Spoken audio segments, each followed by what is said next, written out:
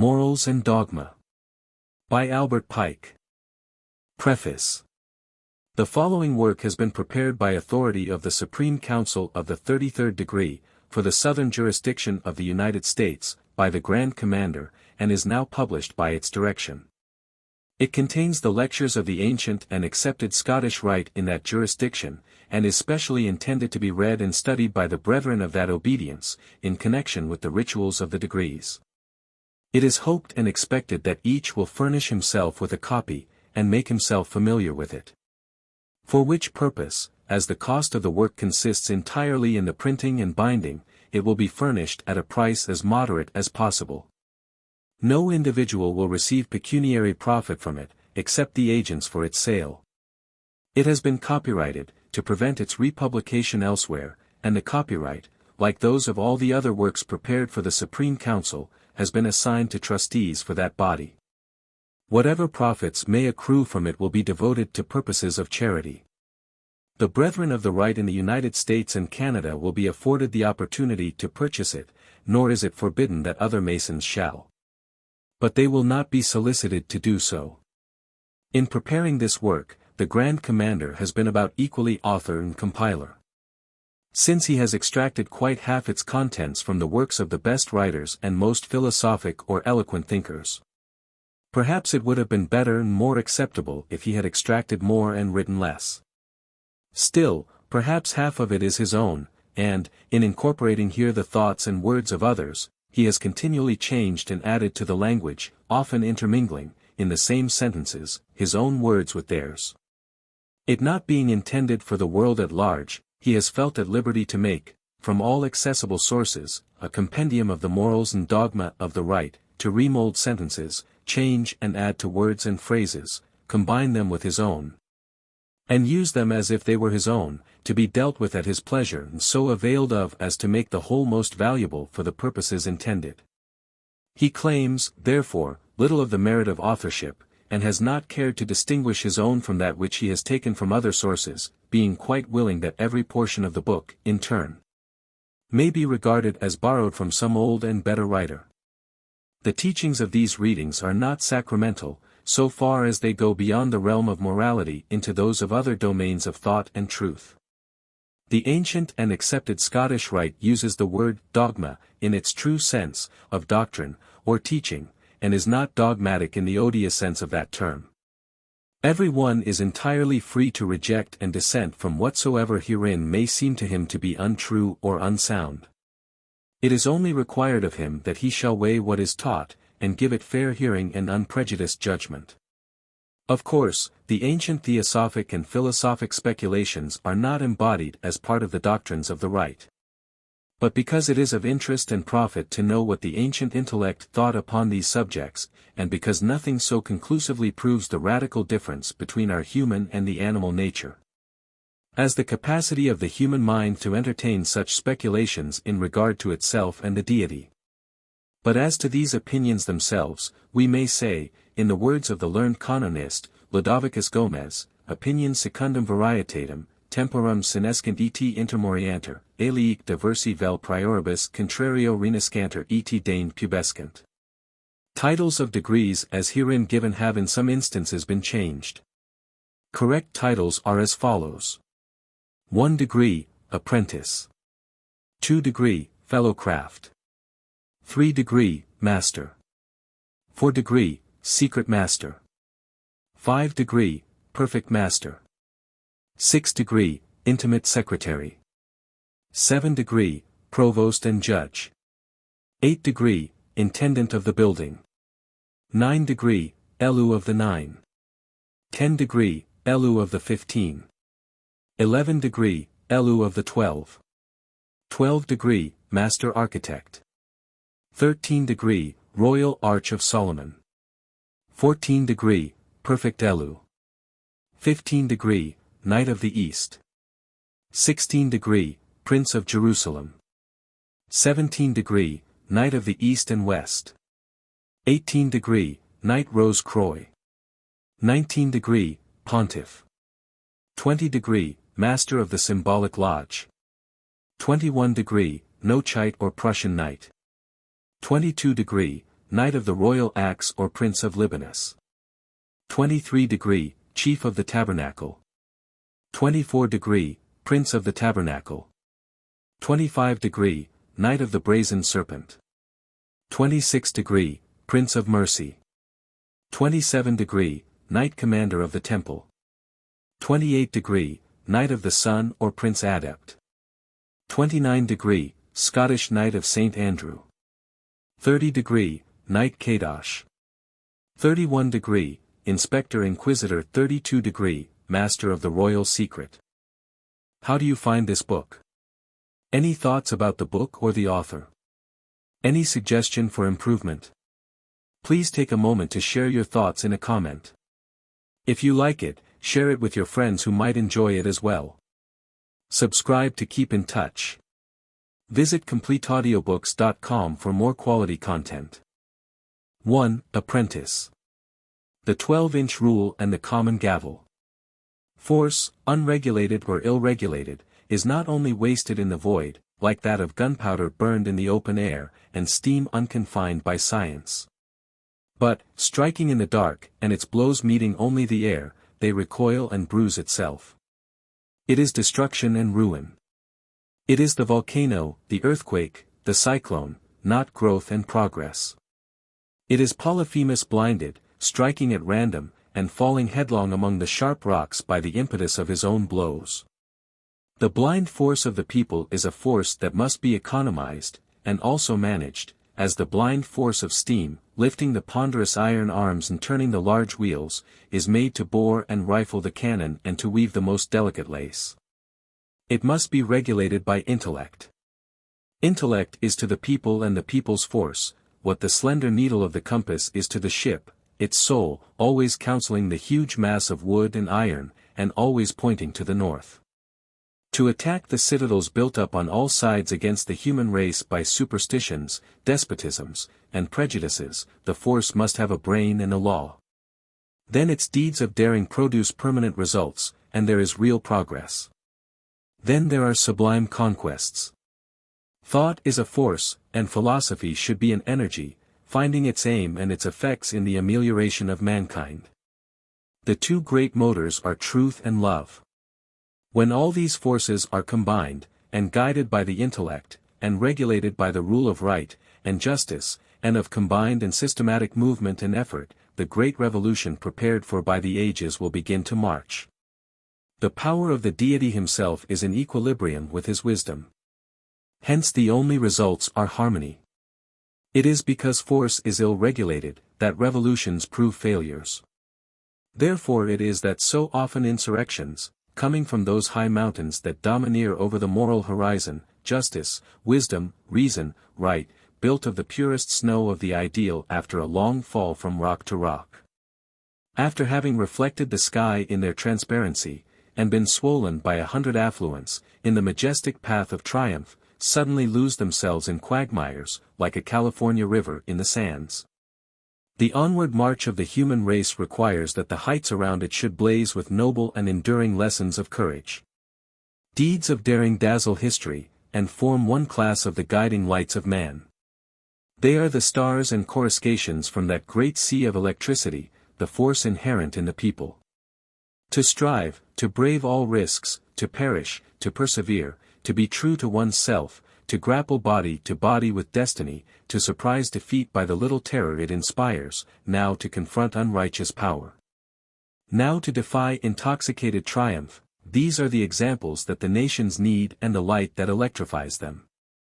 There are immense forces in the great caverns of evil beneath society, in the hideous degradation, squalor, wretchedness and destitution, vices and crimes that reek and simmer in the darkness in that populace below the people, of great cities. Their disinterestedness vanishes, every one howls, searches, gropes, and gnaws for himself. Ideas are ignored, and of progress there is no thought. This populace has two mothers, both of them stepmothers, ignorance and misery. Want is their only guide, for the appetite alone they crave satisfaction. Yet even these may be employed. The lowly sand we trample upon, cast into the furnace, melted, purified by fire, may become resplendent crystal. They have the brute force of the hammer, but their blows help on the great cause, when struck within the lines traced by the rule held by wisdom and discretion. Yet it is this very force of the people, this titanic power of the giants, that builds the fortifications of tyrants, and is embodied in their armies. Hence the possibility of such tyrannies as those of which it has been said, that Rome smells worse under Vitellius than under Sulla. Under Claudius and under Domitian there is a deformity of baseness corresponding to the ugliness of the tyranny. The foulness of the slaves is a direct result of the atrocious baseness of the despot. A miasma exhales from these crouching consciences that reflect the master. The public authorities are unclean, hearts are collapsed, consciences shrunken, souls puny. This is so under Caracalla, it is so under Commodus, it is so under Heliogabalus, while from the Roman Senate, under Caesar, there comes only the rank odor peculiar to the eagle's eyrie. It is the force of the people that sustains all these despotisms, the basest as well as the best. That force acts through armies, and these oftener enslave than liberate. Despotism there applies the rule. Force is the mace of steel at the saddle-bow of the knight or of the bishop in armor. Passive obedience by force supports thrones and oligarchies, Spanish kings, and Venetian senates. Might, in an army wielded by tyranny, is the enormous sum total of utter weakness, and so humanity wages war against humanity, in despite of humanity. So a people willingly submits to despotism, and its workmen submit to be despised, and its soldiers to be whipped, therefore it is that battles lost by a nation are often progress attained. Less glory is more liberty. When the drum is silent, reason sometimes speaks. Tyrants use the force of the people to chain and subjugate, that is, yoke the people. Then they plow with them as men do with oxen yoked. Thus the spirit of liberty and innovation is reduced by bayonets, and principles are struck dumb by cannon shot. While the monks mingle with the troopers, and the church militant and jubilant, Catholic or Puritan, sings Te Deums for victories over rebellion. The military power, not subordinate to the civil power, again the hammer or mace of force, independent of the rule, is an armed tyranny, born full-grown, as Athene sprung from the brain of Zeus. It spawns a dynasty, and begins with Caesar to rot into Vitellius and Commodus. At the present day it inclines to begin where formerly dynasties ended. Constantly the people put forth immense strength, only to end in immense weakness. The force of the people is exhausted in indefinitely prolonging things long since dead, in governing mankind by embalming old dead tyrannies of faith, restoring dilapidated dogmas, regilding faded, worm-eaten shrines. Whitening and rouging ancient and barren superstitions, saving society by multiplying parasites, perpetuating superannuated institutions, enforcing the worship of symbols as the actual means of salvation. And tying the dead corpse of the past, mouth to mouth, with the living present. Therefore it is that it is one of the fatalities of humanity to be condemned to eternal struggles with phantoms, with superstitions, bigotries, hypocrisies, prejudices, the formulas of error, and the pleas of tyranny. Despotisms, seen in the past, become respectable, as the mountain, bristling with volcanic rock, rugged and horrid, seen through the haze of distance is blue and smooth and beautiful. The sight of a single dungeon of tyranny is worth more, to dispel illusions, and create a holy hatred of despotism, and to direct force aright, than the most eloquent volumes. The French should have preserved the Bastille as a perpetual lesson. Italy should not destroy the dungeons of the Inquisition. The force of the people maintained the power that built its gloomy cells, and placed the living in their granite sepulchres. The force of the people cannot, by its unrestrained and fitful action, maintain and continue in action and existence a free government once created. That force must be limited, restrained, conveyed by distribution into different channels, and by roundabout courses, to outlets, whence it is to issue as the law, action, and decision of the state. As the wise old Egyptian kings conveyed in different canals, by subdivision, the swelling waters of the Nile, and compelled them to fertilize and not devastate the land. There must be the jus et norma, the law and rule, or gauge, of constitution and law, within which the public force must act. Make a breach in either, and the great steam hammer, with its swift and ponderous blows, crushes all the machinery to atoms, and, at last, wrenching itself away, lies inert and dead amid the ruin it has wrought.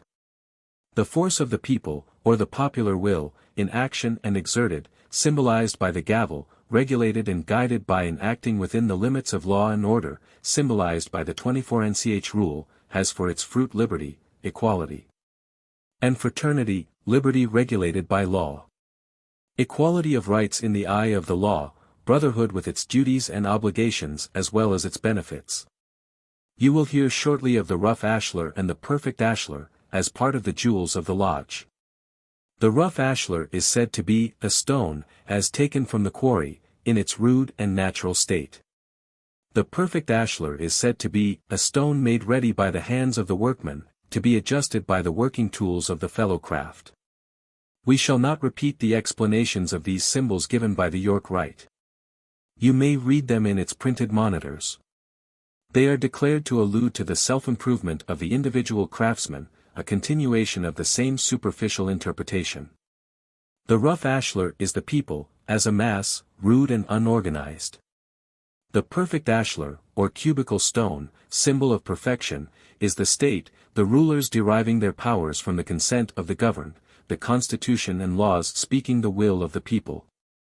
The government harmonious, symmetrical, efficient, its powers properly distributed and duly adjusted in equilibrium.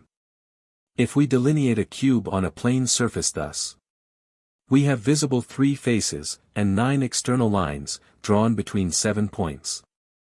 The complete cube has 3 more faces, making 6, 3 more lines, making 12. And 1 more point, making 8. As the number 12 includes the sacred numbers, 3, 5, 7, and 3 times 3, or 9, and is produced by adding the sacred number 3 to 9.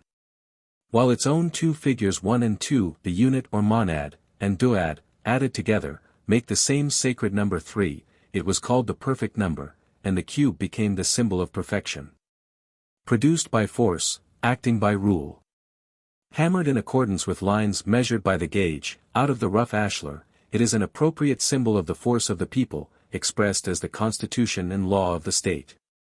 And of the state itself the 3 visible faces represent the 3 departments, the executive, which executes the laws, the legislative, which makes the laws, the judiciary, which interprets the laws, applies and enforces them, between man and man, between the state and the citizens.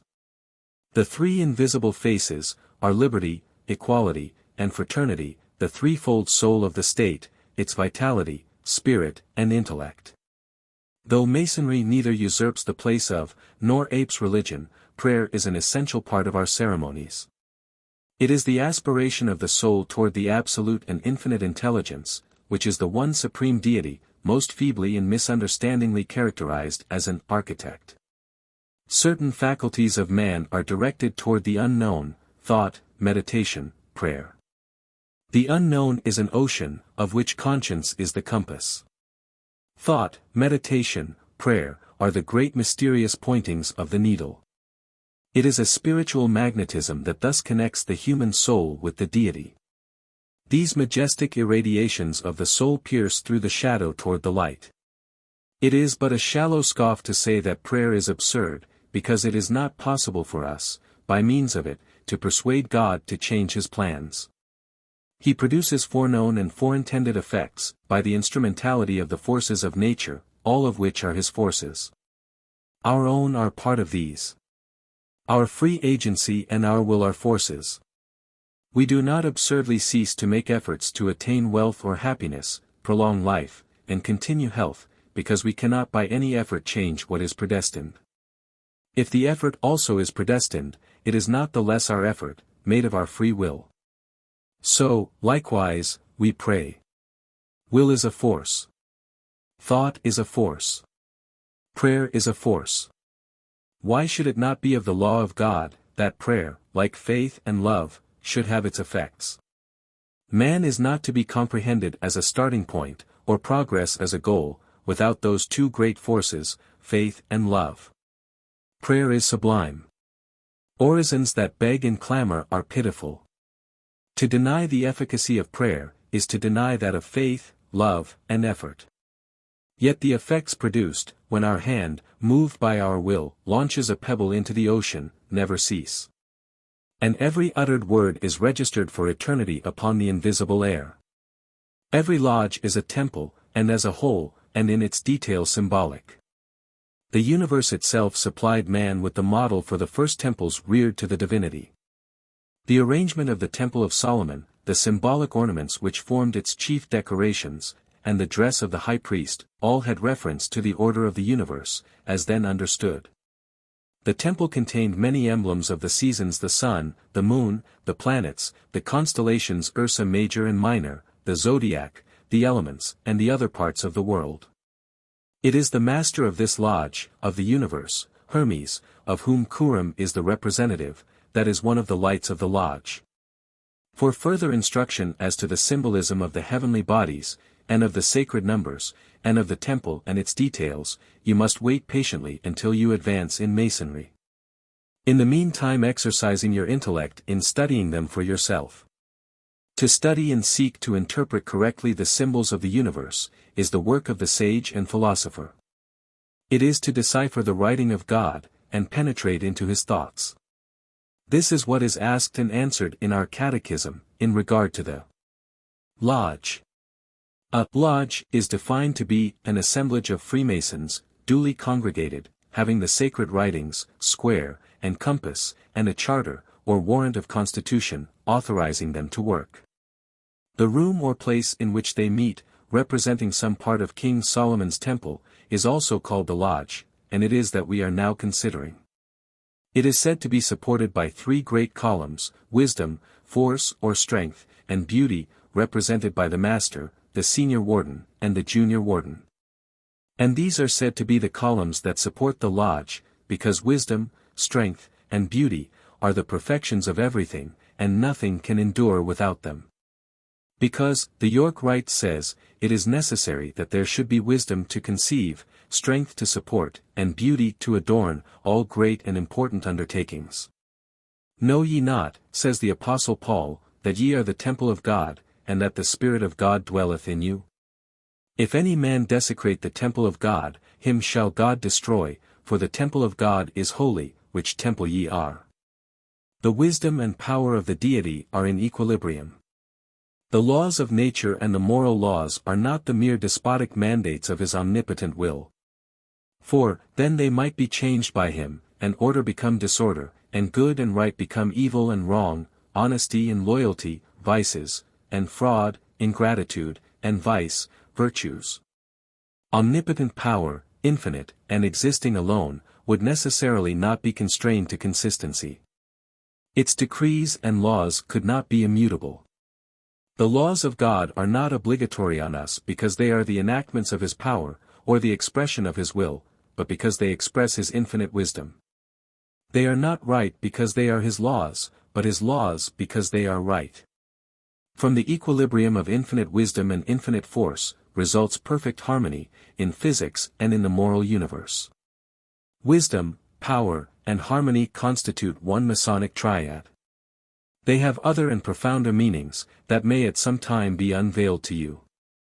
As to the ordinary and commonplace explanation, it may be added, that the wisdom of the architect is displayed in combining, as only a skillful architect can do, and as God has done everywhere, for example, in the tree, the human frame, the egg.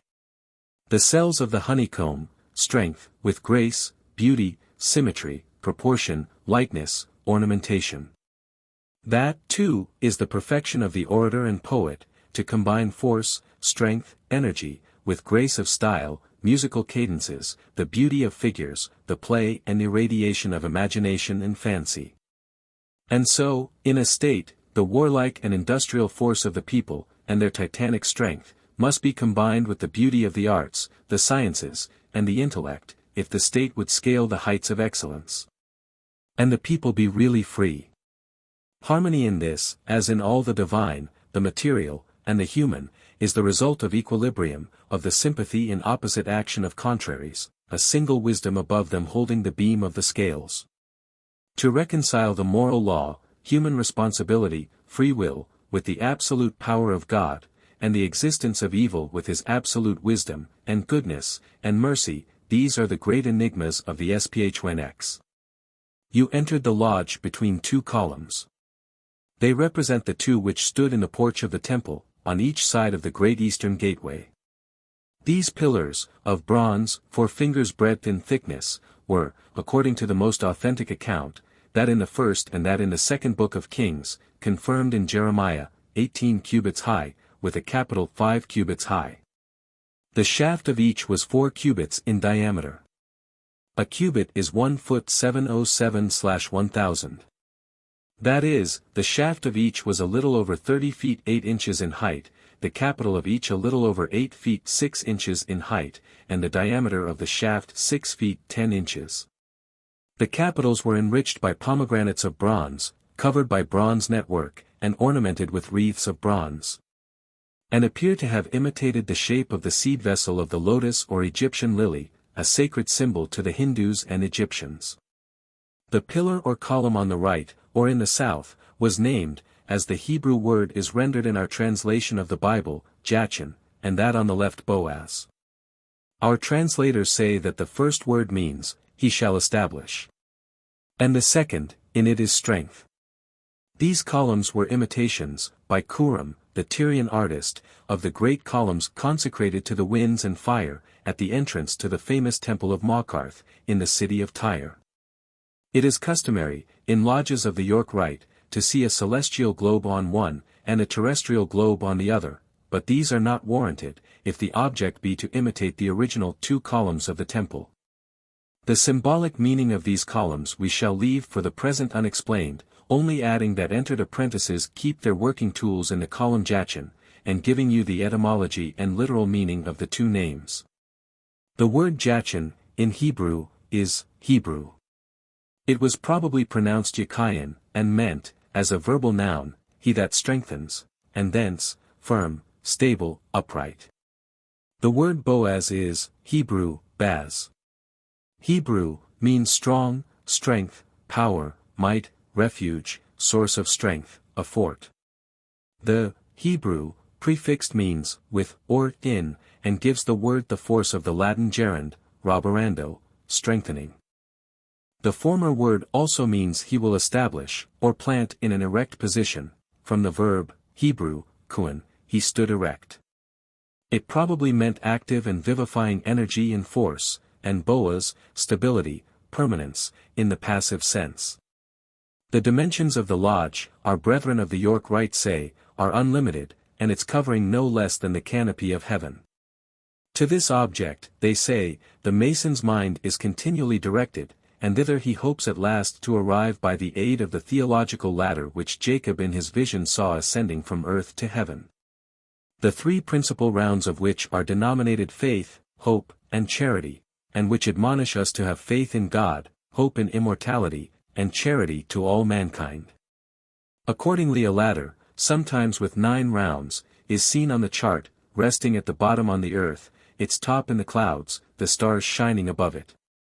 And this is deemed to represent that mystic ladder, which Jacob saw in his dream, set up on the earth, and the top of it reaching to heaven, with the angels of God ascending and descending on it. The addition of the 3 principal rounds to the symbolism, is wholly modern and incongruous.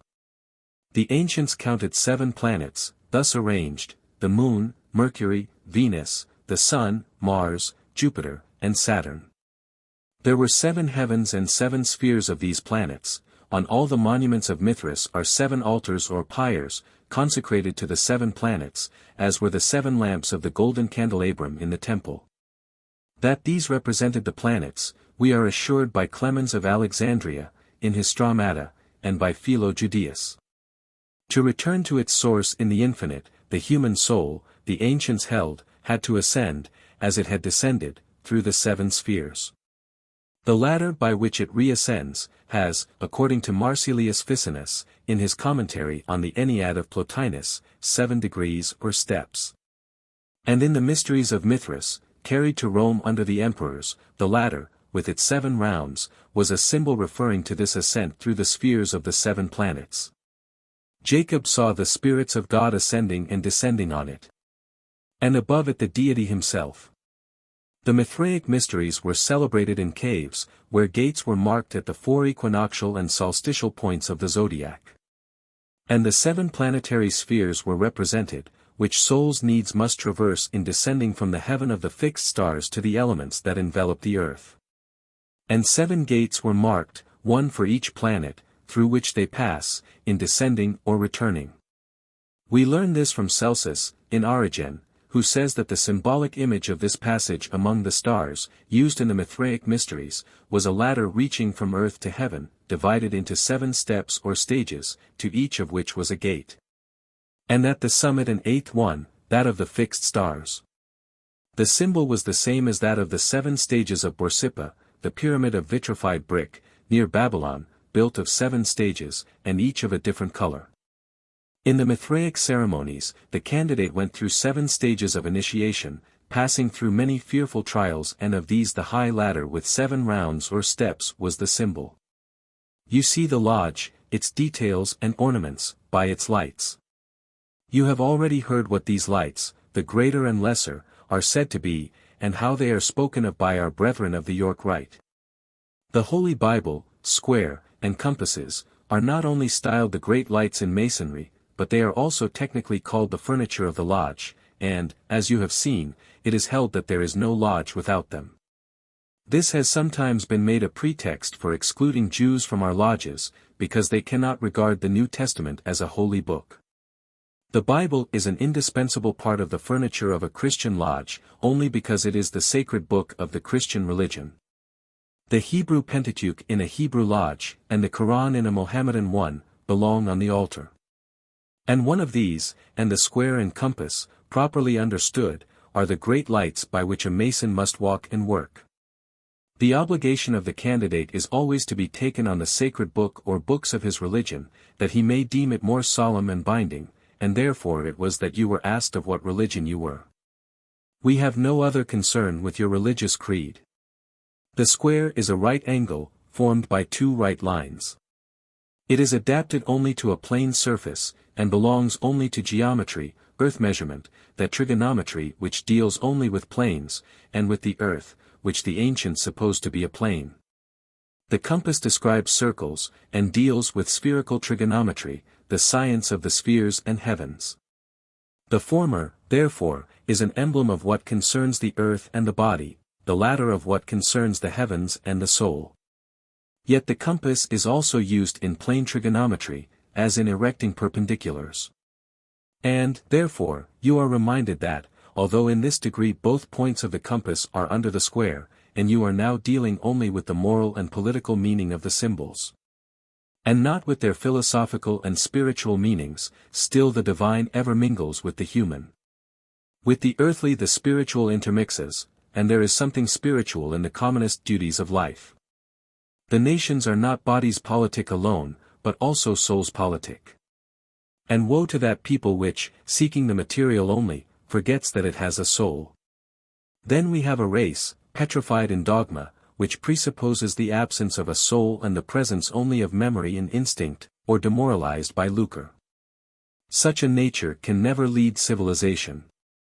Genuflection before the idol or the dollar atrophies the muscle which walks and the will which moves. Hieratic or mercantile absorption diminishes the radiance of a people, lowers its horizon by lowering its level, and deprives it of that understanding of the universal aim, at the same time human and divine, which makes the missionary nations. A free people, forgetting that it has a soul to be cared for, devotes all its energies to its material advancement. If it makes war, it is to subserve its commercial interests. The citizens copy after the state, and regard wealth, pomp, and luxury as the great goods of life. Such a nation creates wealth rapidly, and distributes it badly.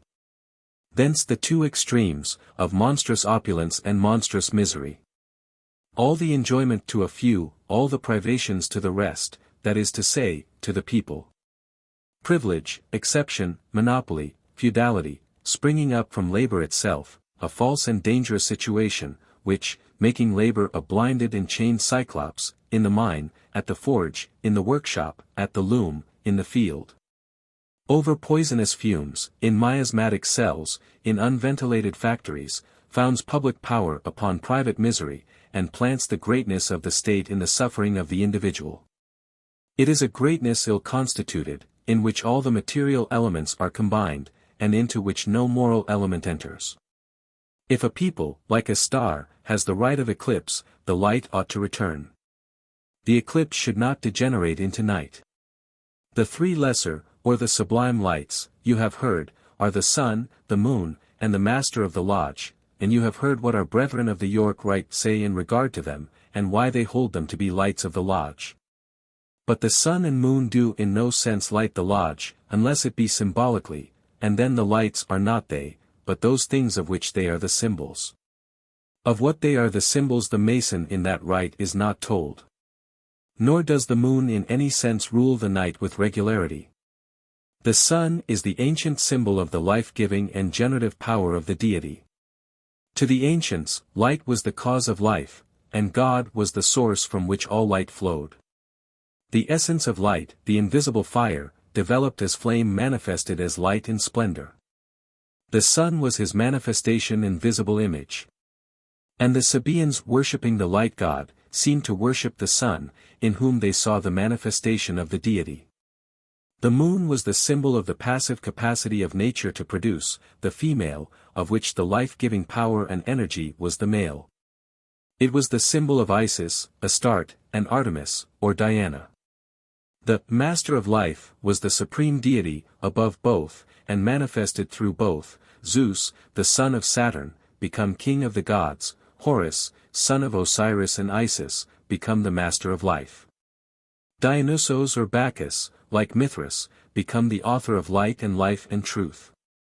The master of light and life, the sun and the moon, are symbolized in every lodge by the master and wardens, and this makes it the duty of the master to dispense light to the brethren, by himself, and through the wardens, who are his ministers.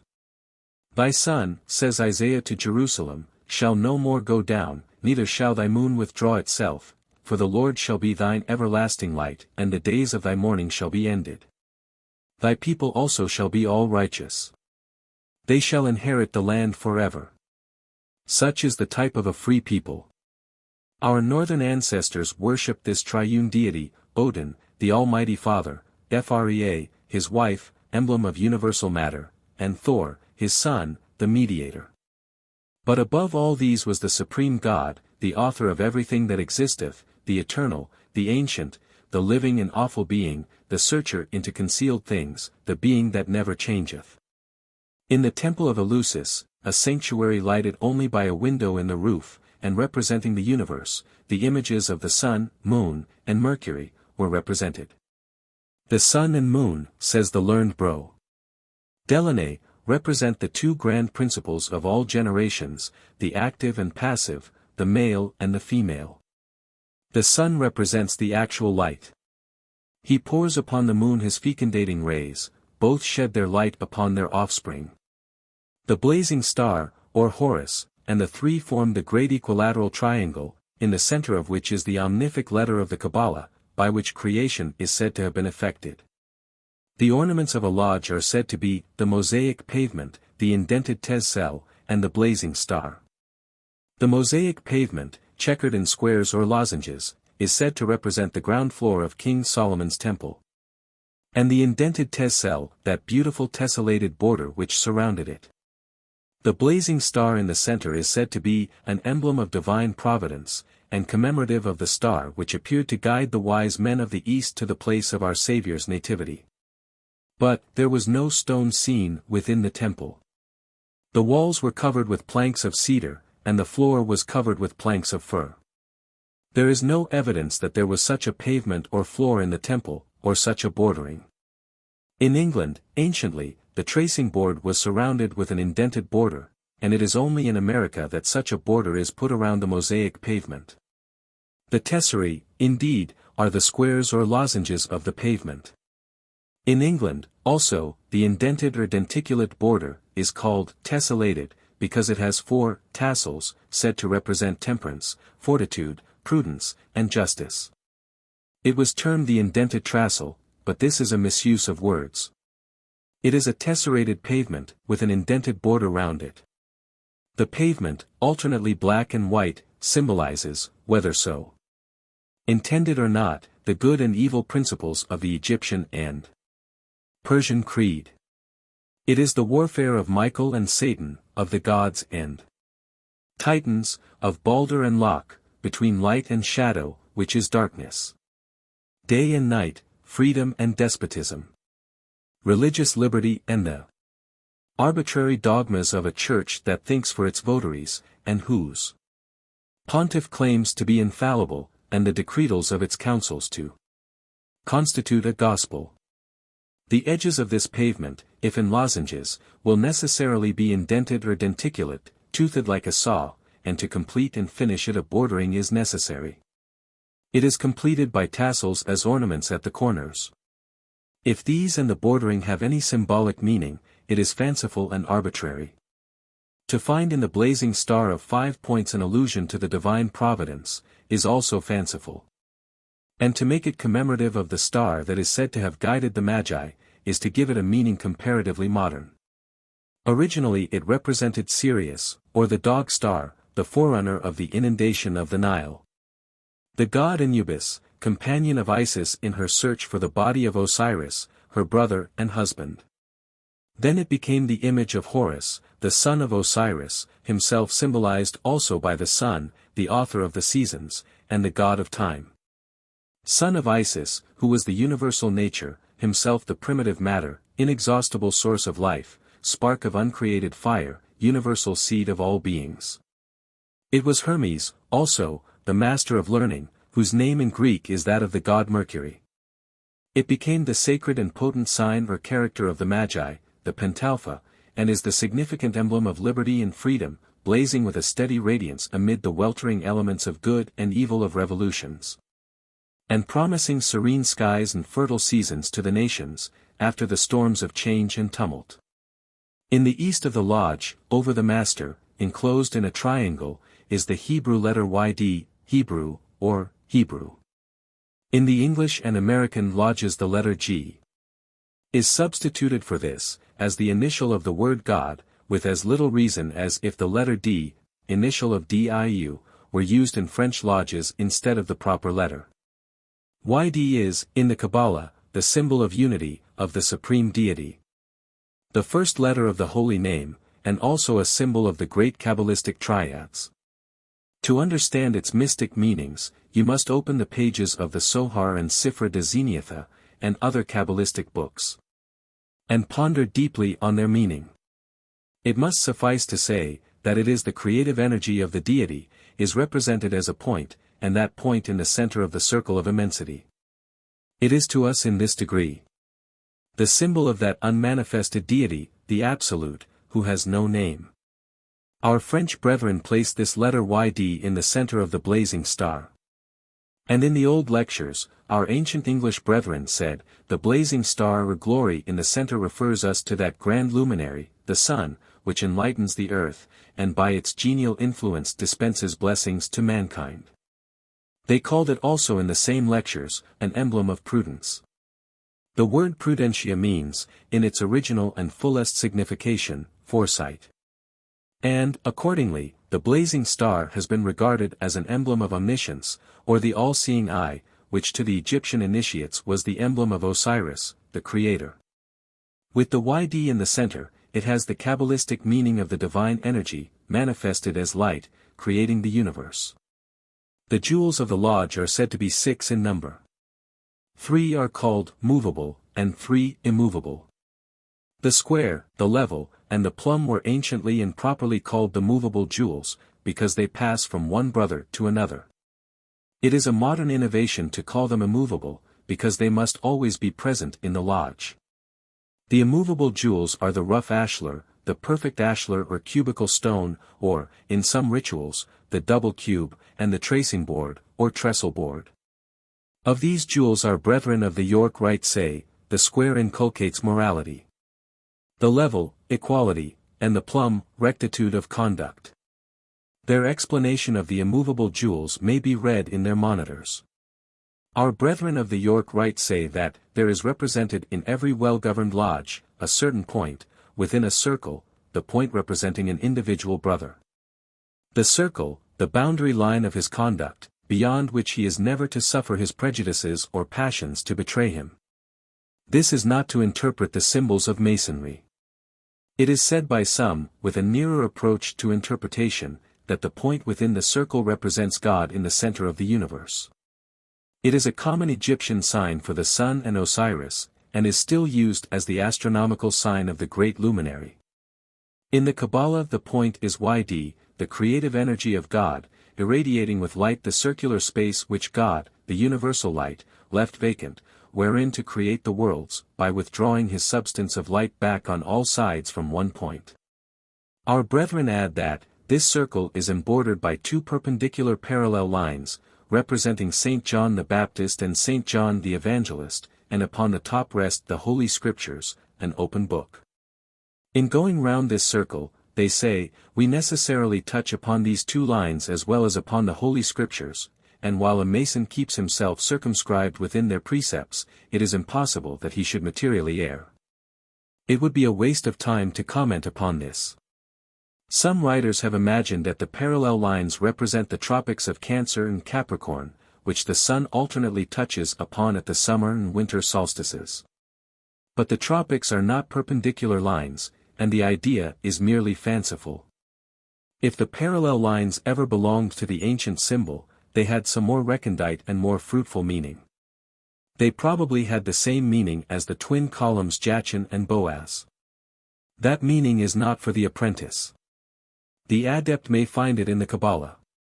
The justice and mercy of God are in equilibrium, and the result is harmony, because a single and perfect wisdom presides over both. The Holy Scriptures are an entirely modern addition to the symbol, like the terrestrial and celestial globes on the columns of the portico. Thus the ancient symbol has been denaturalized by incongruous additions, like that of Isis weeping over the broken column containing the remains of Osiris at Byblos. Masonry has its Decalogue, which is a law to its initiates. These are its 10 commandments. Symbol, earth, God is the eternal, omnipotent, immutable wisdom. And supreme intelligence and exhaustless love. Thou shalt adore, revere, and love him. Thou shalt honor him by practicing the virtues. 2. Symbol, full moon, thy religion shall be, to do good because it is a pleasure to thee, and not merely because it is a duty. That thou mayest become the friend of the wise man, thou shalt obey his precepts. Thy soul is immortal. Thou shalt do nothing to degrade it. 3. Symbol, earth, thou shalt unceasingly war against vice. Thou shalt not do unto others that which thou wouldst not wish them to do unto thee. Thou shalt be submissive to thy fortunes, and keep burning the light of wisdom. 4. Symbol, full moon, thou shalt honor thy parents. Thou shalt pay respect and homage to the aged. Thou shalt instruct the young. Thou shalt protect and defend infancy and innocence. Symbol, earth, thou shalt cherish thy wife and thy children. Thou shalt love thy country, and obey its laws. 6. Symbol, full moon, thy friend shall be to thee a second self. Misfortune shall not estrange thee from him. Thou shalt do for his memory whatever thou wouldst do for him, if he were living. 7. Symbol, earth, thou shalt avoid and flee from insincere friendships. Thou shalt in everything refrain from excess. Thou shalt fear to be the cause of a stain on thy memory. 8. Symbol, full moon, thou shalt allow no passions to become thy master. Thou shalt make the passions of others profitable lessons to thyself. Thou shalt be indulgent to error. 9. Symbol, earth, thou shalt hear much, thou shalt speak little, thou shalt act well. Thou shalt forget injuries. Thou shalt render good for evil. Thou shalt not misuse either thy strength or thy superiority. Symbol, full moon, thou shalt study to know men, that thereby thou mayest learn to know thyself. Thou shalt ever seek after virtue. Thou shalt be just. Thou shalt avoid idleness. But the great commandment of Masonry is this: a new commandment give I unto you, that ye love one another. He that saith he is in the light, and hateth his brother, remaineth still in the darkness. Such are the moral duties of a Mason. But it is also the duty of Masonry to assist in elevating the moral and intellectual level of society, in coining knowledge, bringing ideas into circulation, and causing the mind of youth to grow. And in putting, gradually, by the teachings of axioms and the promulgation of positive laws, the human race in harmony with its destinies. To this duty and work the initiate is apprenticed. He must not imagine that he can effect nothing, and, therefore, despairing, become inert. It is in this, as in a man's daily life. Many great deeds are done in the small struggles of life. There is, we are told, a determined though unseen bravery, which defends itself, foot to foot, in the darkness, against the fatal invasion of necessity and of baseness. There are noble and mysterious triumphs, which no eye sees, which no renown rewards, which no flourish of trumpets salutes. Life, misfortune, isolation, abandonment, poverty, are battlefields, which have their heroes, heroes obscure, but sometimes greater than those who become illustrious. The Mason should struggle in the same manner, and with the same bravery, against those invasions of necessity and baseness, which come to nations as well as to men. He should meet them, too, foot to foot, even in the darkness, and protest against the national wrongs and follies, against usurpation and the first inroads of that hydra, tyranny. There is no more sovereign eloquence than the truth in indignation. It is more difficult for a people to keep than to gain their freedom. The protests of truth are always needed. Continually, the right must protest against the fact. There is, in fact, eternity in the right. The Mason should be the priest and soldier of that right. If his country should be robbed of her liberties, he should still not despair. The protest of the right against the fact persists forever. The robbery of a people never becomes prescriptive. Reclamation of its rights is barred by no length of time. Warsaw can no more be Tartar than Venice can be Teutonic. A people may endure military usurpation, and subjugated states kneel to states and wear the yoke, while under the stress of necessity. But when the necessity disappears, if the people is fit to be free, the submerged country will float to the surface and reappear, and tyranny be adjudged by history to have murdered its victims. Whatever occurs, we should have faith in the justice and overruling wisdom of God, and hope for the future, and loving kindness for those who are in error. God makes visible to men his will in events. An obscure text, written in a mysterious language. Men make their translations of it forthwith, hasty, incorrect, full of faults, omissions, and misreadings. We see so short a way along the arc of the great circle. Few minds comprehend the divine tongue. The most sagacious, the most calm, the most profound, decipher the hieroglyphs slowly, and when they arrive with their text, perhaps the need has long gone by. There are already 20 translations in the public square, the most incorrect being, as of course, the most accepted and popular. From each translation, a party is born, and from each misreading, a faction. Each party believes or pretends that it has the only true text, and each faction believes or pretends that it alone possesses the light. Moreover, factions are blind men, who aim straight, errors are excellent projectiles, striking skillfully, and with all the violence that springs from false reasoning, wherever a want of logic in those who defend the right. Like a defect in a cuirass, makes them vulnerable. Therefore it is that we shall often be discomfited in combating error before the people. Antæus long resisted Hercules, and the heads of the Hydra grew as fast as they were cut off. It is absurd to say that error, wounded, writhes in pain, and dies amid her worshippers. Truth conquers slowly. There is a wondrous vitality in error. Truth, indeed, for the most part, shoots over the heads of the masses. Or if an error is prostrated for a moment, it is up again in a moment, and as vigorous as ever.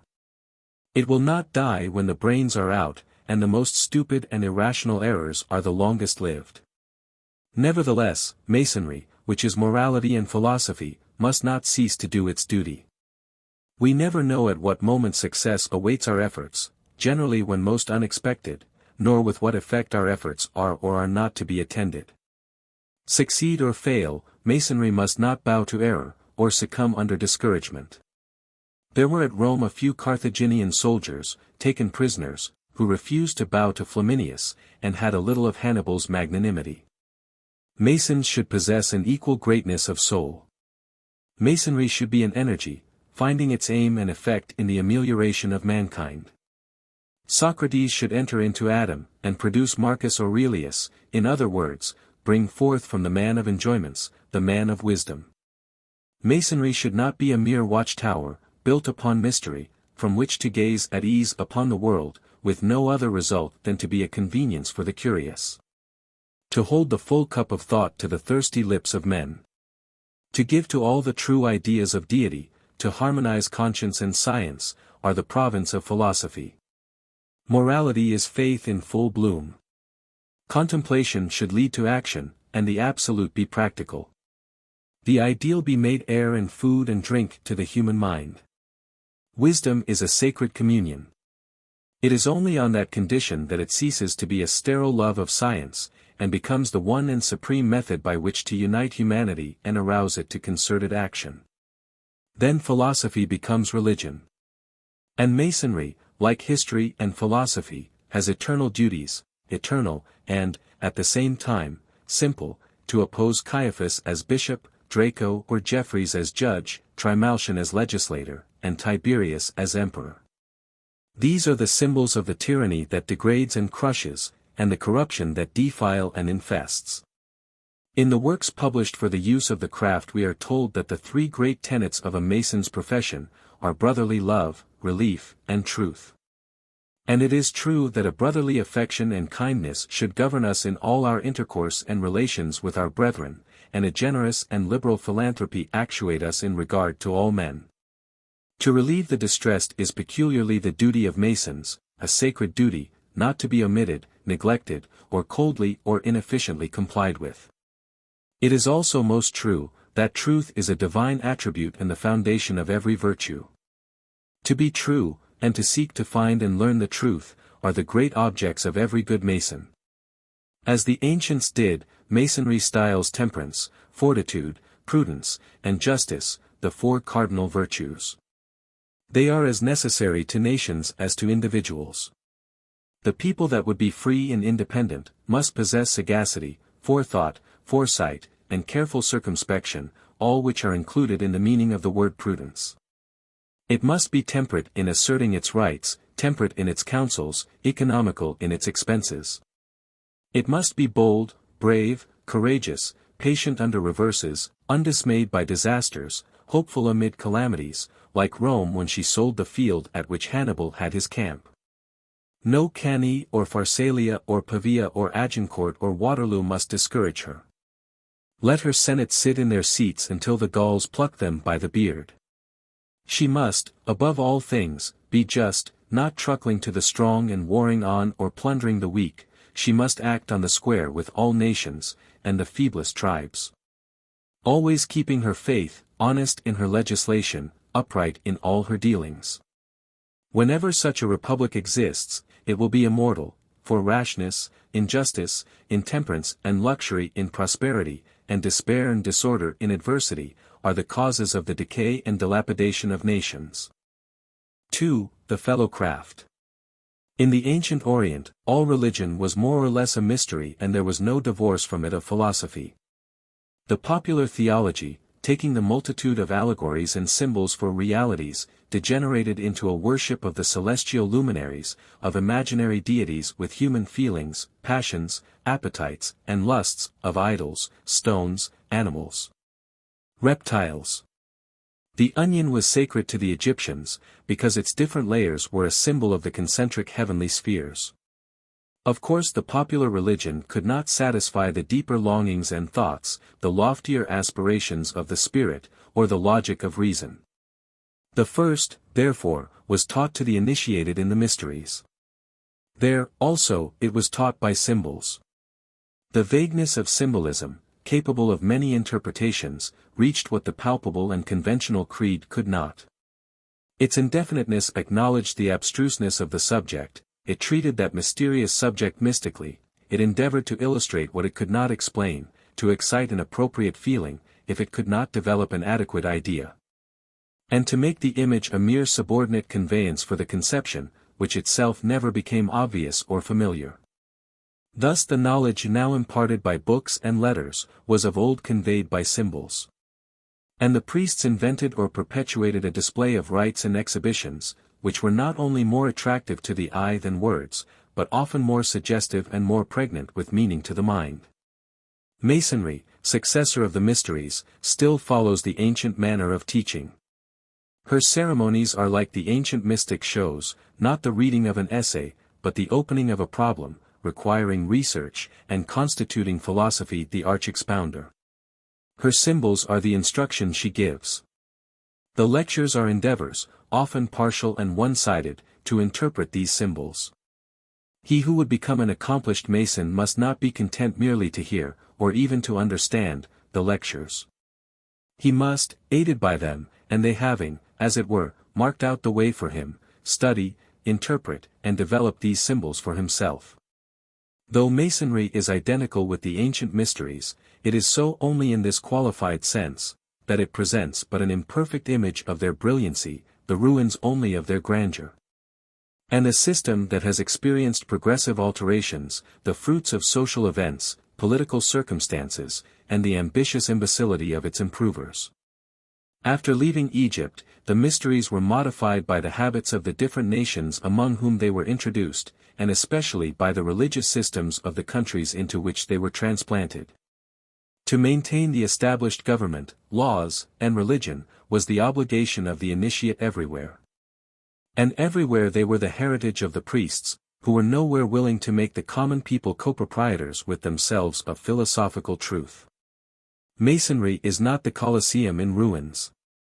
It is rather a Roman palace of the Middle Ages, disfigured by modern architectural improvements, yet built on a Cyclopean foundation laid by the Etruscans.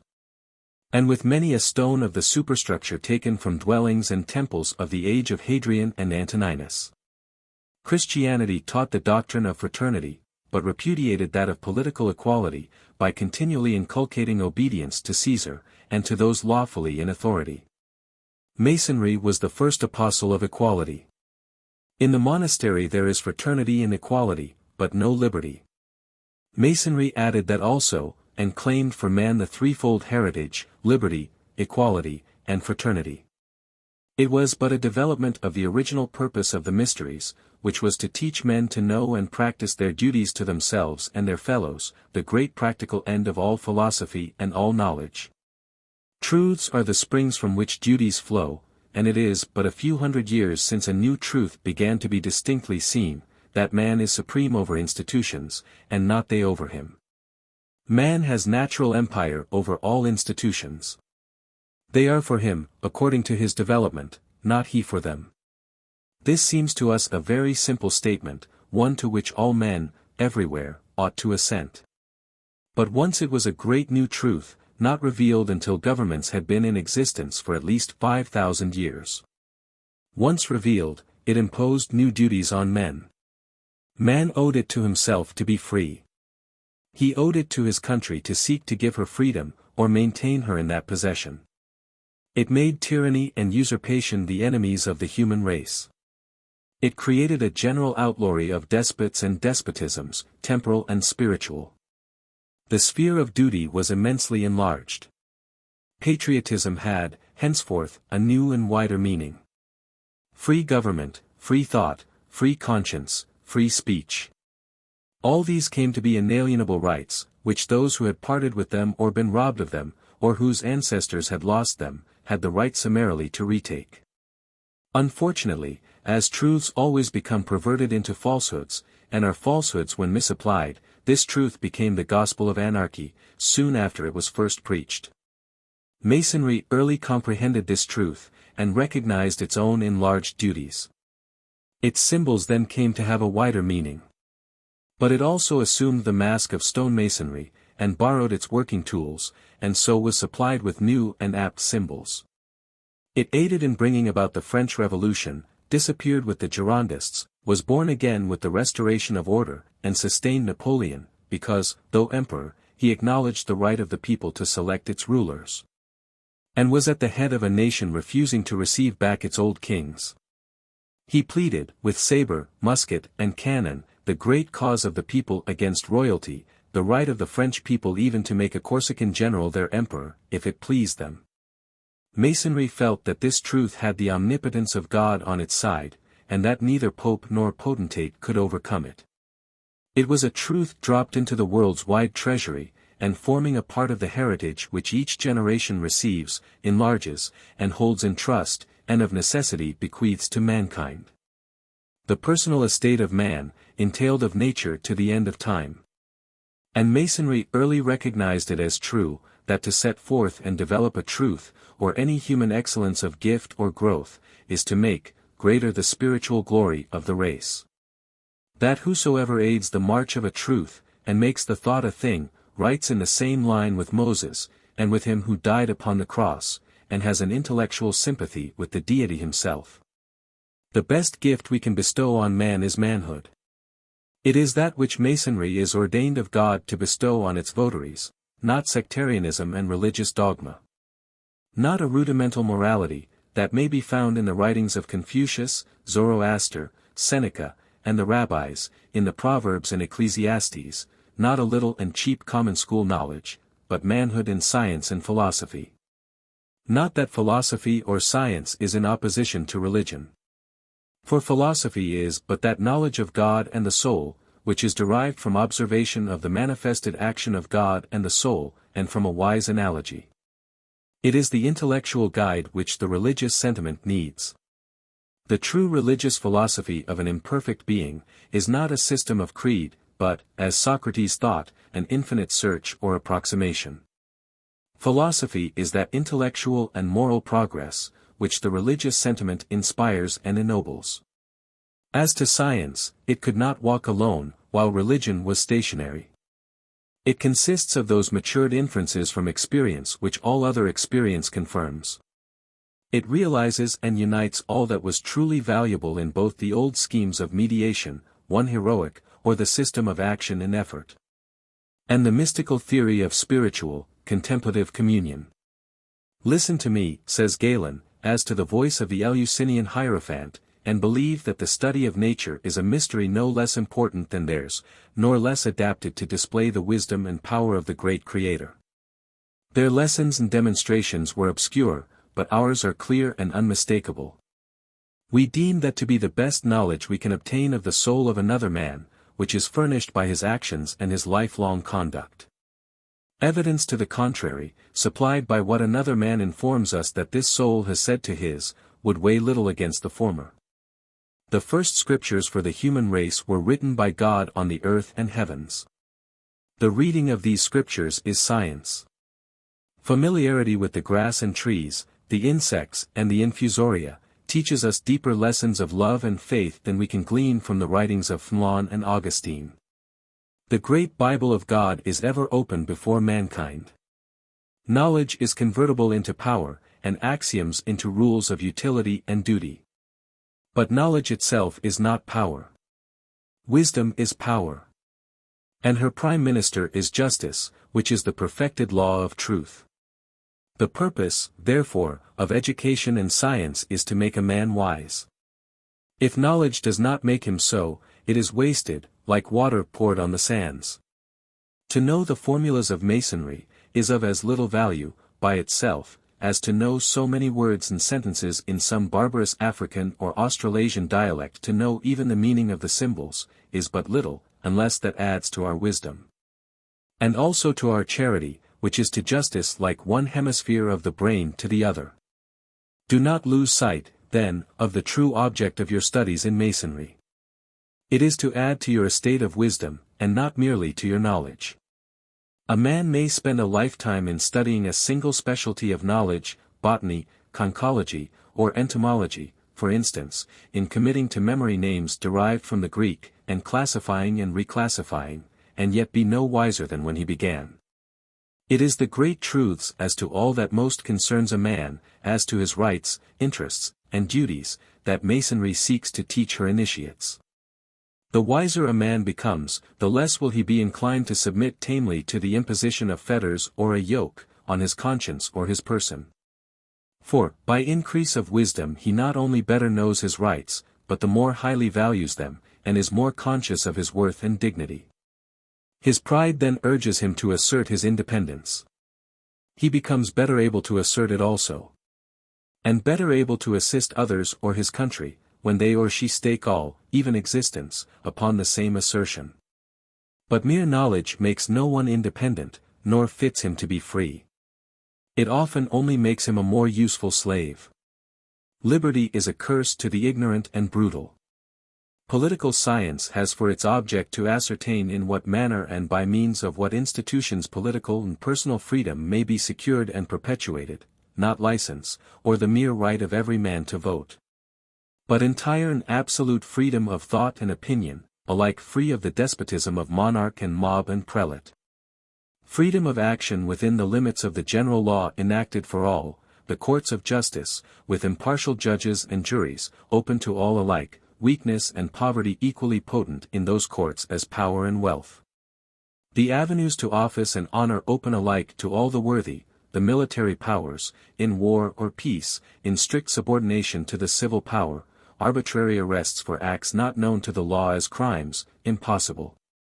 Romish inquisitions, star chambers, military commissions, unknown, the means of instruction within reach of the children of all, the right of free speech, and accountability of all public officers, civil and military.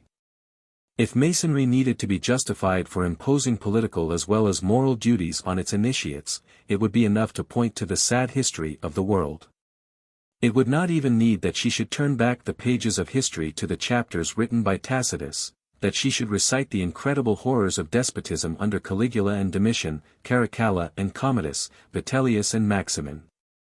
She need only point to the centuries of calamity through which the gay French nation passed, to the long oppression of the feudal ages, of the selfish Bourbon kings.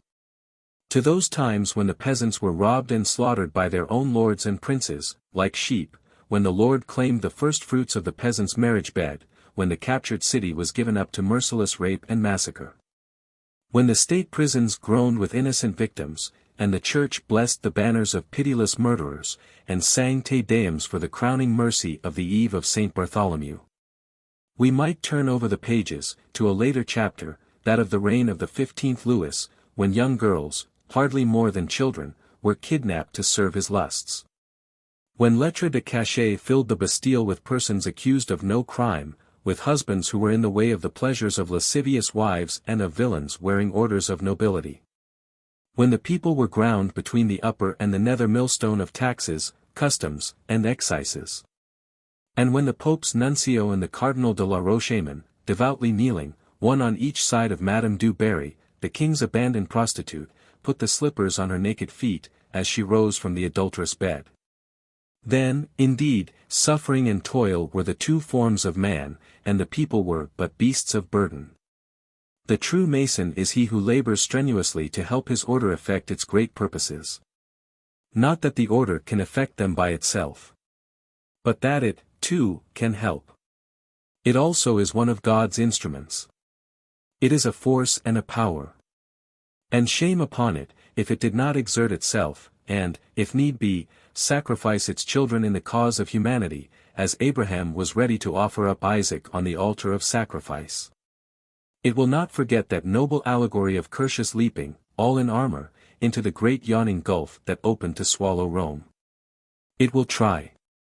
It shall not be its fault if the day never comes when man will no longer have to fear a conquest, an invasion, a usurpation, a rivalry of nations with the armed hand, an interruption of civilization depending on a marriage royal, or a birth in the hereditary tyrannies. A partition of the peoples by a congress, a dismemberment by the downfall of a dynasty, a combat of two religions, meeting head to head, like two goats of darkness on the bridge of the infinite, when they will no longer have to fear famine. Spoliation, prostitution from distress, misery from lack of work, and all the brigandages of chance in the forest of events, when nations will gravitate about the truth, like stars about the light, each in its own orbit, without clashing or collision.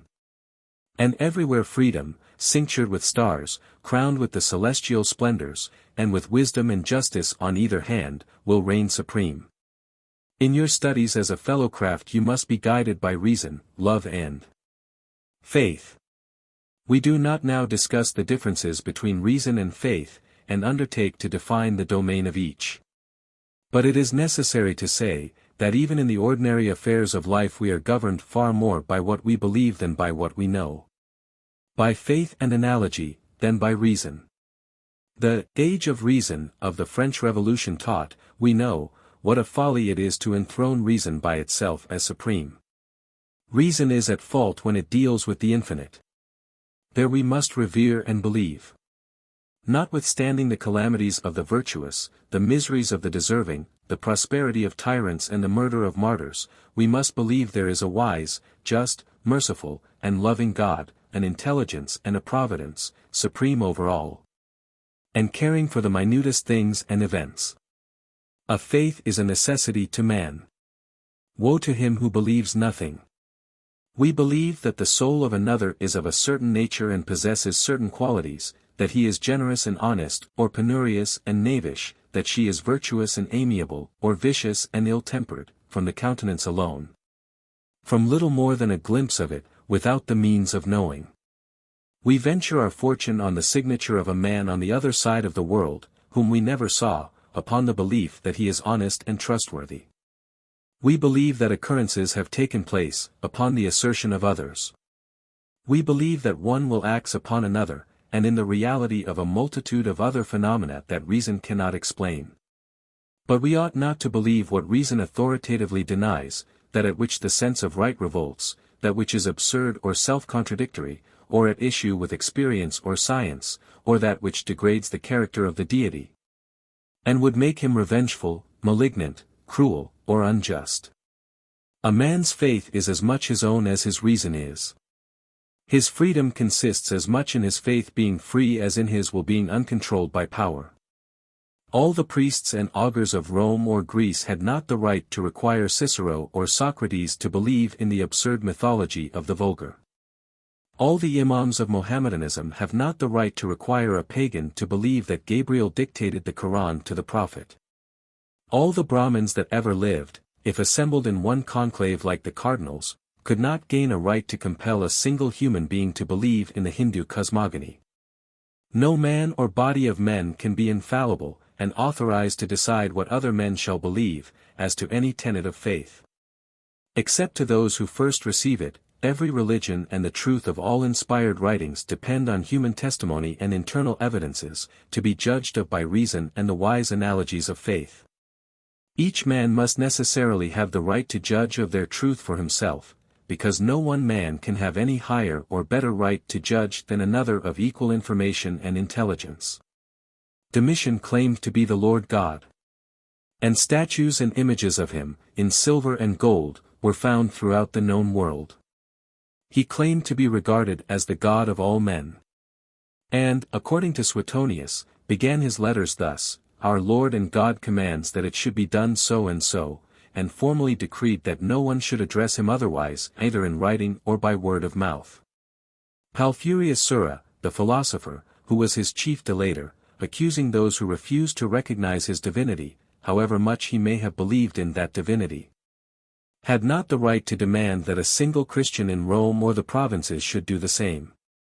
Reason is far from being the only guide, in morals or in political science.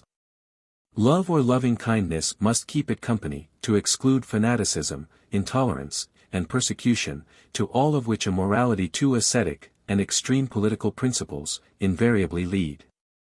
We must also have faith in ourselves, and in our fellows and the people, or we shall be easily discouraged by reverses, and our ardor cooled by obstacles. We must not listen to reason alone.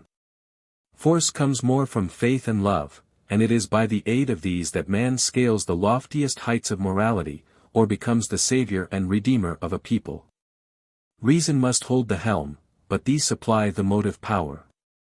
They are the wings of the soul. Enthusiasm is generally unreasoning, and without it, and love and faith, there would have been no Rienzi, or Tell, or Sidney, or any other of the great patriots whose names are immortal. If the deity had been merely and only all-wise and almighty, he would never have created the universe. It is genius that gets power, and its prime lieutenants are force and wisdom. The unruliest of men bend before the leader that has the sense to see and the will to do. It is genius, that rules with godlike power. That unveils, with its counselors, the hidden human mysteries, cuts asunder with its word the huge knots, and builds up with its word the crumbled ruins. At its glance fall down the senseless idols, whose altars have been on all the high places and in all the sacred groves. Dishonesty and imbecility stand abashed before it. Its single yea or nay revokes the wrongs of ages, and is heard among the future generations. Its power is immense, because its wisdom is immense. Genius is the sun of the political sphere. Force and wisdom, its ministers, are the orbs that carry its light into darkness, and answer it with their solid reflecting truth. Development is symbolized by the use of the mallet and chisel. The development of the energies and intellect, of the individual and the people.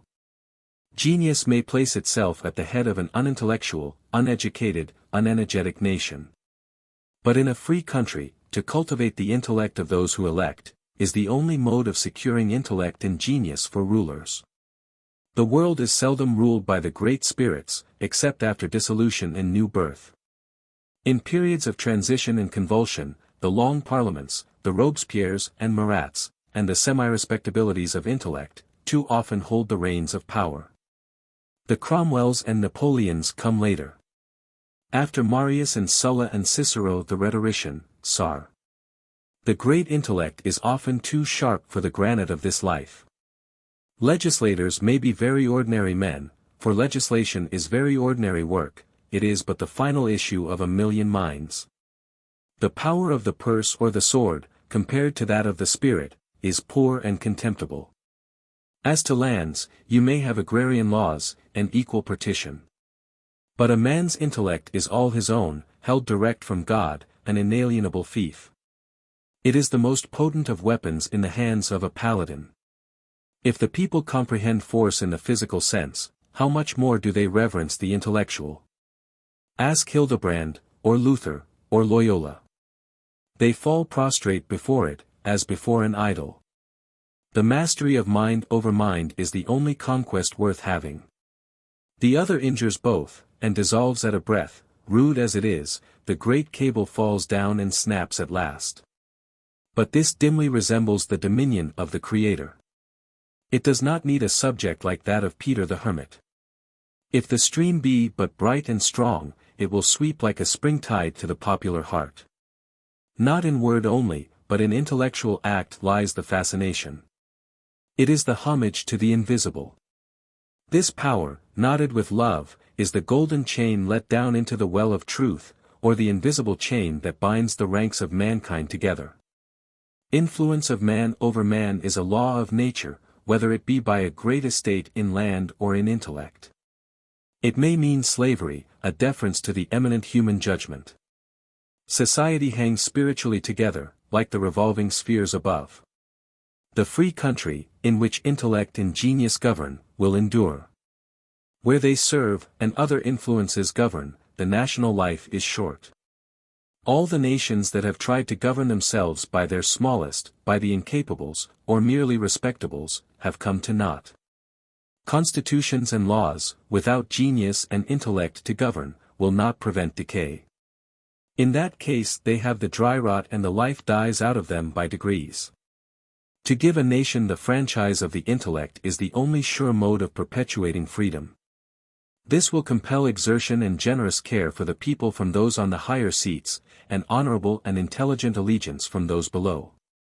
Then political public life will protect all men from self-abasement in sensual pursuits, from vulgar acts and low greed, by giving the noble ambition of just imperial rule. To elevate the people by teaching loving-kindness and wisdom, with power to him who teaches best, and so to develop the free state from the rough ashlar, this is the great labor in which Masonry desires to lend a helping hand. All of us should labor in building up the great monument of a nation, the holy house of the temple.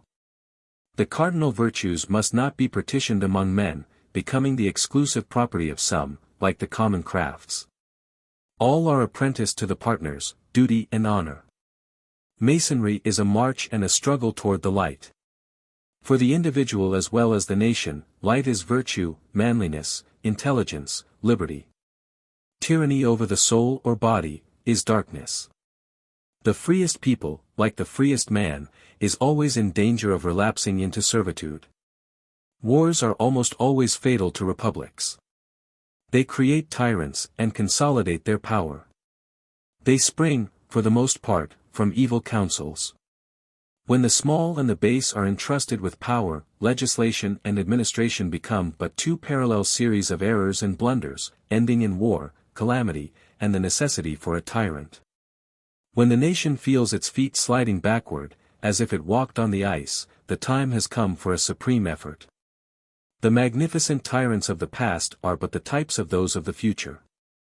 Men and nations will always sell themselves into slavery, to gratify their passions and obtain revenge. The tyrant's plea, necessity, is always available, and the tyrant once in power, the necessity of providing for his safety makes him savage. Religion is a power, and he must control that. Independent, its sanctuaries might rebel. Then it becomes unlawful for the people to worship God in their own way, and the old spiritual despotisms revive. Men must believe as power wills, or die. And even if they may believe as they will, all they have, lands, houses, body, and soul, are stamped with the royal brand. I am the state, said Louis XIV to his peasants. The very shirts on your backs are mine, and I can take them if I will.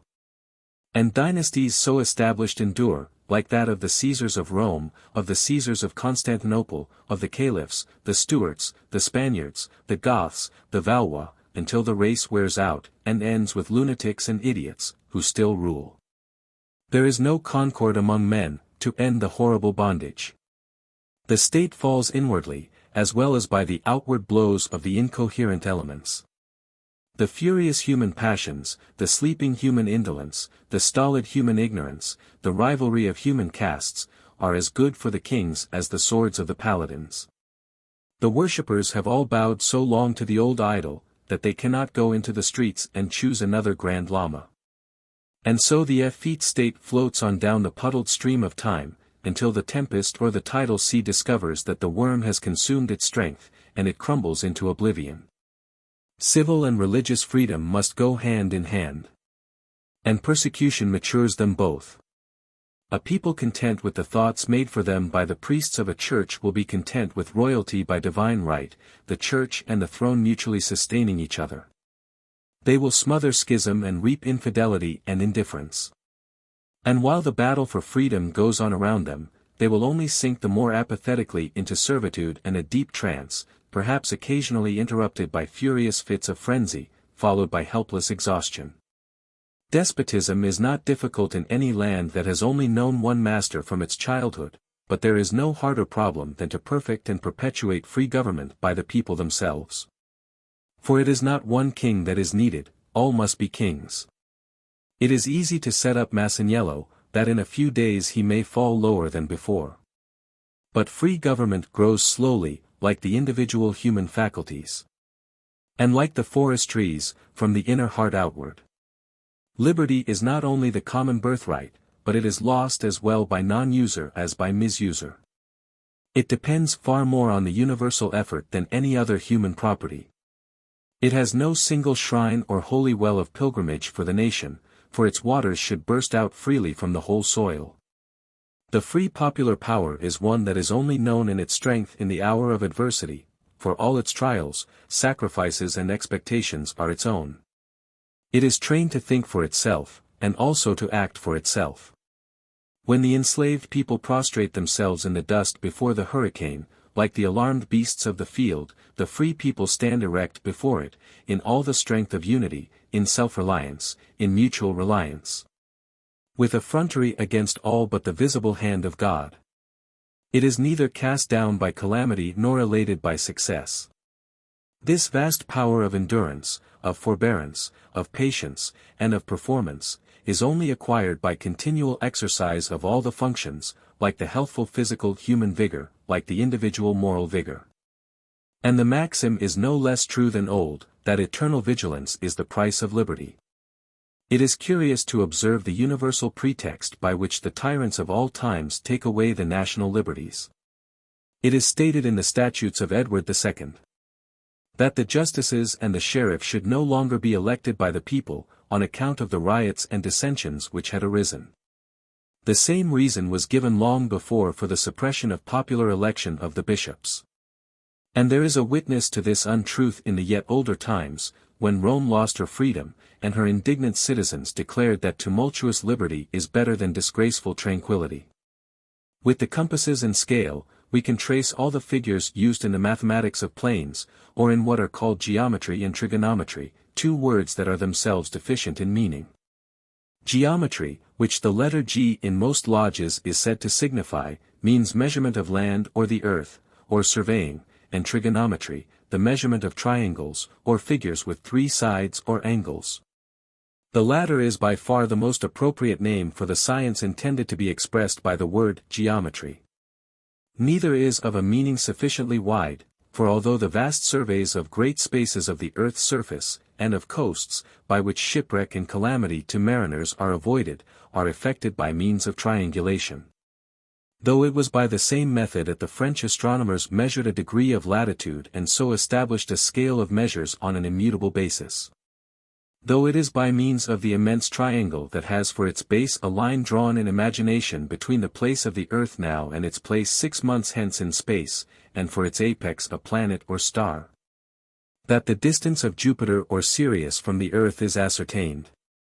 And though there is a triangle still more vast, its base extending either way from us, with and past the horizon into immensity, and its apex infinitely distant above us, to which corresponds a similar infinite triangle below what is above equaling what is below, immensity equaling immensity. Yet the science of numbers, to which Pythagoras attached so much importance, and whose mysteries are found everywhere in the ancient religions, and most of all in the Kabbalah and in the Bible, is not sufficiently expressed by either the word geometry or the word trigonometry. For that science includes these, with arithmetic, and also with algebra, logarithms, the integral and differential calculus, and by means of it are worked out the great problems of astronomy or the laws of the stars. Virtue is but heroic bravery to do the thing thought to be true, in spite of all enemies of flesh or spirit, in despite of all temptations or menaces. Man is accountable for the _rightness of his doctrine, but not for the rightness of it. Devout enthusiasm is far easier than a good action. The end of thought is action, the sole purpose of religion is an ethic. Theory, in political science, is worthless, except for the purpose of being realized in practice. In every credo, religious or political as in the soul of man, there are two regions, the dialectic and the ethic. And it is only when the two are harmoniously blended, that a perfect discipline is evolved. There are men who dialectically are Christians, as there are a multitude who dialectically are Masons, and yet who are ethically infidels, as these are ethically of the profane, in the strictest sense, intellectual believers. But practical atheists, men who will write you evidences, in perfect faith in their logic, but cannot carry out the Christian or Masonic doctrine, owing to the strength, or weakness, of the flesh. On the other hand, there are many dialectical skeptics, but ethical believers, as there are many Masons who have never undergone initiation, and as ethics are the end and purpose of religion, so are ethical believers the most worthy. He who does right is better than he who thinks right. But you must not act upon the hypothesis that all men are hypocrites, whose conduct does not square with their sentiments. No vice is more rare, for no task is more difficult, than systematic hypocrisy. When the demagogue becomes a usurper, it does not follow that he was all the time a hypocrite. Shallow men only so judge of others. The truth is, that creed has, in general, very little influence on the conduct, in religion, on that of the individual, in politics, on that of party. As a general thing, the Mahometan, in the Orient, is far more honest and trustworthy than the Christian. A gospel of love in the mouth, is an avatar of persecution in the heart. Men who believe in eternal damnation and a literal sea of fire and brimstone, incur the certainty of it, according to their creed, on the slightest temptation of appetite or passion. Predestination insists on the necessity of good works. In Masonry, at the least now of passion, one speaks ill of another behind his back. And so far from the brotherhood of blue Masonry being real, and the solemn pledges contained in the use of the word brother being complied with, extraordinary pains are taken to show that Masonry is a sort of abstraction, which scorns to interfere in worldly matters. The rule may be regarded as universal, that, where there is a choice to be made, a Mason will give his vote and influence, in politics and business, to the less qualified profane in preference to the better qualified Mason. One will take an oath to oppose any unlawful usurpation of power, and then become the ready and even eager instrument of a usurper. Another will call one brother, and then play toward him the part of Judas Iscariot, or strike him, as Joab did Abner, under the fifth rib, with a lie whose authorship is not to be traced. Masonry does not change human nature, and cannot make honest men out of born knaves. While you are still engaged in preparation, and in accumulating principles for future use, do not forget the words of the Apostle James, for if any be a hearer of the word, and not a doer, he is like unto a man beholding his natural face in a glass, for he beholdeth himself, and goeth away, and straightway forgetteth what manner of man he was. But whoso looketh into the perfect law of liberty, and continueth, he being not a forgetful hearer, but a doer of the work, this man shall be blessed in his work. If any man among you seem to be religious, and bridleth not his tongue, but deceiveth his own heart, this man's religion is vain. Faith, if it hath not works, is dead, being an abstraction. A man is justified by works, and not by faith only. The devils believe, and tremble. As the body without the heart is dead, so is faith without works. In political science, also, free governments are erected and free constitutions framed, upon some simple and intelligible theory. Upon whatever theory they are based, no sound conclusion is to be reached except by carrying the theory out without flinching, both in argument on constitutional questions and in practice. Shrink from the true theory through timidity, or wander from it through want of the logical faculty, or transgress against it through passion or on the plea of necessity or expediency, and you have denial or invasion of rights. Laws that offend against first principles, usurpation of illegal powers, or abnegation and abdication of legitimate authority. Do not forget, either, that as the showy, superficial, impudent and self-conceited will almost always be preferred, even in utmost stress of danger and calamity of the state, to the man of solid learning, large intellect, and Catholic sympathies. Because he is nearer the common popular and legislative level, so the highest truth is not acceptable to the mass of mankind. When Solon was asked if he had given his countrymen the best laws, he answered, the best they are capable of receiving. This is one of the profoundest utterances on record, and yet like all great truths, so simple as to be rarely comprehended. It contains the whole philosophy of history. It utters a truth which, had it been recognized, would have saved men an immensity of vain, idle disputes, and have led them into the clearer paths of knowledge in the past. It means this, that all truths are truths of period, and not truths for eternity. That whatever great fact has had strength and vitality enough to make itself real, whether of religion, morals, government, or of whatever else, and to find place in this world, has been a truth for the time, and as good as men were capable of receiving. So, too, with great men. The intellect and capacity of a people has a single measure, that of the great men whom Providence gives it, and whom it receives. There have always been men too great for their time or their people. Every people makes such men only its idols, as it is capable of comprehending. To impose ideal truth or law upon an incapable and merely real man, must ever be a vain and empty speculation. The laws of sympathy govern in this as they do in regard to men who are put at the head.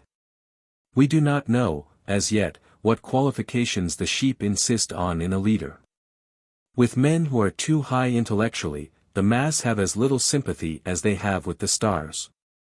When Burke, the wisest statesman England ever had, rose to speak, the House of Commons was depopulated as upon an agreed signal. There is as little sympathy between the mass and the highest truths.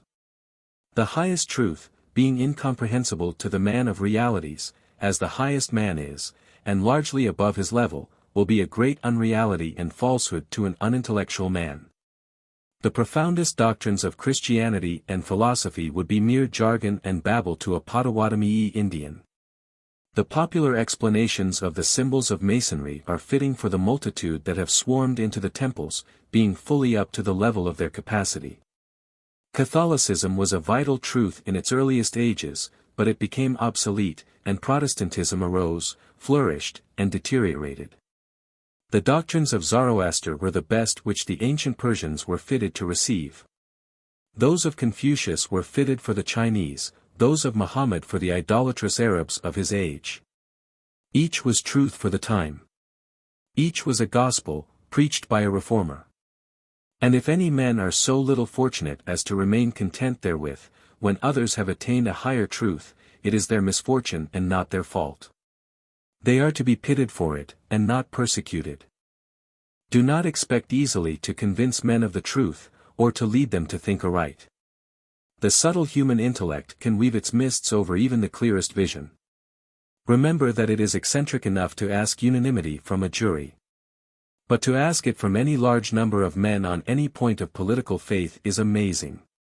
You can hardly get two men in any congress or convention to agree, nay, you can rarely get one to agree with himself. The political church which chances to be supreme anywhere has an indefinite number of tongues. How then can we expect men to agree as to matters beyond the cognizance of the senses? How can we compass the infinite and the invisible with any chain of evidence? Ask the small sea waves what they murmur among the pebbles.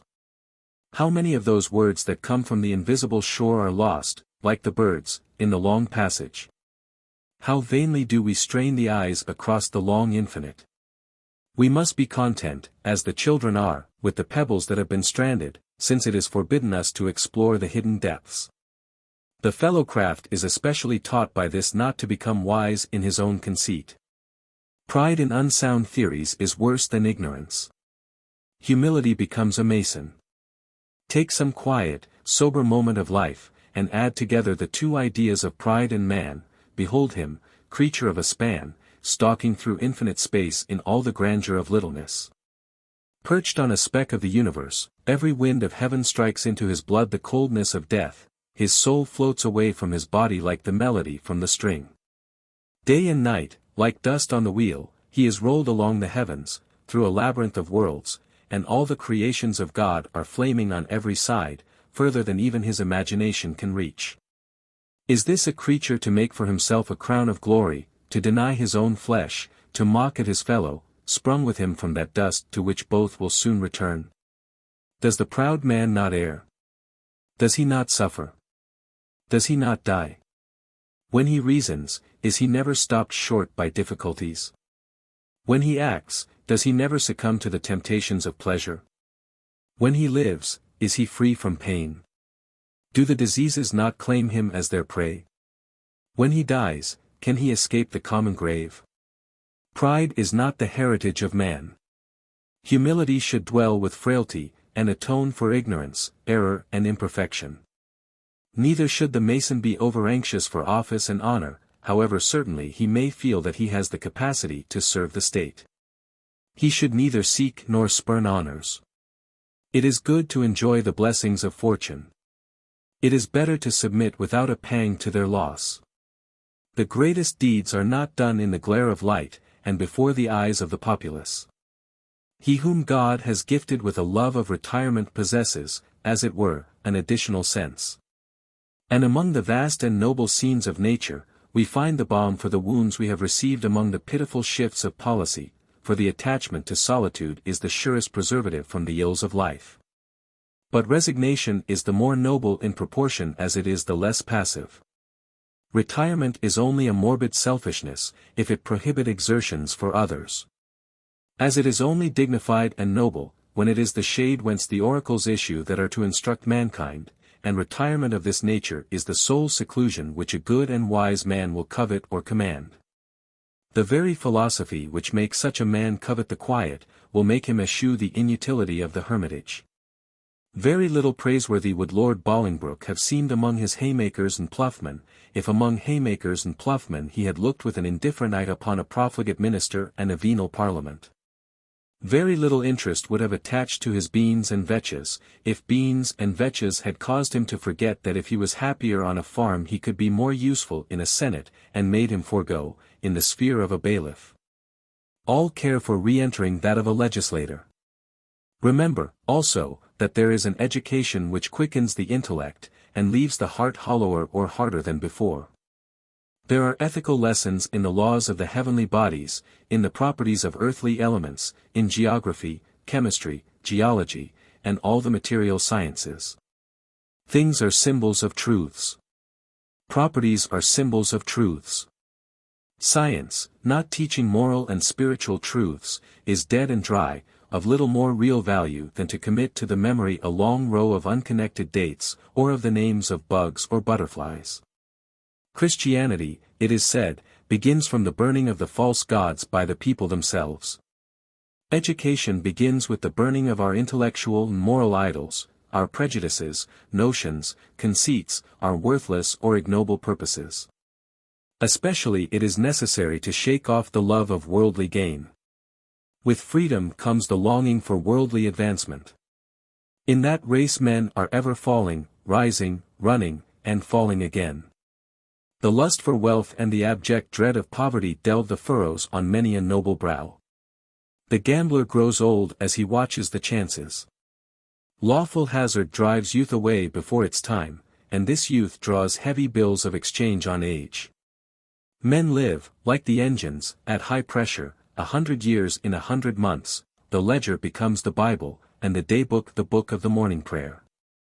Hence flow overreachings and sharp practice, heartless traffic in which the capitalist buys profit with the lives of the laborers, speculations that coin a nation's agonies into wealth, and all the other devilish enginery of mammon. This, and greed for office, are the two columns at the entrance to the temple of Moloch. It is doubtful whether the latter, blossoming in falsehood, trickery, and fraud, is not even more pernicious than the former. At all events they are twins, and fitly mated, and as either gains control of the unfortunate subject, his soul withers away and decays, and at last dies out. The souls of half the human race leave them long before they die. The two greeds are twin plagues of the leprosy, and make the man unclean, and whenever they break out they spread until they cover all the skin of him that hath the plague, from his head even to his foot. Even the raw flesh of the heart becomes unclean with it. Alexander of Macedon has left a saying behind him which has survived his conquests: nothing is nobler than work. Work only can keep even kings respectable. And when a king is a king indeed, it is an honorable office to give tone to the manners and morals of a nation. To set the example of virtuous conduct, and restore in spirit the old schools of chivalry, in which the young manhood may be nurtured to real greatness. Work and wages will go together in men's minds, in the most royal institutions. We must ever come to the idea of real work. The rest that follows labor should be sweeter than the rest which follows rest. Let no fellow craft imagine that the work of the lowly and uninfluential is not worth the doing. There is no legal limit to the possible influences of a good deed or a wise word or a generous effort. Nothing is really small. Whoever is open to the deep penetration of nature knows this. Although, indeed, no absolute satisfaction may be vouchsafed to philosophy, any more in circumscribing the cause than in limiting the effect. The man of thought and contemplation falls into unfathomable ecstasies in view of all the decompositions of forces resulting in unity. All works for all.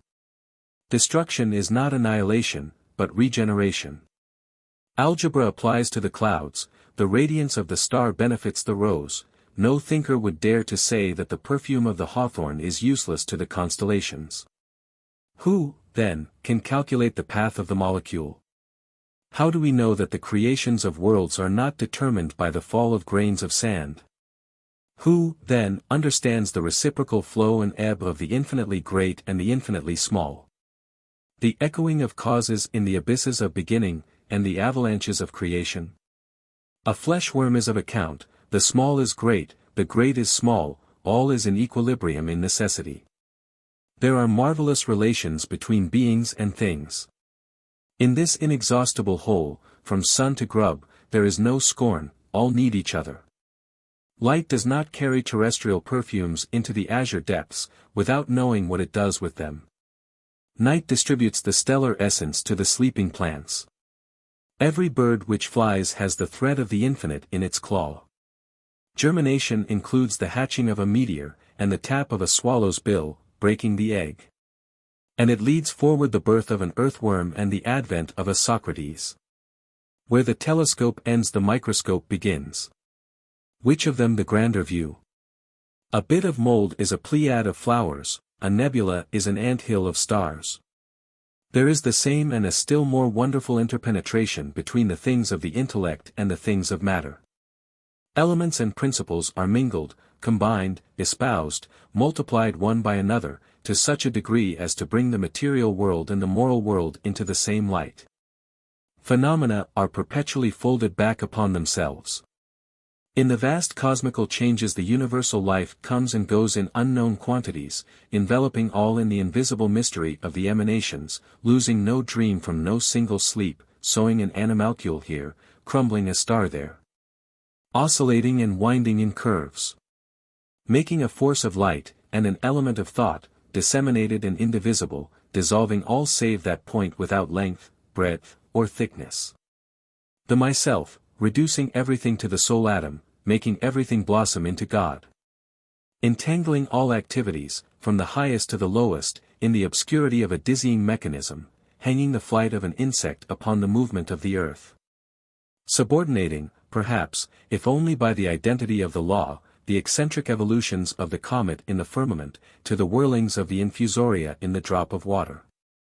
A mechanism made of mind, the first motor of which is the gnat, and its last wheel the zodiac. A peasant boy, guiding Blucher by the right one of two roads, the other being impassable for artillery, enables him to reach Waterloo in time to save Wellington from a defeat that would have been a rout. And so enables the kings to imprison Napoleon on a barren rock in mid-ocean.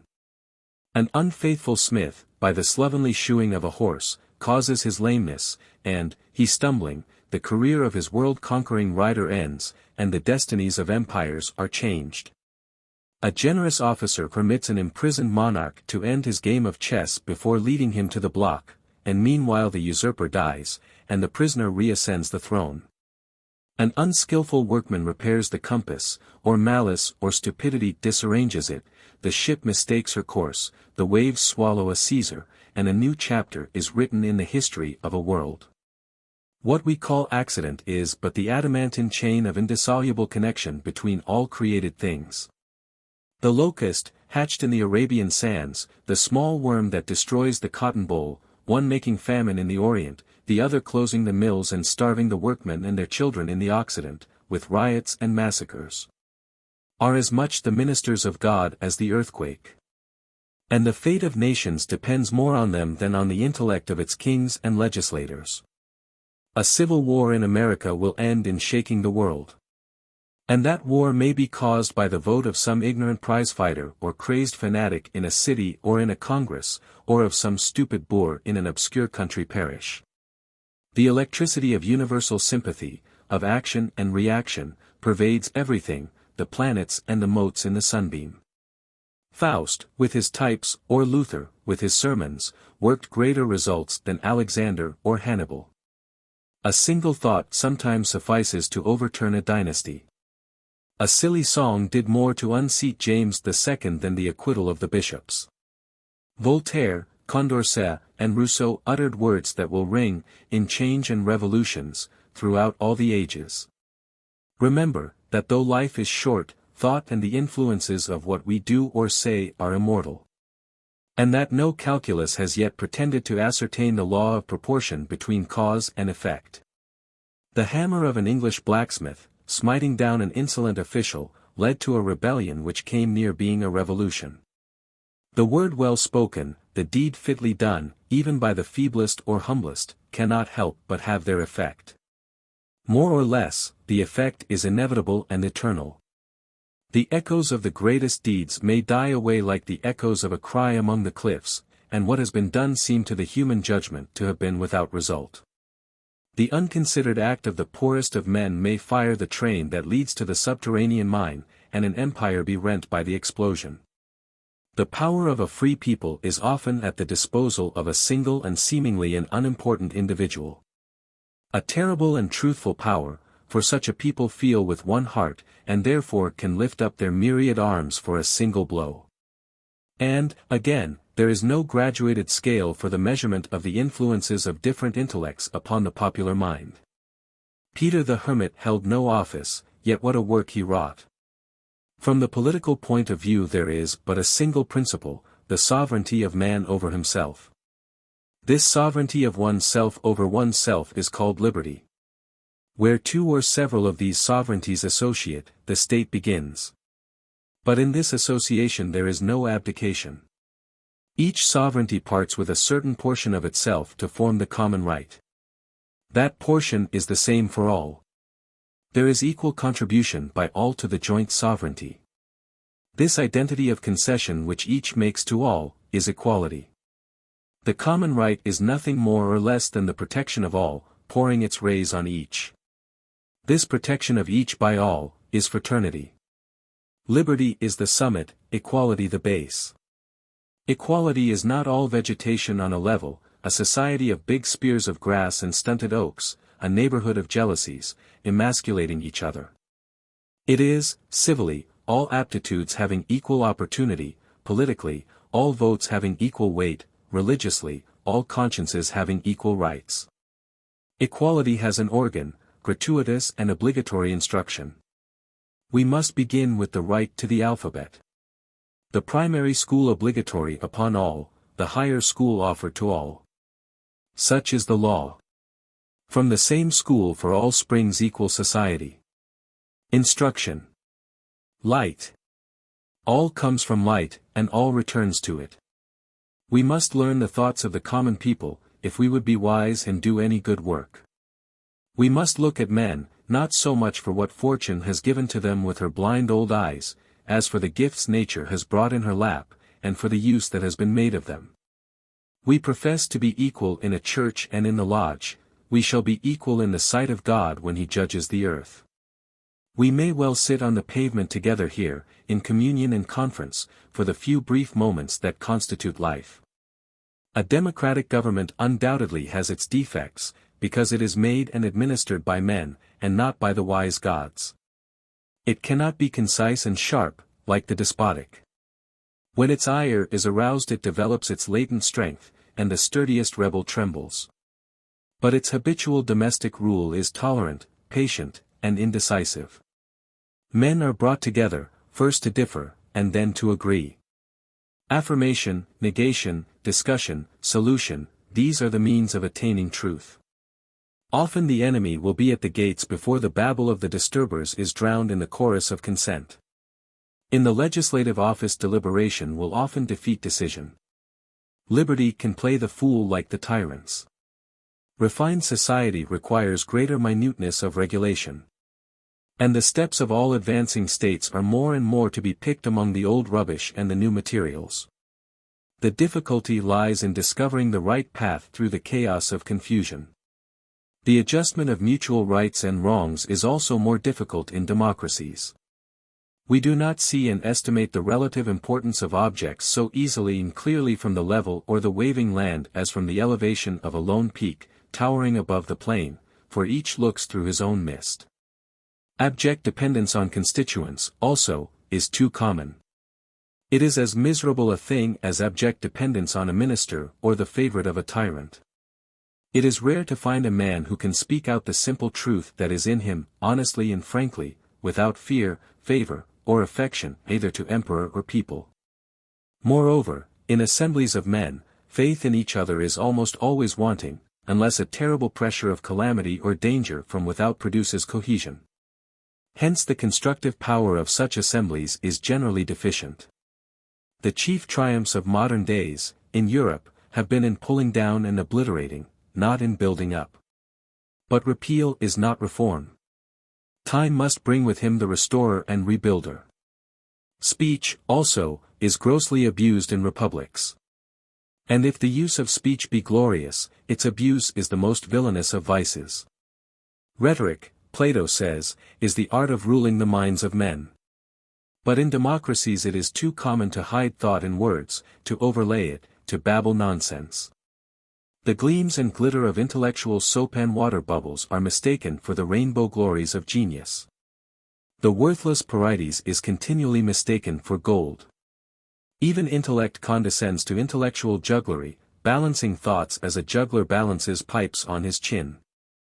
In all congresses we have the inexhaustible flow of babble, and factions' clamorous knavery in discussion, until the divine power of speech, that privilege of man and great gift of God, is no better than the screech of parrots or the mimicry of monkeys. The mere talker, however fluent, is barren of deeds in the day of trial. There are men voluble as women, and as well skilled in fencing with the tongue, prodigies of speech, misers in deeds. Too much talking, like too much thinking, destroys the power of action.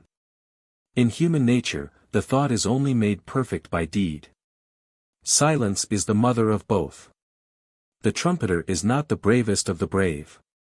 Steel and not brass wins the day. The great doer of great deeds is mostly slow and slovenly of speech. There are some men born and bred to betray. Patriotism is their trade, and their capital is speech. But no noble spirit can plead like Paul and be false to itself as Judas. Imposture too commonly rules in republics, they seem to be ever in their minority, their guardians are self-appointed, and the unjust thrive better than the just. The despot, like the night lion roaring, drowns all the clamor of tongues at once, and speech, the birthright of the free man, becomes the bauble of the enslaved. It is quite true that republics only occasionally, and as it were accidentally, select their wisest, or even the less incapable among the incapables, to govern them and legislate for them. If genius, armed with learning and knowledge, will grasp the reins, the people will reverence it. If it only modestly offers itself for office, it will be smitten on the face, even when, in the straits of distress and the agonies of calamity, it is indispensable to the salvation of the state. Put it upon the track with the showy and superficial, the conceited, the ignorant, and impudent, the trickster and charlatan, and the result shall not be a moment doubtful. The verdicts of legislatures and the people are like the verdicts of juries, sometimes right by accident. Offices, it is true, are showered, like the rains of heaven, upon the just and the unjust. The Roman augurs that used to laugh in each other's faces at the simplicity of the vulgar, were also tickled with their own guile, but no augur is needed to lead the people astray. They readily deceive themselves. Let a republic begin as it may, it will not be out of its minority before imbecility will be promoted to high places, and shallow pretense, getting itself puffed into notice, will invade all the sanctuaries. The most unscrupulous partisanship will prevail, even in respect to judicial trusts. And the most unjust appointments constantly be made, although every improper promotion not merely confers one undeserved favor, but may make 100 honest cheeks smart with injustice. The country is stabbed in the front when those are brought into the stalled seats who should slink into the dim gallery. Every stamp of honor, ill-clutched, is stolen from the treasury of merit. Yet the entrance into the public service, and the promotion in it, affect both the rights of individuals and those of the nation. Injustice in bestowing or withholding office ought to be so intolerable in democratic communities that the least trace of it should be like the scent of treason. It is not universally true that all citizens of equal character have an equal claim to knock at the door of every public office and demand admittance. When any man presents himself for service he has a right to aspire to the highest body at once, if he can show his fitness for such a beginning, that he is fitter than the rest who offer themselves for the same post. The entry into it can only justly be made through the door of merit. And whenever anyone aspires to and attains such high post, especially if by unfair and disreputable and indecent means, and is afterward found to be a signal failure, he should at once be beheaded. He is the worst among the public enemies. When a man sufficiently reveals himself, all others should be proud to give him due precedence. When the power of promotion is abused in the grand passages of life, whether by people, legislature, or executive, the unjust decision recoils on the judge at once. That is not only a gross, but a willful shortness of sight, that cannot discover the deserving. If one will look hard, long, and honestly, he will not fail to discern merit, genius, and qualification. And the eyes and voice of the press and public should condemn and denounce injustice wherever she rears her horrid head. The tools to the workman, no other principle will save a republic from destruction, either by civil war or the dry rot. They tend to decay, do all we can to prevent it, like human bodies. If they try the experiment of governing themselves by their smallest, they slide downward to the unavoidable abyss with tenfold velocity. And there never has been a republic that has not followed that fatal course. But however palpable and gross the inherent defects of democratic governments, and fatal as the results finally and inevitably are, we need only glance at the reigns of Tiberius, Nero, and Caligula, of Heliogabalus and Caracalla, of Domitian and Commodus, to recognize that the difference between freedom and despotism is as wide as that between heaven and hell. The cruelty, baseness, and insanity of tyrants are incredible. Let him who complains of the fickle humors and inconstancy of a free people, read Pliny's character of Domitian. If the great man in a republic cannot win office without descending to low arts and whining beggary and the judicious use of sneaking lies, let him remain in retirement, and use the pen. Tacitus and Juvenal held no office. Let history and satire punish the pretender as they crucify the despot. The revenges of the intellect are terrible and just. Let Masonry use the pen and the printing press in the free state against the demagogue, in the despotism against the tyrant. History offers examples and encouragement.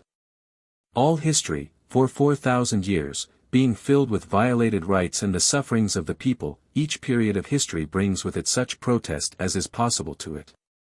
Under the Caesars there was no insurrection, but there was a Juvenal. The arousing of indignation replaces the Gracchi.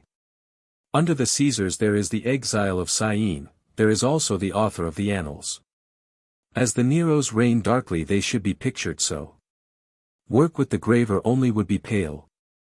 Into the groove should be poured a concentrated prose that bites. Despots are an aid to thinkers.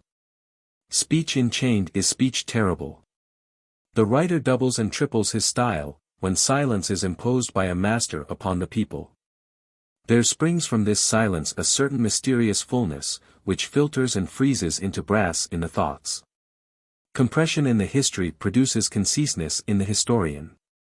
The granitic solidity of some celebrated prose is only a condensation produced by the tyrant.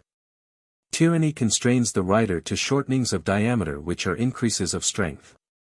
The Ciceronian period, hardly sufficient upon Verres, would lose its edge upon Caligula.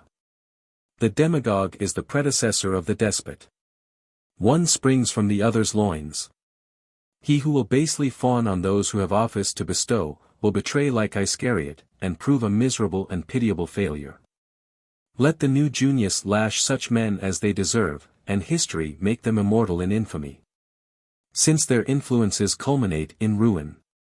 The republic that employs and honors the shallow, the superficial, the base, who crouch unto the offal of an office promised, at last weeps tears of blood for its fatal error.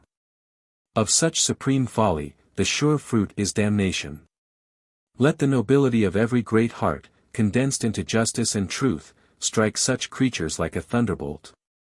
If you can do no more, you can at least condemn by your vote, and ostracize by denunciation. It is true that, as the czars are absolute, they have it in their power to select the best for the public service. It is true that the beginner of a dynasty generally does so, and that when monarchies are in their prime, pretense and shallowness do not thrive and prosper and get power, as they do in republics. All do not gabble in the parliament of a kingdom, as in the Congress of a democracy. The incapables do not go undetected there, all their lives. But dynasties speedily decay and run out. At last they dwindle down into imbecility. And the dull or flippant members of Congresses are at least the intellectual peers of the vast majority of kings. The great man, the Julius Caesar, the Charlemagne, Cromwell, Napoleon, reigns of right. He is the wisest and the strongest. The incapables and imbeciles succeed and are usurpers, and fear makes them cruel. After Julius came Caracalla and Galba, after Charlemagne, the lunatic Charles VI. So the Saracenic dynasty dwindled out, the Capetes, the Stuarts, the Bourbons. The last of these producing Bomba, the ape of Domitian. Man is by nature cruel, like the tigers. The barbarian, and the tool of the tyrant, and the civilized fanatic, enjoy the sufferings of others, as the children enjoy the contortions of maimed flies. Absolute power, once in fear for the safety of its tenure, cannot but be cruel. As to ability, dynasties invariably cease to possess any after a few lives. They become mere shams, governed by ministers, favorites, or courtesans, like those old Etruscan kings, slumbering for long ages in their golden royal robes, dissolving forever at the first breath of day. Let him who complains of the shortcomings of democracy ask himself if he would prefer a Du Barry or a Pompadour, governing in the name of a Louis XV, a Caligula making his horse a consul, a Domitian, that most savage monster, who sometimes drank the blood of relatives, sometimes employing himself with slaughtering the most distinguished citizens before whose gates fear and terror kept watch. A tyrant of frightful aspect, pride on his forehead, fire in his eye, constantly seeking darkness and secrecy, and only emerging from his solitude to make solitude. After all, in a free government, the laws and the constitution are above the incapables, the courts correct their legislation, and posterity is the grand inquest that passes judgment on them. What is the exclusion of worth and intellect and knowledge from civil office compared with trials before Jeffreys, tortures in the dark caverns of the Inquisition, Alva butcheries in the Netherlands, the eve of St. Bartholomew, and the Sicilian Vespers? The Abbé Bérault in his Memoirs for the History of Jacobinism, declares that Masonry in France gave, as its secret, the words equality and liberty, leaving it for every honest and religious Mason to explain them as would best suit his principles, but retained the privilege of unveiling in the higher degrees the meaning of those words, as interpreted by the French Revolution. And he also accepts English Masons from his anathemas, because in England a Mason is a peaceable subject of the civil authorities, no matter where he resides, engaging in no plots or conspiracies against even the worst government. England, he says, disgusted with an equality and a liberty, the consequences of which she had felt in the struggles of her Lollards, Anabaptists, and Presbyterians, had purged her Masonry from all explanations tending to overturn empires. But there still remained adepts whom disorganizing principles bound to the ancient mysteries. Because true Masonry, unemasculated, bore the banners of freedom and equal rights, and was in rebellion against temporal and spiritual tyranny, its lodges were proscribed in 1735, by an edict of the States of Holland. In 1737, Louis XV forbade them in France. In 1738, Pope Clement XII issued against them his famous bull of excommunication, which was renewed by Benedict XIV, and in 1743 the Council of Bern also proscribed them. The title of the Bull of Clement is, The Condemnation of the Society of Conventicles de Liberi Muritari, or of the Freemasons, under the penalty of ipso facto excommunication, the absolution from which is reserved to the Pope alone, except at the point of death. And by it all bishops, ordinaries, and inquisitors were empowered to punish Freemasons, as vehemently suspected of heresy, and to call in, if necessary, the help of the secular arm, that is, to cause the civil authority to put them to death. Also, false and slavish political theories end in brutalizing the state. For example, adopt the theory that offices and employments in it are to be given as rewards for services rendered to party, and they soon become the prey and spoil of faction, the booty of the victory of faction. And leprosy is in the flesh of the state. The body of the commonwealth becomes a mass of corruption, like a living carcass rotten with syphilis. All unsound theories in the end develop themselves in one foul and loathsome disease or other of the body politic. The state, like the man, must use constant effort to stay in the paths of virtue and manliness. The habit of electioneering and begging for office culminates in bribery with office, and corruption in office. A chosen man has a visible trust from God, as plainly as if the commission were engrossed by the notary. A nation cannot renounce the executorship of the divine decrees. As little can Masonry. It must labor to do its duty knowingly and wisely. We must remember that, in free states, as well as in despotisms, injustice, the spouse of oppression, is the fruitful parent of deceit, distrust, hatred, conspiracy, treason, and unfaithfulness.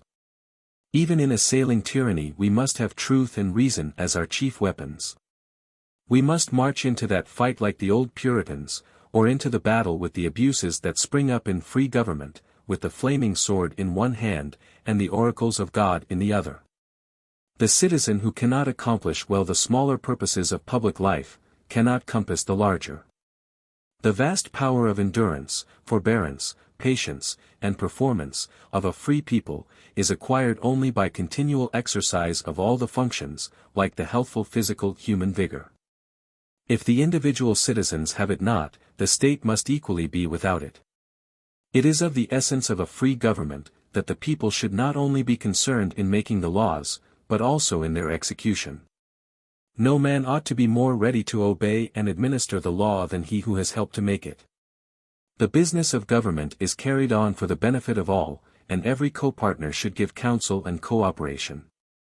Remember also, as another shoal on which states are wrecked, that free states always tend toward the depositing of the citizens in strata, the creation of castes, the perpetuation of the just divinum to office in families. The more democratic the state, the more sure this result.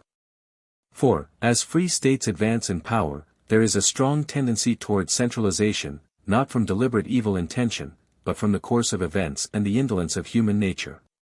The executive powers swell and enlarge to inordinate dimensions, and the executive is always aggressive with respect to the nation. Offices of all kinds are multiplied to reward partisans. The brute force of the sewerage and lower strata of the mob obtains large representation, first in the lower offices, and at last in senates, and bureaucracy raises its bald head, bristling with pens, girded with spectacles, and bunched with ribbon. The art of government becomes like a craft, and its guilds tend to become exclusive, as those of the Middle Ages. Political science may be much improved as a subject of speculation. But it should never be divorced from the actual national necessity. The science of governing men must always be practical, rather than philosophical. There is not the same amount of positive or universal truth here as in the abstract sciences. What is true in one country may be very false in another, what is untrue today may become true in another generation, and the truth of today be reversed by the judgment of tomorrow. To distinguish the casual from the enduring, to separate the unsuitable from the suitable, and to make progress even possible, are the proper ends of policy. But without actual knowledge and experience, and communion of labor, the dreams of the political doctors may be no better than those of the doctors of divinity. The reign of such a caste, with its mysteries, its myrmidons, and its corrupting influence, may be as fatal as that of the despots. 30 tyrants are 30 times worse than one. Moreover, there is a strong temptation for the governing people to become as much slothful and sluggards as the weakest of absolute kings. Only give them the power to get rid, when caprice prompts them, of the great and wise men, and elect the little, and as to all the rest they will relapse into indolence and indifference. The central power, creation of the people, organized and cunning if not enlightened, is the perpetual tribunal set up by them for the redress of wrong and the rule of justice. It soon supplies itself with all the requisite machinery, and is ready and apt for all kinds of interference. The people may be a child all its life. The central power may not be able to suggest the best scientific solution of a problem. But it has the easiest means of carrying an idea into effect. If the purpose to be attained is a large one, it requires a large comprehension, it is proper for the action of the central power. If it be a small one, it may be thwarted by disagreement. The central power must step in as an arbitrator and prevent this. The people may be too averse to change, too slothful in their own business, unjust to a minority or a majority. The central power must take the reins when the people drop them. France became centralized in its government more by the apathy and ignorance of its people than by the tyranny of its kings. When the inmost parish life is given up to the direct guardianship of the state, and the repair of the belfry of a country church requires a written order from the central power, a people is in its dotage. Men are thus nurtured in imbecility, from the dawn of social life. When the central government feeds part of the people, it prepares all to be slaves. When it directs parish and county affairs, they are slaves already. The next step is to regulate labor and its wages. Nevertheless, whatever follies the free people may commit, even to the putting of the powers of legislation in the hands of the little competent and less honest, despair not of the final result. The terrible teacher, experience, writing his lessons on hearts desolated with calamity and wrung by agony, will make them wiser in time. Pretense and grimace and sordid beggary for votes will some day cease to avail. Have faith, and struggle on, against all evil influences and discouragements. Faith is the Savior and Redeemer of nations. When Christianity had grown weak, profitless, and powerless, the Arab restorer and iconoclast came, like a cleansing hurricane. When the battle of Damascus was about to be fought, the Christian bishop, at the early dawn, in his robes, at the head of his clergy, with the cross once so triumphant raised in the air, came down to the gates of the city, and laid open before the army the testament of Christ. The Christian general, Thomas, laid his hand on the book, and said, O God! If our faith be true, aid us, and deliver us not into the hands of its enemies. But Khaled, the sword of God, who had marched from victory to victory, exclaimed to his wearied soldiers, Let no man sleep. There will be rest enough in the bowers of paradise, sweet will be the repose never more to be followed by labor. The faith of the Arab had become stronger than that of the Christian, and he conquered. The sword is also, in the Bible, an emblem of speech, or of the utterance of thought. Thus, in that vision or apocalypse of the sublime exile of Patmos, a protest in the name of the ideal, overwhelming the real world, a tremendous satire uttered in the name of religion and liberty. And with its fiery reverberations smiting the throne of the Caesars, a sharp two-edged sword comes out of the mouth of the semblance of the Son of Man, encircled by the 7 golden candlesticks, and holding in his right hand 7 stars. The Lord, says Isaiah, hath made my mouth like a sharp sword. I have slain them, says Hosea, by the words of my mouth. The word of God, says the writer of the apostolic letter to the Hebrews, is quick and powerful, and sharper than any two-edged sword, piercing even to the dividing asunder of soul and spirit. The sword of the Spirit, which is the word of God, says Paul, writing to the Christians at Ephesus. I will fight against them with the sword of my mouth, it is said in the Apocalypse, to the angel of the church at Pergamos. The spoken discourse may roll on strongly as the great tidal wave, but, like the wave, it dies at last feebly on the sands. It is heard by few, remembered by still fewer, and fades away, like an echo in the mountains, leaving no token of power. It is nothing to the living and coming generations of men. It was the written human speech, that gave power and permanence to human thought. It is this that makes the whole human history but one individual life. To write on the rock is to write on a solid parchment, but it requires a pilgrimage to see it. There is but one copy, and time wears even that. To write on skins or papyrus was to give, as it were, but one tardy edition, and the rich only could procure it. The Chinese stereotyped not only the unchanging wisdom of old sages, but also the passing events. The process tended to suffocate thought, and to hinder progress. For there is continual wandering in the wisest minds, and truth writes her last words, not on clean tablets, but on the scrawl that error has made and often mended. Printing made the movable letters prolific. Thenceforth the orator spoke almost visibly to listening nations, and the author wrote, like the Pope, his ecumenic decrees, urbi et orbi, and ordered them to be posted up in all the marketplaces, remaining, if he chose, impervious to human sight. The doom of tyrannies was thenceforth sealed. Satire and invective became potent as armies. The unseen hands of the geniuses could launch the thunderbolts, and make the ministers tremble. One whisper from this giant fills the earth as easily as Demosthenes filled the agora. It will soon be heard at the antipodes as easily as in the next street. It travels with the lightning under the oceans. It makes the mass one man, speaks to it in the same common language, and elicits a sure and single response. Speech passes into thought, and thence promptly into act. A nation becomes truly one, with one large heart and a single throbbing pulse. Men are invisibly present to each other, as if already spiritual beings. And the thinker who sits in an alpine solitude, unknown to or forgotten by all the world, among the silent herds and hills, may flash his words to all the cities and over all the seas. Select the thinkers to be legislators, and avoid the gabblers. Wisdom is rarely loquacious. Weight and depth of thought are unfavorable to volubility. The shallow and superficial are generally voluble and often pass for eloquent. More words, less thought, is the general rule. The man who endeavors to say something worth remembering in every sentence, becomes fastidious, and condenses like Tacitus. The vulgar love a more diffuse stream. The ornamentation that does not cover strength is the gewgaws of Babel. Neither is dialectic subtlety valuable to public men. The Christian faith has it, had it formerly more than now. A subtlety that might have entangled Plato, and which has rivaled in a fruitless fashion the mystic lore of Jewish rabbis and Indian sages. It is not this which converts the heathen. It is a vain task to balance the great thoughts of the earth, like hollow straws, on the fingertips of disputation.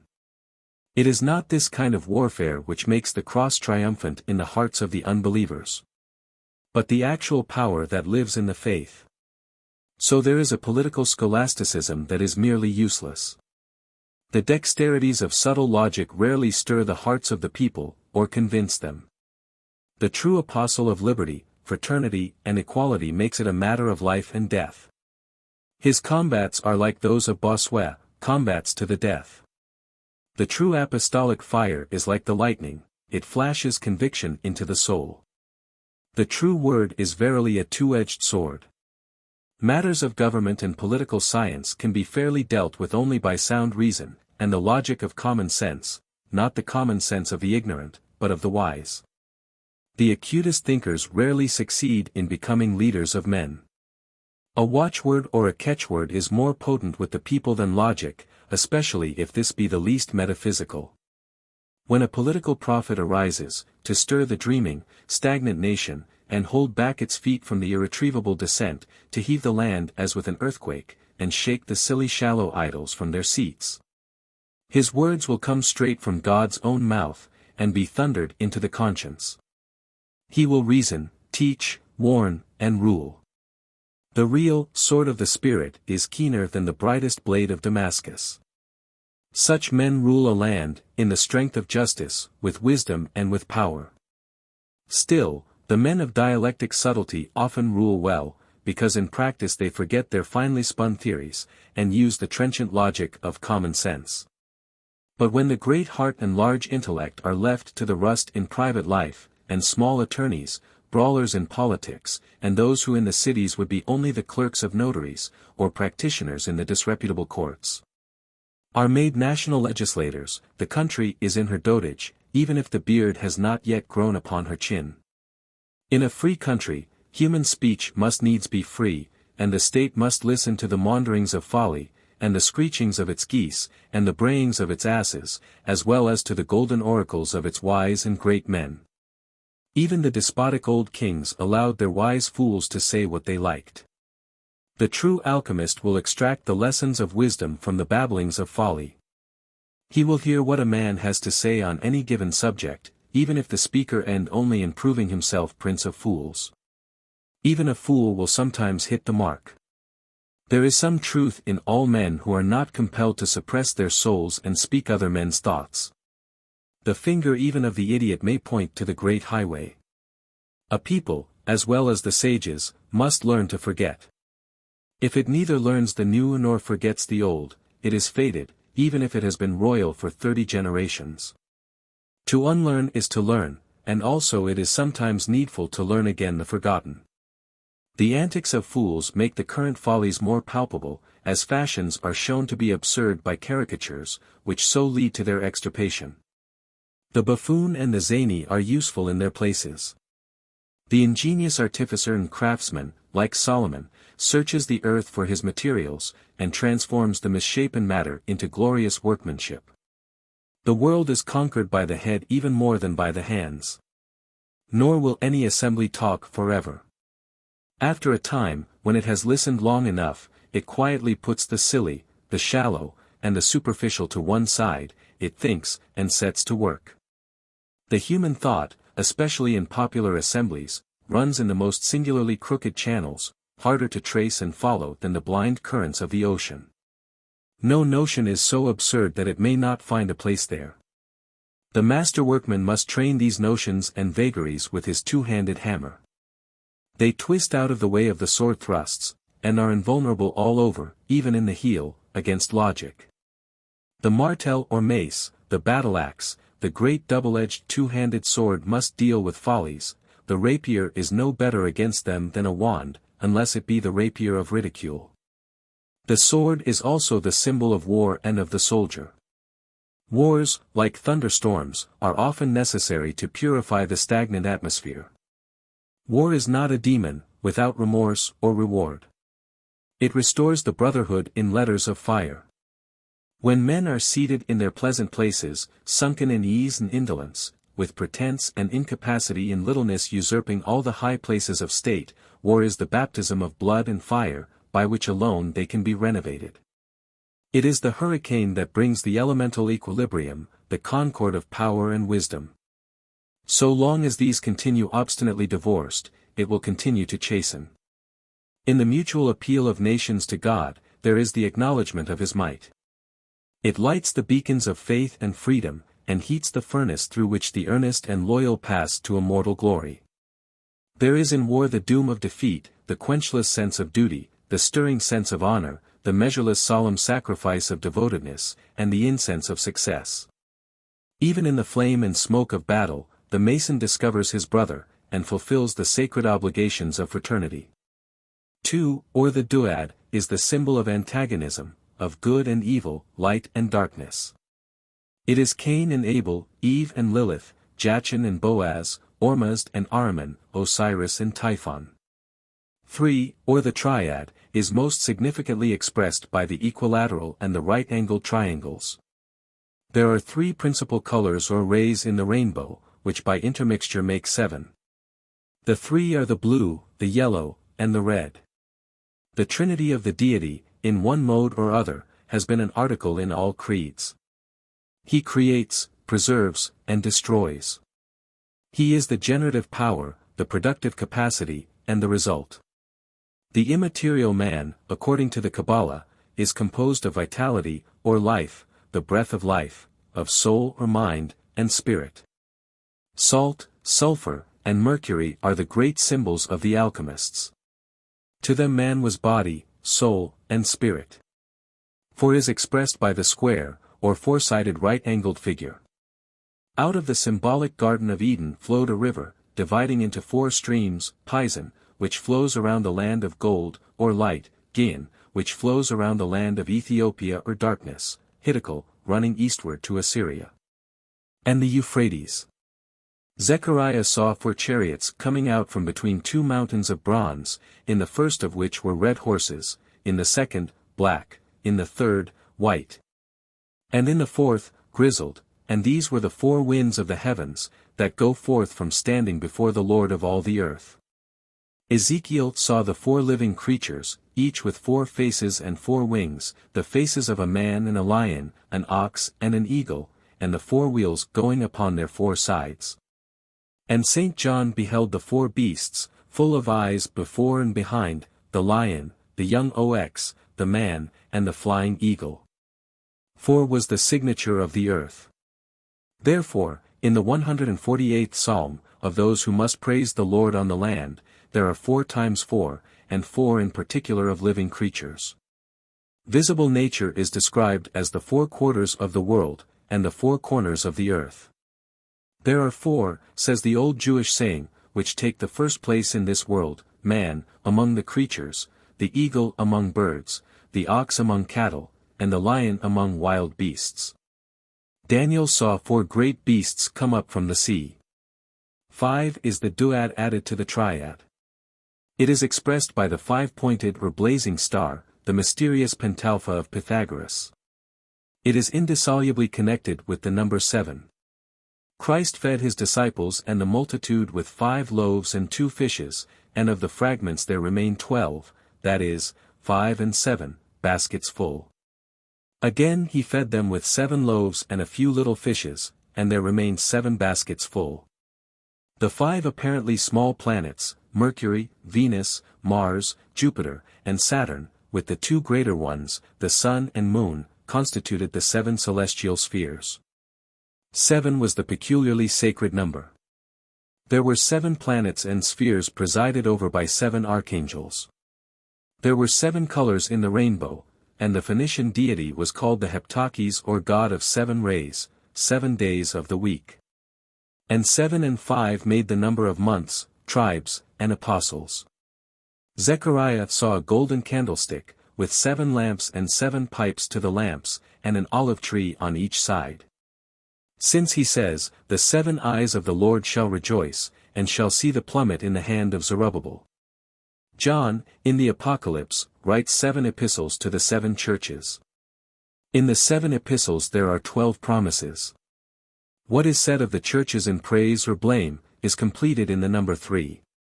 The refrain, "Who has ears to hear," etc., has 10 words, divided by 3 and 7, and the 7 by 3 and 4, and the 7 epistles are also so divided.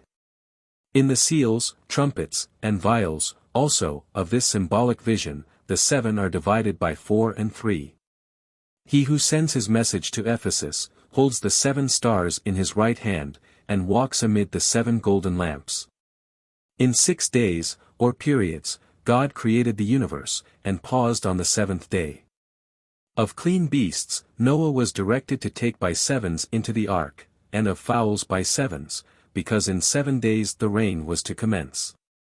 On the _7_10th day of the month, the rain began. On the _7_10th day of the 7th month, that ark rested on Ararat. When the dove returned, Noah waited 7 days before he sent her forth again. And again 7, after she returned with the olive leaf. Enoch was the 7th patriarch, Adam included, and Lamech lived 777 years. There were 7 lamps in the great candlestick of the tabernacle and temple, representing the 7 planets. 7 times Moses sprinkled the anointing oil upon the altar. The days of consecration of Aaron and his sons were 7 in number. A woman was unclean 7 days after childbirth, one infected with leprosy was shut up 7 days. 7 times the leper was sprinkled with the blood of a slain bird, and 7 days afterwards he must remain abroad out of his tent. 7 times, in purifying the leper, the priest was to sprinkle the consecrated oil. And 7 times to sprinkle with the blood of the sacrificed bird the house to be purified. 7 times the blood of the slain bullock was sprinkled on the mercy seat, and 7 times on the altar. The 7th year was a Sabbath of rest. And at the end of 7 times 7 years came the great year of Jubilee.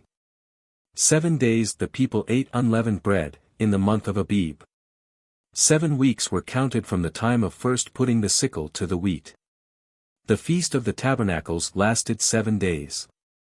Israel was in the hand of Midian 7 years before Gideon delivered them. The bullock sacrificed by him was 7 years old. Samson told Delilah to bind him with 7 green withes. And she wove the 7 locks of his head, and afterwards shaved them off. Balaam told Barak to build for him 7 altars.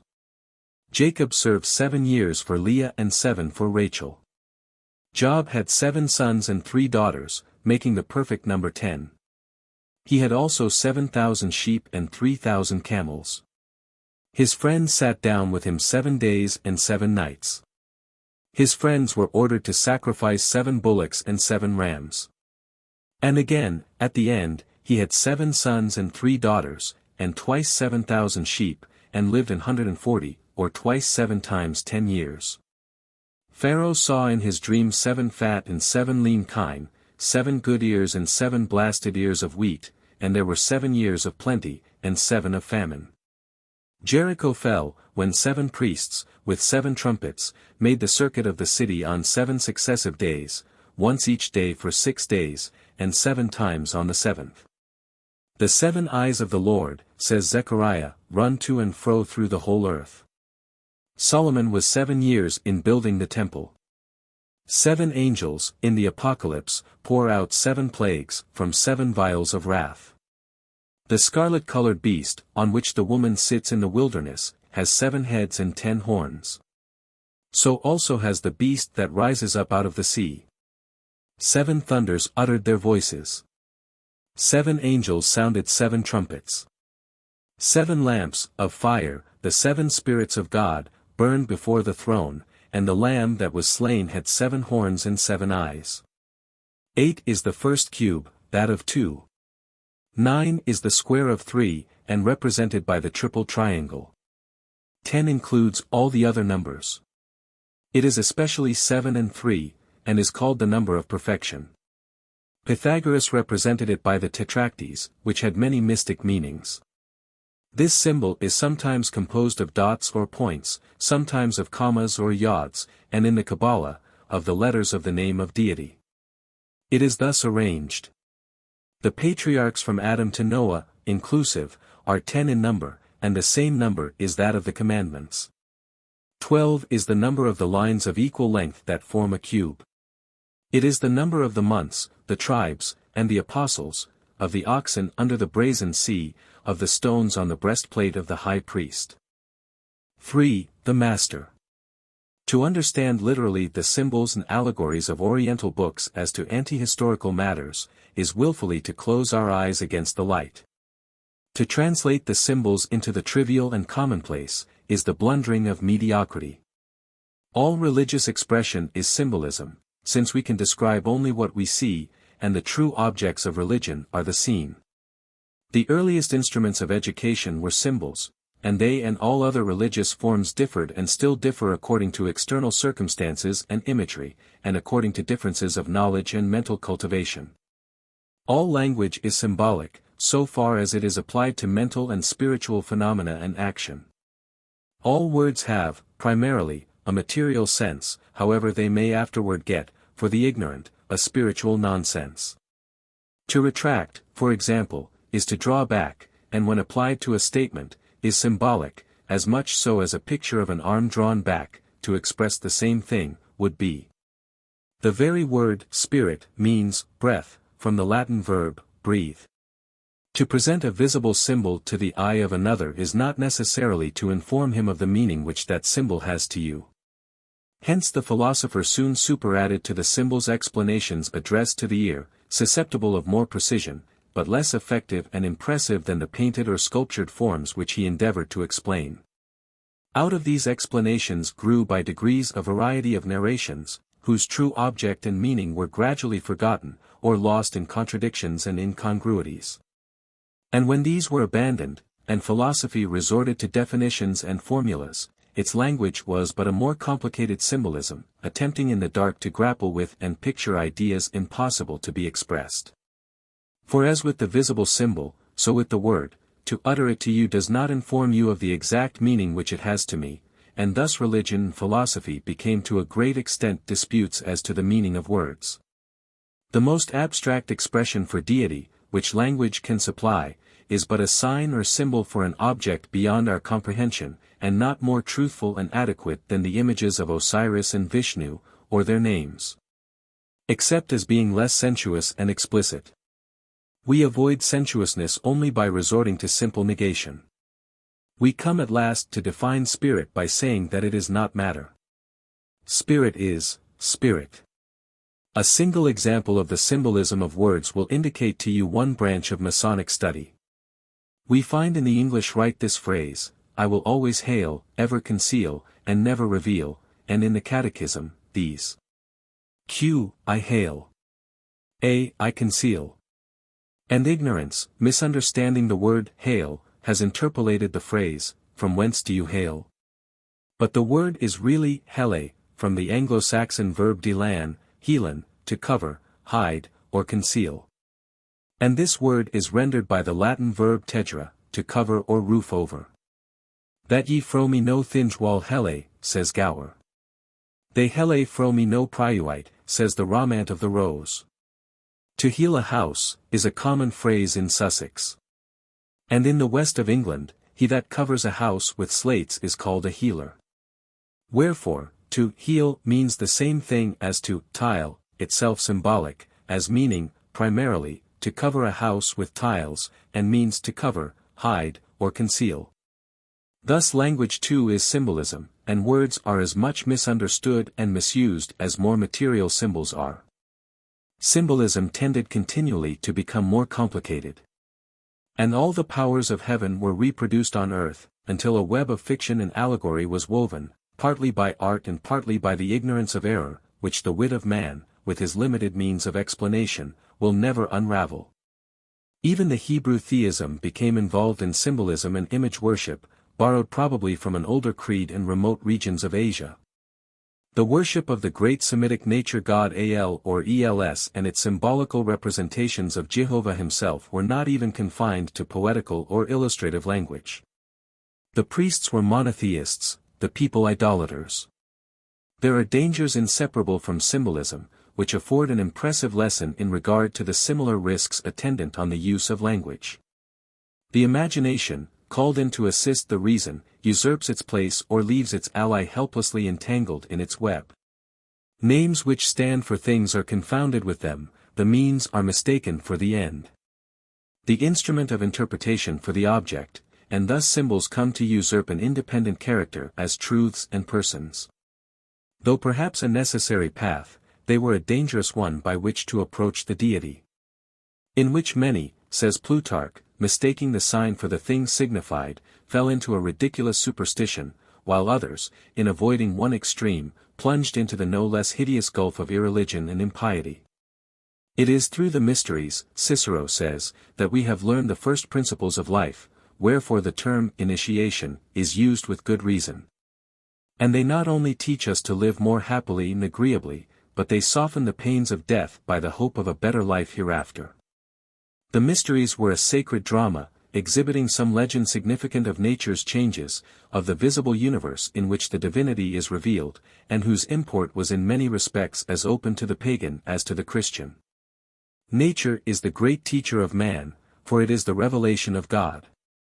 It neither dogmatizes nor attempts to tyrannize by compelling to a particular creed or special interpretation. It presents its symbols to us, and adds nothing by way of explanation. It is the text without the commentary, and, as we well know, it is chiefly the commentary and gloss that lead to error and heresy and persecution. The earliest instructors of mankind not only adopted the lessons of nature, but as far as possible adhered to her method of imparting them. In the mysteries, beyond the current traditions or sacred and enigmatic recitals of the temples, few explanations were given to the spectators, who were left, as in the school of nature, to make inferences for themselves. No other method could have suited every degree of cultivation and capacity.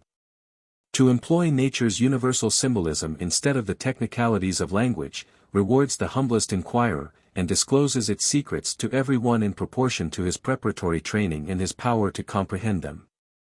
If their philosophical meaning was above the comprehension of some, their moral and political meanings are within the reach of all. These mystic shows and performances were not the reading of a lecture, but the opening of a problem. Requiring research, they were calculated to arouse the dormant intellect. They implied no hostility to philosophy, because philosophy is the great expounder of symbolism, although its ancient interpretations were often ill-founded and incorrect. The alteration from symbol to dogma is fatal to beauty of expression, and leads to intolerance and assumed infallibility. If, in teaching the great doctrine of the divine nature of the soul, and in striving to explain its longings after immortality, and in proving its superiority over the souls of the animals, which have no aspirations heavenward. The ancients struggled in vain to express the nature of the soul, by comparing it to fire and light. It will be well for us to consider whether, with all our boasted knowledge, we have any better or clearer idea of its nature. And whether we have not despairingly taken refuge in having none at all. And if they erred as to its original place of abode, and understood literally the mode and path of its descent, these were but the accessories of the great truth, and probably, to the initiates, mere allegories, designed to make the idea more palpable and impressive to the mind. They are at least no more fit to be smiled at by the self-conceit of a vain ignorance, the wealth of whose knowledge consists solely in words, than the bosom of Abraham, as a home for the spirits of the just dead. The gulf of actual fire, for the eternal torture of spirits, and the city of the New Jerusalem, with its walls of jasper and its edifices of pure gold like clear glass, its foundations of precious stones, and its gates each of a single pearl. I knew a man, says Paul, caught up to the third heaven, that he was caught up into paradise, and heard ineffable words, which it is not possible for a man to utter. And nowhere is the antagonism and conflict between the spirit and body more frequently and forcibly insisted on than in the writings of this apostle, nowhere the divine nature of the soul more strongly asserted. With the mind, he says, I serve the law of God, but with the flesh the law of sin. As many as are led by the Spirit of God, are the sons of God. The earnest expectation of the created waits for the manifestation of the sons of God. The created shall be delivered from the bondage of corruption, of the flesh liable to decay, into the glorious liberty of the children of God. Two forms of government are favorable to the prevalence of falsehood and deceit. Under a despotism, men are false, treacherous, and deceitful through fear, like slaves dreading the lash. Under a democracy they are so as a means of attaining popularity in office, and because of the greed for wealth. Experience will probably prove that these odious and detestable vices will grow most rankly and spread most rapidly in a republic. When office and wealth become the gods of a people, and the most unworthy and unfit most aspire to the former, and fraud becomes the highway to the latter, the land will reek with falsehood and sweat lies and chicane. When the offices are open to all, merit and stern integrity and the dignity of unsullied honor will attain them only rarely and by accident. To be able to serve the country well, will cease to be a reason why the great and wise and learned should be selected to render service. Other qualifications, less honorable, will be more available. To adapt one's opinions to the popular humor. To defend, apologize for, and justify the popular follies, to advocate the expedient and the plausible, to caress, cajole, and flatter the elector, to beg like a spaniel for his vote, even if he be a Negro 3 removes from barbarism. To profess friendship for a competitor and stab him by innuendo.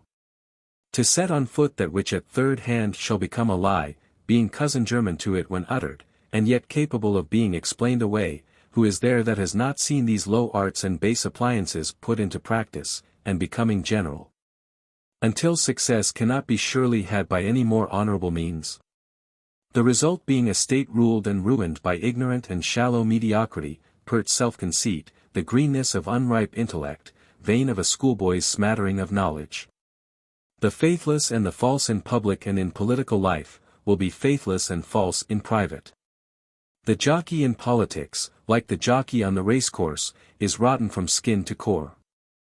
Everywhere he will see first to his own interests, and whoso leans on him will be pierced with a broken reed. His ambition is ignoble, like himself. And therefore he will seek to attain office by ignoble means, as he will seek to attain any other coveted object, land, money, or reputation. At length, office and honor are divorced. The place that the small and shallow, the knave or the trickster, is deemed competent and fit to fill, ceases to be worthy the ambition of the great and capable. Or if not, these shrink from a contest, the weapons to be used wherein are unfit for a gentleman to handle. Then the habits of unprincipled advocates in law courts are naturalized in senates, and pettifoggers wrangle there, when the fate of the nation and the lives of millions are at stake. States are even begotten by villainy and brought forth by fraud, and rascalities are justified by legislators claiming to be honorable. Then contested elections are decided by perjured votes or party considerations. And all the practices of the worst times of corruption are revived and exaggerated in republics. It is strange that reverence for truth, that manliness and genuine loyalty, and scorn of littleness and unfair advantage, and genuine faith and godliness and large-heartedness should diminish, among statesmen and people, as civilization advances. And freedom becomes more general, and universal suffrage implies universal worth and fitness. In the age of Elizabeth, without universal suffrage, or societies for the diffusion of useful knowledge, or popular lecturers, or Lycia, the statesman, the merchant, the burgher, the sailor, were all alike heroic, fearing God only, and man not at all. Let but 100 or 2 years elapse, and in a monarchy or republic of the same race, nothing is less heroic than the merchant, the shrewd speculator, the office-seeker, fearing man only, and God not at all. Reverence for greatness dies out, and is succeeded by base envy of greatness. Every man is in the way of many, either in the path to popularity or wealth. There is a general feeling of satisfaction when a great statesman is displaced, or a general, who has been for his brief hour the popular idol, is unfortunate and sinks from his high estate. It becomes a misfortune, if not a crime, to be above the popular level. We should naturally suppose that a nation in distress would take counsel with the wisest of its sons.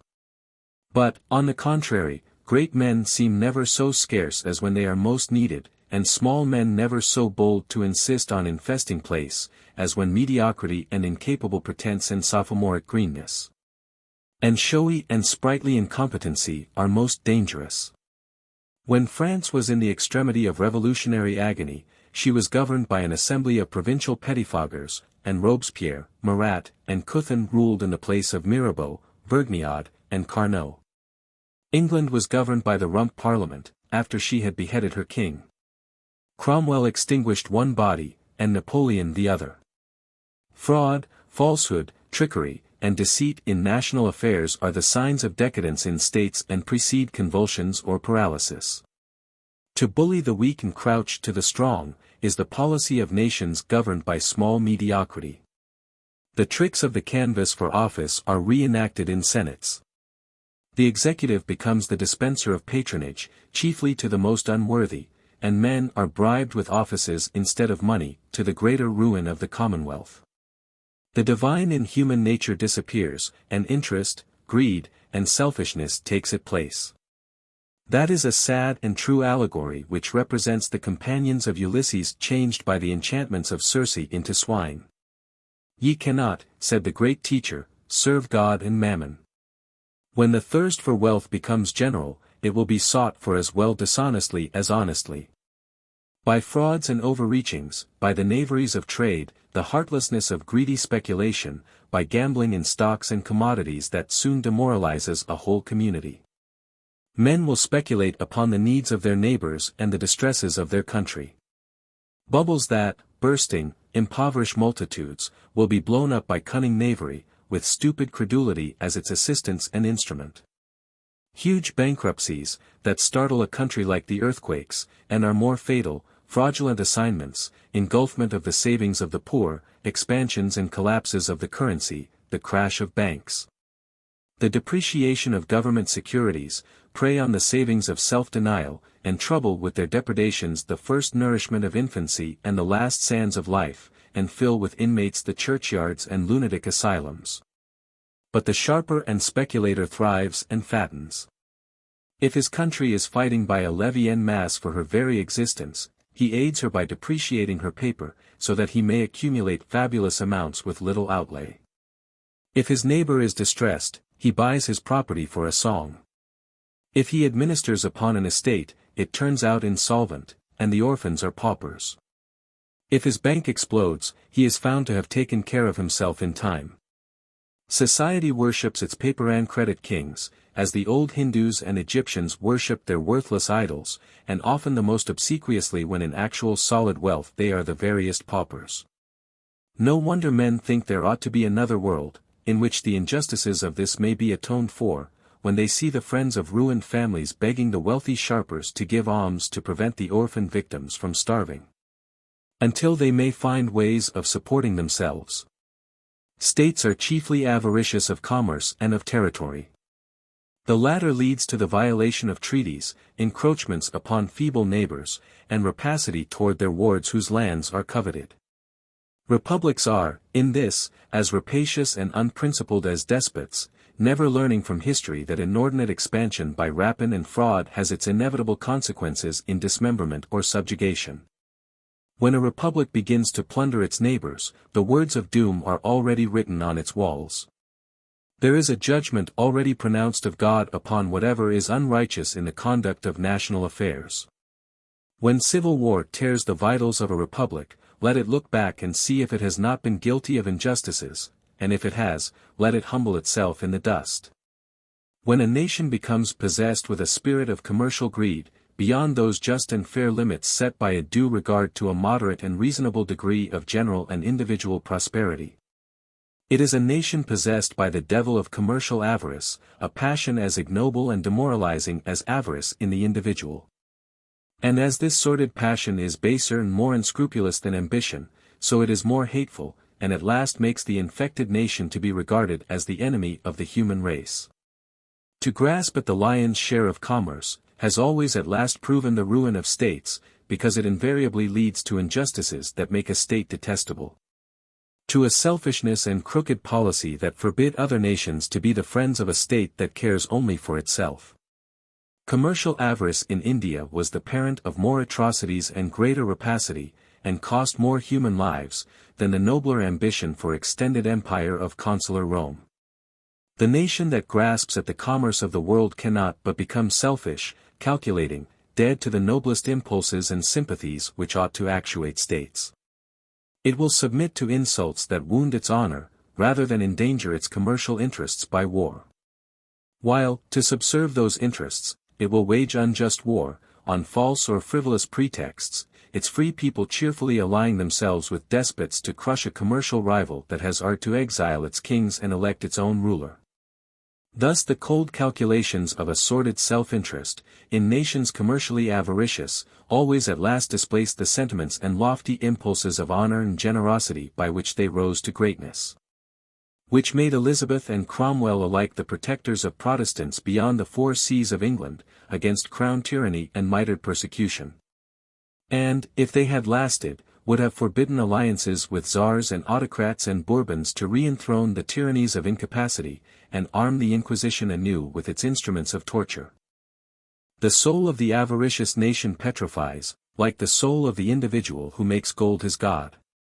The despot will occasionally act upon noble and generous impulses, and help the weak against the strong, the right against the wrong. But commercial avarice is essentially egotistic, grasping, faithless, overreaching, crafty, cold, ungenerous, selfish, and calculating, controlled by considerations of self-interest alone. Heartless and merciless, it has no sentiments of pity, sympathy, or honor, to make it pause in its remorseless career.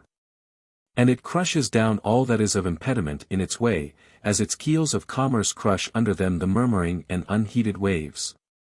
A war for a great principle ennobles a nation. A war for commercial supremacy, upon some shallow pretext, is despicable, and more than aught else demonstrates to what immeasurable depths of baseness men and nations can descend. Commercial greed values the lives of men no more than it values the lives of ants. The slave trade is as acceptable to a people enthralled by that greed, as the trade in ivory or spices, if the profits are as large. It will by and by endeavor to compound with God and quiet its own conscience, by compelling those to whom it sold the slaves it bought or stole, to set them free, and slaughtering them by hecatombs if they refuse to obey the edicts of its philanthropy. Justice in no wise consists in meting out to another that exact measure of reward or punishment which we think and decree his merit, or what we call his crime, which is more often merely his error, deserves. The justice of the father is not incompatible with forgiveness by him of the errors and offenses of his child. The infinite justice of God does not consist in meting out exact measures of punishment for human frailties and sins. We are too apt to erect our own little and narrow notions of what is right and just into the law of justice, and to insist that God shall adopt that as his law. To measure off something with our own little tape line, and call it God's love of justice. Continually we seek to ennoble our own ignoble love of revenge and retaliation, by misnaming it justice. Nor does justice consist in strictly governing our conduct toward other men by the rigid rules of legal right. If there were a community anywhere, in which all stood upon the strictness of this rule, there should be written over its gates, as a warning to the unfortunates desiring admission to that inhospitable realm. The words which Dante says are written over the great gate of hell, "Let those who enter here leave hope behind." It is not just to pay the laborer in field or factory or workshop his current wages and no more, the lowest market value of his labor, for so long only as we need that labor and he is able to work. For when sickness or old age overtakes him, that is to leave him and his family to starve. And God will curse with calamity the people in which the children of the laborer out of work eat the boiled grass of the field, and mothers strangle their children. That they may buy food for themselves with the charitable pittance given for burial expenses. The rules of what is ordinarily termed justice, may be punctiliously observed among the fallen spirits that are the aristocracy of hell. Justice, divorced from sympathy, is selfish indifference, not in the least more laudable than misanthropic isolation. There is sympathy even among the hair-like oscillatorias, a tribe of simple plants, armies of which may be discovered, with the aid of the microscope, in the tiniest bit of scum from a stagnant pool. For these will place themselves, as if it were by agreement, in separate companies, on the side of a vessel containing them, and seem marching upward in rows. And when a swarm grows weary of its situation, and has a mind to change its quarters, each army holds on its way without confusion or intermixture, proceeding with great regularity and order, as if under the directions of wise leaders. The ants and bees give each other mutual assistance, beyond what is required by that which human creatures are apt to regard as the strict law of justice. Surely we need but reflect a little, to be convinced that the individual man is but a fraction of the unit of society, and that he is indissolubly connected with the rest of his race. Not only the actions, but the will and thoughts of other men make or mar his fortunes, control his destinies, are unto him life or death, dishonor or honor. The epidemics, physical and moral, contagious and infectious, public opinion, popular delusions, enthusiasms, and the other great electric phenomena and currents, moral and intellectual, prove the universal sympathy. The vote of a single and obscure man, the utterance of self-will, ignorance, conceit, or spite, deciding an election and placing folly or incapacity or baseness in a senate, involves the country in war, sweeps away our fortunes, slaughters our sons. Renders the labors of a life unavailing, and pushes on, helpless, with all our intellect to resist, into the grave. These considerations ought to teach us that justice to others and to ourselves is the same, that we cannot define our duties by mathematical lines ruled by the square, but must fill with them the great circle traced by the compasses. That the circle of humanity is the limit, and we are but the point in its center, the drops in the great Atlantic, the atom or particle, bound by a mysterious law of attraction which we term sympathy to every other atom in the mass. That the physical and moral welfare of others cannot be indifferent to us, that we have a direct and immediate interest in the public morality and popular intelligence, in the well-being and physical comfort of the people at large. The ignorance of the people, their pauperism and destitution, and consequent degradation, their brutalization and demoralization, are all diseases. And we cannot rise high enough above the people, nor shut ourselves up from them enough, to escape the miasmatic contagion and the great magnetic currents. Justice is peculiarly indispensable to nations. The unjust state is doomed of God to calamity and ruin. This is the teaching of the eternal wisdom and of history. Righteousness exalteth a nation, but wrong is a reproach to nations. The throne is established by righteousness. Let the lips of the ruler pronounce the sentence that is divine, and his mouth do no wrong in judgment. The nation that adds province to province by fraud and violence, that encroaches on the weak and plunders its wards, and violates its treaties and the obligation of its contracts. And for the law of honor and fair dealing substitutes the exigencies of greed and the base precepts of policy and craft and the ignoble tenets of expediency, is predestined to destruction. For here, as with the individual, the consequences of wrong are inevitable and eternal. A sentence is written against all that is unjust, written by God in the nature of man and in the nature of the universe, because it is in the nature of the infinite God.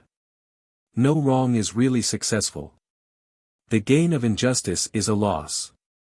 Its pleasure, suffering. Iniquity often seems to prosper, but its success is its defeat and shame. If its consequences pass by the doer, they fall upon and crush his children. It is a philosophical, physical, and moral truth, in the form of a threat, that God visits the iniquity of the fathers upon the children, to the third and fourth generation of those who violate his laws. After a long while, the day of reckoning always comes, to nation as to individual, and always the knave deceives himself, and proves a failure. Hypocrisy is the homage that vice and wrong pay to virtue and justice. It is Satan attempting to clothe himself in the angelic vesture of light. It is equally detestable in morals, politics, and religion, in the man and in the nation. To do injustice under the pretense of equity and fairness. To reprove vice in public and commit it in private, to pretend to charitable opinion and censoriously condemn, to profess the principles of Masonic beneficence, and close the ear to the wail of distress and the cry of suffering. To eulogize the intelligence of the people, and plot to deceive and betray them by means of their ignorance and simplicity, to prate of purity, and peculate, of honor, and basely abandon a sinking cause. Of disinterestedness, and sell one's vote for place and power, are hypocrisies as common as they are infamous and disgraceful. To steal the livery of the court of God to serve the devil withal. To pretend to believe in a God of mercy and a Redeemer of love, and persecute those of a different faith, to devour widows' houses, and for a pretense make long prayers, to preach continence, and wallow in lust. To inculcate humility, and in pride surpass Lucifer, to pay tithe, and omit the weightier matters of the law, judgment, mercy and faith, to strain at a gnat and swallow a camel. To make clean the outside of the cup and platter, keeping them full within of extortion and excess. To appear outwardly righteous unto men, but within be full of hypocrisy and iniquity, is indeed to be like unto whited sepulchres, which appear beautiful outward, but are within full of bones of the dead and of all uncleanness. The Republic cloaks its ambition with the pretense of a desire and duty to extend the area of freedom, and claims it as its manifest destiny to annex other republics or the states or provinces of others to itself, by open violence. Or under obsolete, empty, and fraudulent titles. The empire founded by a successful soldier, claims its ancient or natural boundaries, and makes necessity and its safety the plea for open robbery. The great merchant nation, gaining foothold in the Orient, finds a continual necessity for extending its dominion by arms, and subjugates India. The great royalties and despotisms, without a plea, partition among themselves a kingdom, dismember Poland, and prepare to wrangle over the dominions of the Crescent. To maintain the balance of power is a plea for the obliteration of states. Carthage, Genoa, and Venice, commercial cities only, must acquire territory by force or fraud, and become states. Alexander marches to the Indus, Tamerlane seeks universal empire, the Saracens conquer Spain and threaten Vienna. The thirst for power is never satisfied. It is insatiable. Neither men nor nations ever have power enough. When Rome was the mistress of the world, the emperors caused themselves to be worshipped as gods. The Church of Rome claimed despotism over the soul, and over the whole life from the cradle to the grave. It gave and sold absolutions for past and future sins. It claimed to be infallible in matters of faith. It decimated Europe to purge it of heretics. It decimated America to convert the Mexicans and Peruvians. It gave and took away thrones, and by excommunication and interdict closed the gates of paradise against nations. Spain, haughty with its dominion over the Indies, endeavored to crush out Protestantism in the Netherlands, while Philip II married the Queen of England, and the pair sought to win that kingdom back to its allegiance to the papal throne. Afterwards Spain attempted to conquer it with her invincible armada. Napoleon set his relatives and captains on thrones, and parceled among them half of Europe. The Tsar rules over an empire more gigantic than Rome. The history of all is or will be the same: acquisition, dismemberment, ruin. There is a judgment of God against all that is unjust. To seek to subjugate the will of others and take the soul captive, because it is the exercise of the highest power, seems to be the highest object of human ambition. It is at the bottom of all proselyting and propagandism, from that of Mesmer to that of the Church of Rome and the French Republic. That was the apostolate alike of Joshua and of Mahomet. Masonry alone preaches toleration, the right of man to abide by his own faith, the right of all states to govern themselves. It rebukes alike the monarch who seeks to extend his dominions by conquest, the church that claims the right to repress heresy by fire and steel, and the confederation of states that insist on maintaining a union by force and restoring brotherhood by slaughter and subjugation. It is natural, when we are wronged, to desire revenge, and to persuade ourselves that we desire it less for our own satisfaction than to prevent a repetition of the wrong, to which the doer would be encouraged by immunity coupled with the profit of the wrong. To submit to be cheated is to encourage the cheater to continue. And we are quite apt to regard ourselves as God's chosen instruments to inflict his vengeance, and for him and in his stead to discourage wrong by making it fruitless and its punishment sure. Revenge has been said to be a kind of wild justice. But it is always taken in anger, and therefore is unworthy of a great soul, which ought not to suffer its equanimity to be disturbed by ingratitude or villainy. The injuries done us by the base are as much unworthy of our angry notice as those done us by the insects and the beasts. And when we crush the adder, or slay the wolf or hyena, we should do it without being moved to anger, and with no more feeling of revenge than we have in rooting up a noxious weed. And if it be not in human nature not to take revenge by way of punishment, let the Mason truly consider that in doing so he is God's agent, and so let his revenge be measured by justice and tempered by mercy. The law of God is, that the consequences of wrong and cruelty and crime shall be their punishment. And the injured and the wronged and the indignant are as much his instruments to enforce that law, as the diseases and public detestation, and the verdict of history and the execration of posterity are. No one will say that the inquisitor who has racked and burned the innocent, the Spaniard who hewed Indian infants, living, into pieces with his sword, and fed the mangled limbs to his bloodhounds, the military tyrant who has shot men without trial, the knave who has robbed or betrayed his state, the fraudulent banker or bankrupt who has beggared orphans, the public officer who has violated his oath, the judge who has sold injustice, the legislator who has enabled incapacity to work the ruin of the state, ought not to be punished. Let them be so, and let the injured or the sympathizing be the instruments of God's just vengeance, but always out of a higher feeling than mere personal revenge. Remember that every moral characteristic of man finds its prototype among creatures of lower intelligence. That the cruel foulness of the hyena, the savage rapacity of the wolf, the merciless rage of the tiger, the crafty treachery of the panther, are found among mankind, and ought to excite no other emotion, when found in the man, than when found in the beast. Why should the true man be angry with the geese that hiss, the peacocks that strut, the asses that bray, and the apes that imitate and chatter, although they wear the human form? Always, also, it remains true, that it is more noble to forgive than to take revenge, and that, in general, we ought too much to despise those who wrong us, to feel the emotion of anger, or to desire revenge. At the sphere of the sun, you are in the region of light. The Hebrew word for gold, zahab, also means light, of which the sun is to the earth the great source. So, in the great Oriental allegory of the Hebrews, the river Pis encompasses the land of gold or light, and the river Gihon the land of Ethiopia or darkness. What light is, we no more know than the ancients did. According to the modern hypothesis, it is not composed of luminous particles shot out from the sun with immense velocity. But that body only impresses, on the ether which fills all space, a powerful vibratory movement that extends, in the form of luminous waves, beyond the most distant planets, supplying them with light and heat. To the ancients, it was an outflowing from the deity. To us, as to them, it is the apt symbol of truth and knowledge.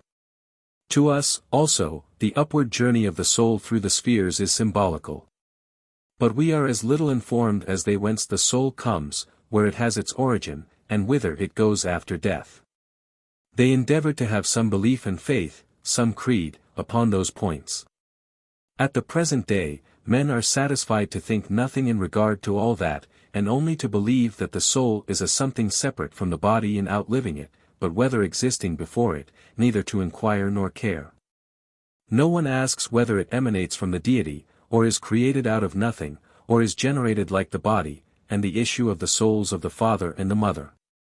Let us not smile, therefore, at the ideas of the ancients, until we have a better belief. But accept their symbols as meaning that the soul is of a divine nature, originating in a sphere nearer the deity, and returning to that when freed from the enthrallment of the body. And that it can only return there when purified of all the sordidness and sin which have, as it were, become part of its substance, by its connection with the body. It is not strange that, thousands of years ago, men worshipped the sun, and that today that worship continues among the Parsas. Originally they looked beyond the orb to the invisible God, of whom the sun's light, seemingly identical with generation and life, was the manifestation and outflowing. Long before the Chaldean shepherds watched it on their plains, it came up regularly, as it now does, in the morning, like a god, and again sank, like a king retiring, in the west, to return again in due time in the same array of majesty. We worship immutability. It was that steadfast, immutable character of the sun that the men of Baalbek worshipped. His light-giving and life-giving powers were secondary attributes. The one grand idea that compelled worship was the characteristic of God which they saw reflected in his light, and fancied they saw in its originality the changelessness of deity. He had seen thrones crumble, earthquakes shake the world and hurl down mountains. Beyond Olympus, beyond the pillars of Hercules, he had gone daily to his abode, and had come daily again in the morning to behold the temples they built to his worship. They personified him as Brahma, Amun, Osiris, Bel, Adonis, Makarth, Mithras, and Apollo, and the nations that did so grew old and died. Moss grew on the capitals of the great columns of his temples, and he shone on the moss. Grain by grain the dust of his temples crumbled and fell, and was borne off on the wind, and still he shone on crumbling column and architrave. The roof fell crashing on the pavement, and he shone in on the Holy of Holies with unchanging rays. It was not strange that men worshipped the sun.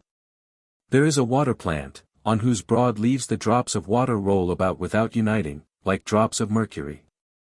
So arguments on points of faith, in politics or religion, roll over the surface of the mind. An argument that convinces one mind has no effect on another. Few intellects, or souls that are the negations of intellect have any logical power or capacity. There is a singular obliquity in the human mind that makes the false logic more effective than the true with 9/10 of those who are regarded as men of intellect. Even among the judges, not 1 in 10 can argue logically. Each mind sees the truth, distorted through its own medium. Truth, to most men, is like matter in the spheroidal state. Like a drop of cold water on the surface of a red-hot metal plate, it dances, trembles, and spins, and never comes into contact with it. And the mind may be plunged into truth, as the hand moistened with sulfurious acid may into melted metal, and be not even warmed by the immersion. The word chirum or curum is a compound one. Jacenius renders curum by the word noble or freeborn, cur meaning white, noble. It also means the opening of a window, the socket of the eye. Cri also means white, or an opening, and Chris, the orb of the sun, in Job 8:13 and X 7. Krishna is the Hindu sun god. Kur, the Parsi word, is the literal name of the sun.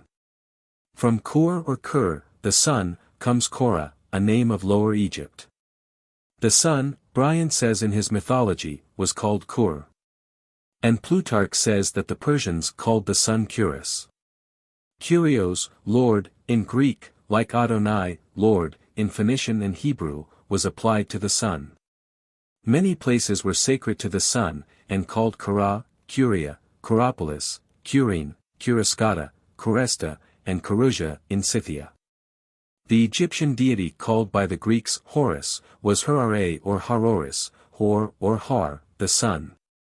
Hari is a Hindu name of the sun Arial, Aries, Ar, Ariman, Arimonios, the Ar meaning fire or flame, are of the same kindred. Hermes or Haramies, Aram, Remus, Haram, Heremias, was Cadmos, the divine light or wisdom. Markuri, says Movers, is Mar, the sun. In the Hebrew, Eor, is light, fire, or the sun Cyrus, said Ctesias, was so named from Curus, the sun Curis, Hesychius says, was Adonis. Apollo, the sun god, was called Kureos, from Kura, a city in Phocis. The people of Curene, originally Ethiopians or Cuthites, worshipped the sun under the title of Acor and Acre. We know, through a precise testimony in the ancient annals of Tsur, that the principal festivity of Malkarth, the incarnation of the sun at the winter solstice, held at Tsur, was called his rebirth or his awakening. And that it was celebrated by means of a pyre, on which the god was supposed to regain, through the aid of fire, a new life. This festival was celebrated in the month Parishus, Berith, the second day of which corresponded to the 25th of December. Khrum, king of Tyre, Movers says, first performed this ceremony. These facts we learn from Josephus, Servius on the Aeneid, and the Dionysiacs of Nonus, and through a coincidence that cannot be fortuitous, the same day was at Rome the Dies Natalis Solis Invicti, the festal day of the invincible sun. Under this title, Hercules, Heracles, was worshipped at Tsur. Thus, while the temple was being erected, the death and resurrection of a sun god was annually represented at Tsur, by Solomon's ally, at the winter solstice, by the pyre of Malkartich, the Tsurian Heracles. Auroris or Auroris, the elder Horus, is from the same old root that in the Hebrew has the form or, with the definite article prefixed, hor, light, or the light, splendor, flame, the sun and his rays. The hieroglyphic of the younger Horus was the point in a circle, of the elder, a pair of eyes. And the festival of the 30th day of the month Epiphi, when the sun and moon were supposed to be in the same right line with the earth, was called the birthday of the eyes of Horus. In a papyrus published by Champollion, this god is styled Harori, lord of the solar spirits, the beneficent eye of the sun. Plutarch calls him Harpocrates, but there is no trace of the latter part of the name in the hieroglyphic legends. He is the son of Osiris and Isis, and is represented sitting on a throne supported by lions, the same word, in Egyptian, meaning lion and sun. So Solomon made a great throne of ivory, plated with gold, with 6 steps, at each arm of which was a lion, and 1 on each side to each step, making 7 on each side. Again, the Hebrew word, Hebrew, Kai, means living. And, Hebrew, Ram, was, or shall be, raised or lifted up. The latter is the same as, Hebrew, Ram, Aroam, Haram, whence Aram, for Syria, or Aramea, highland. Kairam, therefore, would mean, was raised up to life, or living.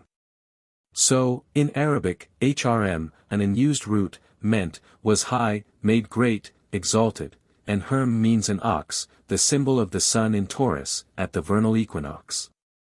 Kuram, therefore, improperly called Hiram, is Khurom, the same as Hurare, Hermes, and Heracles, the Heracles Tyrius Invictus, the personification of light and the sun, the mediator, redeemer, and savior.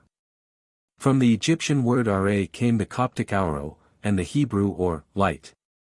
Harori, is Hor or Har, the chief or master. Hor is also heat, and Ora, season or hour. And hence in several African dialects, as names of the sun, Ero, Iro, Ir, Wiro, Gura, and the like. The royal name rendered Pharaoh, was Phra, that is, Pyare, the sun. The legend of the contest between Horare and Set, or Set Nubai, the same as Bar or Baal, is older than that of the strife between Osiris and Typhon, as old, at least, as the 19th dynasty. It is called in the Book of the Dead, the day of the battle between Horus and Set. The later myth connects itself with Phoenicia and Syria. The body of Osiris went ashore at Jebel or Byblos, 60 miles above Tsur. You will not fail to notice that in the name of each murderer of Kuram, that of the evil god Baal is found. Harori was the god of time, as well as of life. The Egyptian legend was that the king of Byblos cut down the tamarisk tree containing the body of Osiris, and made of it a column for his palace. Isis, employed in the palace, obtained possession of the column, took the body out of it, and carried it away. Apuleius describes her as a beautiful female, over whose divine neck her long thick hair hung in graceful ringlets. And in the procession female attendants, with ivory combs, seemed to dress and ornament the royal hair of the goddess. The palm tree, and the lamp in the shape of a boat, appeared in the procession. If the symbol we are speaking of is not a mere modern invention, it is to these things it alludes. The identity of the legends is also confirmed by this hieroglyphic picture, copied from an ancient Egyptian monument, which may also enlighten you as to the lion's grip and the master's gavel. Hebrew, in the ancient Phoenician character, symbols, and in the Samaritan, symbols, AB, the two letters representing the numbers 1, 2, or unity in duality, means father, and is a primitive noun, common to all the Semitic languages. It also means an ancestor, originator, inventor, head, chief or ruler. Manager, overseer, master, priest, prophet.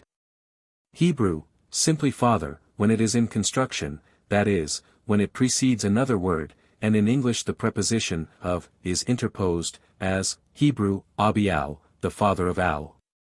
Also, the final yod means my. So that, Hebrew, by itself means my father. Hebrew, David my father, 2 Cron, 2. 3. Hebrew, Vav, final is the possessive pronoun his, and, Hebrew, Abayu, which we read, Abif, means, of my fathers. Its full meaning, as connected with the name of Kuram, no doubt is, formerly one of my father's servants, or slaves. The name of the Phoenician artificer is, in Samuel and Kings, Hebrew, and, Hebrew, 2 Sam v. 11, 1 Kings v. 15. 1 Kings 7. 40, in Chronicles it is, Hebrew, with the addition of, Hebrew, 2 Chron, 2. 12, and of, Hebrew. 2 Chron, 4. 16. It is merely absurd to add the word abif or abif, as part of the name of the artificer. And it is almost as absurd to add the word abi, which was a title and not part of the name. Joseph says, Gen XLV. 8, God has constituted me, Abel Para, as father to Para, i.e., vizier or prime minister. So Haman was called the second father of Artaxerxes, and when King Kuram used the phrase, Kuram Abi, he meant that the artificer he sent Shlomo was the principal or chief workman in his line at Tsur. A medal copied by Montfaucon exhibits a female nursing a child, with ears of wheat in her hand, and the legend, Iao. She is seated on clouds, a star at her head, and 3 ears of wheat rising from an altar before her. Horus was the mediator, who was buried 3 days, was regenerated, and triumphed over the evil principle. The word Hari, in Sanskrit, means shepherd, as well as savior. Krishna is called Hari, as Jesus called himself the Good Shepherd. Hebrew, Kur, means an aperture of a window, a cave, or the eye. Also it means white. In Syriac, symbols. Hebrew, also means an opening, and noble, freeborn, highborn. Hebrew, Kerm means consecrated, devoted. In Ethiopic, symbols. It is the name of a city, Josh 19. 38, and of a man, Ezr 2. 32, X 31, Nay 3. 11. Hebrew, Kyra, means nobility, a noble race. Buddha is declared to comprehend in his own person the essence of the Hindu Trimurti, and hence the triliteral monosyllable Om or Aum is applied to him as being essentially the same as Brahma Vishnu Shiva. He is the same as Hermes, Thoth, taught, and tutates. One of his names is Heremiah or Hermiah, which are evidently the same name as Hermes and Kerm or Kerm. Heri, in Sanskrit, means Lord. A learned brother places over the two symbolic pillars, from right to left, the two words, symbols, and symbols, Hebrew, and Hebrew, IHU and BAL, followed by the hieroglyphic equivalent, hieroglyphic, of the sun god, Harmonious Ra. Is it an accidental coincidence, that in the name of each murderer are the two names of the good and evil deities of the Hebrews, for Yubel is but Yehubal or Yehobal?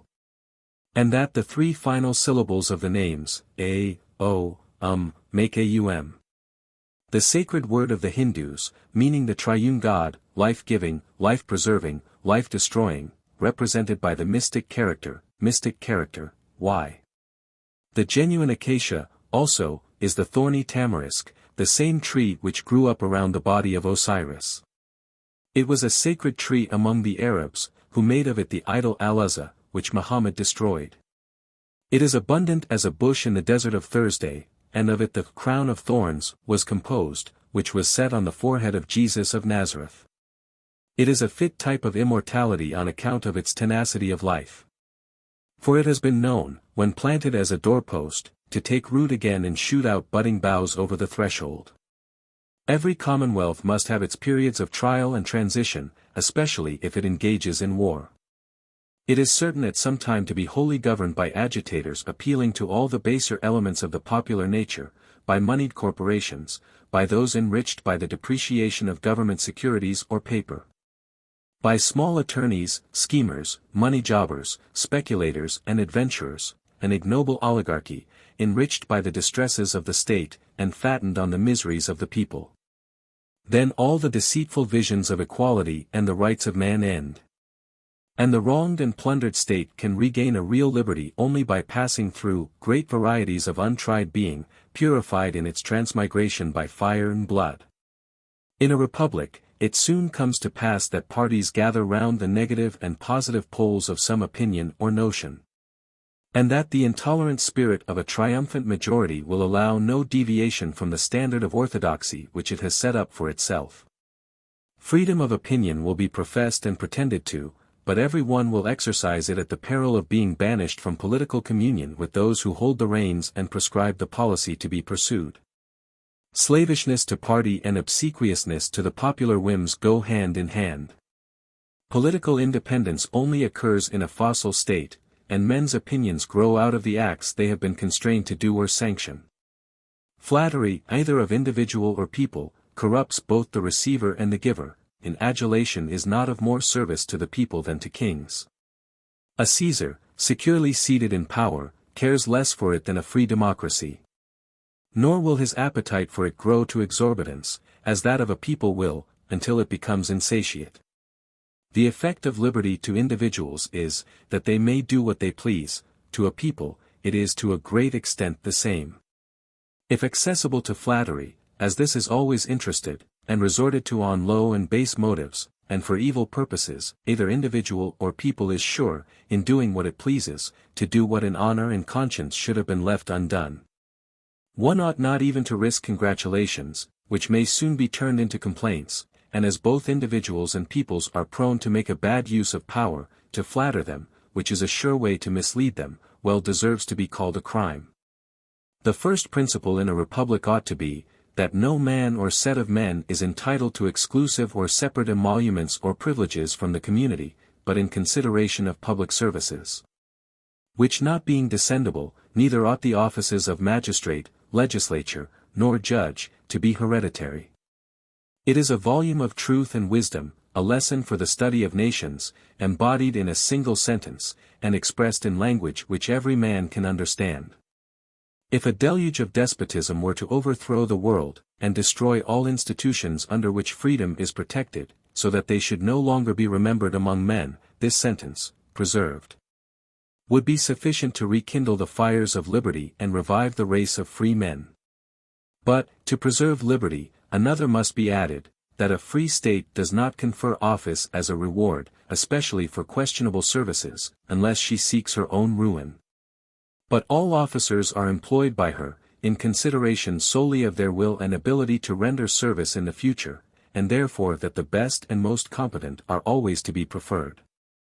For, if there is to be any other rule, that of hereditary succession is perhaps as good as any. By no other rule is it possible to preserve the liberties of the state.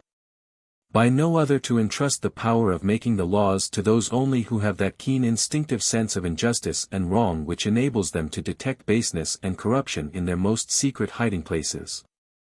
And that moral courage and generous manliness and gallant independence that make them fearless in dragging out the perpetrators to the light of day, and calling down upon them the scorn and indignation of the world. The flatterers of the people are never such men. On the contrary, a time always comes to a republic, when it is not content, like Tiberius, with a single Sejanus, but must have a host. And when those most prominent in the lead of affairs are men without reputation, statesmanship, ability, or information, the mere hacks of party, owing their places to trickery and want of qualification. With none of the qualities of head or heart that make great and wise men, and, at the same time, filled with all the narrow conceptions and bitter intolerance of political bigotry. These die, and the world is none the wiser for what they have said and done. Their names sink in the bottomless pit of oblivion, but their acts of folly or knavery curse the body politic and at last prove its ruin. Politicians, in a free state, are generally hollow, heartless, and selfish. Their own aggrandizement is the end of their patriotism. And they always look with secret satisfaction on the disappointment or fall of one whose loftier genius and superior talents overshadow their own self-importance, or whose integrity and incorruptible honor are in the way of their selfish ends. The influence of the small aspirants is always against the great man. His accession to power may be almost for a lifetime. One of themselves will be more easily displaced, and each hopes to succeed him. And so it at length comes to pass that men impudently aspire to and actually win the highest stations, who are unfit for the lowest clerkships, and incapacity and mediocrity become the surest passports to office. The consequence is, that those who feel themselves competent and qualified to serve the people, refuse with disgust to enter into the struggle for office. Where the wicked and Jesuitical doctrine that all is fair in politics is an excuse for every species of low villainy. And those who seek even the highest places of the state do not rely upon the power of a magnanimous spirit, on the sympathizing impulses of a great soul, to stir and move the people to generous, noble, and heroic resolves. And to wise and manly action. But, like spaniels erect on their hind legs, with forepaws obsequiously suppliant, fawn, flatter, and actually beg for votes.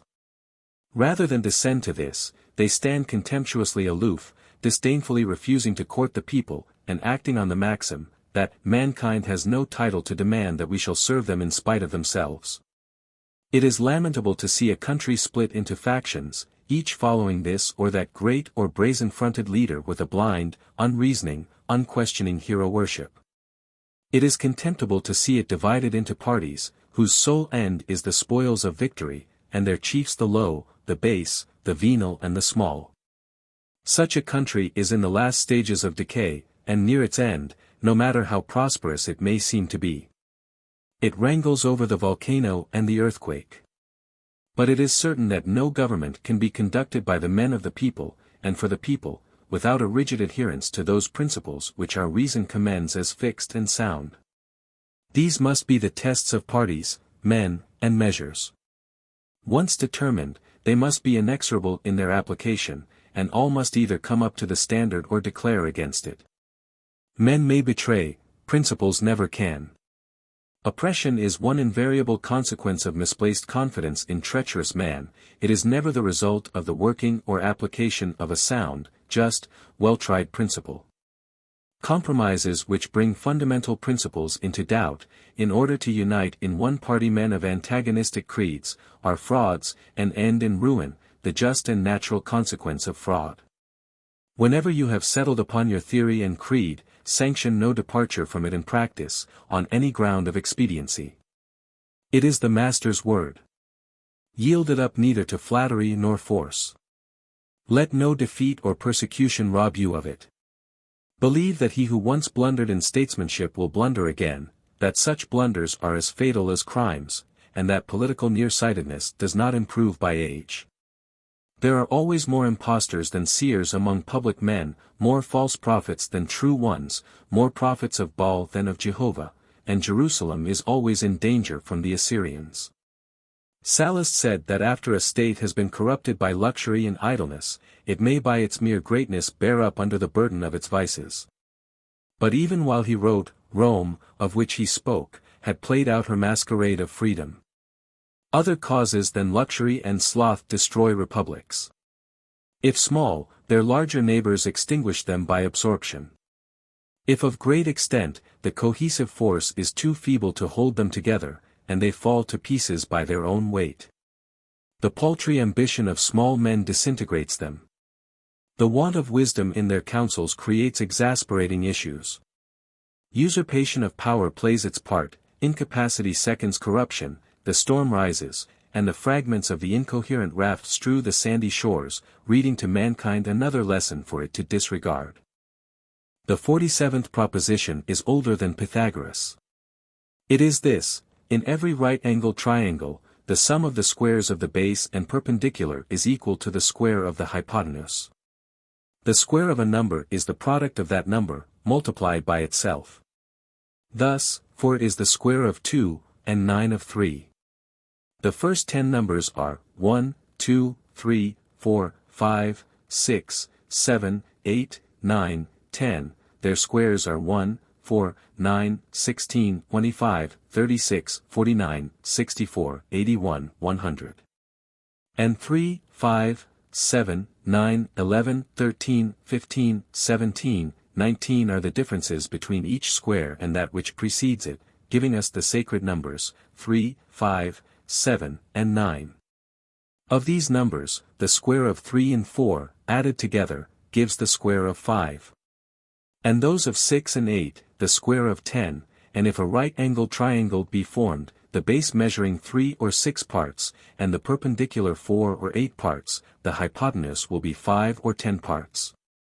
And if a square is erected on each side, these squares being subdivided into squares each side of which is 1 part in length, there will be as many of these in the square erected on the hypotenuse as in the other 2 squares together. Now the Egyptians arranged their deities in triads, the father or the spirit or active principle or generative power, the mother, or matter, or the passive principle, or the conceptive power. And the son, issue or product, the universe, proceeding from the 2 principles. These were Osiris, Isis, and Horus. In the same way, Plato gives us thought the father, primitive matter the mother. And cosmos the world, the sun, the universe animated by a soul. Triads of the same kind are found in the Kabbalah. Plutarch says, in his book De Icide et Osiride, but the better and diviner nature consists of 3, that which exists within the intellect only, and matter, and that which proceeds from these, which the Greeks call cosmos. Of which 3, Plato is wont to call the intelligible, the idea, exemplar, and father, matter, the mother, the nurse, and the place and receptacle of generation. And the issue of these 2, the offspring in Genesis, the cosmos, a word signifying equally beauty and order, or the universe itself. You will not fail to notice that beauty is symbolized by the junior warden in the south. Plutarch continues to say that the Egyptians compared the universal nature to what they called the most beautiful and perfect triangle, as Plato does, in that nuptial diagram, as it is termed, which he has introduced into his Commonwealth. Then he adds that this triangle is right-angled, and its sides respectively as 3, 4, and 5.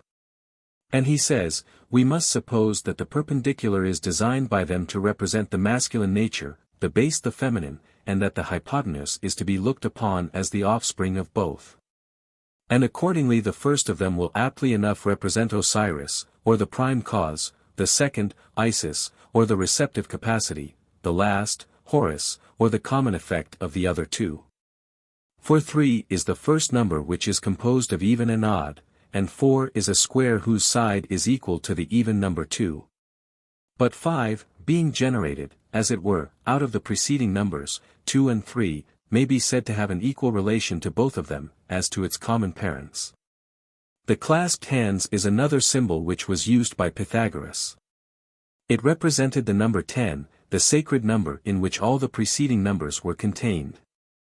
The number expressed by the mysterious tetractys, a figure borrowed by him and the Hebrew priests alike from the Egyptian sacred science, and which ought to be replaced among the symbols of the master's degree, where it of right belongs. The Hebrews formed it thus, with the letters of the divine name. The tetractys thus leads you, not only to the study of the Pythagorean philosophy as to numbers, but also to the Kabbalah, and will aid you in discovering the true word, and understanding what was meant by the music of the spheres. Modern science strikingly confirms the ideas of Pythagoras in regard to the properties of numbers, and that they govern in the universe. Long before his time, nature had extracted her cube roots and her squares. All the forces at man's disposal or under man's control, or subject to man's influence, are his working tools. The friendship and sympathy that knit heart to heart are a force like the attraction of cohesion, by which the sandy particles became the solid rock. If this law of attraction or cohesion were taken away, the material worlds and suns would dissolve in an instant into thin invisible vapor. If the ties of friendship, affection, and love were annulled, mankind would become a raging multitude of wild and savage beasts of prey. The sand hardens into rock under the immense superincumbent pressure of the ocean, aided sometimes by the irresistible energy of fire. And when the pressure of calamity and danger is upon an order or a country, the members or the citizens ought to be the more closely united by the cohesion of sympathy and interdependence. Morality is a force. It is the magnetic attraction of the heart toward truth and virtue. The needle, imbued with this mystic property, and pointing unerringly to the north, carries the mariner safely over the trackless ocean, through storm and darkness, until his glad eyes behold the beneficent beacons that welcome him to safe and hospitable harbor. Then the hearts of those who love him are gladdened, and his home made happy, and this gladness and happiness are due to the silent, unostentatious, unerring monitor that was the sailor's guide over the weltering waters. But if drifted too far northward, he finds the needle no longer true, but pointing elsewhere than to the north. What a feeling of helplessness falls upon the dismayed mariner, what utter loss of energy and courage. It is as if the great axioms of morality were to fail and be no longer true, leaving the human soul to drift helplessly, eyeless like Prometheus, at the mercy of the uncertain, faithless currents of the deep. Honor and duty are the pole stars of a Mason, the Dioscuri, by never losing sight of which he may avoid disastrous shipwreck. These Palinurus watched, until, overcome by sleep, and the vessel no longer guided truly, he fell into and was swallowed up by the insatiable sea. So the Mason who loses sight of these, and is no longer governed by their beneficent and potential force, is lost, and sinking out of sight, will disappear unhonored and unwept. The force of electricity, analogous to that of sympathy, and by means of which great thoughts or base suggestions, the utterances of noble or ignoble natures, flash instantaneously over the nerves of nations. The force of growth, fit type of immortality, lying dormant 3,000 years in the wheat grains buried with their mummies by the old Egyptians. The forces of expansion and contraction, developed in the earthquake and the tornado, and giving birth to the wonderful achievements of steam, have their parallelisms in the moral world, in individuals, and nations. Growth is a necessity for nations as for men. Its cessation is the beginning of decay. In the nation as well as the plant it is mysterious, and it is irresistible. The earthquakes that rend nations asunder, overturn thrones, and engulf monarchies and republics, have been long prepared for, like the volcanic eruption. Revolutions have long roots in the past. The force exerted is in direct proportion to the previous restraint and compression. The true statesman ought to see in progress the causes that are in due time to produce them, and he who does not is but a blind leader of the blind.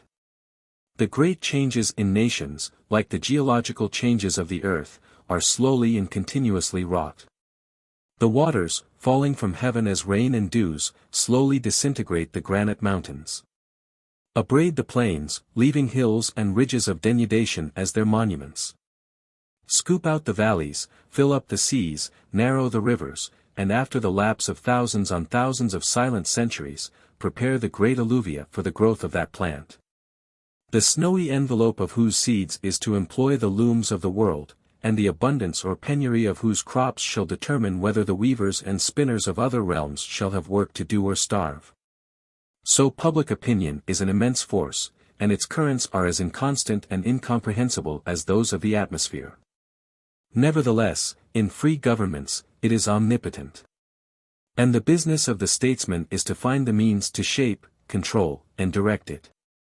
According as that is done, it is beneficial and conservative, or destructive and ruinous. The public opinion of the civilized world is international law. And it is so great a force, though with no certain and fixed boundaries, that it can even constrain the victorious despot to be generous, and aid an oppressed people in its struggle for independence. Habit is a great force. It is second nature, even in trees. It is as strong in nations as in men. So also are prejudices, which are given to men and nations as the passions are, as forces, valuable, if properly and skillfully availed of. Destructive, if unskillfully handled. Above all, the love of country, state pride, the love of home, forces of immense power. Encourage them all. Insist upon them in your public men. Permanency of home is necessary to patriotism.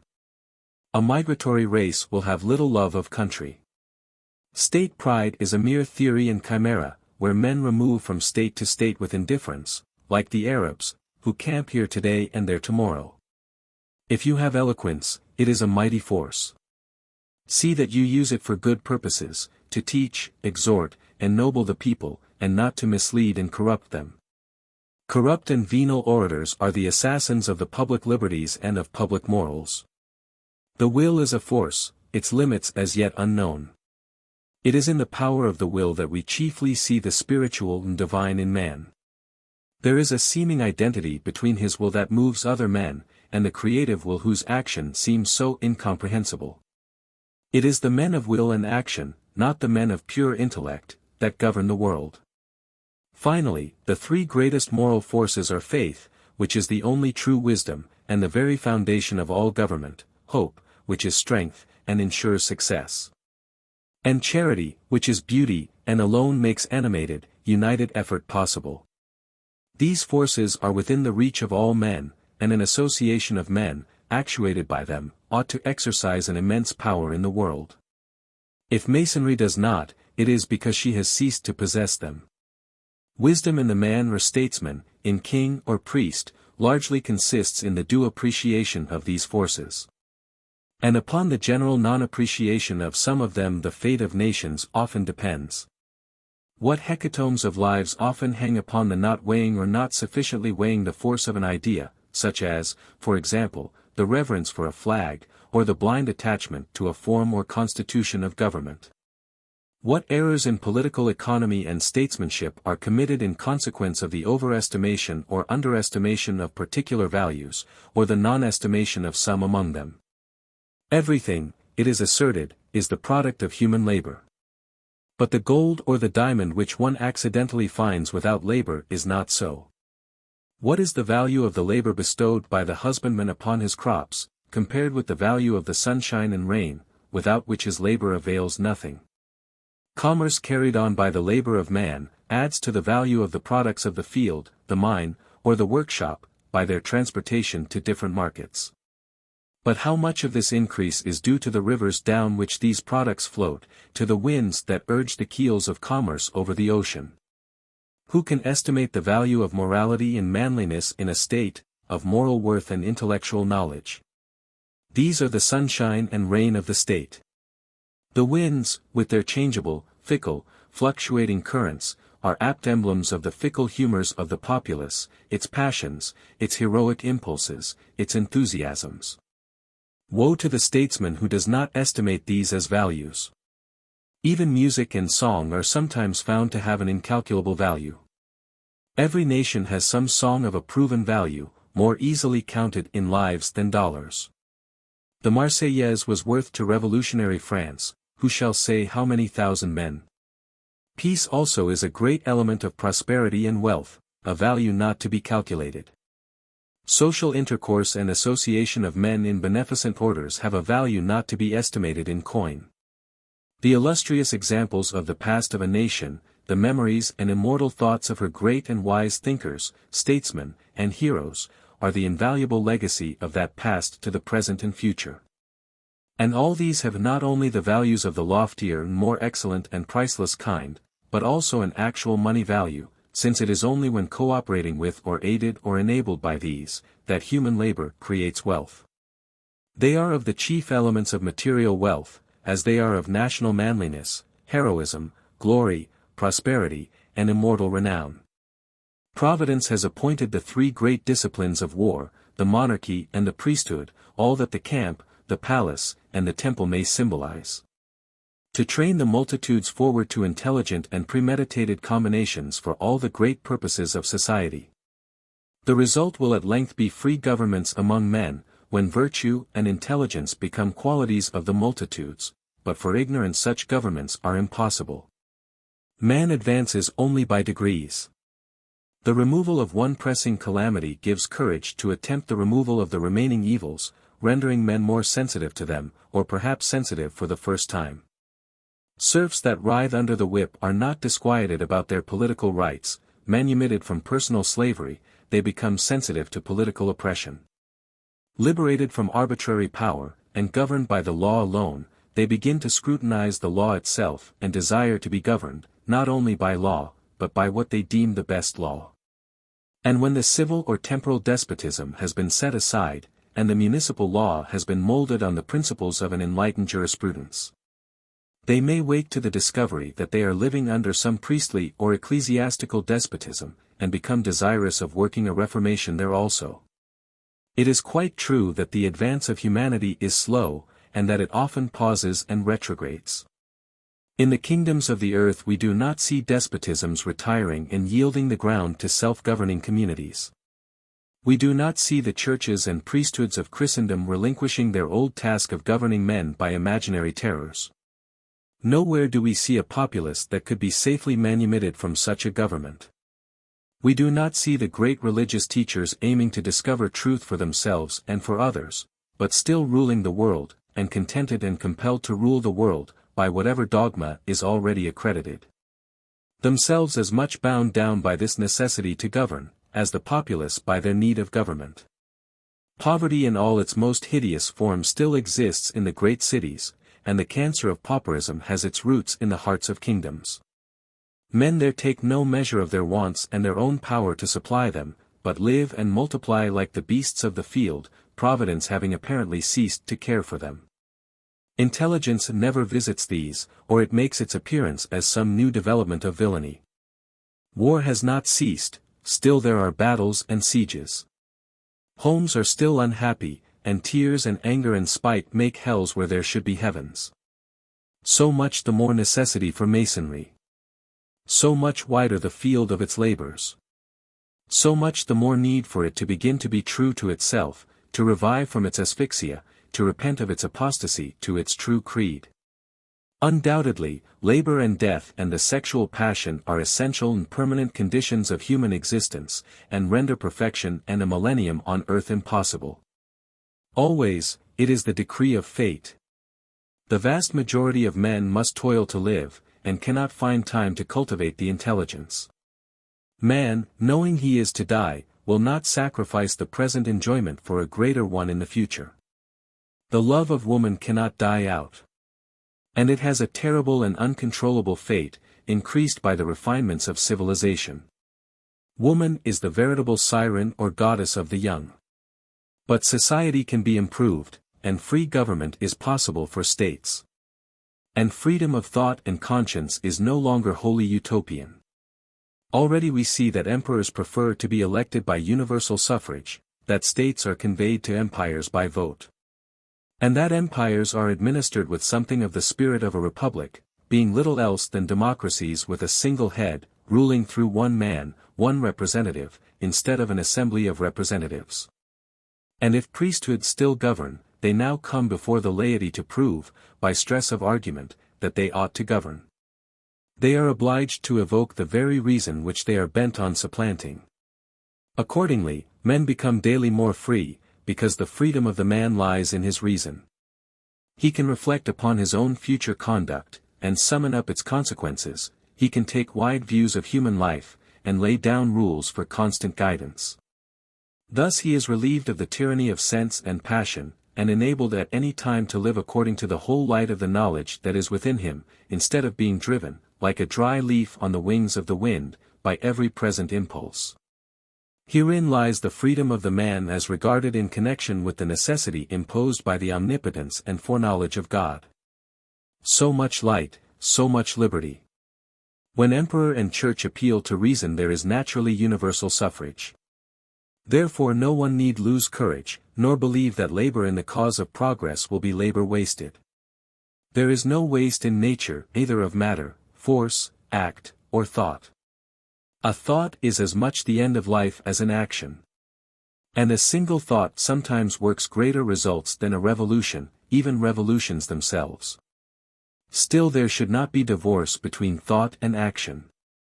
The true thought is that in which life culminates.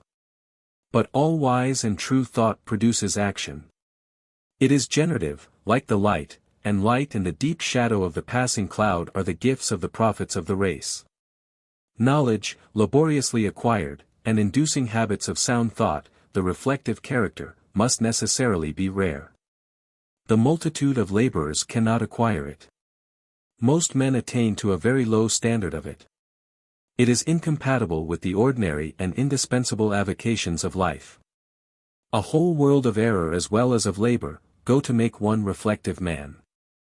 In the most advanced nation of Europe there are more ignorant than wise, more poor than rich, more automatic laborers, the mere creatures of habit, than reasoning and reflective men. The proportion is at least 1,000 to 1. Unanimity of opinion is so obtained. It only exists among the multitude who do not think, and the political or spiritual priesthood who think for that multitude, who think how to guide and govern them. When men begin to reflect, they begin to differ. The great problem is to find guides who will not seek to be tyrants. This is needed even more in respect to the heart than the head. Now, every man earns his special share of the produce of human labor, by an incessant scramble, by trickery and deceit. Useful knowledge, honorably acquired, is too often used after a fashion not honest or reasonable, so that the studies of youth are far more noble than the practices of manhood. The labor of the farmer in his fields, the generous returns of the earth, the benignant and favoring skies, tend to make him earnest, provident, and grateful. The education of the marketplace makes him querulous, crafty, envious, and an intolerable niggard. Masonry seeks to be this beneficent, unambitious, disinterested guide. And it is the very condition of all great structures that the sound of the hammer and the clink of the trowel should be always heard in some part of the building. With faith in man, hope for the future of humanity, loving kindness for our fellows, Masonry and the Mason must always work and teach. Let each do that for which he is best fitted. The teacher also is a workman. Praiseworthy as the active navigator is, who comes and goes and makes one climb partake of the treasures of the other, and one to share the treasures of all, he who keeps the beacon light upon the hill is also at his post. Masonry has already helped cast down some idols from their pedestals, and grind to impalpable dust some of the links of the chains that held men's souls in bondage.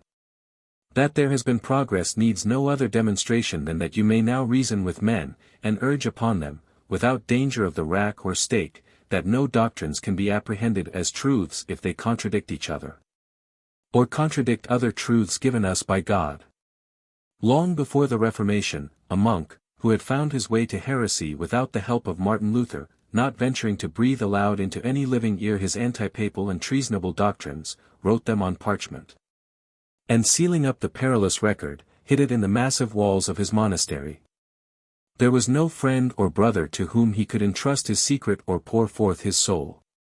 It was some consolation to imagine that in a future age some one might find the parchment, and the seed be found not to have been sown in vain. What if the truth should have to lie dormant as long before germinating as the wheat in the Egyptian mummy? Speak it, nevertheless, again and again, and let it take its chance. The rose of Jericho grows in the sandy deserts of Arabia and on the Syrian housetops. Scarcely 6 inches high, it loses its leaves after the flowering season, and dries up into the form of a ball. Then it is uprooted by the winds, and carried, blown, or tossed across the desert, into the sea. There, feeling the contact of the water, it unfolds itself, expands its branches, and expels its seeds from their seed vessels. These, when saturated with water, are carried by the tide and laid on the seashore. Many are lost, as many individual lives of men are useless. But many are thrown back again from the seashore into the desert, where, by the virtue of the sea water that they have imbibed, the roots and leaves sprout and they grow into fruitful plants, which will, in their turns, like their ancestors, be whirled into the sea. God will not be less careful to provide for the germination of the truths you may boldly utter forth. Cast, he has said, thy bread upon the waters, and after many days it shall return to thee again. Initiation does not change, we find it again and again, and always the same, through all the ages. The last disciples of Paschalis Martinez are still the children of Orpheus. But they adore the realizer of the antique philosophy, the incarnate word of the Christians. Pythagoras, the great divulger of the philosophy of numbers, visited all the sanctuaries of the world. He went into Judea, where he procured himself to be circumcised, that he might be admitted to the secrets of the Kabbalah, which the prophets Ezekiel and Daniel, not without some reservations, communicated to him. Then, not without some difficulty, he succeeded in being admitted to the Egyptian initiation, upon the recommendation of King Amasis. The power of his genius supplied the deficiencies of the imperfect communications of the Hierophants, and he himself became a master and a revealer. Pythagoras defined God, a living, absolute verity clothed with light. He said that the word was number manifested by form. He made all descend from the tetracties, that is to say, from the quaternary. God, he said again, is the supreme music, the nature of which is harmony. Pythagoras gave the magistrates of Crotona this great religious, political and social precept. There is no evil that is not preferable to anarchy. Pythagoras said, even as there are 3 divine notions and 3 intelligible regions, so there is a triple word, for the hierarchical order always manifests itself by threes. There are the word simple, the word hieroglyphical, and the word symbolic. In other terms, there are the word that expresses, the word that conceals, and the word that signifies. The whole hieratratic intelligence is in the perfect knowledge of these 3 degrees. Pythagoras enveloped doctrine with symbols, but carefully eschewed personifications and images, which, he thought, sooner or later produced idolatry. The Holy Kabbalah, or tradition of the children of Seth, was carried from Chaldea by Abraham, taught to the Egyptian priesthood by Joseph, recovered and purified by Moses, concealed under symbols in the Bible, revealed by the Savior to St. John. And contained, entire, under hieratratic figures analogous to those of all antiquity, in the Apocalypse of that apostle. The Kabbalists consider God as the intelligent, animated, living infinite. He is not, for them, either the aggregate of existences, or existence in the abstract, or a being philosophically definable. He is in all, distinct from all, and greater than all. His name even is ineffable, and yet this name only expresses the human ideal of his divinity. What God is in himself, it is not given to man to comprehend. God is the absolute of faith. But the absolute of reason is being. Hebrew. I am that I am, is a wretched translation. Being, existence, is by itself, and because it is. The reason of being, is being itself. We may inquire, why does something exist? That is, why does such or such a thing exist? But we cannot, without being absurd, ask, why is being? That would be to suppose being before being. If being had a cause, that cause would necessarily be. That is, the cause and effect would be identical. Reason and science demonstrate to us that the modes of existence and being balance each other in equilibrium according to harmonious and hierarchic laws. But a hierarchy is synthetized, in ascending, and becomes ever more and more monarchical. Yet the reason cannot pause at a single chief, without being alarmed at the abysses which it seems to leave above this supreme monarch. Therefore it is silent, and gives place to the faith it adores. What is certain, even for science and the reason, is, that the idea of God is the grandest, the most holy, and the most useful of all the aspirations of man. That upon this belief morality reposes, with its eternal sanction. This belief, then, is in humanity, the most real of the phenomena of being, and if it were false, nature would affirm the absurd. Nothingness would give form to life, and God would at the same time be and not be. It is to this philosophic and incontestable reality, which is termed the idea of God, that the Kabbalists give a name. In this name all others are contained. Its ciphers contain all the numbers, and the hieroglyphics of its letters express all the laws and all the things of nature. Being is being, the reason of being is in being, in the beginning is the Word, and the Word in logic formulated speech, the spoken reason, the Word is in God, and is God Himself, manifested to the intelligence. Here is what is above all the philosophies. This we must believe, under the penalty of never truly knowing anything, and relapsing into the absurd skepticism of Pyrrho. The priesthood, custodian of faith, wholly rests upon this basis of knowledge, and it is in its teachings we must recognize the divine principle of the eternal Word. Light is not spirit, as the Indian hierophants believed it to be, but only the instrument of the Spirit. It is not the body of the protoplasts, as the theurgists of the school of Alexandria taught, but the first physical manifestation of the divine afflatus. God eternally creates it, and man, in the image of God, modifies and seems to multiply it. The high magic is styled the sacerdotal art, and the royal art. In Egypt, Greece, and Rome, it could not but share the greatnesses and decadences of the priesthood and of royalty. Every philosophy hostile to the national worship and to its mysteries, was of necessity hostile to the great political powers, which lose their grandeur, if they cease, in the eyes of the multitudes, to be the images of the divine power. Every crown is shattered, when it clashes against the tiara. Plato, writing to Dionysius the Younger, in regard to the nature of the first principle, says, "I must write to you in enigmas, so that if my letter be intercepted by land or sea, he who shall read it may in no degree comprehend it." And then he says, "All things surround their king, they are, on account of him, and he alone is the cause of good things, second for the seconds and third for the thirds." There is in these few words a complete summary of the theology of the Sephiroth.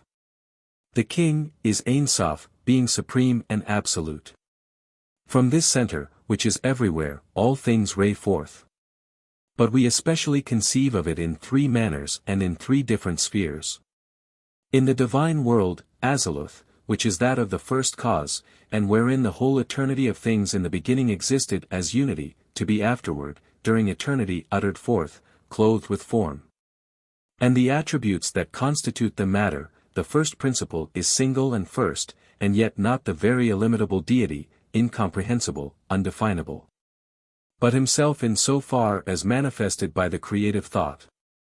To compare littleness with infinity, Arkwright, as inventor of the spinning jenny, and not the man Arkwright otherwise and beyond that. All we can know of the very God is, compared to his wholeness, only as an infinitesimal fraction of a unit, compared with an infinity of units. In the world of creation, which is that of second causes, the Kabbalistic world Brah, the autocracy of the first principle is complete, but we conceive of it only as the cause of the second causes. Here it is manifested by the binary, and is the creative principle passive. Finally, in the third world, Yazira, or of formation, it is revealed in the perfect form, the form of forms, the world, the supreme beauty in excellence, the created perfection. Thus the principle is at once the first, the second, and the third, since it is all in all, the center and cause of all. It is not the genius of Plato that we here admire. We recognize only the exact knowledge of the initiate. The great apostle St. John did not borrow from the philosophy of Plato the opening of his gospel. Plato, on the contrary, drank at the same springs with St. John and Philo. And John in the opening verses of his paraphrase, states the first principles of a dogma common to many schools, but in language especially belonging to Philo, whom it is evident he had read. The philosophy of Plato, the greatest of human revealers, could yearn toward the Word made man, the gospel alone could give him to the world. Doubt, in presence of being and its harmonies. Skepticism, in the face of the eternal mathematics and the immutable laws of life which make the divinity present and visible everywhere, as the human is known and visible by its utterances of word and act. Is this not the most foolish of superstitions, and the most inexcusable as well as the most dangerous of all credulities? Thought, we know, is not a result or consequence of the organization of matter, of the chemical or other action or reaction of its particles, like effervescence and gaseous explosions. On the contrary, the fact that thought is manifested and realized in act human or act divine, proves the existence of an entity, or unity, that thinks. And the universe is the infinite utterance of one of an infinite number of infinite thoughts, which cannot but emanate from an infinite and thinking source. The cause is always equal, at least, to the effect. And matter cannot think, nor could it cause itself, or exist without cause, nor could nothing produce either forces or things, for in void nothingness no forces can inhere. Admit a self-existent force, and its intelligence, or an intelligent cause of it is admitted, and at once God is. The Hebrew allegory of the fall of man, which is but a special variation of a universal legend, symbolizes one of the grandest and most universal allegories of science. Moral evil is falsehood in actions, as falsehood is crime in words. Injustice is the essence of falsehood, and every false word is an injustice. Injustice is the death of the moral being, as falsehood is the poison of the intelligence. The perception of the light is the dawn of the eternal life, in being. The word of God, which creates the light, seems to be uttered by every intelligence that can take cognizance of forms and will look. Let the light be. The light, in fact, exists, in its condition of splendor, for those eyes alone that gaze at it. And the soul, amorous of the spectacle of the beauties of the universe, and applying its attention to that luminous writing of the infinite book which is called, the visible, seems to utter, as God did on the dawn of the first day. That sublime and creative word, be. Light. It is not beyond the tomb, but in life itself, that we are to seek for the mysteries of death. Salvation or reprobation begins here below, and the terrestrial world too has its heaven and its hell. Always, even here below, virtue is rewarded, always, even here below vice is punished. And that which makes us sometimes believe in the impunity of evildoers is that riches, those instruments of good and of evil, seem sometimes to be given them at hazard. But woe to unjust men, when they possess the key of gold. It opens, for them, only the gate of the tomb and of hell. All the true initiates have recognized the usefulness of toil and sorrow. Sorrow, says a German poet, is the dog of that unknown shepherd who guides the flock of men. To learn to suffer, to learn to die, is the discipline of eternity, the immortal novitiate. The allegorical picture of Cebes, in which the Divine Comedy of Dante was sketched in Plato's time, the description whereof has been preserved for us, and which many painters of the Middle Age have reproduced by this description, is a monument at once philosophical and magical. It is a most complete moral synthesis, and at the same time the most audacious demonstration ever given of the grand arcanum, of that secret whose revelation would overturn earth and heaven. Let no one expect us to give them its explanation. He who passes behind the veil that hides this mystery, understands that it is in its very nature inexplicable, and that it is death to those who win it by surprise, as well as to him who reveals it. This secret is the royalty of the sages, the crown of the initiate whom we see redescend victorious from the summit of trials, in the fine allegory of Cebes. The grand arcanum makes him master of gold and the light, which are at bottom the same thing. He has solved the problem of the quadrature of the circle, he directs the perpetual movement, and he possesses the philosophical stone. Here the adepts will understand us. There is neither interruption in the toil of nature, nor gap in her work. The harmonies of heaven correspond to those of earth, and the eternal life accomplishes its evolutions in accordance with the same laws as the life of a dog. God has arranged all things by weight, number, and measure, says the Bible. And this luminous doctrine was also that of Plato. Humanity has never really had but one religion and one worship. This universal light has had its uncertain mirages, its deceitful reflections, and its shadows. But always, after the nights of error, we see it reappear, one and pure like the sun. The magnificences of worship are the life of religion, and if Christ wishes poor ministers, his sovereign divinity does not wish paltry altars. Some Protestants have not comprehended that worship is a teaching, and that we must not create in the imagination of the multitude a mean or miserable God.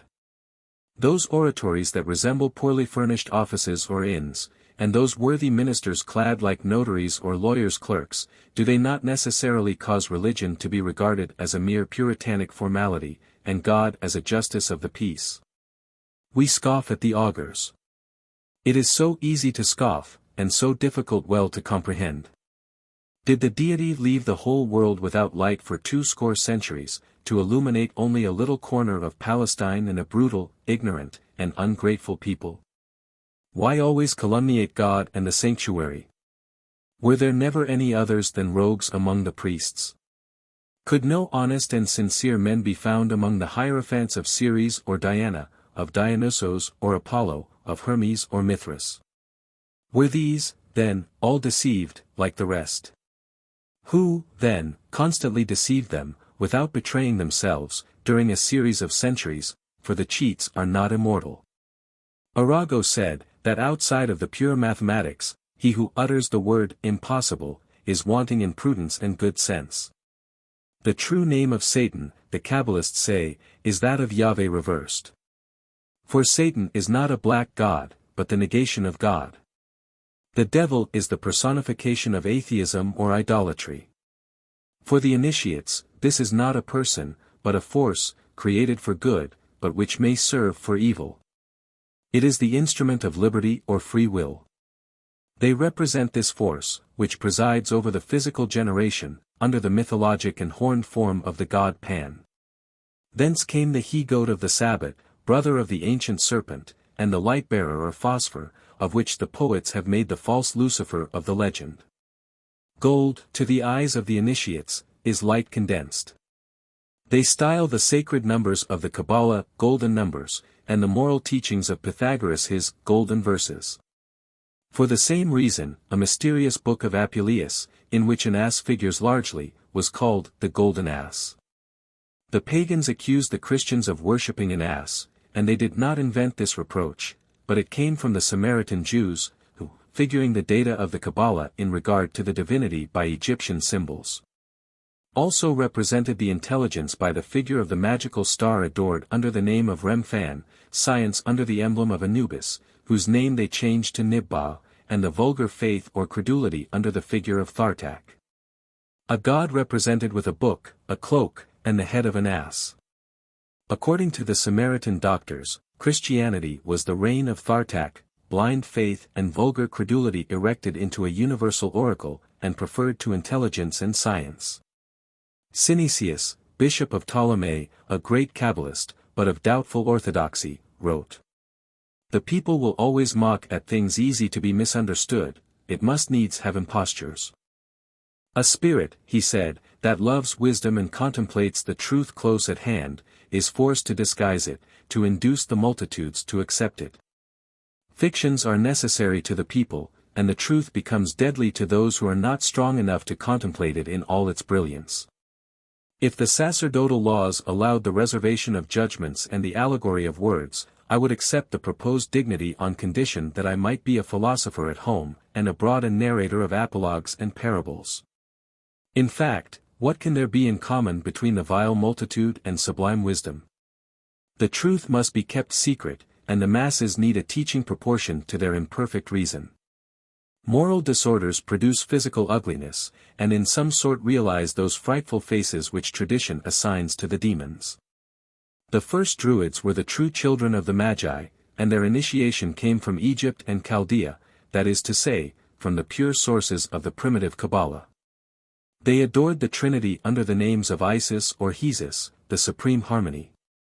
Of Belen or Bel, which in Assyrian means Lord, a name corresponding to that of Adonai, and of Camel or Camel, a name that in the Kabbalah personifies the divine justice.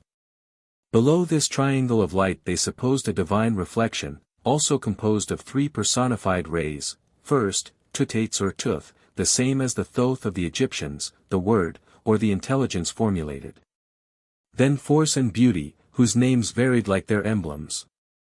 Finally, they completed the sacred septenary by a mysterious image that represented the progress of the dogma and its future realizations. This was a young girl veiled, holding a child in her arms, and they dedicated this image to the Virgin who will become a mother, Virgini Perituro. Hertha or Wertha, the young Isis of Gaul, Queen of Heaven, the Virgin who was to bear a child, held the spindle of the fates, filled with wool half white and half black. Because she presides over all forms and all symbols, and weaves the garment of the ideas.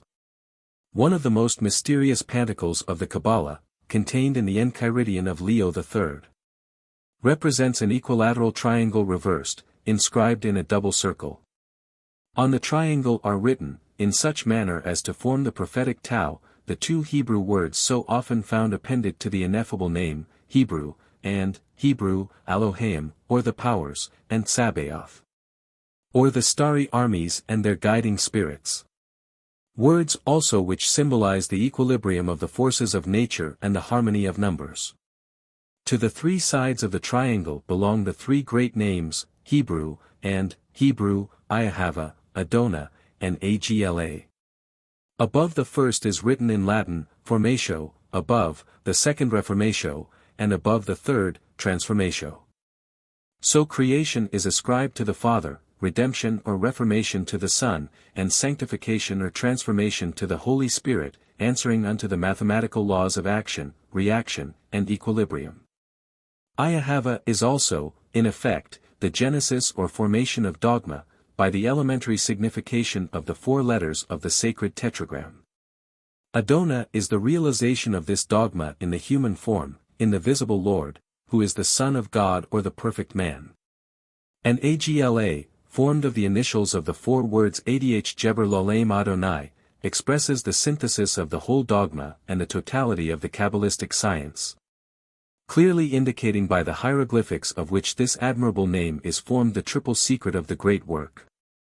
Masonry, like all the religions, all the mysteries, Hermeticism and alchemy, conceals its secrets from all except the adepts and sages, or the elect. And uses false explanations and misinterpretations of its symbols to mislead those who deserve only to be misled. To conceal the truth, which it calls light, from them, and to draw them away from it. Truth is not for those who are unworthy or unable to receive it, or would pervert it. So God himself incapacitates many men, by color blindness, to distinguish colors, and leads the masses away from the highest truth, giving them the power to attain only so much of it as it is profitable to them to know. Every age has had a religion suited to its capacity. The teachers, even of Christianity, are, in general, the most ignorant of the true meaning of that which they teach. There is no book of which so little is known as the Bible.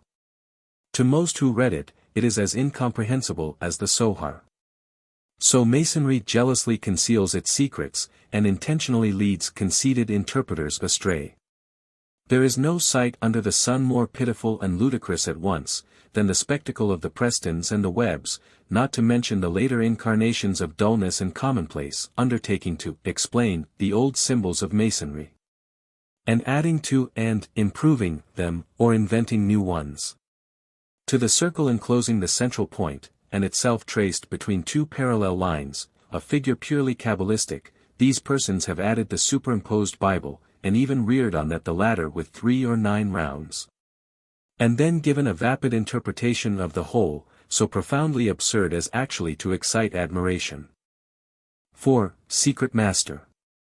Masonry is a succession of allegories, the mere vehicles of great lessons in morality and philosophy. You will more fully appreciate its spirit, its object, its purposes, as you advance in the different degrees, which you will find to constitute a great, complete, and harmonious system. If you have been disappointed in the first 3 degrees, as you have received them, and if it has seemed to you that the performance has not come up to the promise, that the lessons of morality are not new, and the scientific instruction is but rudimentary, and the symbols are imperfectly explained, remember that the ceremonies and lessons of those degrees have been for ages more and more accommodating themselves, by curtailment and sinking into commonplace, to the often limited memory and capacity of the master and instructor, and to the intellect and needs of the pupil and initiate. That they have come to us from an age when symbols were used, not to reveal but to conceal, when the commonest learning was confined to a select few, and the simplest principles of morality seemed newly discovered truths. And that these antique and simple degrees now stand like the broken columns of a roofless Druidic temple, in their rude and mutilated greatness, in many parts, also, corrupted by time, and disfigured by modern additions and absurd interpretations. They are but the entrance to the great Masonic temple, the triple columns of the portico. You have taken the first step over its threshold, the first step toward the inner sanctuary and heart of the temple. You are in the path that leads up the slope of the mountain of truth, and it depends upon your secrecy, obedience, and fidelity, whether you will advance or remain stationary. Imagine not that you will become indeed a Mason by learning what is commonly called the work, or even by becoming familiar with our traditions. Masonry has a history, a literature, a philosophy. Its allegories and traditions will teach you much. But much is to be sought elsewhere. The streams of learning that now flow full and broad must be followed to their heads in the springs that well up in the remote past, and you will there find the origin and meaning of Masonry. A few rudimentary lessons in architecture, a few universally admitted maxims of morality, a few unimportant traditions, whose real meaning is unknown or misunderstood, will no longer satisfy the earnest inquirer after Masonic truth. Let whoso is content with these, seek to climb no higher. He who desires to understand the harmonious and beautiful proportions of Freemasonry must read, study, reflect, digest, and discriminate.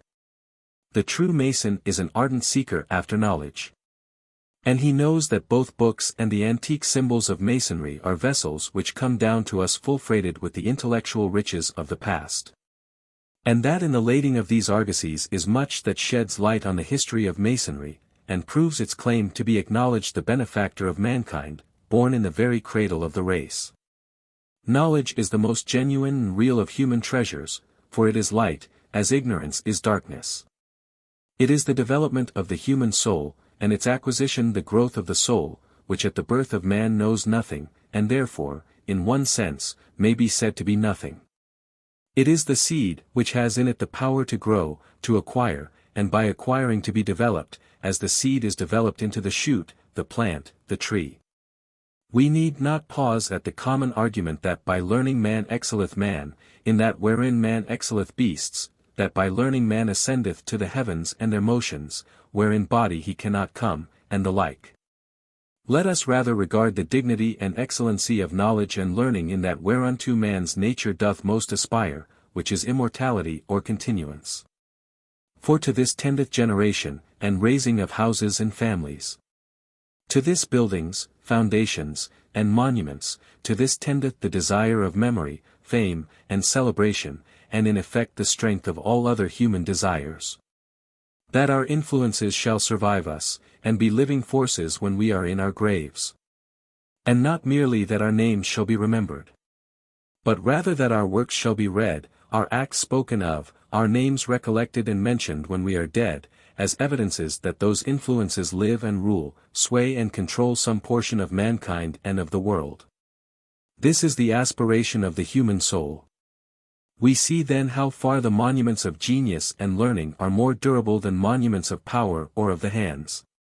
For have not the verses of Homer continued 2,500 years or more, without the loss of a syllable or letter, during which time infinite palaces, temples, castles, cities, have decayed and been demolished?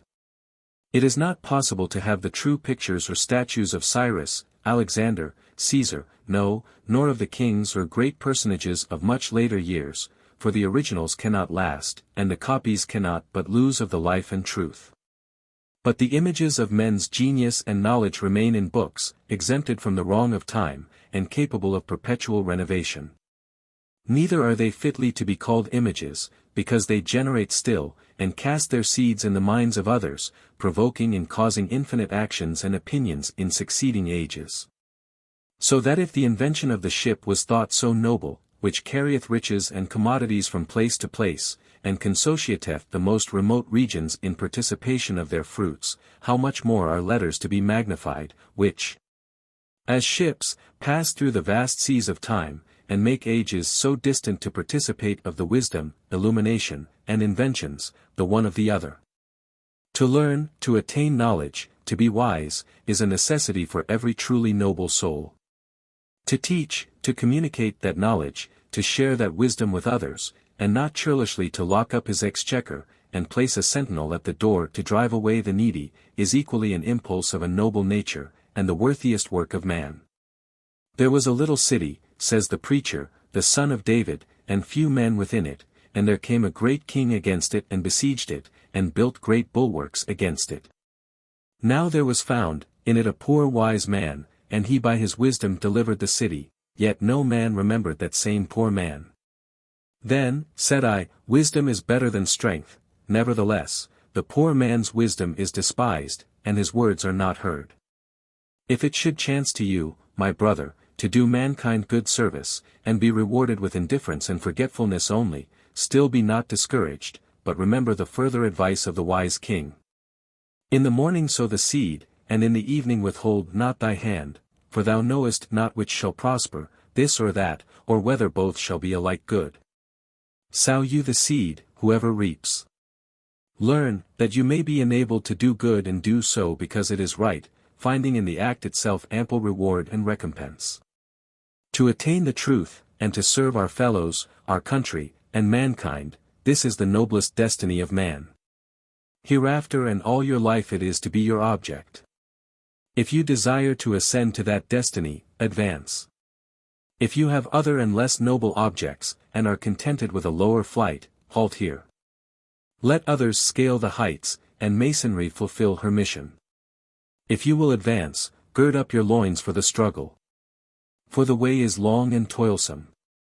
Pleasure, all smiles, will beckon you on the one hand, and indolence will invite you to sleep among the flowers, upon the other. Prepare, by secrecy, obedience, and fidelity, to resist the allurements of both. Secrecy is indispensable in a Mason of whatever degree.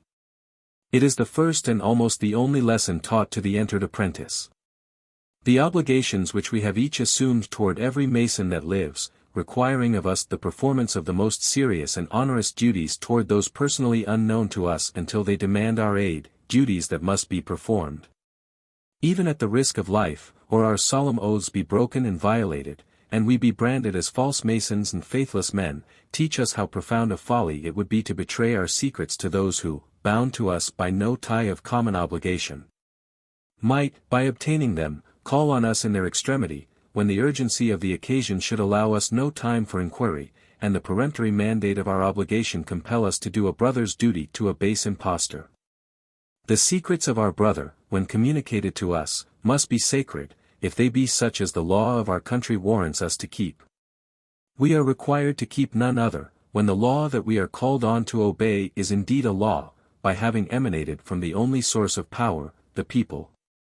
Edicts which emanate from the mere arbitrary will of a despotic power, contrary to the law of God or the great law of nature, destructive of the inherent rights of man, violative of the right of free thought, free speech, free conscience. It is lawful to rebel against and strive to abrogate.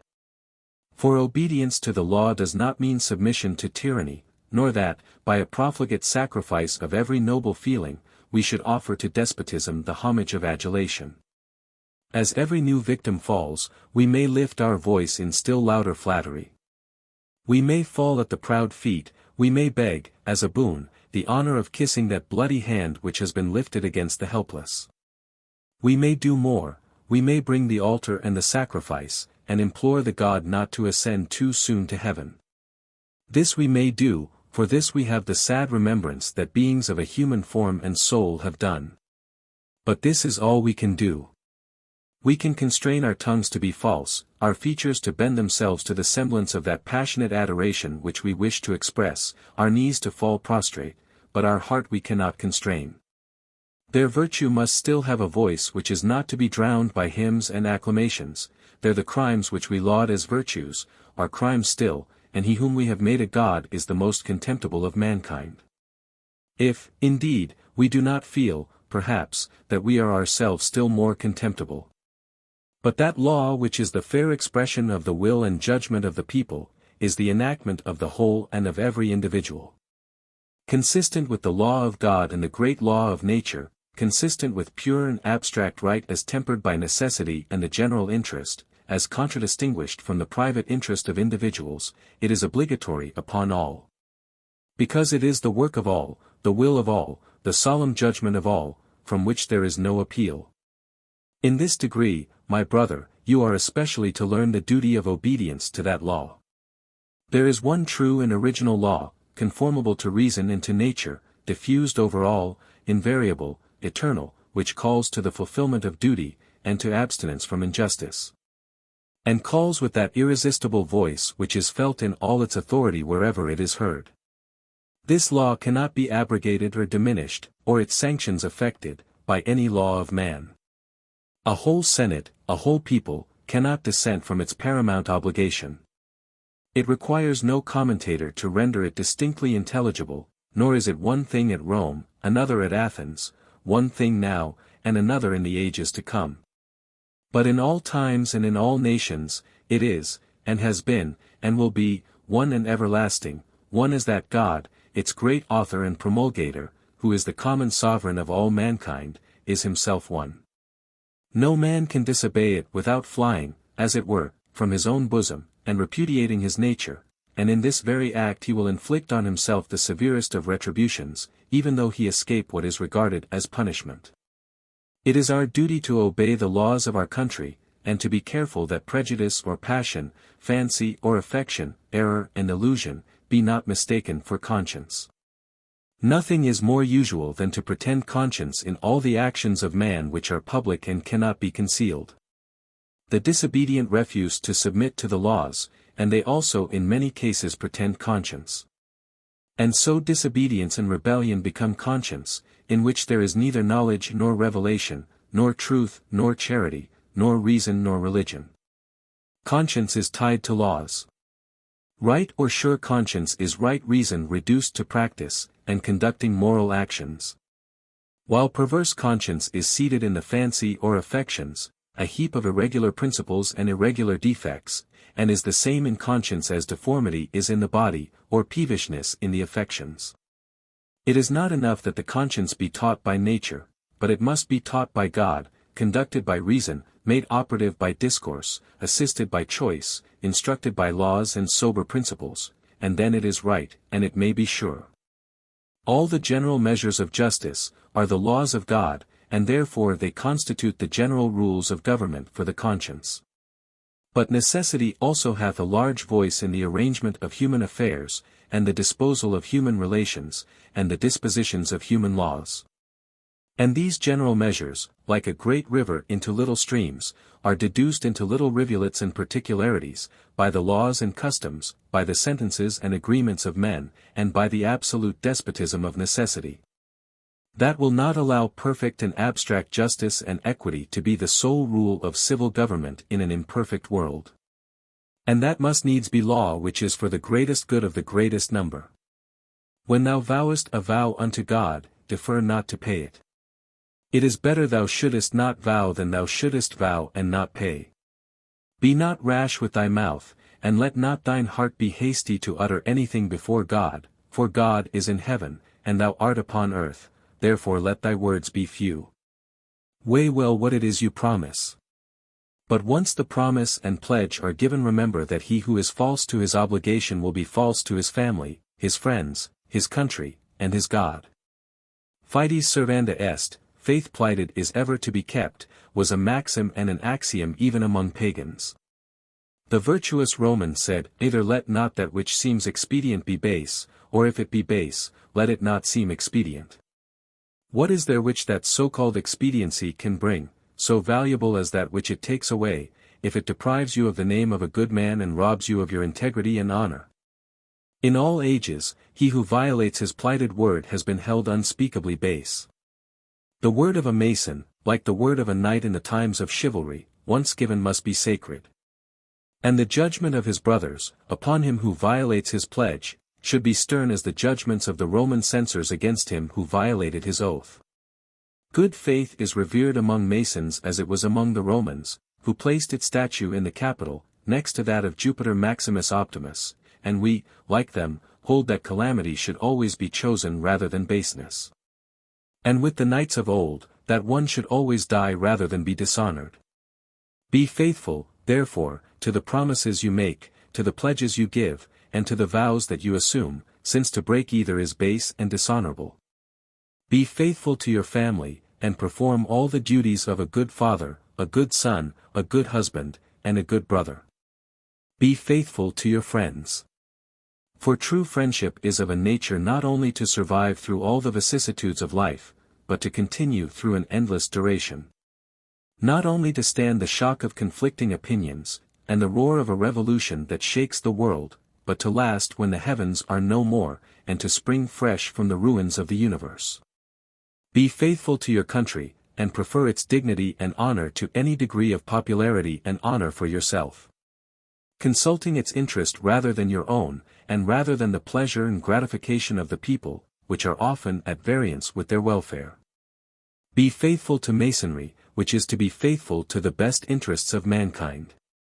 Labor, by precept and example, to elevate the standard of Masonic character, to enlarge its sphere of influence, to popularize its teachings, and to make all men know it for the great apostle of peace, harmony, and goodwill on earth among men. Of liberty, equality, and fraternity. Masonry is useful to all men, to the learned, because it affords them the opportunity of exercising their talents upon subjects eminently worthy of their attention. To the illiterate, because it offers them important instruction, to the young, because it presents them with salutary precepts and good examples, and accustoms them to reflect on the proper mode of living. To the man of the world, whom it furnishes with noble and useful recreation, to the traveler, whom it enables to find friends and brothers in countries where else he would be isolated and solitary. To the worthy man in misfortune, to whom it gives assistance, to the afflicted, on whom it lavishes consolation, to the charitable man, whom it enables to do more good, by uniting with those who are charitable like himself. And to all who have souls capable of appreciating its importance, and of enjoying the charms of a friendship founded on the same principles of religion, morality, and philanthropy. A Freemason, therefore, should be a man of honor and of conscience, preferring his duty to everything beside, even to his life, independent in his opinions, and of good morals. Submissive to the laws, devoted to humanity, to his country, to his family, kind and indulgent to his brethren, friend of all virtuous men, and ready to assist his fellows by all means in his power. Thus will you be faithful to yourself, to your fellows, and to God, and thus will you do honor to the name and rank of Secret Master, which, like other Masonic honors, degrades if it is not deserved. 5. Perfect Master.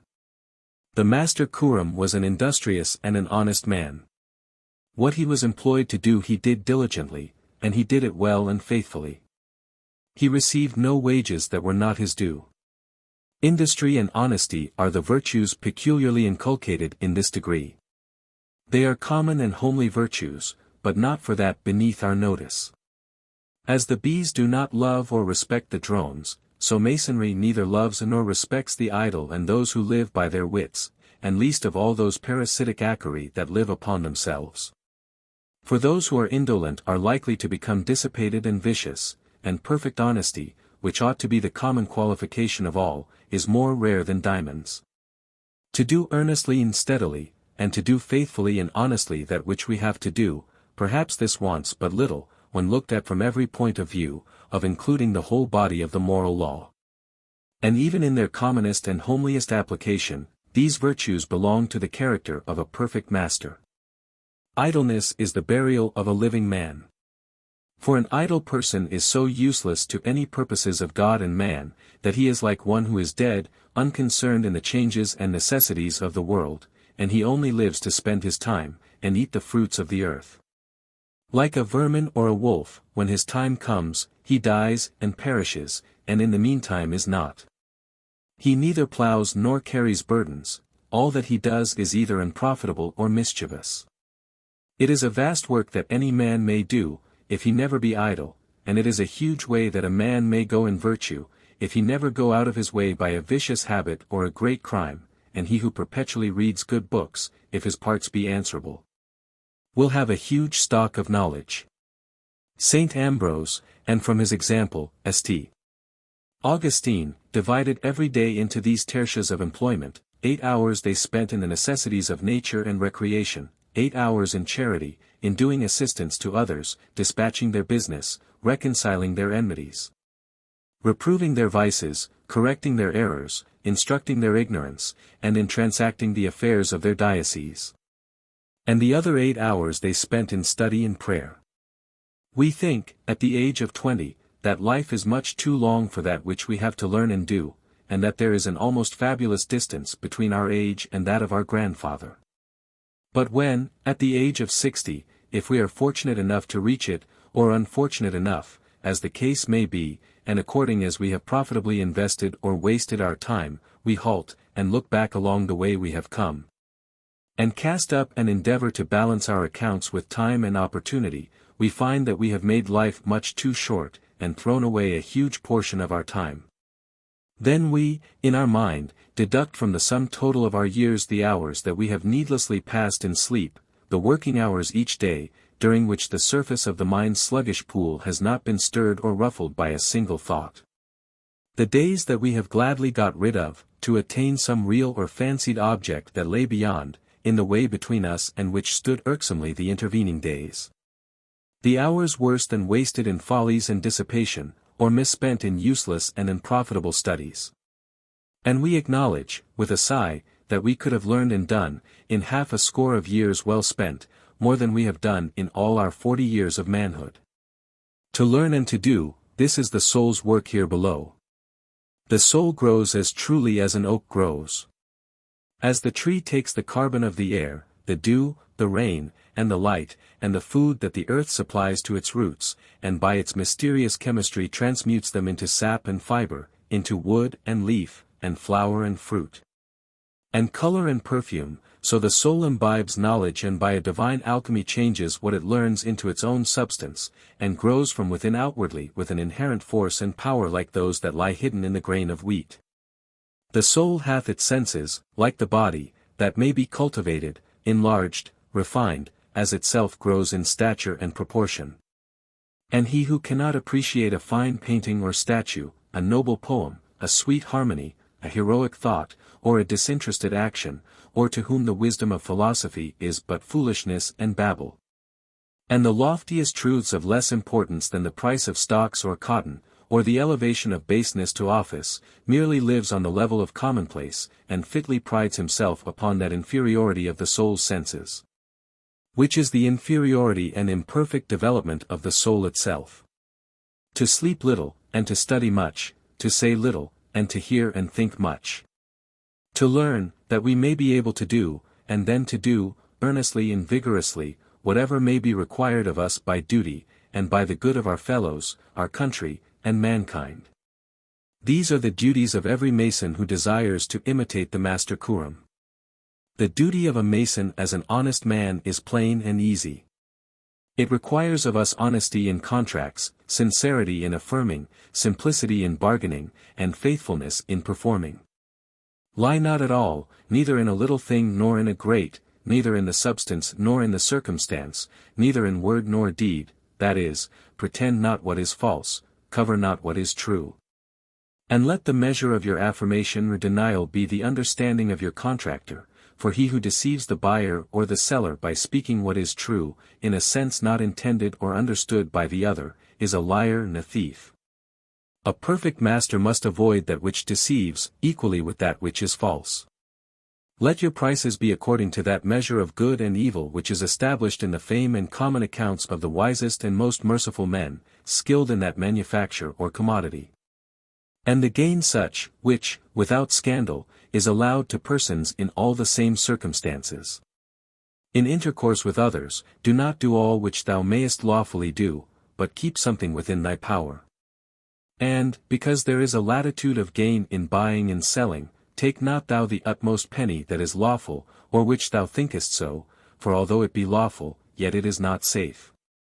And he who gains all that he can gain lawfully, this year, will possibly be tempted, next year, to gain something unlawfully. Let no man, for his own poverty, become more oppressing and cruel in his bargain. But quietly, modestly, diligently, and patiently recommend his estate to God, and follow his interest, and leave the success to him. Detain not the wages of the hireling.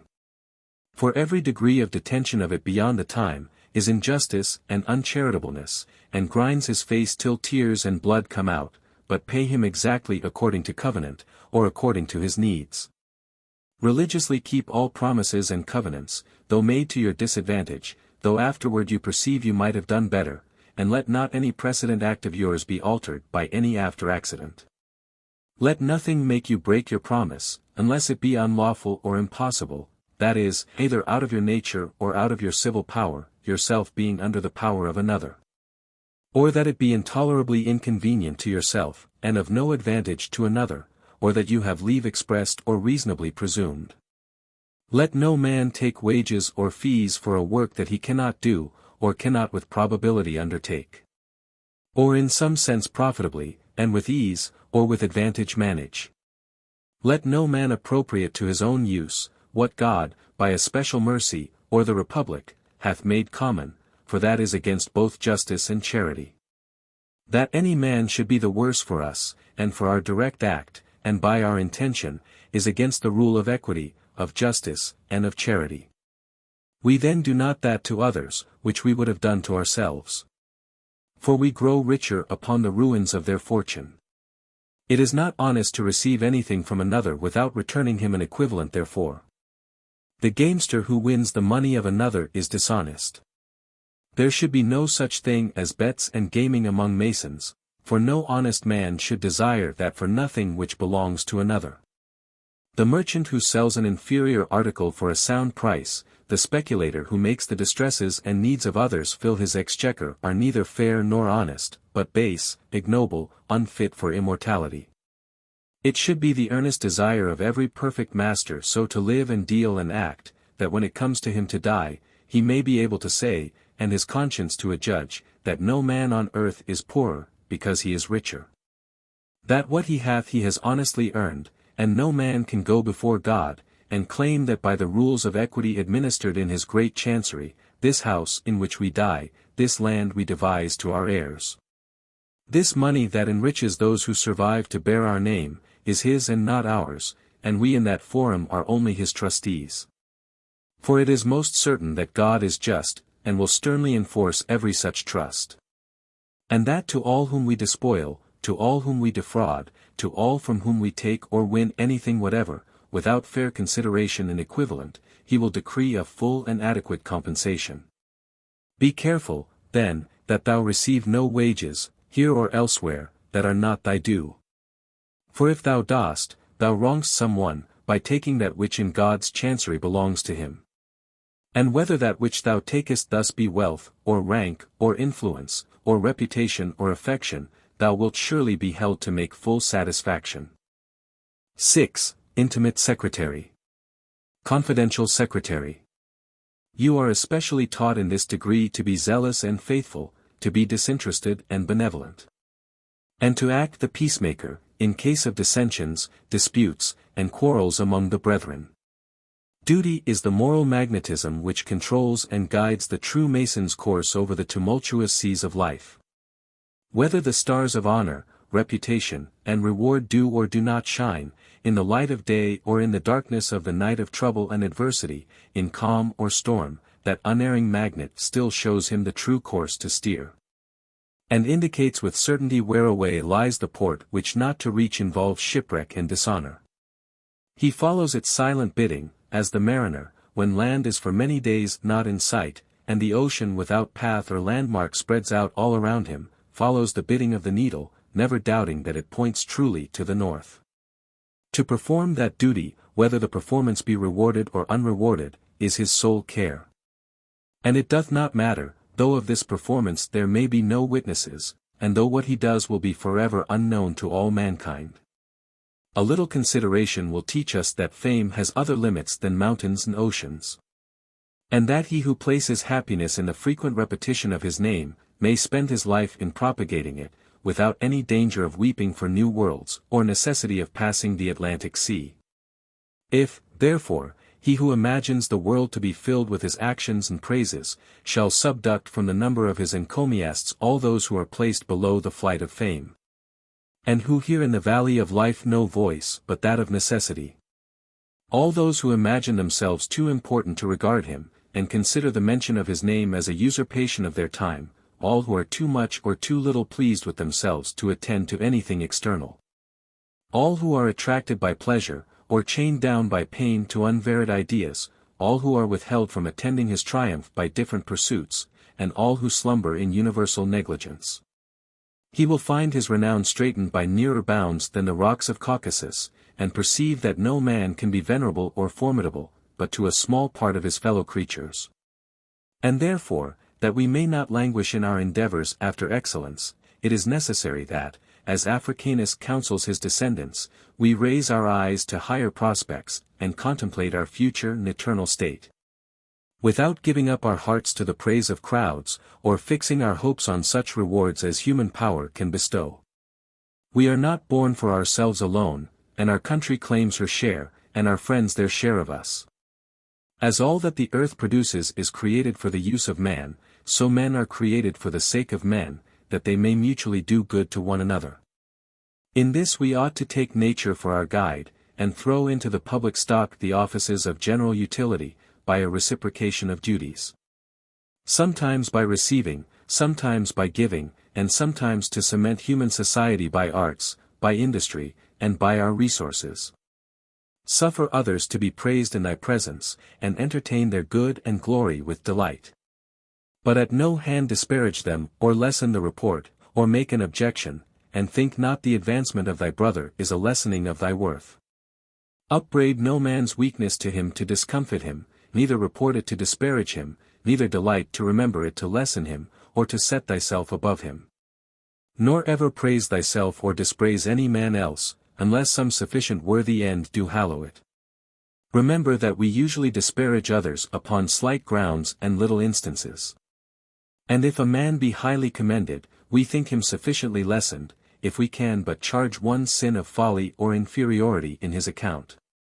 We should either be more severe to ourselves, or less so to others, and consider that whatsoever good anyone can think or say of us, we can tell him of many unworthy and foolish and perhaps worse actions of ours, any one of which, done by another, would be enough, with us, to destroy his reputation.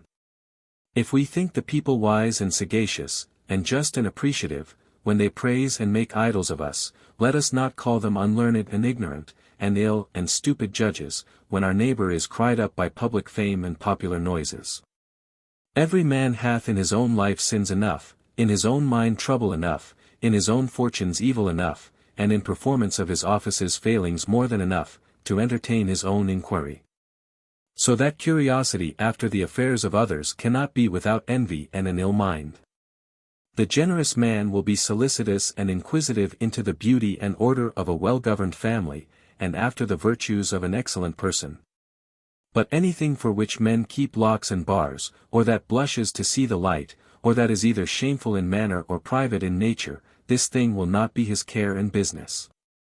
It should be objection sufficient to exclude any man from the society of Masons, that he is not disinterested and generous, both in his acts, and in his opinions of men, and his constructions of their conduct. He who is selfish and grasping, or censorious and ungenerous, will not long remain within the strict limits of honesty and truth, but will shortly commit injustice. He who loves himself too much must needs love others too little. And he who habitually gives harsh judgment will not long delay to give unjust judgment. The generous man is not careful to return no more than he receives, but prefers that the balances upon the ledgers of benefits shall be in his favor. He who hath received pay in full for all the benefits and favors that he has conferred, is like a spendthrift who has consumed his whole estate, and laments over an empty exchequer. He who requites my favors with ingratitude adds to, instead of diminishing, my wealth, and he who cannot return a favor is equally poor, whether his inability arises from poverty of spirit, sordidness of soul, or pecuniary indigence. If he is wealthy who hath large sums invested, and the mass of whose fortune consists in obligations that bind other men to pay him money, he is still more so to whom many owe large returns of kindnesses and favors. Beyond a moderate sum each year, the wealthy man merely invests his means, and that which he never uses is still like favors unreturned and kindnesses unreciprocated, an actual and real portion of his fortune. Generosity and a liberal spirit make men to be humane and genial, open-hearted, frank, and sincere, earnest to do good, easy and contented, and well-wishers of mankind. They protect the feeble against the strong, and the defenseless against rapacity and craft. They succor and comfort the poor, and are the guardians, under God, of his innocent and helpless wards. They value friends more than riches or fame, and gratitude more than money or power. They are noble by God's patent, and their escutcheons and quarterings are to be found in heaven's great book of heraldry. Nor can any man any more be a Mason than he can be a gentleman, unless he is generous, liberal, and disinterested. To be liberal, but only of that which is our own, to be generous, but only when we have first been just.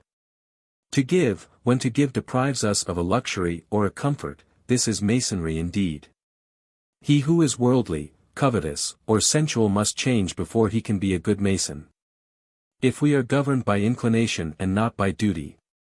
If we are unkind, severe, censorious, or injurious, in the relations or intercourse of life, if we are unfaithful parents or undutiful children, if we are harsh masters or faithless servants.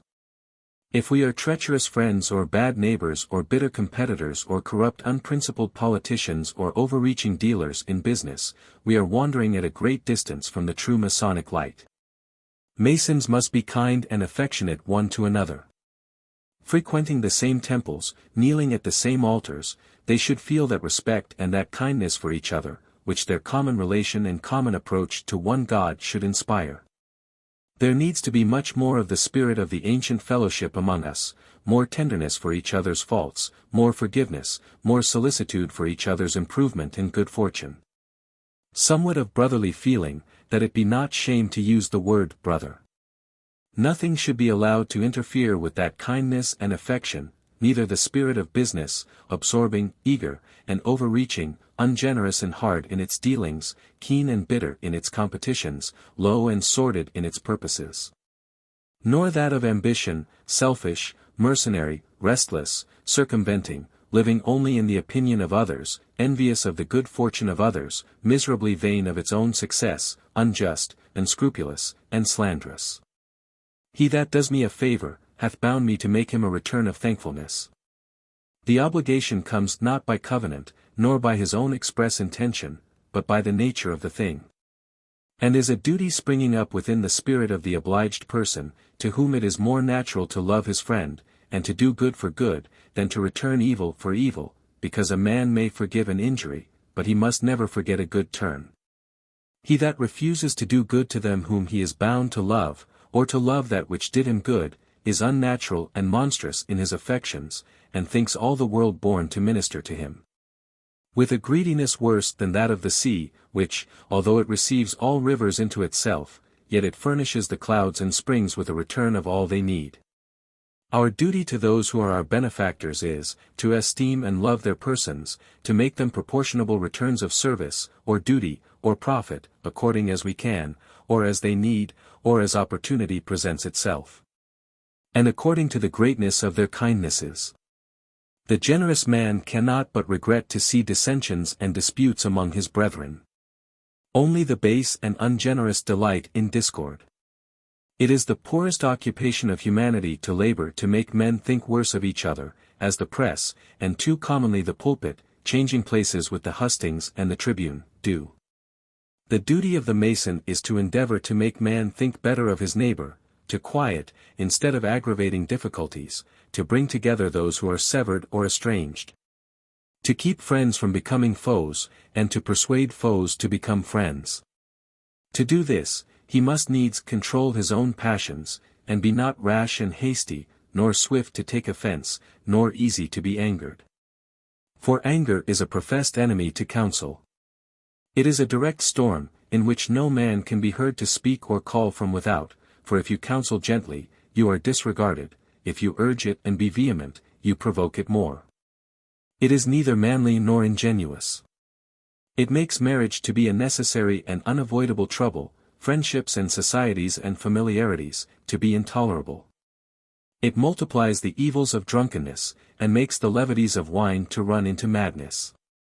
It makes innocent jesting to be the beginning of tragedies.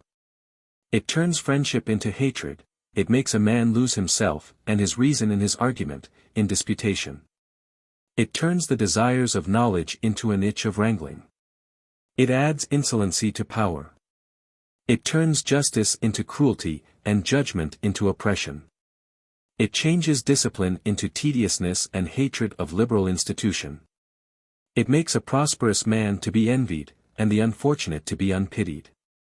See, therefore, that first controlling your own temper, and governing your own passions, you fit yourself to keep peace and harmony among other men, and especially the brethren. Above all remember that Masonry is the realm of peace, and that, among Masons there must be no dissension, but only that noble emulation, which can best work and best agree. Wherever there is strife and hatred among the brethren, there is no Masonry, for Masonry is peace, and brotherly love, and concord. Masonry is the great peace society of the world. Wherever it exists, it struggles to prevent international difficulties and disputes, and to bind republics, kingdoms, and empires together in one great band of peace and amity. It would not so often struggle in vain, if Masons knew their power and valued their oaths. Who can sum up the horrors and woes accumulated in a single war? Masonry is not dazzled with all its pomp and circumstance, all its glitter and glory. War comes with its bloody hand into our very dwellings. It takes from 10,000 homes those who live there in peace and comfort, held by the tender ties of family and kindred. It drags them away, to die untended, of fever or exposure, in infectious climes, or to be hacked, torn, and mangled in the fierce fight. To fall on the gory field, to rise no more, or to be borne away, in awful agony, to noisome and horrid hospitals. The groans of the battlefield are echoed in sighs of bereavement from thousands of desolated hearths. There is a skeleton in every house, a vacant chair at every table. Returning, the soldier brings worse sorrow to his home, by the infection which he has caught, of camp-vices. The country is demoralized. The national mind is brought down, from the noble interchange of kind offices with another people, to wrath and revenge, and base pride, and the habit of measuring brute strength against brute strength, in battle. Treasures are expended, that would suffice to build 10,000 churches, hospitals, and universities, or rib and tie together a continent with rails of iron. If that treasure were sunk in the sea, it would be calamity enough. But it is put to worse use, for it is expended in cutting into the veins and arteries of human life, until the earth is deluged with a sea of blood. Such are the lessons of this degree. You have vowed to make them the rule, the law, and the guide of your life and conduct. If you do so, you will be entitled, because fitted, to advance in Masonry. If you do not, you have already gone too far. 7. Provost and Judge. The lesson which this degree inculcates is justice, in decision and judgment, and in our intercourse and dealing with other men. In a country where trial by jury is known, every intelligent man is liable to be called on to act as a judge either of fact alone, or of fact and law mingled, and to assume the heavy responsibilities which belong to that character.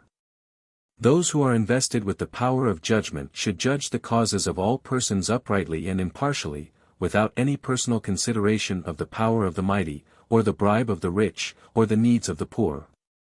That is the cardinal rule, which no one will dispute, though many fail to observe it. But they must do more. They must divest themselves of prejudice and preconception. They must hear patiently, remember accurately, and weigh carefully the facts and the arguments offered before them. They must not leap hastily to conclusions, nor form opinions before they have heard all. They must not presume crime or fraud.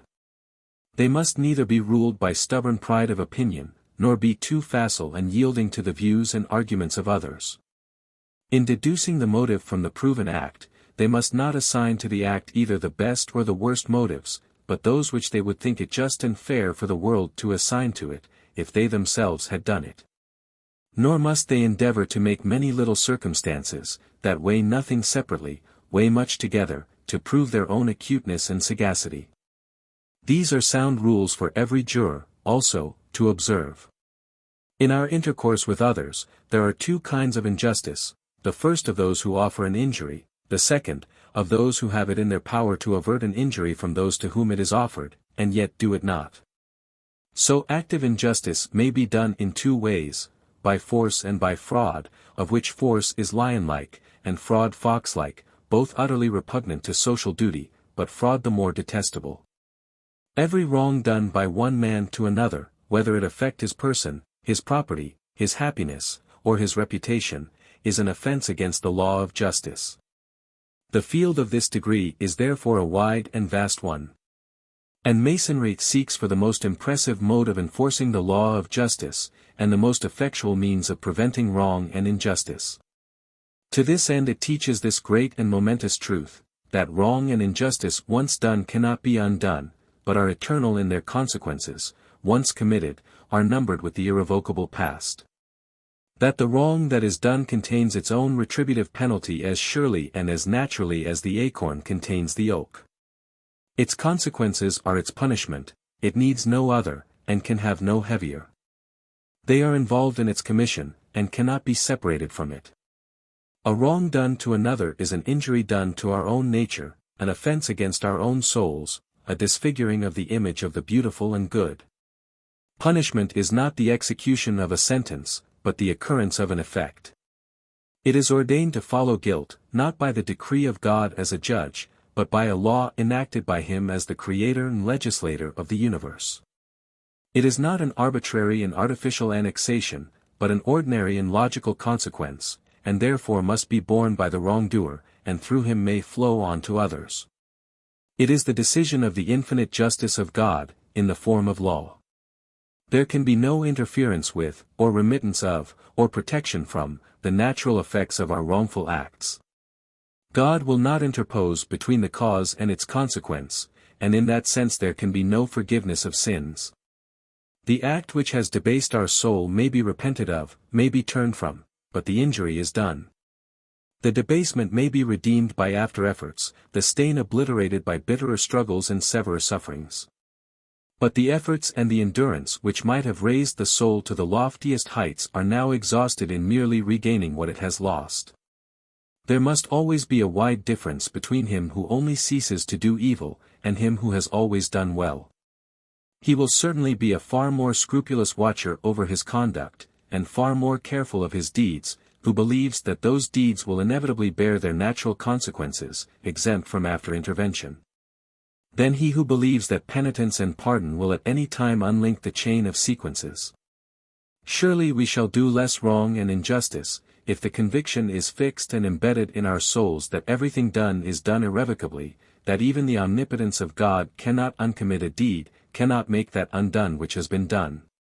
That every act of ours must bear its allotted fruit, according to the everlasting laws, must remain forever ineffaceably inscribed on the tablets of universal nature. If you have wronged another, you may grieve, repent, and resolutely determine against any such weakness in future. You may, so far as it is possible, make reparation. It is well.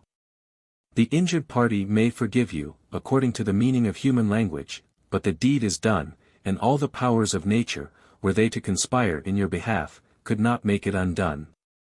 The consequences to the body, the consequences to the soul, though no man may perceive them, are there, are written in the annals of the past, and must reverberate throughout all time. Repentance for a wrong done, bears, like every other act, its own fruit, the fruit of purifying the heart and amending the future, but not of effacing the past.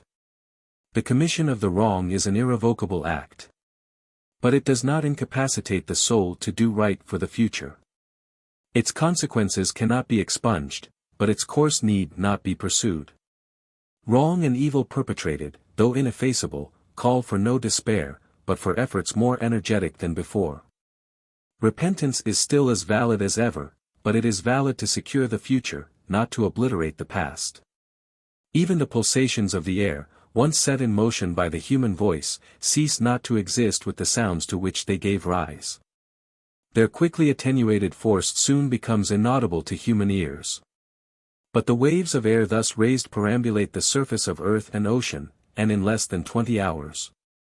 Every atom of the atmosphere takes up the altered movement due to that infinitesimal portion of primitive motion which has been conveyed to it through countless channels, and which must continue to influence its path throughout its future existence. The air is one vast library on whose pages is forever written all that man has ever said or even whispered. There, in their mutable, but unerring characters, mixed with the earliest, as well as the latest signs of mortality, stand forever recorded, vows unredeemed, promises unfulfilled. Perpetuating, in the movements of each particle, all in unison, the testimony of man's changeful will. God reads that book, though we cannot. So earth, air, and ocean are the eternal witnesses of the acts that we have done. No motion impressed by natural causes or by human agency is ever obliterated. The track of every keel which has ever disturbed the surface of the ocean remains forever registered in the future movements of all succeeding particles which may occupy its place. Every criminal is by the laws of the Almighty irrevocably chained to the testimony of his crime. For every atom of his mortal frame, through whatever changes its particles may migrate, will still retain, adhering to it through every combination, some movement derived from that very muscular effort by which the crime itself was perpetrated. What if our faculties should be so enhanced in a future life as to enable us to perceive and trace the ineffaceable consequences of our idle words and evil deeds, and render our remorse and grief as eternal as those consequences themselves? No more fearful punishment to a superior intelligence can be conceived, than to see still in action, with the consciousness that it must continue in action forever, a cause of wrong put in motion by itself ages before.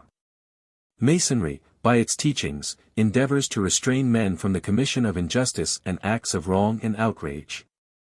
Though it does not endeavor to usurp the place of religion, still its code of morals proceeds upon other principles than the municipal law, and it condemns and punishes offenses which neither that law punishes nor public opinion condemns. In the Masonic law, to cheat and overreach in trade, at the bar, in politics, are deemed no more venial than theft, nor a deliberate lie than perjury, nor slander than robbery, nor seduction than murder. Especially it condemns those wrongs of which the doer induces another to partake. He may repent, he may, after agonizing struggles, regain the path of virtue, his spirit may re-achieve its purity through much anguish, after many strifes. But the weaker fellow creature whom he led astray, whom he made a sharer in his guilt, but whom he cannot make a sharer in his repentance and amendment, whose downward course, the first step of which he taught, he cannot check, but is compelled to witness, what forgiveness of sins can avail him there? There is his perpetual, his inevitable punishment, which no repentance can alleviate, and no mercy can remit. Let us be just, also, in judging of other men's motives. We know but little of the real merits or demerits of any fellow creature. We can rarely say with certainty that this man is more guilty than that, or even that this man is very good or very wicked. Often the basest men leave behind them excellent reputations. There is scarcely one of us who has not, at some time in his life, been on the edge of the commission of a crime. Every one of us can look back, and shuddering see the time when our feet stood upon the slippery crags that overhung the abyss of guilt. And when, if temptation had been a little more urgent, or a little longer continued, if penury had pressed us a little harder, or a little more wine had further disturbed our intellect, dethroned our judgment, and aroused our passions, our feet would have slipped, and we should have fallen, never to rise again. We may be able to say, this man has lied, has pilfered, has forged, has embezzled monies entrusted to him, and that man has gone through life with clean hands. But we cannot say that the former has not struggled long, though unsuccessfully, against temptations under which the second would have succumbed without an effort. We can say which has the cleanest hands before man, but not which has the cleanest soul before God. We may be able to say, this man has committed adultery, and that man has been ever chaste. But we cannot tell but that the innocence of one may have been due to the coldness of his heart, to the absence of a motive, to the presence of a fear, to the slight degree of the temptation. Nor but that the fall of the other may have been preceded by the most vehement self-contest, caused by the most overmastering frenzy, and atoned for by the most hallowing repentance. Generosity as well as niggardliness may be a mere yielding to native temperament. And in the eye of heaven, a long life of beneficence in one man may have cost less effort, and may indicate less virtue and less sacrifice of interest, than a few rare hidden acts of kindness wrung by duty out of the reluctant and unsympathizing nature of the other. There may be more real merit, more self-sacrificing effort, more of the noblest elements of moral grandeur, in a life of failure, sin, and shame, than in a career, to our eyes, of stainless integrity. When we condemn or pity the fallen, how do we know that, tempted like him, we should not have fallen like him, as soon, and perhaps with less resistance? How can we know what we should do if we were out of employment, famine crouching, gaunt, and hungry, on our fireless hearth, and our children wailing for bread? We fall not because we are not enough tempted. He that hath fallen may be at heart as honest as we. How do we know that our daughter, sister, wife, could resist the abandonment, the desolation, the distress, the temptation, that sacrificed the virtue of their poor abandoned sister of shame? Perhaps they also have not fallen, because they have not been sorely tempted. Wisely are we directed to pray that we may not be exposed to temptation. Human justice must be ever uncertain. How many judicial murders have been committed through ignorance of the phenomena of insanity? How many men hung for murder who were no more murderers at heart than the jury that tried and the judge that sentenced them? It may well be doubted whether the administration of human laws, in every country, is not one gigantic mass of injustice and wrong. God seeth not as man seeth. And the most abandoned criminal, black as he is before the world, may yet have continued to keep some little light burning in a corner of his soul, which would long since have gone out in that of those who walk proudly in the sunshine of immaculate fame, if they had been tried and tempted like the poor outcast. We do not know even the outside life of men. We are not competent to pronounce even on their deeds. We do not know half the acts of wickedness or virtue, even of our most immediate fellows. We cannot say, with certainty, even of our nearest friend, that he has not committed a particular sin, and broken a particular commandment. Let each man ask his own heart. Of how many of our best and of our worst acts and qualities are our most intimate associates utterly unconscious? How many virtues does not the world give us credit for, that we do not possess? Or vices condemn us for, of which we are not the slaves? It is but a small portion of our evil deeds and thoughts that ever comes to light, and of our few redeeming goodnesses, the largest portion is known to God alone. We shall, therefore, be just in judging of other men, only when we are charitable, and we should assume the prerogative of judging others only when the duty is forced upon us. Since we are so almost certain to err, and the consequences of error are so serious. No man need covet the office of judge, for in assuming it he assumes the gravest and most oppressive responsibility. Yet you have assumed it, we all assume it. For man is ever ready to judge, and ever ready to condemn his neighbor, while upon the same state of case he acquits himself. See, therefore, that you exercise your office cautiously and charitably, lest, in passing judgment upon the criminal, you commit a greater wrong than that for which you condemn him, and the consequences of which must be eternal. The faults and crimes and follies of other men are not unimportant to us, but form a part of our moral discipline.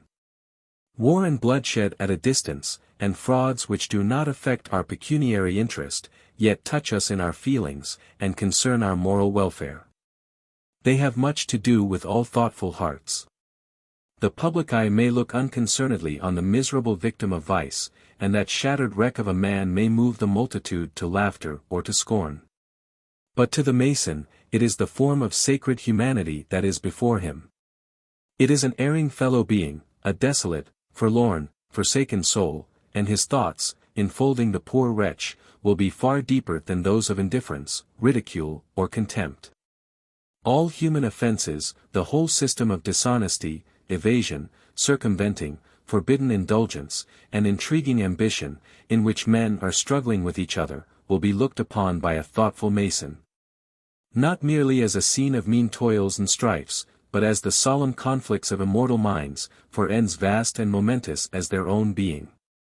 It is a sad and unworthy strife, and may well be viewed with indignation, but that indignation must melt into pity. For the stakes for which these gamesters play are not those which they imagine, not those which are in sight. For example, this man plays for a petty office, and gains it, but the real stake he gains is sycophancy, uncharitableness, slander, and deceit. Good men are too proud of their goodness. They are respectable, dishonor comes not near them. Their countenance has weight and influence, their robes are unstained, the poisonous breath of calumny has never been breathed upon their fair name. How easy it is for them to look down with scorn upon the poor degraded offender. To pass him by with a lofty step, to draw up the folds of their garment around them, that they may not be soiled by his touch. Yet the great master of virtue did not so, but descended to familiar intercourse with publicans and sinners, with the Samaritan woman, with the outcasts and the pariahs of the Hebrew world. Many men think themselves better, in proportion as they can detect sin in others. When they go over the catalogue of their neighbors' unhappy derelictions of temper or conduct, they often, amidst much apparent concern, feel a secret exultation, that destroys all their own pretensions to wisdom and moderation, and even to virtue. Many even take actual pleasure in the sins of others, and this is the case with every one whose thoughts are often employed in agreeable comparisons of his own virtues with his neighbor's faults. The power of gentleness is too little seen in the world. The subduing influences of pity, the might of love, the control of mildness over passion, the commanding majesty of that perfect character which mingles grave displeasure with grief and pity for the offender. So it is that a Mason should treat his brethren who go astray. Not with bitterness, nor yet with good-natured easiness, nor with worldly indifference, nor with the philosophic coldness, nor with a laxity of conscience, that accounts everything well, that passes under the seal of public opinion. But with charity, with pitying loving kindness. The human heart will not bow willingly to what is infirm and wrong in human nature. If it yields to us, it must yield to what is divine in us. The wickedness of my neighbor cannot submit to my wickedness, his sensuality, for instance, to my anger against his vices. My faults are not the instruments that are to arrest his faults. And therefore impatient reformers, and denouncing preachers, and hasty reprovers, and angry parents, and irritable relatives generally fail, in their several departments, to reclaim the erring. A moral offense is sickness, pain, loss, dishonor, in the immortal part of man. It is guilt, and misery added to guilt.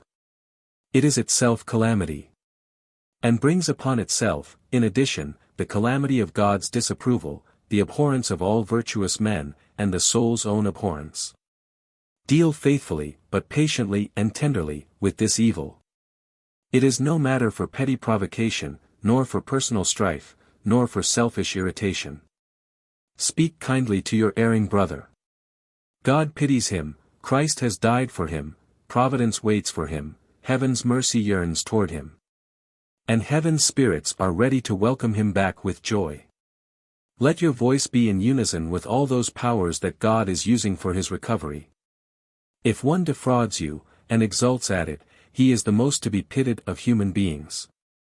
He has done himself a far deeper injury than he has done you.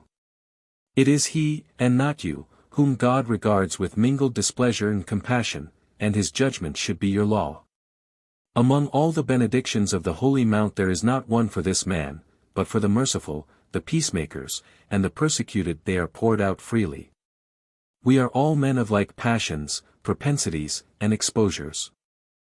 There are elements in us all, which might have been perverted, through the successive processes of moral deterioration, to the worst of crimes. The wretch whom the execration of the thronging crowd pursues to the scaffold, is not worse than any one of that multitude might have become under similar circumstances. He is to be condemned indeed, but also deeply to be pitied. It does not become the frail and sinful to be vindictive toward even the worst criminals. We owe much to the good providence of God, ordaining for us a lot more favorable to virtue. We all had that within us, that might have been pushed to the same excess. Perhaps we should have fallen as he did, with less temptation. Perhaps we have done acts, that, in proportion to the temptation or provocation, were less excusable than his great crime. Silent pity and sorrow for the victim should mingle with our detestation of the guilt. Even the pirate who murders in cold blood on the high seas, is such a man as you or I might have been. Orphanage in childhood, or base and dissolute and abandoned parents, an unfriended youth, evil companions. Ignorance and want of moral cultivation, the temptations of sinful pleasure or grinding poverty, familiarity with vice, a scorned and blighted name, seared and crushed affections, desperate fortunes. These are steps that might have led any one among us to unfurl upon the high seas the bloody flag of universal defiance, to wage war with our kind, to live the life and die the death of the reckless and remorseless freebooter. Many affecting relationships of humanity plead with us to pity him. His head once rested on a mother's bosom. He was once the object of sisterly love and domestic endearment. Perhaps his hand, since often red with blood, once clasped another little loving hand at the altar. Pity him then, his blighted hopes and his crushed heart. It is proper that frail and erring creatures like us should do so. Should feel the crime, but feel it as weak, tempted, and rescued creatures should. It may be that when God weighs men's crimes, he will take into consideration the temptations and the adverse circumstances that led to them, and the opportunities for moral culture of the offender. And it may be that our own offenses will weigh heavier than we think, and the murderers lighter than according to man's judgment. On all accounts, therefore, let the true Mason never forget the solemn injunction, necessary to be observed at almost every moment of a busy life, judge not, lest ye yourselves be judged, for whatsoever judgment ye measure unto others, the same shall in turn be measured unto you. Such is the lesson taught the Provost and Judge. 8. Intendant of the Building. In this degree you have been taught the important lesson, that none are entitled to advance in the ancient and accepted Scottish Rite, who have not by study and application made themselves familiar with Masonic learning and jurisprudence. The degrees of this rite are not for those who are content with the mere work and ceremonies, and do not seek to explore the mines of wisdom that lie buried beneath the surface. You still advance toward the light, toward that star, blazing in the distance, which is an emblem of the divine truth, given by God to the first men, and preserved amid all the vicissitudes of ages in the traditions and teachings of Masonry. How far you will advance, depends upon yourself alone. Here, as everywhere in the world, darkness struggles with light, and clouds and shadows intervene between you and the truth. When you shall have become imbued with the morality of Masonry, with which you yet are, and for some time will be exclusively occupied, when you shall have learned to practice all the virtues which it inculcates. When they become familiar to you as your household gods, then will you be prepared to receive its lofty philosophical instruction, and to scale the heights upon whose summit light and truth sit enthroned. Step by step men must advance toward perfection, and each Masonic degree is meant to be one of those steps. Each is a development of a particular duty, and in the present you are taught charity and benevolence. To be to your brethren an example of virtue, to correct your own faults, and to endeavor to correct those of your brethren. Here, as in all the degrees, you meet with the emblems and the names of deity, the true knowledge of whose character and attributes it has ever been a chief object of Masonry to perpetuate. To appreciate his infinite greatness and goodness, to rely implicitly on his providence, to revere and venerate him as the supreme architect, creator, and legislator of the universe, is the first of Masonic duties. The battery of this degree, and the 5 circuits which you made around the lodge, allude to the 5 points of fellowship, and are intended to recall them vividly to your mind. To go upon a brother's errand or to his relief, even barefoot and upon flinty ground, to remember him in your supplications to the deity, to clasp him to your heart and protect him against malice and evil speaking. To uphold him when about to stumble and fall, and to give him prudent, honest, and friendly counsel, are duties plainly written upon the pages of God's great code of law, and first among the ordinances of Masonry. The first sign of the degree is expressive of the diffidence and humility with which we inquire into the nature and attributes of the deity, the second, of the profound awe and reverence with which we contemplate his glories. And the third, of the sorrow with which we reflect upon our insufficient observance of our duties, and our imperfect compliance with his statutes. The distinguishing property of man is to search for and follow after truth. Therefore, when relaxed from our necessary cares and concerns, we then covet to see, to hear, and to learn somewhat, and we esteem knowledge of things, either obscure or wonderful, to be the indispensable means of living happily. Truth, simplicity, and candor are most agreeable to the nature of mankind. Whatever is virtuous consists either in sagacity, and the perception of truth, or in the preservation of human society, by giving to every man his due, and observing the faith of contracts, or in the greatness and firmness of an elevated and unsubdued mind, or in observing order and regularity in all our words and in all our actions, in which consist moderation and temperance.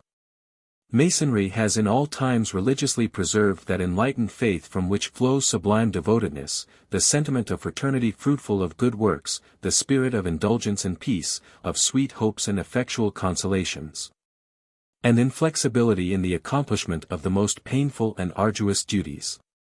It has always propagated it with ardor and perseverance, and therefore it labors at the present day more zealously than ever. Scarcely a Masonic discourse is pronounced that does not demonstrate the necessity and advantages of this faith, and especially recall the two constitutive principles of religion, that make all religion, love of God, and love of neighbor. Masons carry these principles into the bosoms of their families and of society. While the sectarians of former times enfeebled the religious spirit, Masonry, forming one great people over the whole globe, and marching under the great banner of charity and benevolence, preserves that religious feeling, strengthens it, extends it in its purity and simplicity, as it has always existed in the depths of the human heart, as it existed even under the dominion of the most ancient forms of worship, but where gross and debasing superstitions forbade its recognition. A Masonic lodge should resemble a beehive, in which all the members work together with ardor for the common good. Masonry is not made for cold souls and narrow minds, that do not comprehend its lofty mission and sublime apostolate. Here the anathema against lukewarm souls applies. To comfort misfortune, to popularize knowledge, to teach whatever is true and pure in religion and philosophy, to accustom men to respect order and the proprieties of life, to point out the way to genuine happiness. To prepare for that fortunate period, when all the factions of the human family, united by the bonds of toleration and fraternity, shall be but one household, these are labors that may well excite zeal and even enthusiasm. We do not now enlarge upon or elaborate these ideas. We but utter them to you briefly, as hints, upon which you may at your leisure reflect. Hereafter, if you continue to advance, they will be unfolded, explained, and developed. Masonry utters no impracticable and extravagant precepts, certain, because they are so, to be disregarded. It asks of its initiates nothing that it is not possible and even easy for them to perform. Its teachings are eminently practical, and its statutes can be obeyed by every just, upright, and honest man, no matter what his faith or creed. Its object is to attain the greatest practical good, without seeking to make men perfect. It does not meddle with the domain of religion, nor inquire into the mysteries of regeneration. It teaches those truths that are written by the finger of God upon the heart of man, those views of duty which have been wrought out by the meditations of the studious, confirmed by the allegiance of the good and wise, and stamped as sterling by the response they find in every uncorrupted mind. It does not dogmatize, nor vainly imagine dogmatic certainty to be attainable. Masonry does not occupy itself with crying down this world, with its splendid beauty, its thrilling interests, its glorious works, its noble and holy affections. Nor exhort us to detach our hearts from this earthly life, as empty, fleeting, and unworthy, and fix them upon heaven, as the only sphere deserving the love of the loving or the meditation of the wise. It teaches that man has high duties to perform, and a high destiny to fulfill, on this earth, that this world is not merely the portal to another. And that this life, though not our only one, is an integral one, and the particular one with which we are here meant to be concerned, that the present is our scene of action, and the future for speculation and for trust. That man was sent upon the earth to live in it, to enjoy it, to study it, to love it, to embellish it, to make the most of it. It is his country, on which he should lavish his affections and his efforts. It is here his influences are to operate. It is his house, and not a tent, his home, and not merely a school. He is sent into this world, not to be constantly hankering after, dreaming of, preparing for another, but to do his duty and fulfill his destiny on this earth. To do all that lies in his power to improve it, to render it a scene of elevated happiness to himself, to those around him, to those who are to come after him. His life here is part of his immortality, and this world, also, is among the stars. And thus, Masonry teaches us, will man best prepare for that future which he hopes for. The unseen cannot hold a higher place in our affections than the seen and the familiar. The law of our being is love of life, and its interests and adornments. Love of the world in which our lot is cast, engrossment with the interests and affections of earth. Not a low or sensual love, not love of wealth, of fame, of ease, of power, of splendor. Not low worldliness. But the love of earth as the garden on which the Creator has lavished such miracles of beauty. As the habitation of humanity, the arena of its conflicts, the scene of its illimitable progress, the dwelling place of the wise, the good, the active, the loving, and the dear. The place of opportunity for the development by means of sin and suffering and sorrow, of the noblest passions, the loftiest virtues, and the tenderest sympathies. They take very unprofitable pains, who endeavor to persuade men that they are obliged wholly to despise this world, and all that is in it, even whilst they themselves live here. God hath not taken all that pains in forming and framing and furnishing and adorning the world, that they who were made by him to live in it should despise it. It will be enough, if they do not love it too immoderately. It is useless to attempt to extinguish all those affections and passions which are and always will be inseparable from human nature. As long as the world lasts, and honor and virtue and industry have reputation in the world, there will be ambition and emulation and appetite in the best and most accomplished men in it. And if there were not, more barbarity and vice and wickedness would cover every nation of the world, than it now suffers under. Those only who feel a deep interest in, and affection for, this world, will work resolutely for its amelioration. Those who undervalue this life, naturally become querulous and discontented, and lose their interest in the welfare of their fellows. To serve them, and so to do our duty as Masons, we must feel that the object is worth the exertion. And be content with this world in which God has placed us, until he permits us to remove to a better one. He is here with us, and does not deem this an unworthy world. It is a serious thing to defame and belie a whole world. To speak of it as the abode of a poor, toiling, drudging, ignorant, contemptible race. You would not so discredit your family, your friendly circle, your village, your city, your country. The world is not a wretched and a worthless one. Nor is it a misfortune, but a thing to be thankful for, to be a man. If life is worthless, so also is immortality. In society itself, in that living mechanism of human relationships that spreads itself over the world, there is a finer essence within, that as truly moves it, as any power, heavy or expansive, moves the sounding manufactory or the swift-flying car. The man-machine hurries to and fro upon the earth, stretches out its hands on every side, to toil, to barter, to unnumbered labors and enterprises. And almost always the motive, that which moves it, is something that takes hold of the comforts, affections, and hopes of social existence. True, the mechanism often works with difficulty, drags heavily, grates and screams with harsh collision. True, the essence of finer motive, becoming intermixed with baser and coarser ingredients, often clogs, obstructs, jars, and deranges the free and noble action of social life. But he is neither grateful nor wise, who looks cynically on all this, and loses the fine sense of social good in its perversions. That I can be a friend, that I can have a friend, though it were but one in the world. That fact, that wondrous good fortune, we may set against all the sufferings of our social nature. That there is such a place on earth as a home, that resort and sanctuary of inwalled and shielded joy, we may set against all the surrounding desolations of life. That one can be a true, social man, can speak his true thoughts, amidst all the janglings of controversy and the warring of opinions, that fact from within outweighs all facts from without.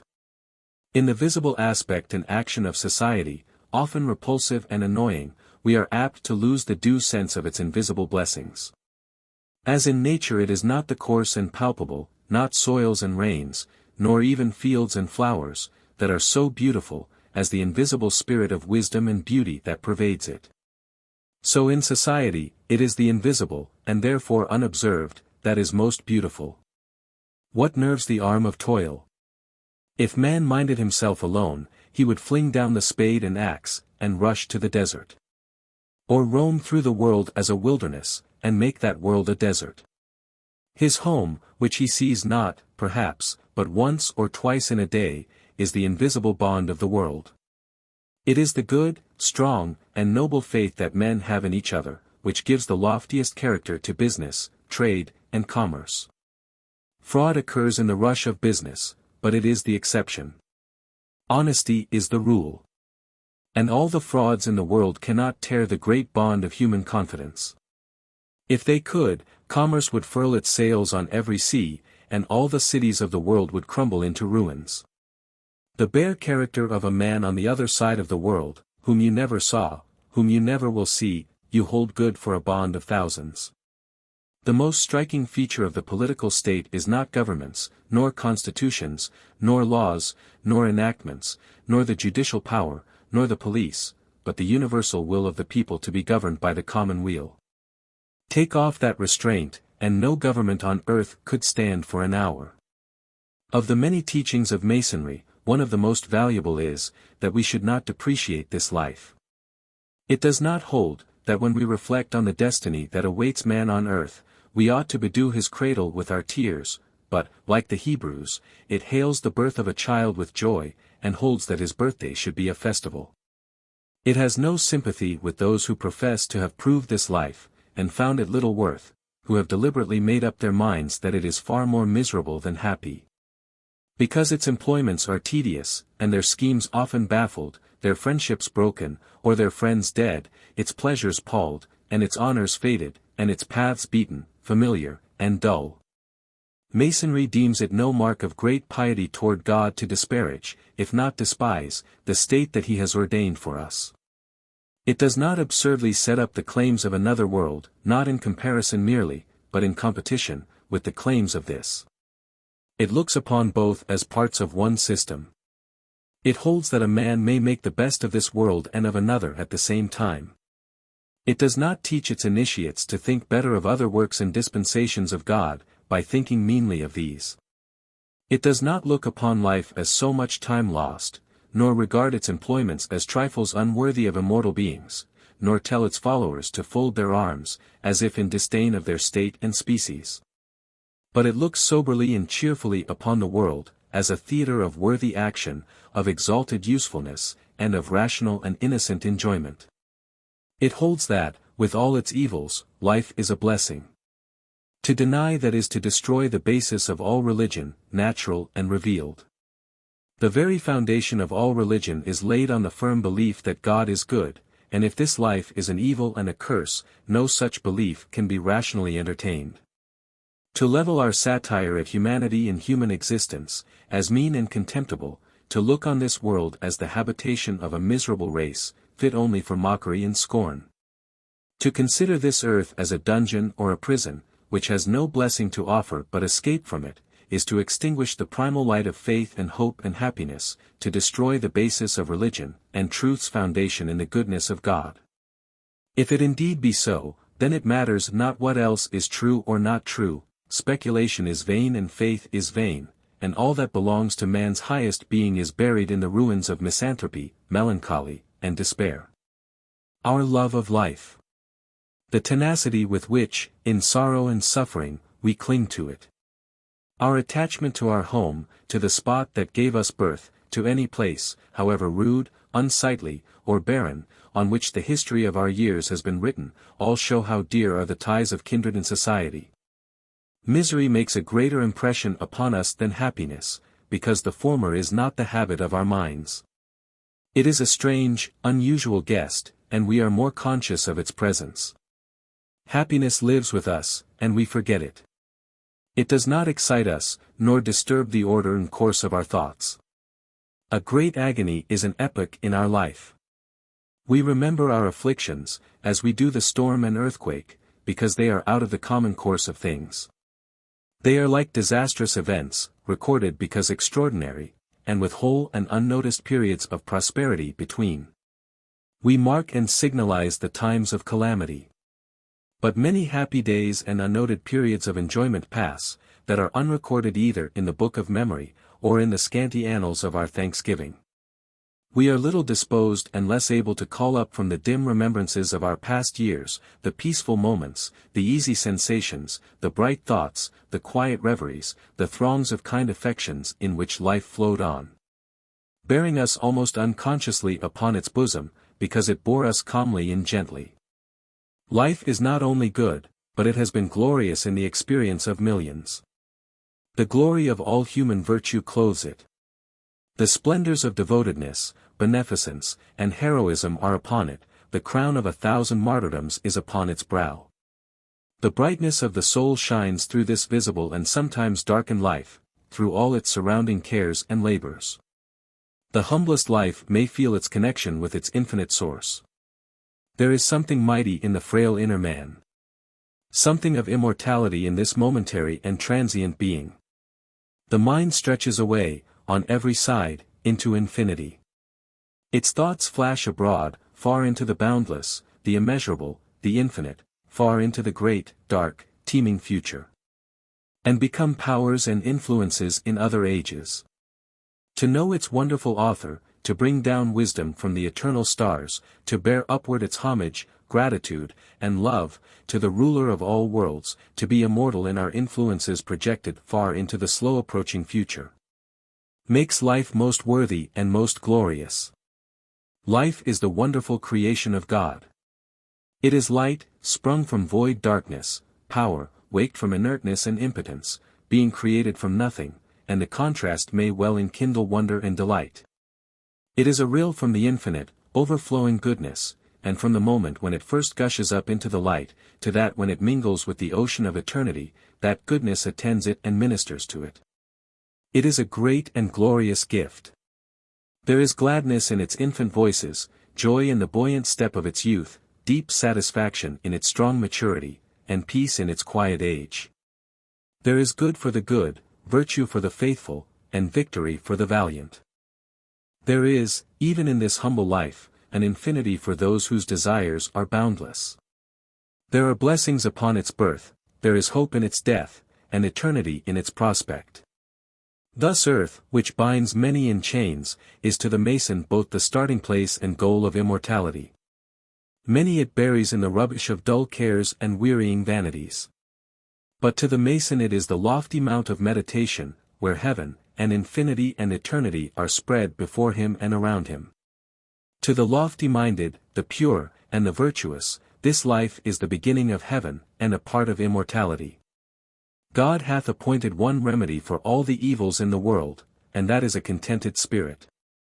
We may be reconciled to poverty and a low fortune, if we suffer contentedness and equanimity to make the proportions.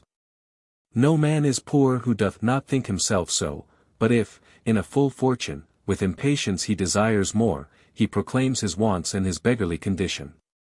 This virtue of contentedness was the sum of all the old moral philosophy, and is of most universal use in the whole course of our lives, and the only instrument to ease the burdens of the world and the enmities of sad chances.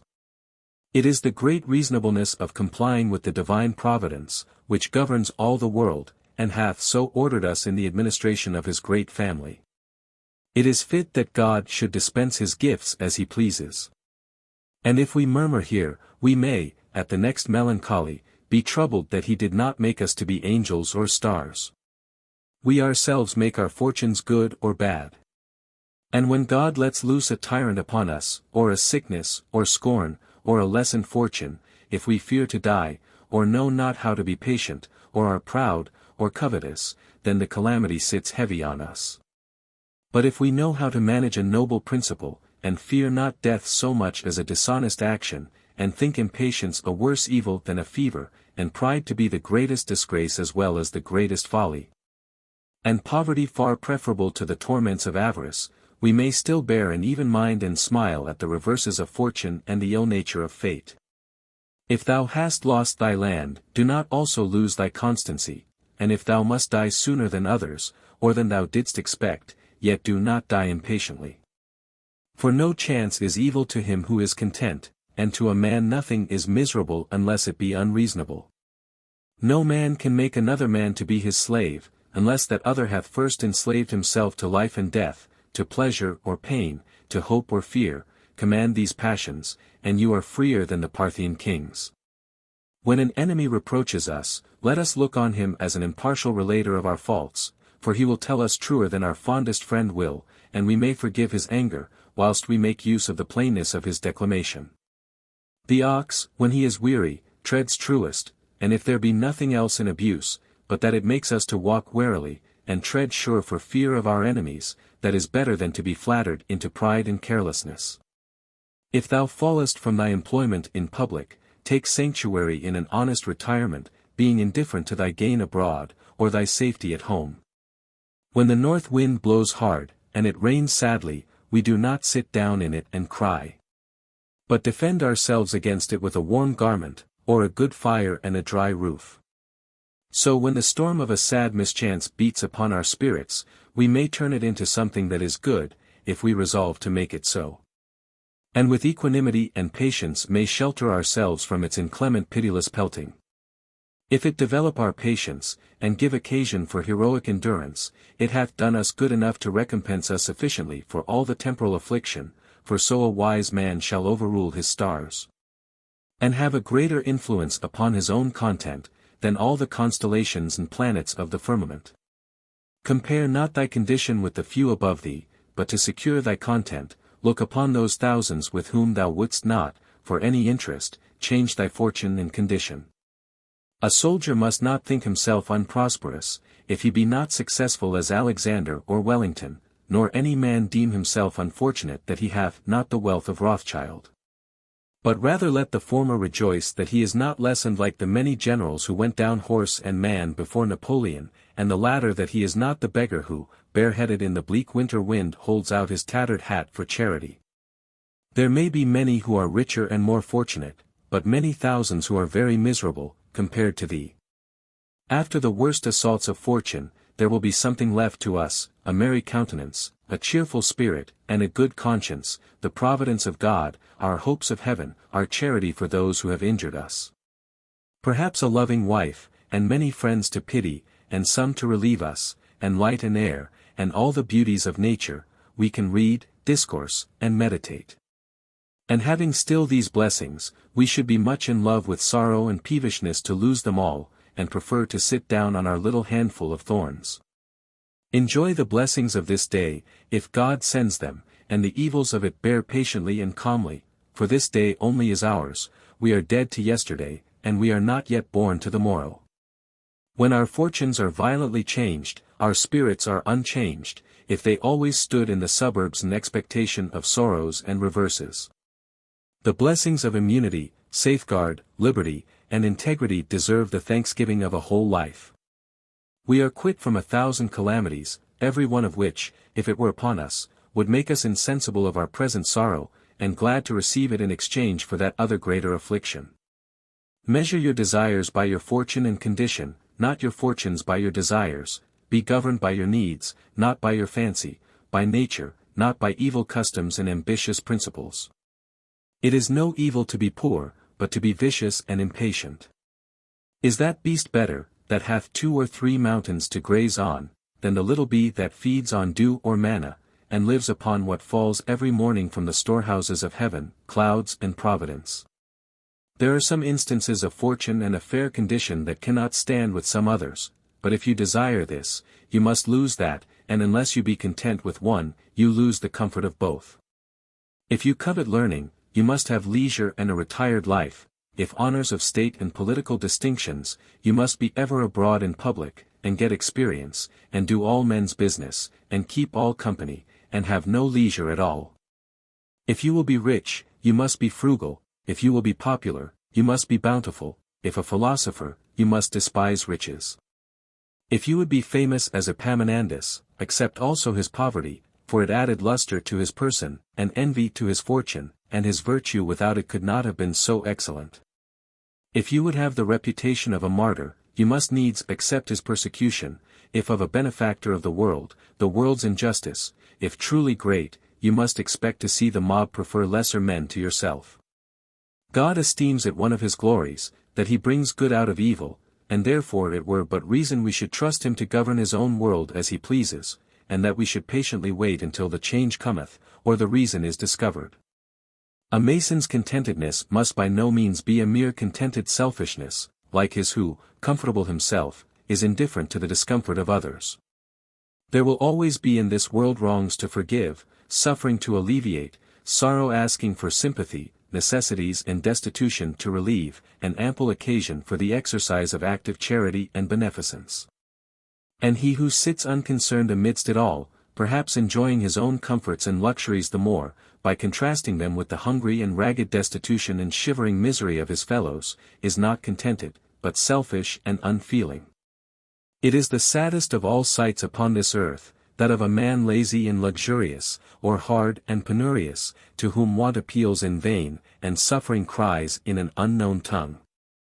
The man whose hasty anger hurries him into violence and crime is not half so unworthy to live. He is the faithless steward, that embezzles what God has given him in trust for the impoverished and suffering among his brethren.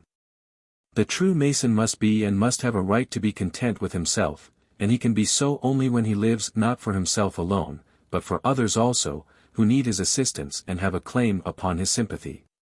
Charity is the great channel, it has been well said, through which God passes all his mercy upon mankind. For we receive absolution of our sins in proportion to our forgiving our brother. This is the rule of our hopes and the measure of our desire in this world, and on the day of death and judgment, the great sentence upon mankind shall be transacted according to our alms, which is the other part of charity. God himself is love. And every degree of charity that dwells in us is the participation of the divine nature. These principles Masonry reduces to practice. By them it expects you to be hereafter guided and governed.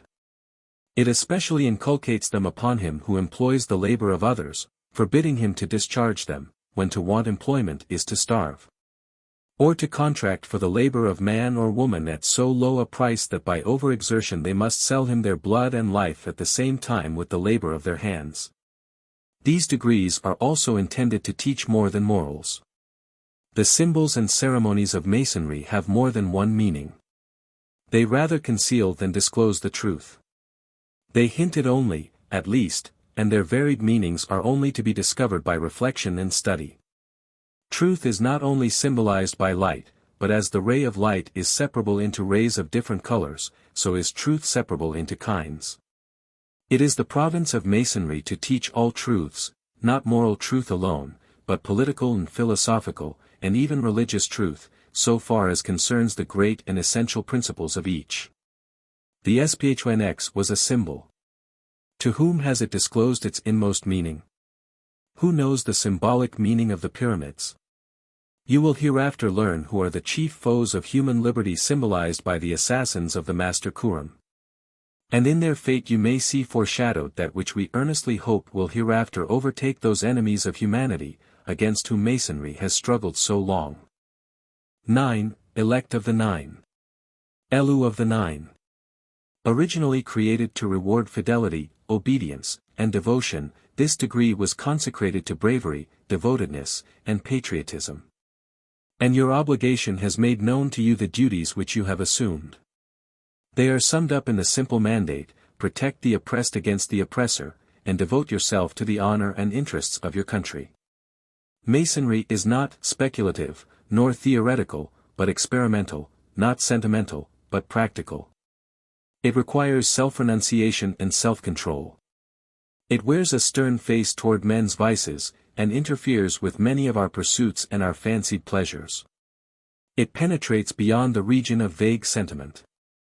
Beyond the regions where moralizers and philosophers have woven their fine theories and elaborated their beautiful maxims, to the very depths of the heart, rebuking our littlenesses and meannesses, arraigning our prejudices and passions, and warring against the armies of our vices. It wars against the passions that spring out of the bosom of a world of fine sentiments, a world of admirable sayings and foul practices, of good maxims and bad deeds, whose darker passions are not only restrained by custom and ceremony, but hidden even from itself by a veil of beautiful sentiments. This terrible solecism has existed in all ages. Romish sentimentalism has often covered infidelity and vice. Protestant straightness often lauds spirituality and faith, and neglects homely truth, candor, and generosity, and ultraliberal rationalistic refinement sometimes soars to heaven in its dreams, and wallows in the mire of earth in its deeds.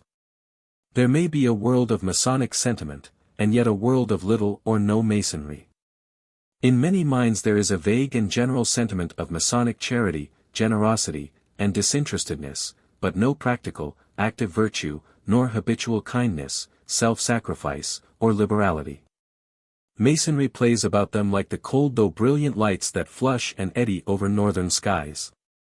There are occasional flashes of generous and manly feeling, transitory splendors, and momentary gleams of just and noble thought, and transient coruscations, that light the heaven of their imagination, but there is no vital warmth in the heart.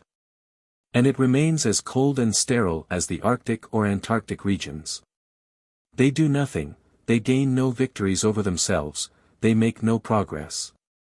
They are still in the northeast corner of the lodge, as when they first stood there as apprentices. And they do not cultivate Masonry, with a cultivation, determined, resolute, and regular, like their cultivation of their estate, profession, or knowledge. Their Masonry takes its chance in general and inefficient sentiment, mournfully barren of results, in words and formulas and fine professions. Most men have sentiments, but not principles. The former are temporary sensations, the latter permanent and controlling impressions of goodness and virtue. The former are general and involuntary, and do not rise to the character of virtue. Everyone feels them. They flash up spontaneously in every heart. The latter are rules of action, and shape and control our conduct, and it is these that Masonry insists upon. We approve the right, but pursue the wrong. It is the old story of human deficiency. No one abets or praises injustice, fraud, oppression, covetousness, revenge, envy, or slander, and yet how many who condemn these things, are themselves guilty of them. It is no rare thing for him whose indignation is kindled at a tale of wicked injustice, cruel oppression, base slander, or misery inflicted by unbridled indulgence, whose anger flames in behalf of the injured and ruined victims of wrong, to be in some relation unjust, or oppressive, or envious, or self-indulgent, or a careless talker of others. How wonderfully indignant the penurious man often is, at the avarice or want of public spirit of another. A great preacher well said, "Therefore thou art inexcusable. O man, whosoever thou art, that judgest, for wherein thou judgest another, thou condemnest thyself, for thou that judgest, doest the same things." It is amazing to see how men can talk of virtue and honor, whose life denies both. It is curious to see with what a marvelous facility many bad men quote scripture. It seems to comfort their evil consciences, to use good words, and to gloze over bad deeds with holy texts, wrested to their purpose. Often, the more a man talks about charity and toleration, the less he has of either, the more he talks about virtue, the smaller stock he has of it. The mouth speaks out of the abundance of the heart, but often the very reverse of what the man practices. And the vicious and sensual often express, and in a sense feel, strong disgust at vice and sensuality. Hypocrisy is not so common as is imagined. Here, in the lodge, virtue and vice are matters of reflection and feeling only. There is little opportunity here, for the practice of either. And Masons yield to the argument here, with facility and readiness, because nothing is to follow. It is easy, and safe, here, to feel upon these matters. But tomorrow, when they breathe the atmosphere of worldly gains and competitions, and the passions are again stirred at the opportunities of unlawful pleasure, all their fine emotions about virtue, all their generous abhorrence of selfishness and sensuality, melt away like a morning cloud. For the time, their emotions and sentiments are sincere and real. Men may be really, in a certain way, interested in Masonry, while fatally deficient in virtue. It is not always hypocrisy. Men pray most fervently and sincerely, and yet are constantly guilty of acts so bad and base, so ungenerous and unrighteous, that the crimes that crowd the dockets of our courts are scarcely worse. A man may be a good sort of man in general, and yet a very bad man in particular, good in the lodge and bad in the world, good in public, and bad in his family, good at home, and bad on a journey or in a strange city.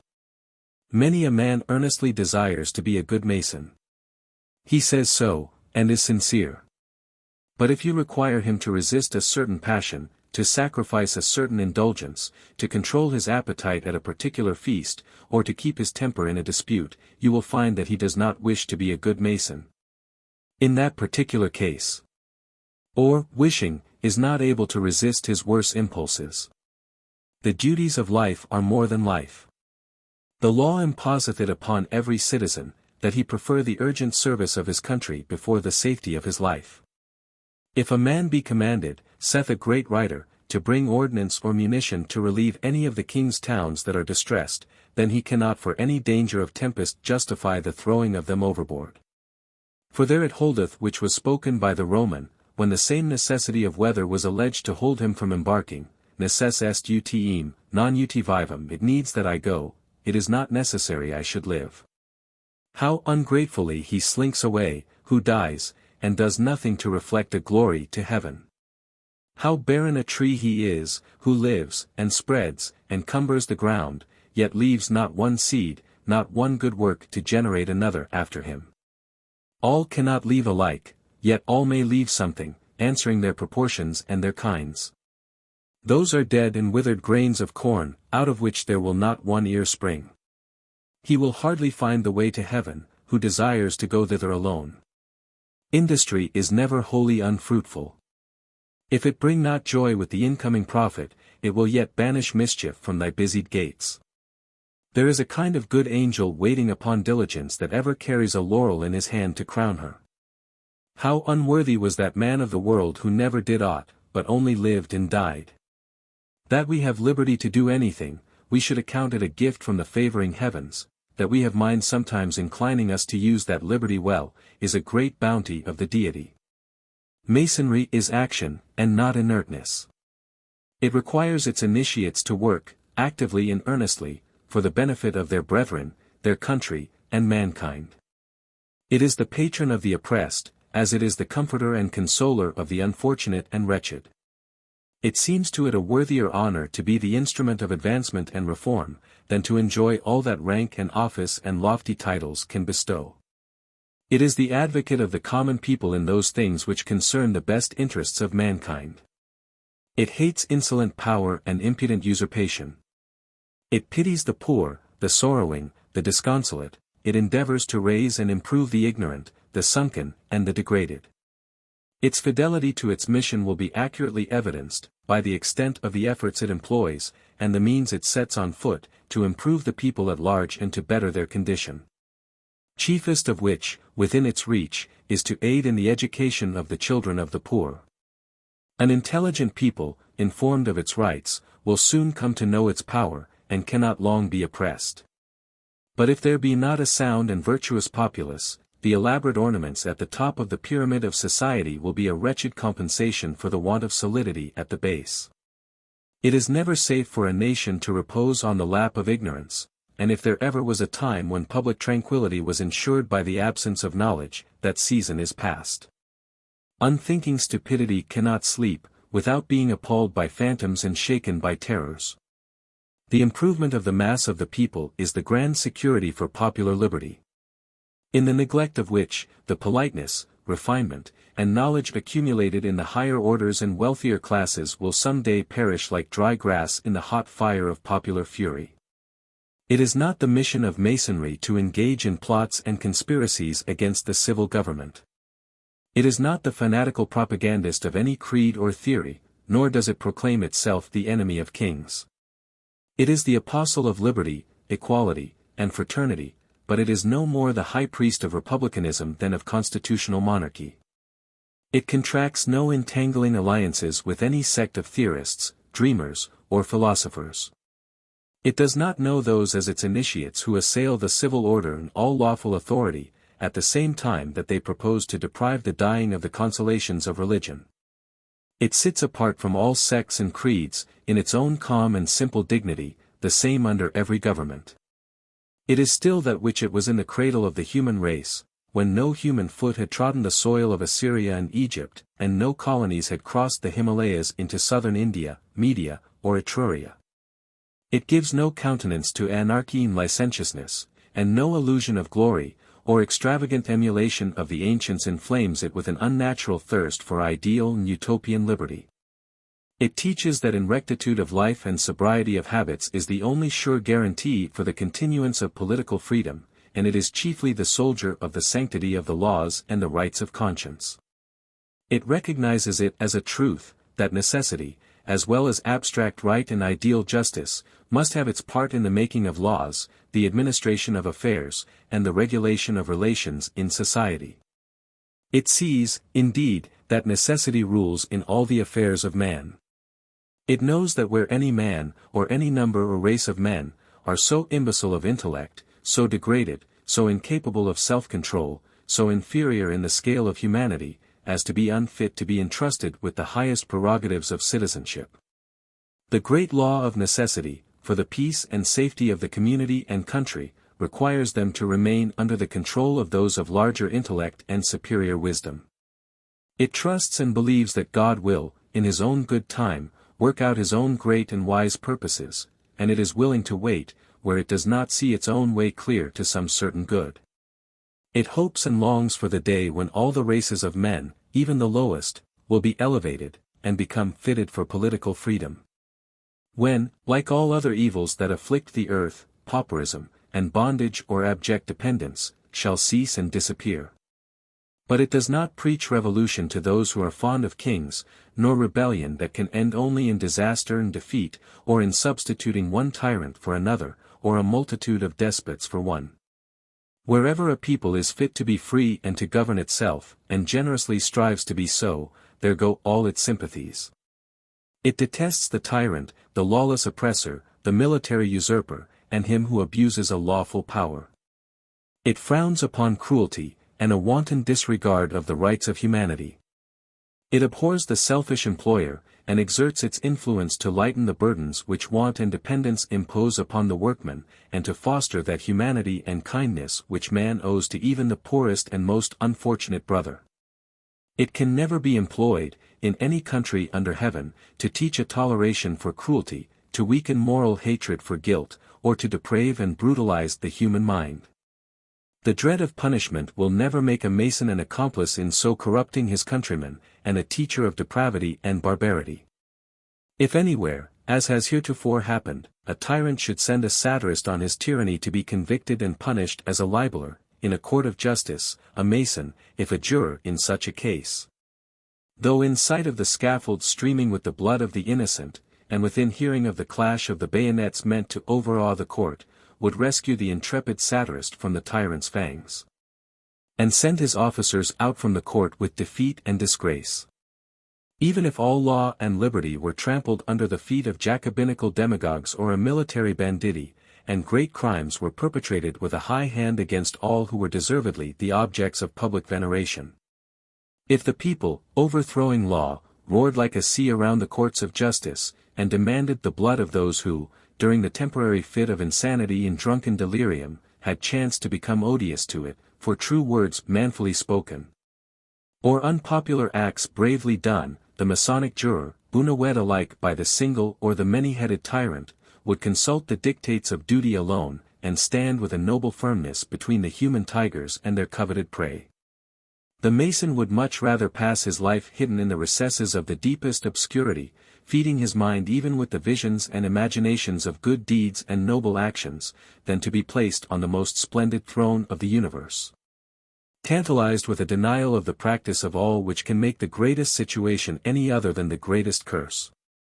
And if he has been enabled to lend the slightest step to any great and laudable designs, if he has had any share in any measure giving quiet to private property and to private conscience, making lighter the yoke of poverty and dependence, or relieving deserving men from oppression, if he has aided in securing to his countrymen that best possession, peace, if he has joined in reconciling the different sections of his own country to each other, and the people to the government of their own creating, and in teaching the citizen to look for his protection to the laws of his country, and for his comfort to the good will of his countrymen, if he has thus taken his part with the best of men in the best of their actions, he may well shut the book, even if he might wish to read a page or two more. It is enough for his measure. He has not lived in vain. Masonry teaches that all power is delegated for the good, and not for the injury of the people, and that, when it is perverted from the original purpose, the compact is broken, and the right ought to be resumed. That resistance to power usurped is not merely a duty which man owes to himself and to his neighbor, but a duty which he owes to his God, in asserting and maintaining the rank which he gave him in the creation. This principle in either the rudeness of ignorance can stifle or the enervation of refinement extinguish. It makes it base for a man to suffer when he ought to act, and, tending to preserve to him the original destinations of Providence, spurns at the arrogant assumptions of tyrants and vindicates the independent quality of the race of which we are a part. The wise and well-informed Mason will not fail to be the votary of liberty and justice. He will be ready to exert himself in their defense, wherever they exist. It cannot be a matter of indifference to him when his own liberty and that of other men, with whose merits and capacities he is acquainted, are involved in the event of the struggle to be made. But his attachment will be to the cause, as the cause of man, and not merely to the country. Wherever there is a people that understands the value of political justice, and is prepared to assert it, that is his country. Wherever he can most contribute to the diffusion of these principles and the real happiness of mankind, that is his country. Nor does he desire for any country any other benefit than justice. The true Mason identifies the honor of his country with his own. Nothing more conduces to the beauty and glory of one's country than the preservation against all enemies of its civil and religious liberty. The world will never willingly let die the names of those patriots who in her different ages have received upon their own breasts the blows aimed by insolent enemies at the bosom of their country. But also it conduces, and in no small measure, to the beauty and glory of one's country, that justice should always be administered there to all alike, and neither denied, sold, nor delayed to any one. That the interest of the poor should be looked to, and none starve or be houseless, or clamor in vain for work. That the child and the feeble woman should not be overworked, or even the apprentice or slave be stinted of food or overtasked or mercilessly scourged. And that God's great laws of mercy, humanity, and compassion should be everywhere enforced, not only by the statutes, but also by the power of public opinion. And he who labors, often against reproach and obloquy, and oftener against indifference and apathy, to bring about that fortunate condition of things when that great code of divine law shall be everywhere and punctually obeyed, is no less a patriot than he who bares his bosom to the hostile steel in the ranks of his country's soldiery. For fortitude is not only seen resplendent on the field of battle and amid the clash of arms, but he displays its energy under every difficulty and against every assailant. He who wars against cruelty, oppression, and hoary abuses, fights for his country's honor, which these things soil, and her honor is as important as her existence. Often, indeed, the warfare against those abuses which disgrace one's country is quite as hazardous and more discouraging than that against her enemies in the field, and merits equal, if not greater reward. For those Greeks and Romans who are the objects of our admiration employed hardly any other virtue in the extirpation of tyrants, than that love of liberty, which made them prompt in seizing the sword, and gave them strength to use it. With facility they accomplished the undertaking, amid the general shout of praise and joy, nor did they engage in the attempt so much as an enterprise of perilous and doubtful issue, as a contest the most glorious in which virtue could be signalized. Which infallibly led to present recompense. Which bound their brows with wreaths of laurel, and consigned their memories to immortal fame. But he who assails hoary abuses, regarded perhaps with a superstitious reverence, and around which old laws stand as ramparts and bastions to defend them.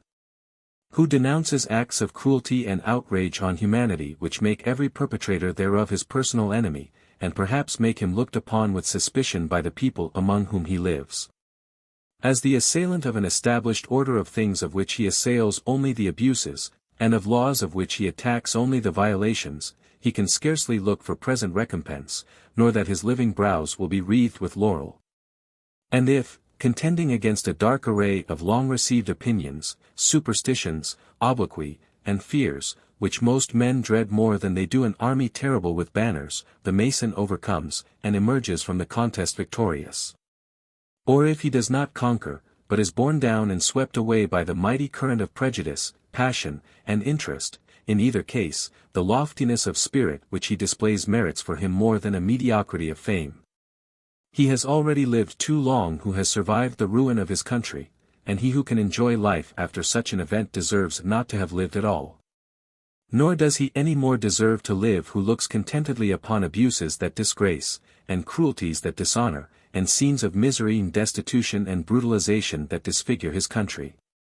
Or sordid meanness and ignoble revenges that make her a byword and a scoff among all generous nations, and does not endeavor to remedy or prevent either. Not often is a country at war. Nor can every one be allowed the privilege of offering his heart to the enemy's bullets.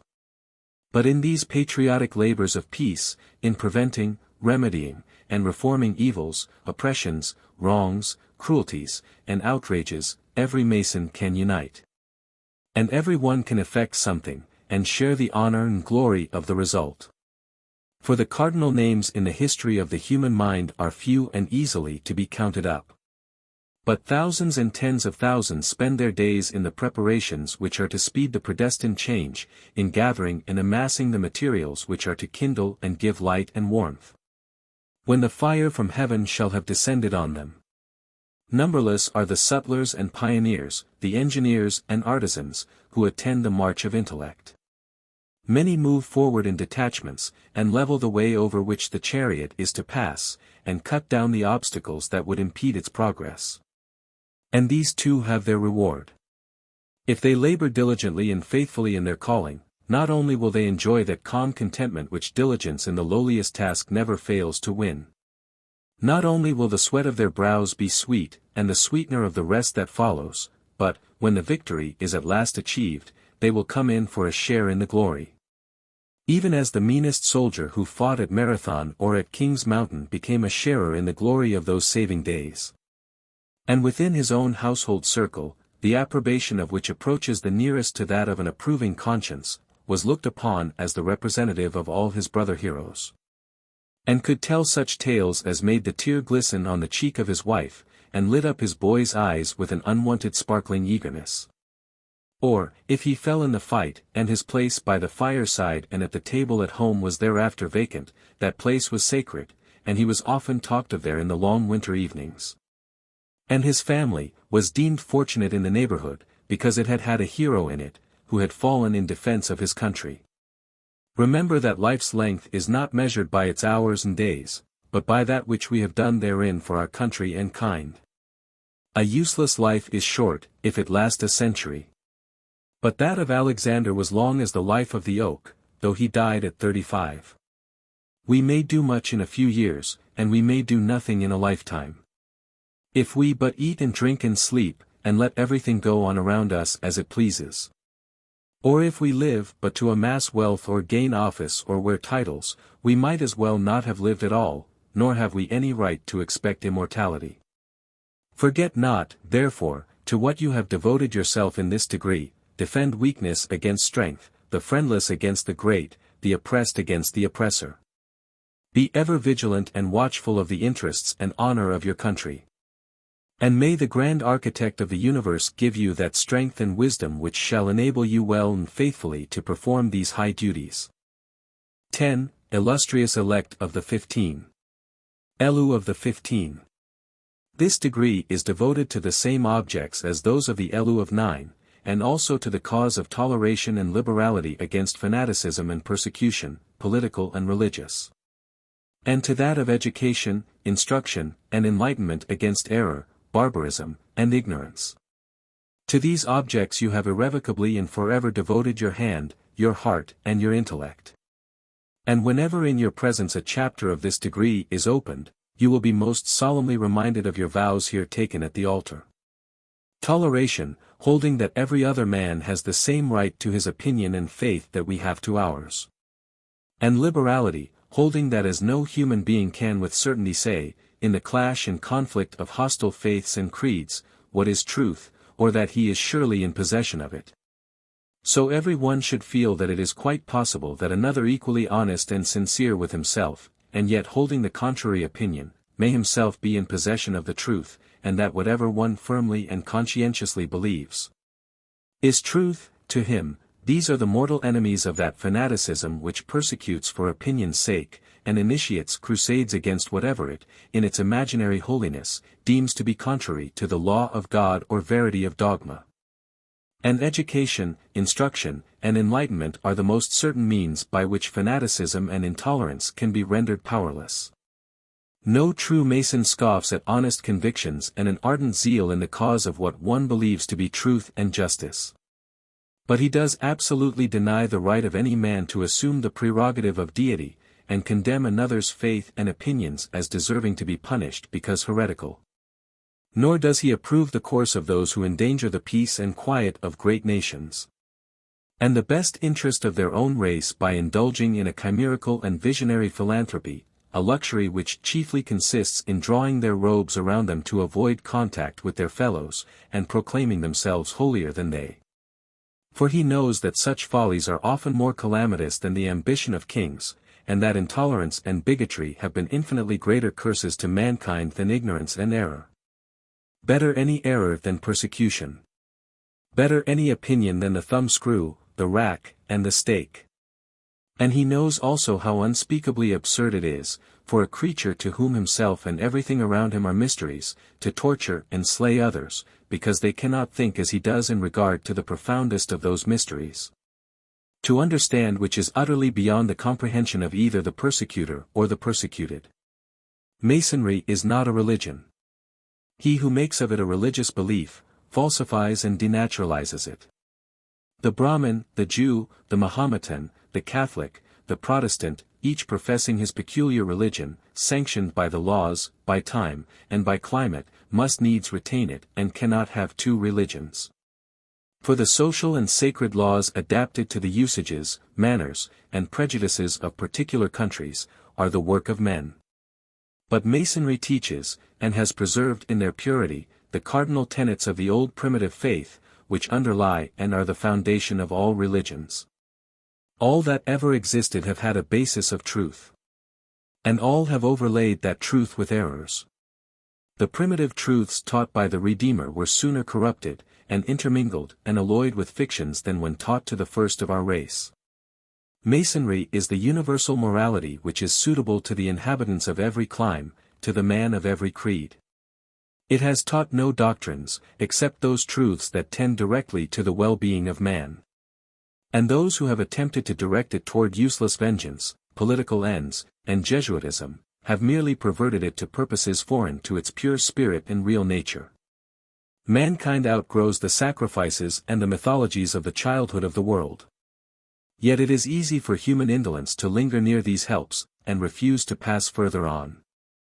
So the unadventurous nomad in the Tartarian wild keeps his flock in the same close-cropped circle where they first learned to browse, while the progressive man roves ever forth, to fresh fields and pastures new.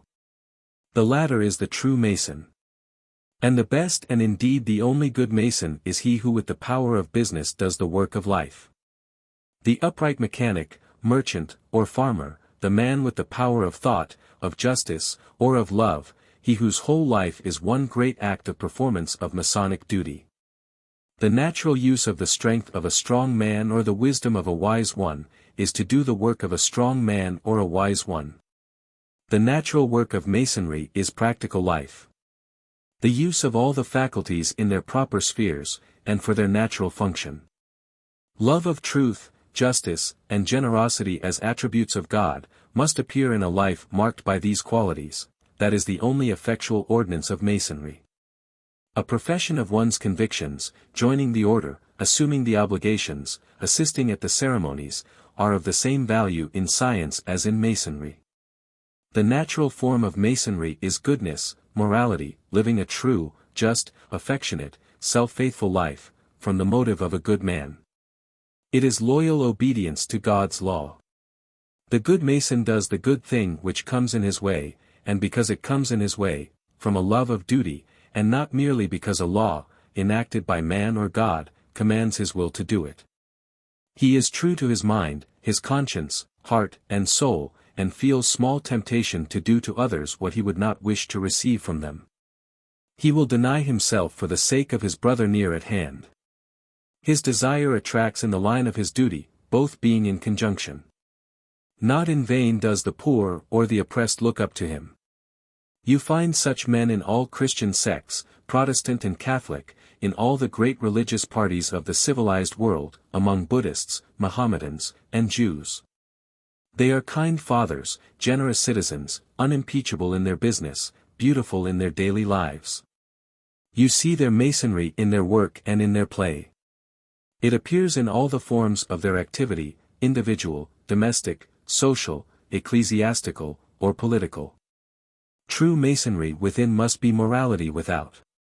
It must become eminent morality, which is philanthropy. The true Mason loves not only his kindred and his country, but all mankind, not only the good, but also the evil, among his brethren. He has more goodness than the channels of his daily life will hold. It runs over the banks, to water and to feed 1,000 thirsty plants. Not content with the duty that lies along his track, he goes out to seek it. Not only willing, he has a salient longing to do good, to spread his truth, his justice, his generosity, his Masonry over all the world. His daily life is a profession of his Masonry, published in perpetual goodwill to men. He cannot be a persecutor. Not more naturally does the beaver build or the mockingbird sing his own wild, gushing melody, than the true Mason lives in this beautiful outward life. So from the perennial spring swells forth the stream, to quicken the meadow with new access of green, and perfect beauty bursting into bloom. Thus Masonry does the work it was meant to do. The Mason does not sigh and weep, and make grimaces. He lives right on. If his life is, as whose is not, marked with errors, and with sins, he plows over the barren spot with his remorse, sows with new seed, and the old desert blossoms like a rose. He is not confined to set forms of thought, of action, or of feeling. He accepts what his mind regards as true, what his conscience decides is right, what his heart deems generous and noble, and all else he puts far from him. Though the ancient and the honorable of the earth bid him bow down to them, his stubborn knees bend only at the bidding of his manly soul. His Masonry is his freedom before God, not his bondage unto men. His mind acts after the universal law of the intellect, his conscience according to the universal moral law, his affections and his soul after the universal law of each, and so he is strong with the strength of God. In this fourfold way communicating with him. The old theologies, the philosophies of religion of ancient times, will not suffice us now. The duties of life are to be done, we are to do them, consciously obedient to the law of God, not atheistically, loving only our selfish gain. There are sins of trade to be corrected. Everywhere morality and philanthropy are needed. There are errors to be made way with, and their place supplied with new truths, radiant with the glories of heaven. There are great wrongs and evils, in church and state, in domestic, social, and public life, to be righted and outgrown. Masonry cannot in our age forsake the broad way of life. She must journey on in the open street, appear in the crowded square, and teach men by her deeds, her life more eloquent than any lips. This degree is chiefly devoted to toleration. And it inculcates in the strongest manner that great leading idea of the ancient art, that a belief in the one true God, and a moral and virtuous life, constitute the only religious requisites needed to enable a man to be a Mason. Masonry has ever the most vivid remembrance of the terrible and artificial torments that were used to put down new forms of religion or extinguish the old. It sees with the eye of memory the ruthless extermination of all the people of all sexes and ages, because it was their misfortune not to know the God of the Hebrews, or to worship him under the wrong name, by the savage troops of Moses and Joshua. It sees the thumbscrews and the racks, the whip, the gallows, and the stake, the victims of Diocletian and Alva, the miserable Covenanters, the Nonconformists, Servetus burned, and the unoffending Quaker hung. It sees Cranmer hold his arm, now no longer erring, in the flame until the hand drops off in the consuming heat. It sees the persecutions of Peter and Paul, the martyrdom of Stephen, the trials of Ignatius, Polycarp, Justin, and Irenaeus. And then in turn the sufferings of the wretched pagans under the Christian emperors, as of the papists in Ireland and under Elizabeth and the bloated Henry. The Roman Virgin naked before the hungry lions. Young Margaret Graham tied to a stake at low water mark, and there left to drown, singing hymns to God until the savage waters broke over her head. And all that in all ages have suffered by hunger and nakedness, peril and prison, the rack, the stake, and the sword, it sees them all, and shudders at the long roll of human atrocities. And it sees also the oppression still practiced in the name of religion, men shot in a Christian jail in Christian Italy for reading the Christian Bible. In almost every Christian state, laws forbidding freedom of speech on matters relating to Christianity, and the gallows reaching its arm over the pulpit. The fires of Moloch in Syria, the harsh mutilations in the name of Astarte, Cybele, Jehovah. The barbarities of imperial pagan torturers, the still grosser torments which Roman Gothic Christians in Italy and Spain heaped on their brother men. The fiendish cruelties to which Switzerland, France, the Netherlands, England, Scotland, Ireland, America, have been witnesses. Are none too powerful to warn man of the unspeakable evils which follow from mistakes and errors in the matter of religion, and especially from investing the God of love with the cruel and vindictive passions of erring humanity? And making blood to have a sweet savor in his nostrils, and groans of agony to be delicious to his ears. Man never had the right to usurp the unexercised prerogative of God, and condemn and punish another for his belief. Born in a Protestant land, we are of that faith. If we had opened our eyes to the light under the shadows of St. Peter's at Rome, we should have been devout Catholics. Born in the Jewish quarter of Aleppo, we should have contemned Christ as an impostor. In Constantinople, we should have cried, Allah Allah, God is great and Muhammad is his prophet. Birth, place, and education give us our faith. Few believe in any religion because they have examined the evidences of its authenticity, and made up a formal judgment, upon weighing the testimony. Not one man in 10,000 knows anything about the proofs of his faith. We believe what we are taught, and those are most fanatical who know least of the evidences on which their creed is based. Facts and testimony are not, except in very rare instances, the groundwork of faith. It is an imperative law of God's economy, unyielding and inflexible as himself, that man shall accept without question the belief of those among whom he is born and reared. The faith so made a part of his nature resists all evidence to the contrary. And he will disbelieve even the evidence of his own senses, rather than yield up the religious belief which has grown up in him, flesh of his flesh and bone of his bone. What is truth to me is not truth to another. The same arguments and evidences that convince one mind make no impression on another. This difference is in men at their birth. No man is entitled positively to assert that he is right, where other men, equally intelligent and equally well informed, hold directly the opposite opinion. Each thinks it impossible for the other to be sincere, and each, as to that, is equally in error. What is truth, was a profound question, the most suggestive one ever put to man. Many beliefs of former and present times seem incomprehensible. They startle us with a new glimpse into the human soul, that mysterious thing, more mysterious the more we note its workings. Here is a man superior to myself in intellect and learning. And yet he sincerely believes what seems to me too absurd to merit confutation, and I cannot conceive, and sincerely do not believe, that he is both sane and honest. And yet he is both. His reason is as perfect as mine, and he is as honest as I. The fancies of a lunatic are realities, to him.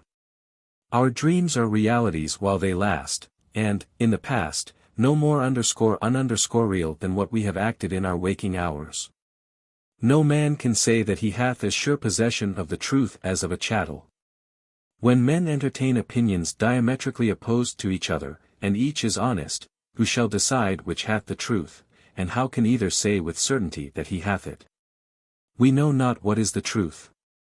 That we ourselves believe and feel absolutely certain that our own belief is true, is in reality not the slightest proof of the fact, seem it never so certain and incapable of doubt to us.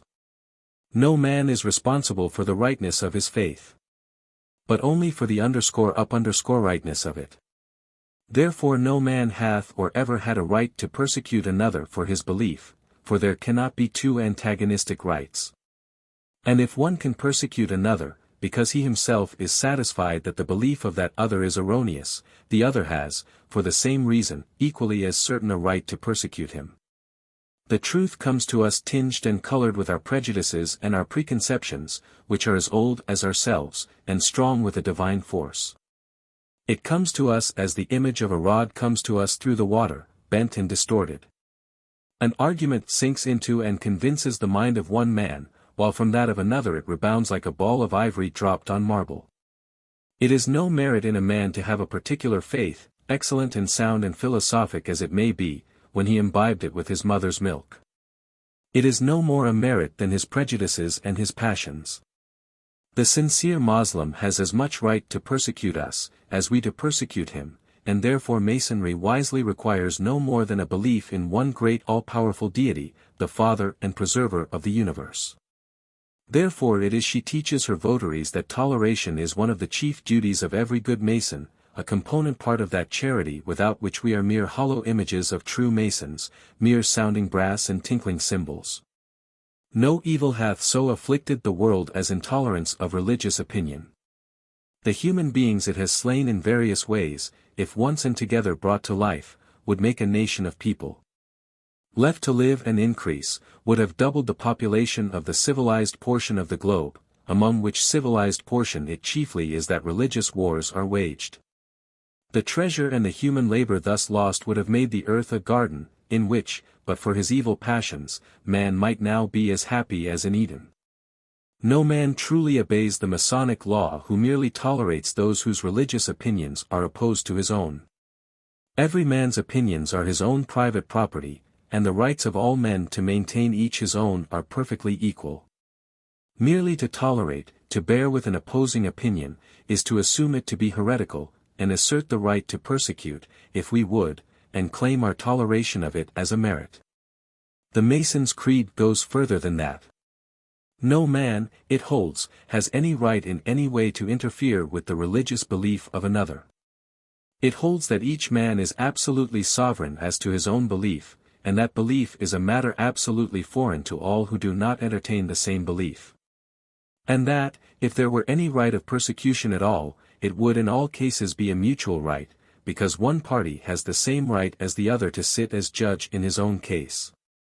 And God is the only magistrate that can rightfully decide between them. To that great judge, Masonry refers the matter. And opening wide its portals, it invites to enter there and live in peace and harmony, the Protestant, the Catholic, the Jew, the Moslem. Every man who will lead a truly virtuous and moral life, love his brethren, minister to the sick and distressed, and believe in the one, all-powerful, all-wise, everywhere present God, architect, creator, and preserver of all things, by whose universal law of harmony ever rolls on this universe, the great, vast, infinite circle of successive death and life, to whose ineffable name let all true Masons pay profoundest homage. For whose thousand blessings poured upon us, let us feel the sincerest gratitude, now, henceforth, and forever. We may well be tolerant of each other's creed, for in every faith there are excellent moral precepts. Far in the south of Asia, Zoroaster taught this doctrine. On commencing a journey, the faithful should turn his thoughts toward Ormuzd, and confess him, in the purity of his heart, to be king of the world. He should love him, do him homage, and serve him.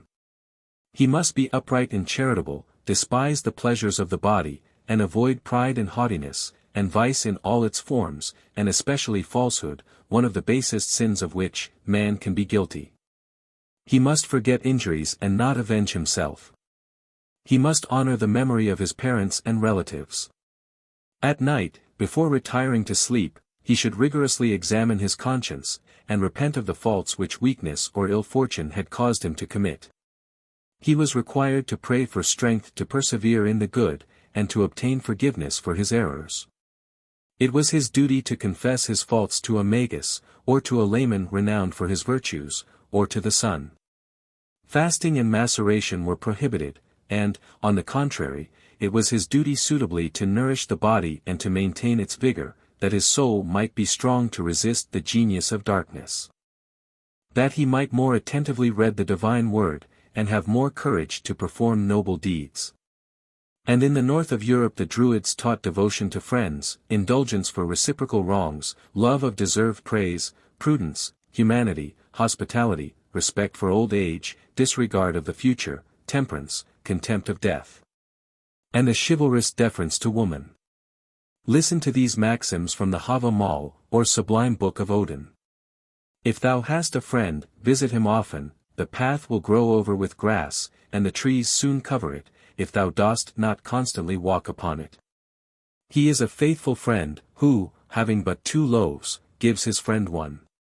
Be never first to break with thy friend, sorrow wrings the heart of him who has no one save himself with whom to take counsel. There is no virtuous man who has not some vice, no bad man who has not some virtue. Happy he who obtains the praise and goodwill of men, for all that depends on the will of another is hazardous and uncertain. Riches flit away in the twinkling of an eye, they are the most inconstant of friends, flocks and herds perish, parents die, friends are not immortal, thou thyself deest. I know but one thing that doth not die, the judgment that is passed upon the dead. Be humane toward those whom thou meetest on the road. If the guest that cometh to thy house is a cold, give him fire. The man who has journeyed over the mountains needs food and dry garments. Mock not at the aged, for words full of sense come often from the wrinkles of age. Be moderately wise, and not overprudent. Let no one seek to know his destiny, if he would sleep tranquilly. There is no malady more cruel than to be discontented with our lot. The glutton eats his own death, and the wise man laughs at the fool's greediness. Nothing is more injurious to the young than excessive drinking, the more one drinks the more he loses his reason. The bird of forgetfulness sings before those who intoxicate themselves, and whiles away their souls. Man devoid of sense believes he will live always if he avoids war, but, if the lances spare him, old age will give him no quarter. Better live well than live long. When a man lights a fire in his house, death comes before it goes out. And thus said the Indian books. Honor thy father and mother. Never forget the benefits thou hast received. Learn while thou art young. Be submissive to the laws of thy country. Seek the company of virtuous men. Speak not of God but with respect. Live on good terms with thy fellow citizens. Remain in thy proper place. Speak ill of no one. Mock at the bodily infirmities of none. Pursue not unrelentingly a conquered enemy. Strive to acquire a good reputation. Take counsel with wise men. The more one learns, the more he acquires the faculty of learning. Knowledge is the most permanent wealth. As well be dumb as ignorant. The true use of knowledge is to distinguish good from evil. Be not a subject of shame to thy parents. What one learns in youth endures like the engraving upon a rock. He is wise who knows himself. Let thy books be thy best friends. When thou attainest 100 years, cease to learn. Wisdom is solidly planted, even on the shifting ocean. Deceive no one, not even thine enemy. Wisdom is a treasure that everywhere commands its value. Speak mildly, even to the poor. It is sweeter to forgive than to take vengeance. Gaming and quarrels lead to misery. There is no true merit without the practice of virtue. To honor our mother is the most fitting homage we can pay the divinity. There is no tranquil sleep without a clear conscience. He badly understands his interest who breaks his word. 24 centuries ago these were the Chinese ethics. The philosopher, Confucius, said, San. My doctrine is simple, and easy to be understood. Tsengtsu replied, that is certain. The philosopher having gone out, the disciples asked what their master had meant to say. Tsengtsu responded, the doctrine of our master consists solely in being upright of heart, and loving our neighbor as we love ourselves. About a century later, the Hebrew law said, if any man hate his neighbor, then shall ye do unto him, as he had thought to do unto his brother. Better is a neighbor that is near than a brother afar off. Thou shalt love thy neighbor as thyself. In the same 5th century before Christ, Socrates the Grecian said, thou shalt love thy neighbor as thyself. 3 generations earlier, Zoroaster had said to the Persians, offer up thy grateful prayers to the Lord, the most just and pure. Ormuzd, the supreme and adorable God, who thus declared to his prophet Zerdusht, hold it not meet to do unto others what thou wouldst not desire done unto thyself. Do that unto the people, which, when done to thyself, is not disagreeable unto thee. The same doctrine had been long taught in the schools of Babylon, Alexandria, and Jerusalem. A pagan declared to the Pharisee Hillel, that he was ready to embrace the Jewish religion, if he could make known to him in a few words a summary of the whole law of Moses. That which thou likest not done to thyself, said Hillel, do it not unto thy neighbor. Therein is all the law, the rest is nothing but the commentary upon it. Nothing is more natural, said Confucius, nothing more simple, than the principles of that morality which I endeavor, by salutary maxims, to inculcate in you. It is humanity. Which is to say, that universal charity among all of our species, without distinction. It is uprightness. That is, that rectitude of spirit and of heart, which makes one seek for truth in everything, and desire it, without deceiving oneself or others. It is, finally, sincerity or good faith. Which is to say, that frankness, that openness of heart, tempered by self-reliance, which excludes all feints and all disguising, as much in speech as in action. To diffuse useful information, to further intellectual refinement, sure forerunner of moral improvement, to hasten the coming of the great day, when the dawn of general knowledge shall chase away the lazy, lingering mists of ignorance and error. Even from the base of the great social pyramid, is indeed a high calling, in which the most splendid talents and consummate virtue may well press onward, eager to bear a part. From the Masonic ranks ought to go forth those whose genius and not their ancestry ennoble them, to open to all ranks the temple of science, and by their own example to make the humblest men emulous to climb steps no longer inaccessible, and enter the unfolded gates burning in the sun. The highest intellectual cultivation is perfectly compatible with the daily cares and toils of working men. A keen relish for the most sublime truths of science belongs alike to every class of mankind. And, as philosophy was taught in the sacred groves of Athens, and under the portico, and in the old temples of Egypt and India, so in our lodges ought knowledge to be dispensed, the sciences taught. And the lectures become like the teachings of Socrates and Plato, of Agassiz and Cousin. Real knowledge never permitted either turbulence or unbelief, but its progress is the forerunner of liberality and enlightened toleration. Whoso dreads these may well tremble. For he may be well assured that their day is at length come, and must put to speedy flight the evil spirits of tyranny and persecution, which haunted the long night now gone down the sky.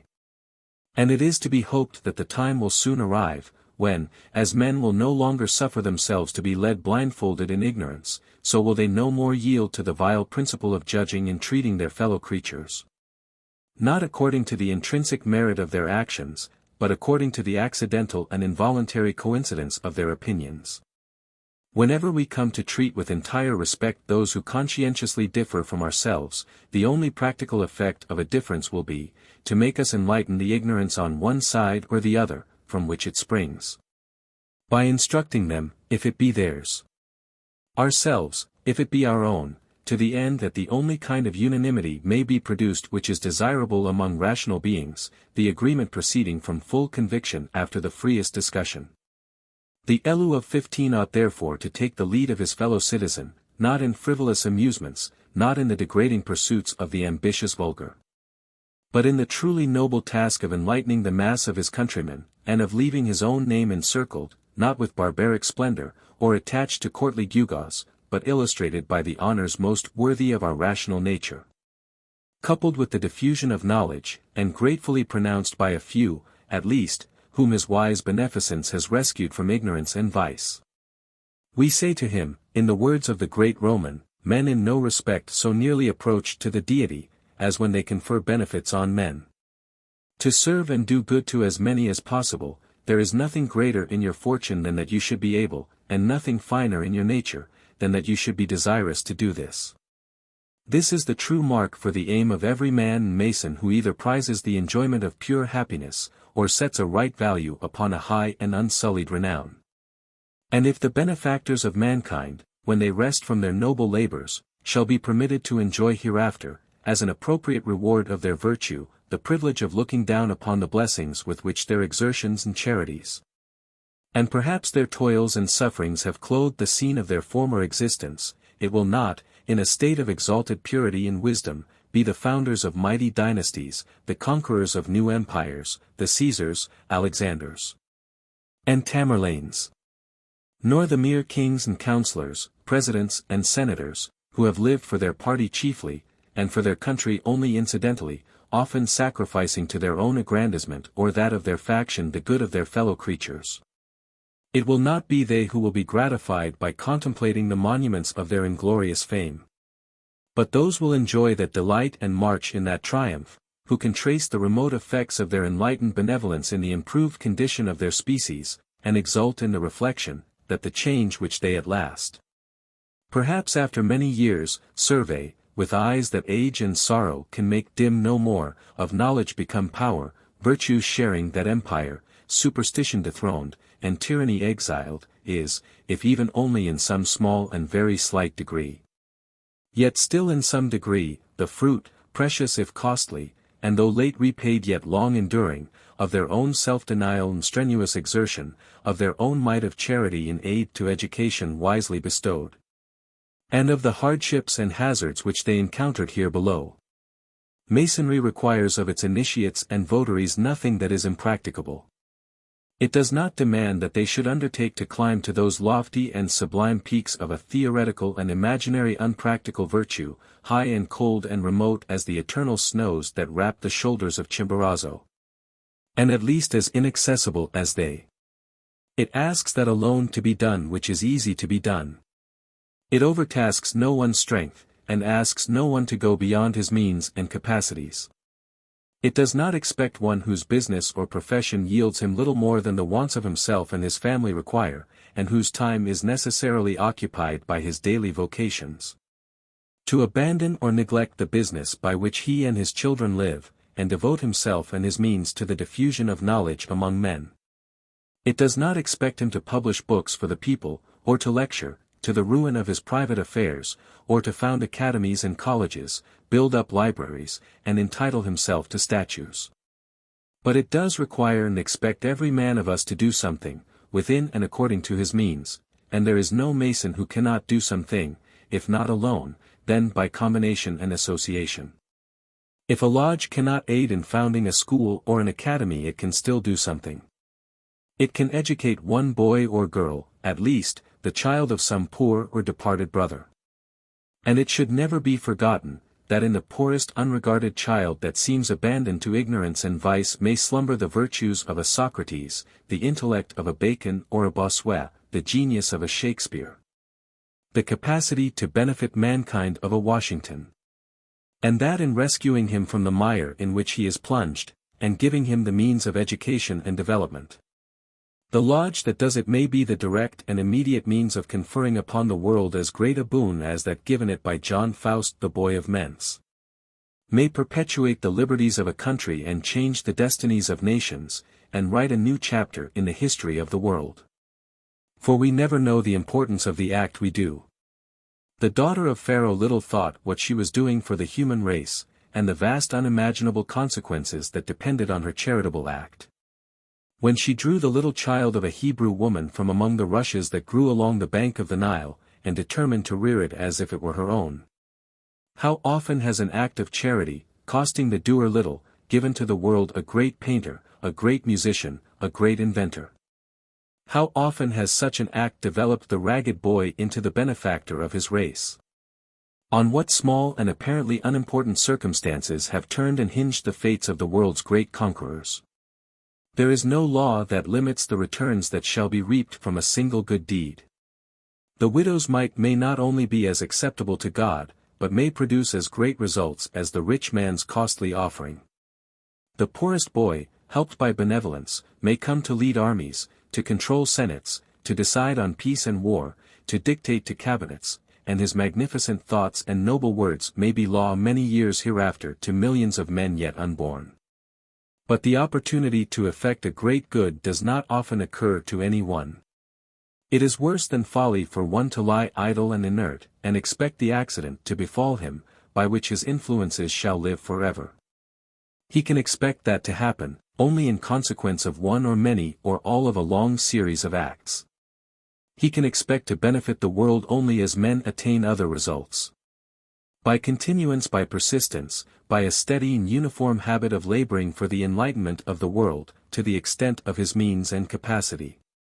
For it is, in all instances, by steady labor, by giving enough of application to our work, and having enough of time for the doing of it, by regular painstaking, and applying of constant assiduities, and not by any process of legerdemain, that we secure the strength and the staple of real excellence.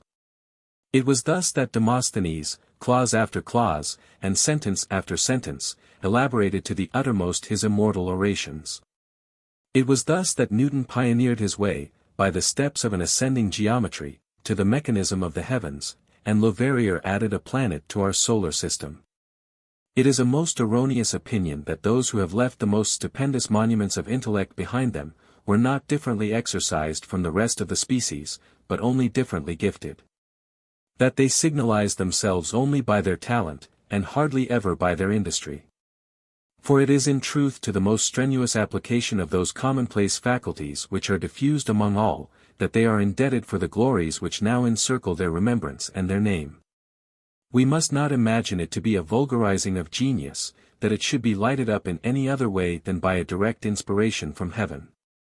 Nor overlook the steadfastness of purpose, the devotion to some single but great object, the unweariedness of labor that is given, not in convulsive and preternatural throes, but by little and little as the strength of the mind may bear it. The accumulation of many small efforts, instead of a few grand and gigantic, but perhaps irregular movements, on the part of energies that are marvelous. By which former alone the great results are brought out that write their enduring records on the face of the earth and in the history of nations and of man. We must not overlook these elements, to which genius owes the best and proudest of her achievements. Nor imagine that qualities so generally possessed as patience and painstaking, and resolute industry, have no share in upholding a distinction so illustrious as that of the benefactor of his kind.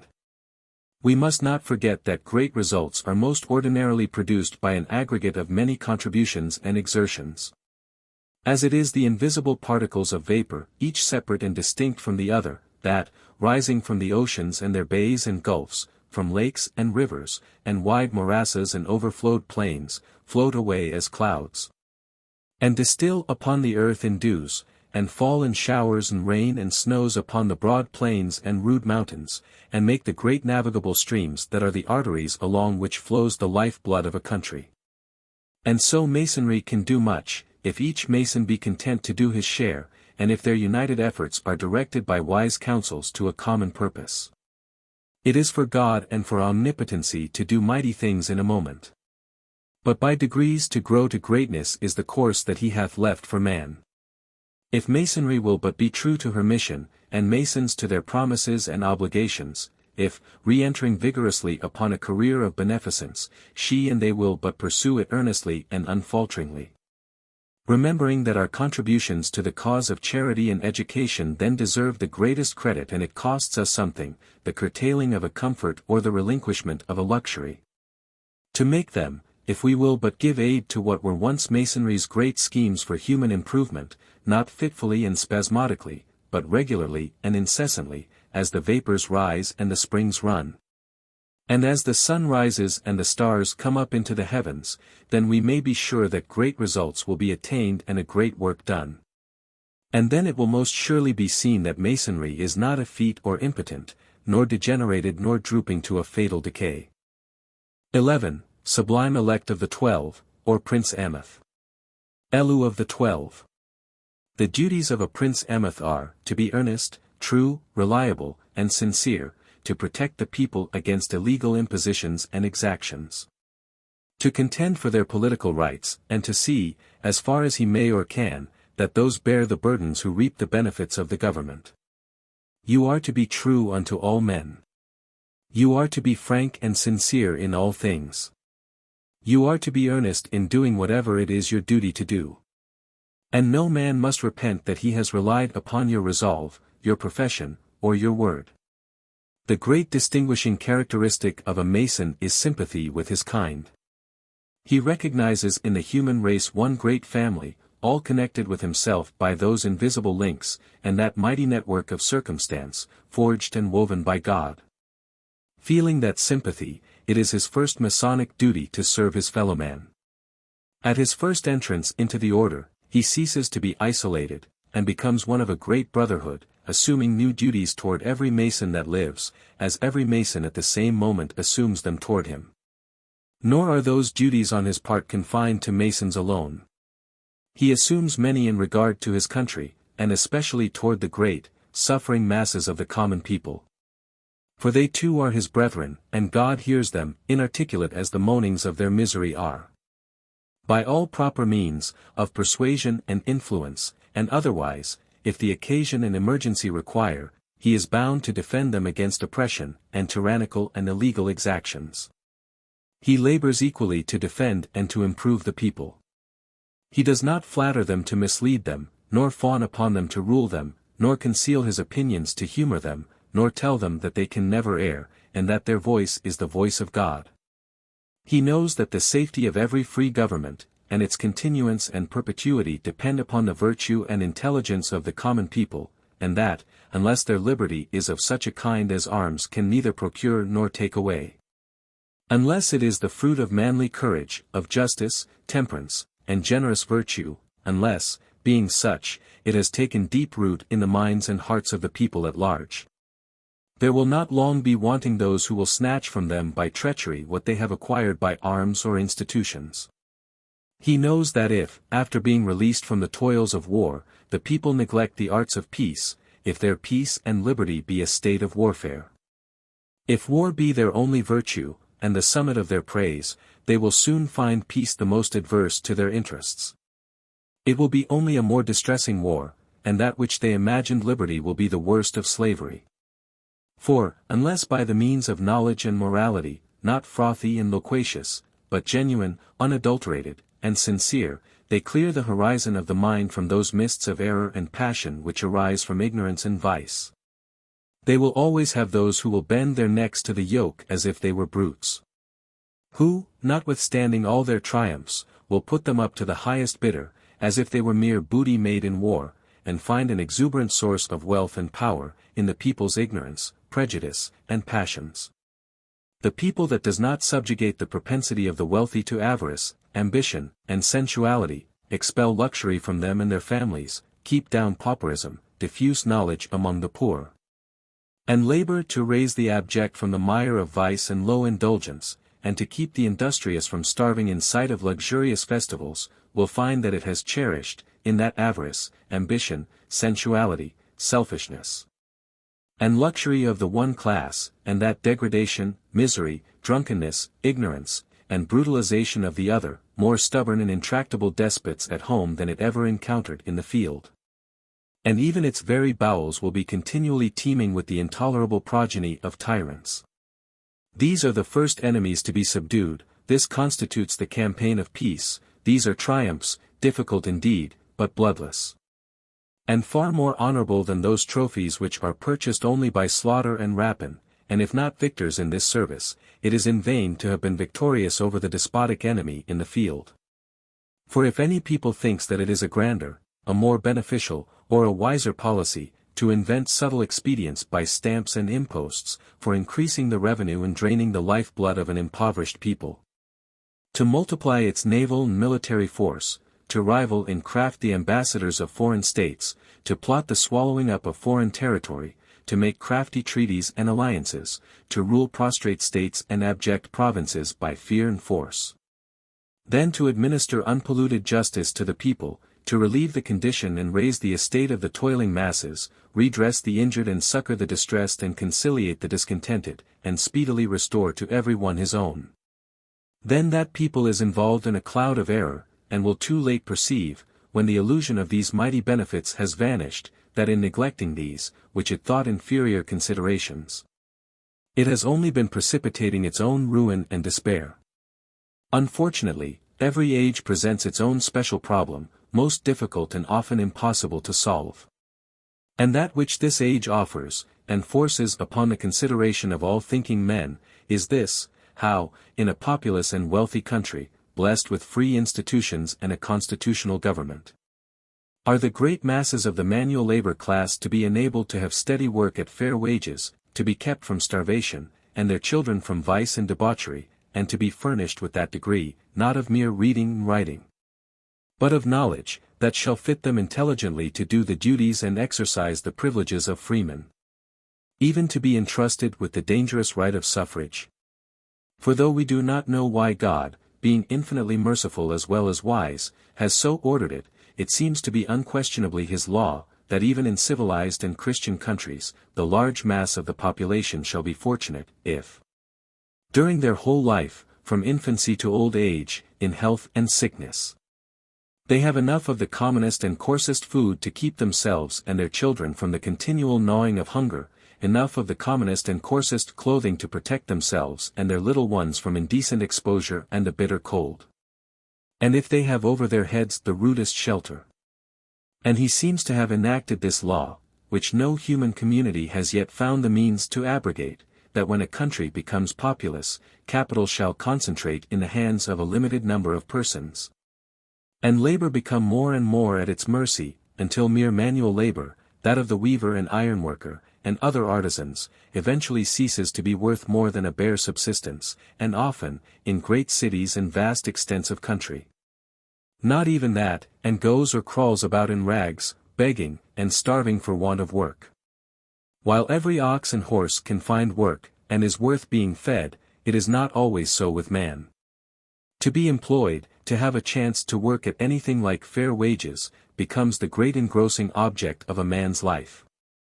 The capitalist can live without employing the laborer, and discharges him whenever that labor ceases to be profitable. At the moment when the weather is most inclement, provisions dearest, and rents highest, he turns him off to starve. If the day laborer is taken sick, his wages stop. When old, he has no pension to retire upon. His children cannot be sent to school, for before their bones are hardened they must get to work lest they starve. The man, strong and able-bodied, works for a shilling or two a day, and the woman shivering over her little pan of coals, when the mercury drops far below zero, after her hungry children have wailed themselves to sleep, sews by the dim light of her lonely candle, for a bare pittance, selling her life to him who bargained only for the work of her needle.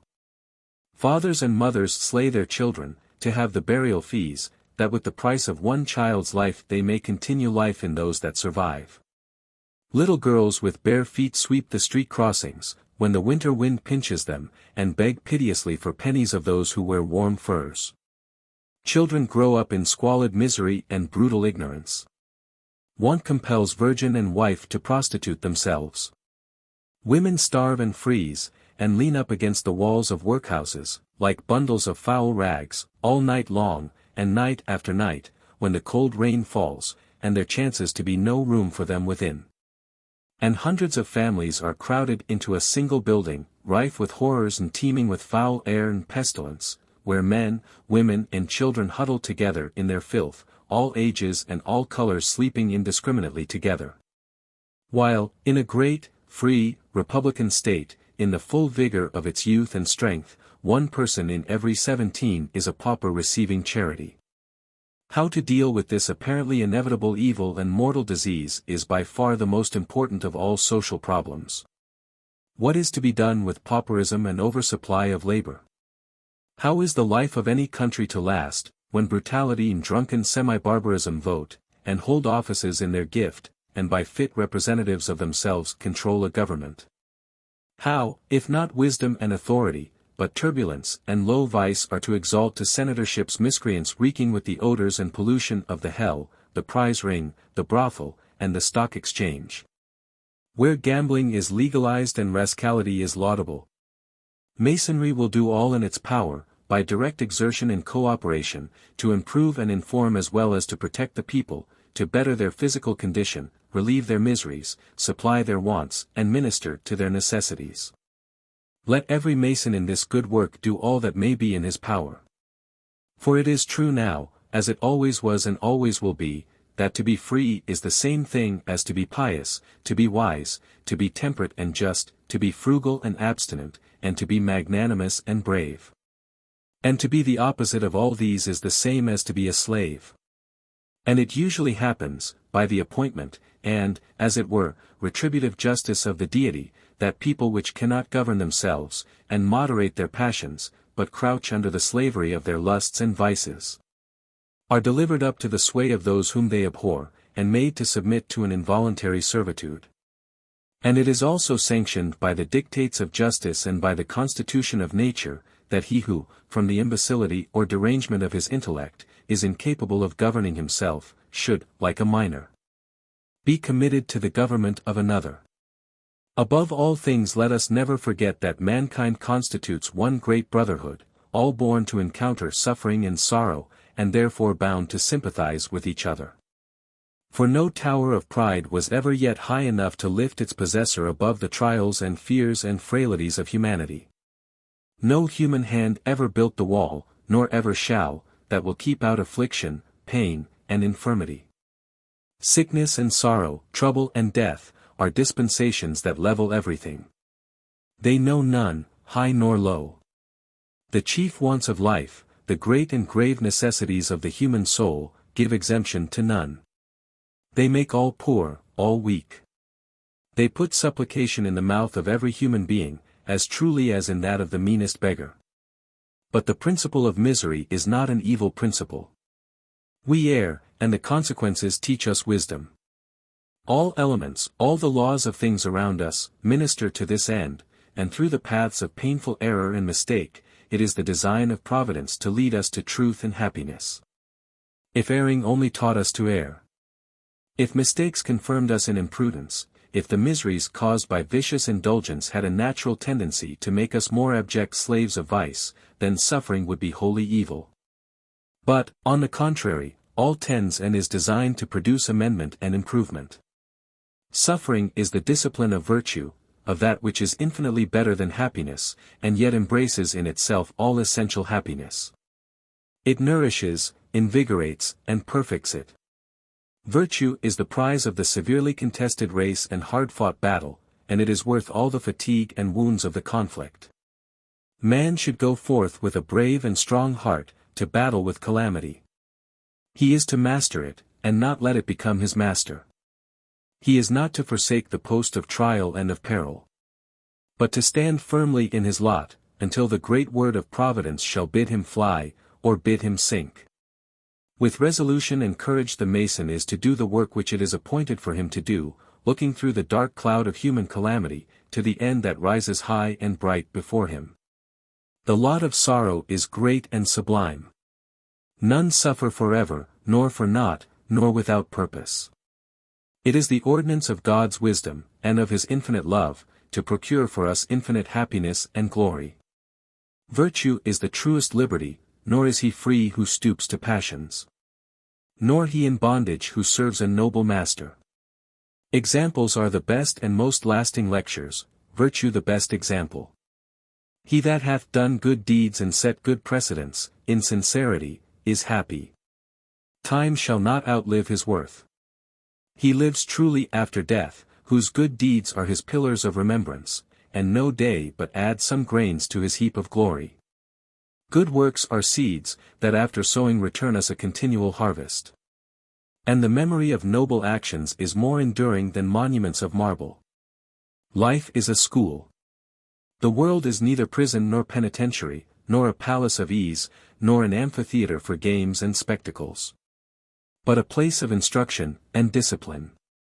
Life is given for moral and spiritual training, and the entire course of the great school of life is an education for virtue, happiness, and a future existence. The periods of life are its terms.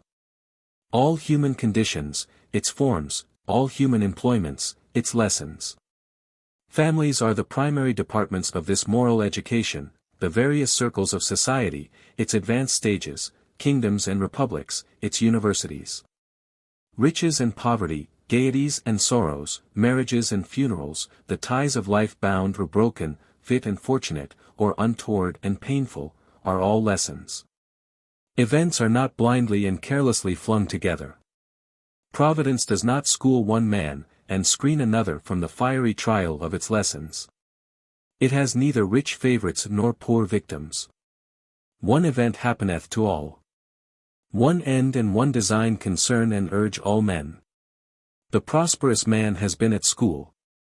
Perhaps he has thought that it was a great thing, and he a great personage, but he has been merely a pupil.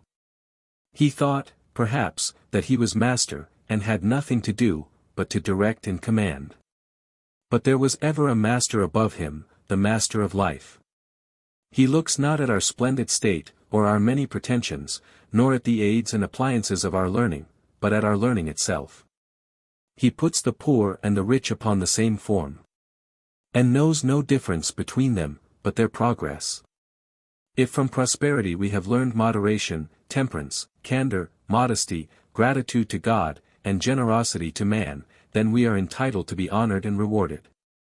If we have learned selfishness, self-indulgence, wrongdoing, and vice, to forget and overlook our less fortunate brother, and to scoff at the providence of God, then we are unworthy and dishonored, though we have been nursed in affluence, or taken our degrees from the lineage of 100 noble descents. As truly so, in the eye of heaven, and of all right-thinking men, as though we lay, victims of beggary and disease, in the hospital, by the hedge, or on the dunghill. The most ordinary human equity looks not at the school, but at the scholar. And the equity of heaven will not look beneath that mark. The poor man also is at school. Let him take care that he learn, rather than complain. Let him hold to his integrity, his candor, and his kindness of heart. Let him beware of envy, and of bondage, and keep his self-respect. The body's toil is nothing. Let him beware of the mind's drudgery and degradation. While he betters his condition if he can, let him be more anxious to better his soul. Let him be willing, while poor, and even if always poor, to learn poverty's great lessons, fortitude, cheerfulness, contentment, and implicit confidence in God's providence. With these, and patience, calmness, self-command, disinterestedness, and affectionate kindness, the humble dwelling may be hallowed, and made more dear and noble than the loftiest palace. Let him, above all things, see that he lose not his independence. Let him not cast himself, a creature poorer than the poor, an indolent, helpless, despised beggar, on the kindness of others. Every man should choose to have God for his master, rather than man, and escape not from this school either by dishonesty or alms-taking, lest he fall into that state, worse than disgrace, where he can have no respect for himself. The ties of society teach us to love one another. That is a miserable society, where the absence of affectionate kindness is sought to be supplied by punctilious decorum, graceful urbanity, and polished insincerity. Where ambition, jealousy, and distrust rule, in place of simplicity, confidence, and kindness. So, too, the social state teaches modesty and gentleness. And from neglect, and notice unworthily bestowed on others, and injustice, and the world's failure to appreciate us, we learn patience and quietness, to be superior to society's opinion, not cynical and bitter, but gentle, candid, and affectionate still. Death is the great teacher, stern, cold, inexorable, irresistible, whom the collected might of the world cannot stay or ward off. The breath, that parting from the lips of king or beggar, scarcely stirs the hushed air, cannot be bought, or brought back for a moment, with the wealth of empires. What a lesson is this, teaching our frailty and feebleness, and an infinite power beyond us. It is a fearful lesson, that never becomes familiar. It walks through the earth in dread mystery, and lays its hands upon all. It is a universal lesson, that is read everywhere and by all men. Its message comes every year and every day. The past years are crowded with its sad and solemn mementos.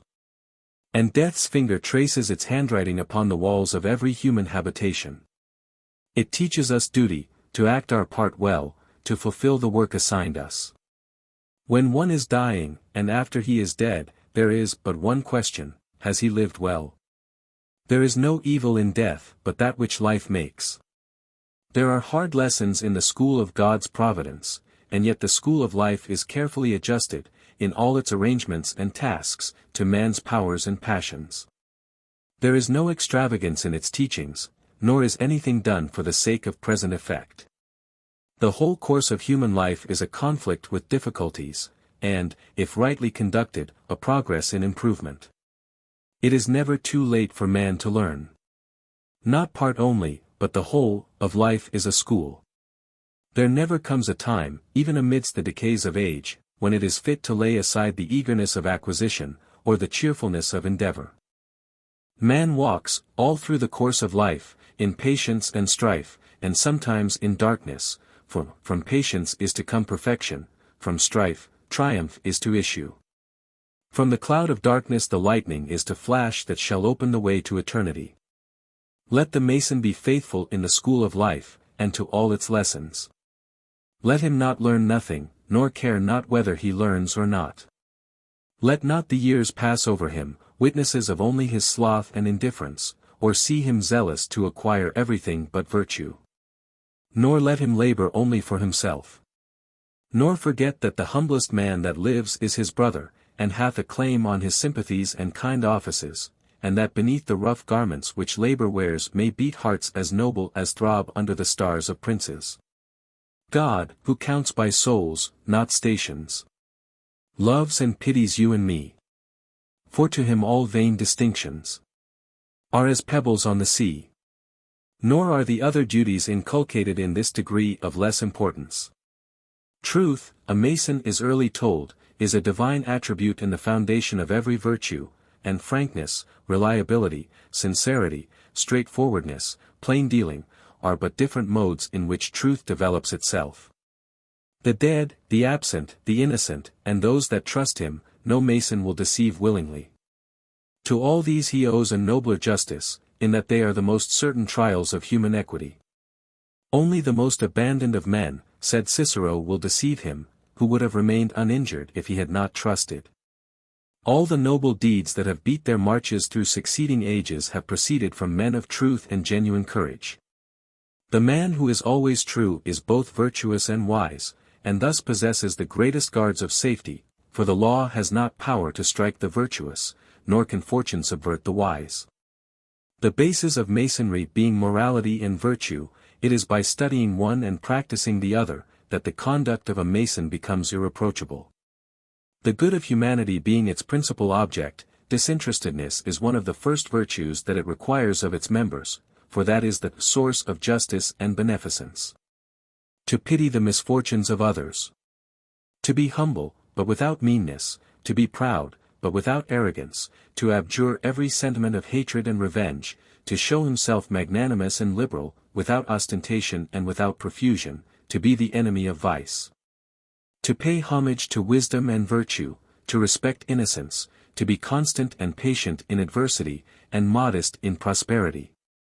To avoid every irregularity that stains the soul and distempers the body. It is by following these precepts that a Mason will become a good citizen, a faithful husband, a tender father, an obedient son, and a true brother. Will honor friendship, and fulfill with ardor the duties which virtue and the social relations impose upon him. It is because Masonry imposes upon us these duties that it is properly and significantly styled work. And he who imagines that he becomes a Mason by merely taking the first 2 or 3 degrees, and that he may, having leisurely stepped upon that small elevation, thenceforward worthily wear the honors of Masonry, without labor, or exertion, or self-denial or sacrifice, and that there is nothing to be done in Masonry, is strangely deceived. Is it true that nothing remains to be done in Masonry? Does one brother no longer proceed by law against another brother of his lodge, in regard to matters that could be easily settled within the Masonic family circle? Has the duel, that hideous heritage of barbarism, interdicted among brethren by our fundamental laws, and denounced by the municipal code, yet disappeared from the soil we inhabit? Do Masons of high rank religiously refrain from it? Or do they not, bowing to a corrupt public opinion, submit to its arbitrament, despite the scandal which it occasions to the order, and in violation of the feeble restraint of their oath? Do Masons no longer form uncharitable opinions of their brethren, enter harsh judgments against them, and judge themselves by one rule and their brethren by another? Has Masonry any well-regulated system of charity? Has it done that which it should have done for the cause of education? Where are its schools, its academies, its colleges, its hospitals, and infirmaries? Are political controversies now conducted with no violence and bitterness? Do Masons refrain from defaming and denouncing their brethren who differ with them in religious or political opinions? What grand social problems or useful projects engage our attention at our communications? Where in our lodges are lectures habitually delivered for the real instruction of the brethren? Do not our sessions pass in the discussion of minor matters of business, the settlement of points of order and questions of mere administration, and the admission and advancement of candidates, whom after their admission we take no pains to instruct? In what lodge are our ceremonies explained and elucidated, corrupted as they are by time, until their true features can scarcely be distinguished? And where are those great primitive truths of revelation taught, which Masonry has preserved to the world? We have high dignities and sounding titles. Do their possessors qualify themselves to enlighten the world in respect to the aims and objects of Masonry? Descendants of those initiates who governed empires, does your influence enter into practical life and operate efficiently in behalf of well-regulated and constitutional liberty? Your debates should be but friendly conversations. You need concord, union, and peace. Why then do you retain among you men who excite rivalries and jealousies? Why permit great and violent controversy and ambitious pretensions? How do your own words and acts agree? If your Masonry is a nullity, how can you exercise any influence on others? Continually you praise each other, and utter elaborate and high-wrought eulogies upon the order. Everywhere you assume that you are what you should be, and nowhere do you look upon yourselves as you are. Is it true that all our actions are so many acts of homage to virtue? Explore the recesses of your hearts. Let us examine ourselves with an impartial eye, and make answer to our own questioning. Can we bear to ourselves the consoling testimony that we always rigidly perform our duties, that we even have performed them? Let us away with this odious self-flattery. Let us be men, if we cannot be sages. The laws of Masonry, above others excellent, cannot wholly change men's natures. They enlighten them, they point out the true way. But they can lead them in it, only by repressing the fire of their passions, and subjugating their selfishness. Alas, these conquer, and Masonry is forgotten. After praising each other all our lives, there are always excellent brethren, who, over our coffins, shower unlimited eulogies. Every one of us who dies, however useless his life, has been a model of all the virtues, a very child of the celestial light. In Egypt, among our old masters, where masonry was more cultivated than vanity, no one could gain admittance to the sacred asylum of the tomb until he had passed under the most solemn judgment. A grave tribunal sat in judgment upon all, even the kings. They said to the dead, "Whoever thou art, give account to thy country of thy actions. What hast thou done with thy time and life? The law interrogates thee, thy country hears thee, truth sits in judgment on thee." Princes came there to be judged, escorted only by their virtues and their vices. A public accuser recounted the history of the dead man's life, and threw the blaze of the torch of truth on all his actions. If it were adjudged that he had led an evil life, his memory was condemned in the presence of the nation, and his body was denied the honors of sepulture. What a lesson the old masonry taught to the sons of the people! Is it true that masonry is effete, that the acacia, withered, affords no shade, that masonry no longer marches in the advance guard of truth? No. Is freedom yet universal? Have ignorance and prejudice disappeared from the earth? Are there no longer enmities among men? Do cupidity and falsehood no longer exist? Do toleration and harmony prevail among religious and political sects? There are works yet left for masonry to accomplish, greater than the 12 labors of Hercules. To advance ever resolutely and steadily, to enlighten the minds of the people, to reconstruct society, to reform the laws, and improve the public morals. The eternity in front of it is as infinite as the one behind. And masonry cannot cease to labor in the cause of social progress, without ceasing to be true to itself, without ceasing to be masonry. 12. Grand Master Architect. Master Architect. The great duties that are inculcated by the lessons taught by the working instruments of a Grand Master Architect, demanding so much of us, and taking for granted the capacity to perform them faithfully and fully, bring us at once to reflect upon the dignity of human nature, and the vast powers and capacities of the human soul. And to that theme we invite your attention in this degree. Let us begin to rise from earth toward the stars. Evermore the human soul struggles toward the light, toward God, and the infinite. It is especially so in its afflictions. Words go but a little way into the depths of sorrow. The thoughts that writhe there in silence, that go into the stillness of infinitude and eternity, have no emblems. Thoughts enough come there, such as no tongue ever uttered. They do not so much want human sympathy, as higher help. There is a loneliness in deep sorrow which the deity alone can relieve. Alone, the mind wrestles with the great problem of calamity, and seeks the solution from the infinite providence of heaven, and thus is led directly to God. There are many things in us of which we are not distinctly conscious. To waken that slumbering consciousness into life, and so to lead the soul up to the light, is one office of every great ministration to human nature, whether its vehicle be the pen, the pencil, or the tongue. We are unconscious of the intensity and awfulness of the life within us. Health and sickness, joy and sorrow, success and disappointment, life and death, love and loss, are familiar words upon our lips. And we do not know to what depths they point within us. We seem never to know what anything means or is worth until we have lost it. Many an organ, nerve, and fiber in our bodily frame performs its silent part for years, and we are quite unconscious of its value. It is not until it is injured that we discover that value, and find how essential it was to our happiness and comfort. We never know the full significance of the words, property, ease, and health, the wealth of meaning in the fond epithets, parent, child, beloved, and friend, until the thing or the person is taken away. Until, in place of the bright, visible being, comes the awful and desolate shadow, where nothing is, where we stretch out our hands in vain, and strain our eyes upon dark and dismal vacuity.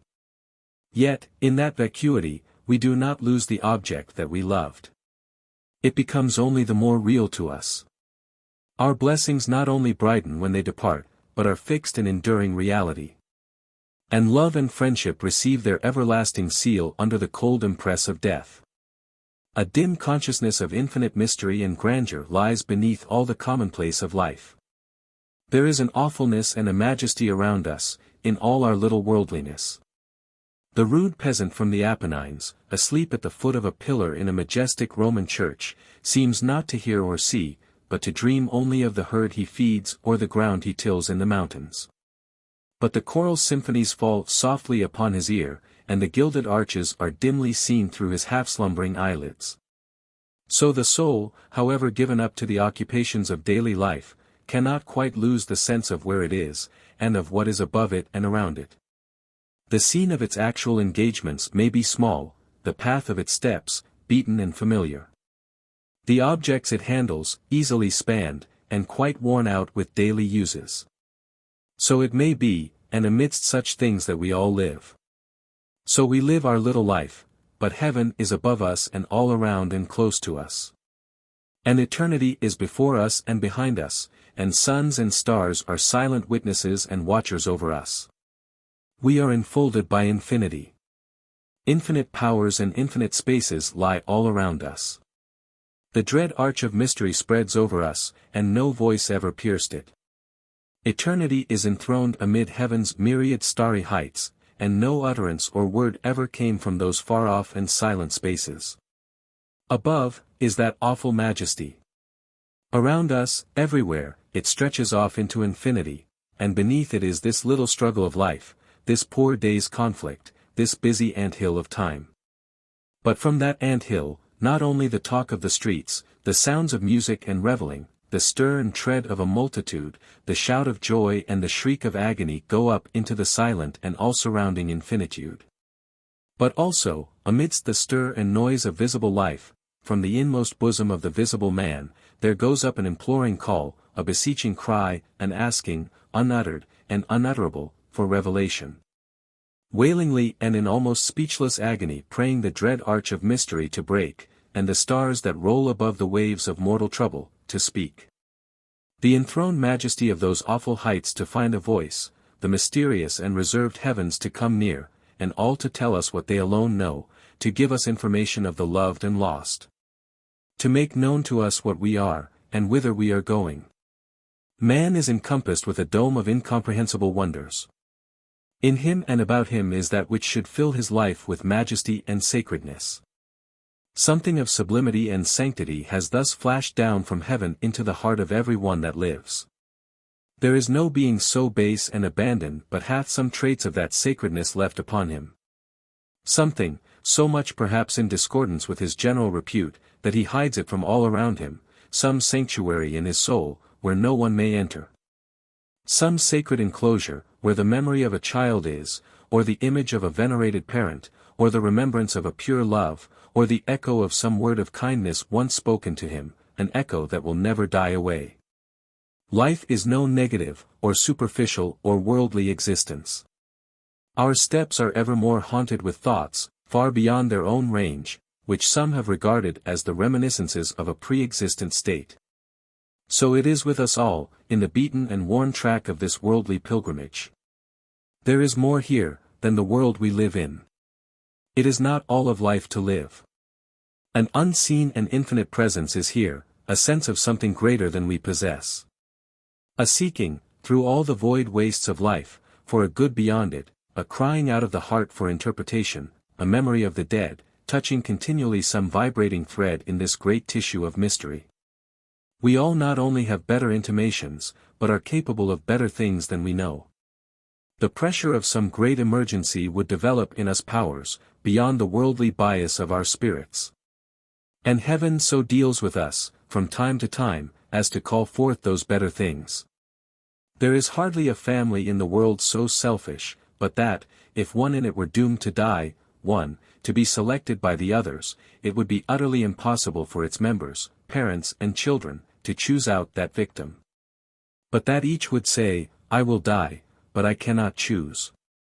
And in how many, if that dire extremity had come, would not one and another step forth, freed from the vile meshes of ordinary selfishness, and say, like the Roman father and son, let the blow fall on me. There are greater and better things in us all, than the world takes account of, or than we take note of, if we would but find them out. And it is one part of our Masonic culture to find these traits of power and sublime devotion, to revive these faded impressions of generosity and self-sacrifice, the almost squandered bequests of God's love and kindness to our souls. And to induce us to yield ourselves to their guidance and control. Upon all conditions of men presses down one impartial law. To all situations, to all fortunes, high or low, the mind gives their character. They are, in effect, not what they are in themselves, but what they are to the feeling of their possessors. The king may be mean, degraded, miserable, the slave of ambition, fear, voluptuousness, and every low passion. The peasant may be the real monarch, the moral master of his fate, a free and lofty being, more than a prince in happiness, more than a king in honor. Man is no bubble upon the sea of his fortunes, helpless and irresponsible upon the tide of events. Out of the same circumstances, different men bring totally different results. The same difficulty, distress, poverty, or misfortune, that breaks down one man, builds up another and makes him strong. It is the very attribute and glory of a man, that he can bend the circumstances of his condition to the intellectual and moral purposes of his nature, and it is the power and mastery of his will that chiefly distinguish him from the brute.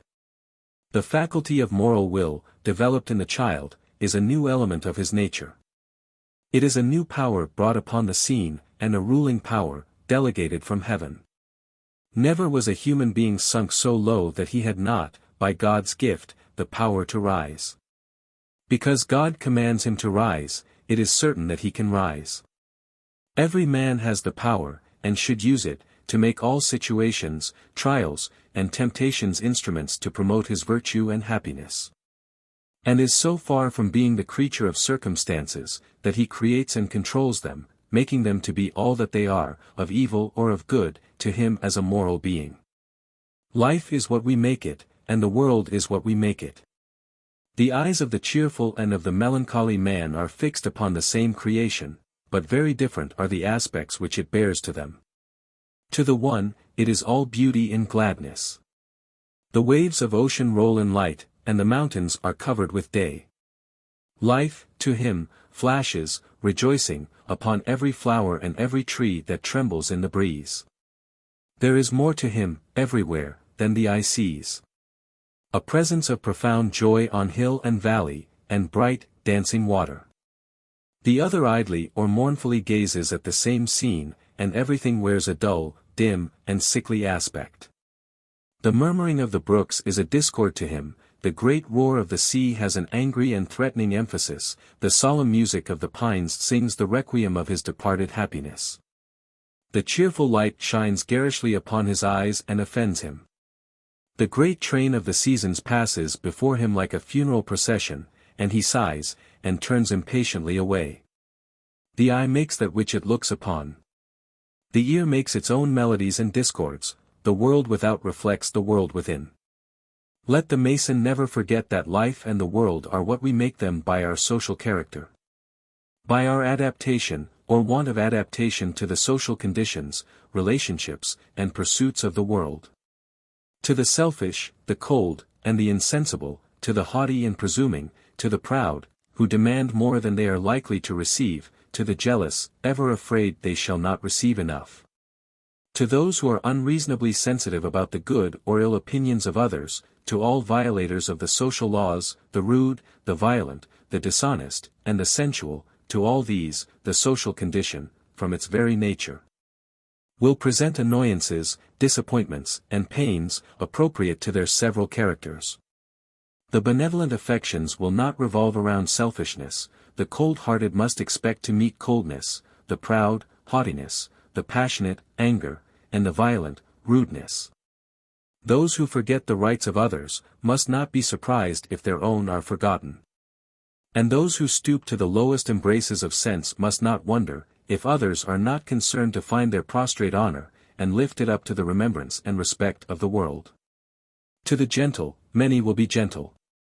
To the kind, many will be kind.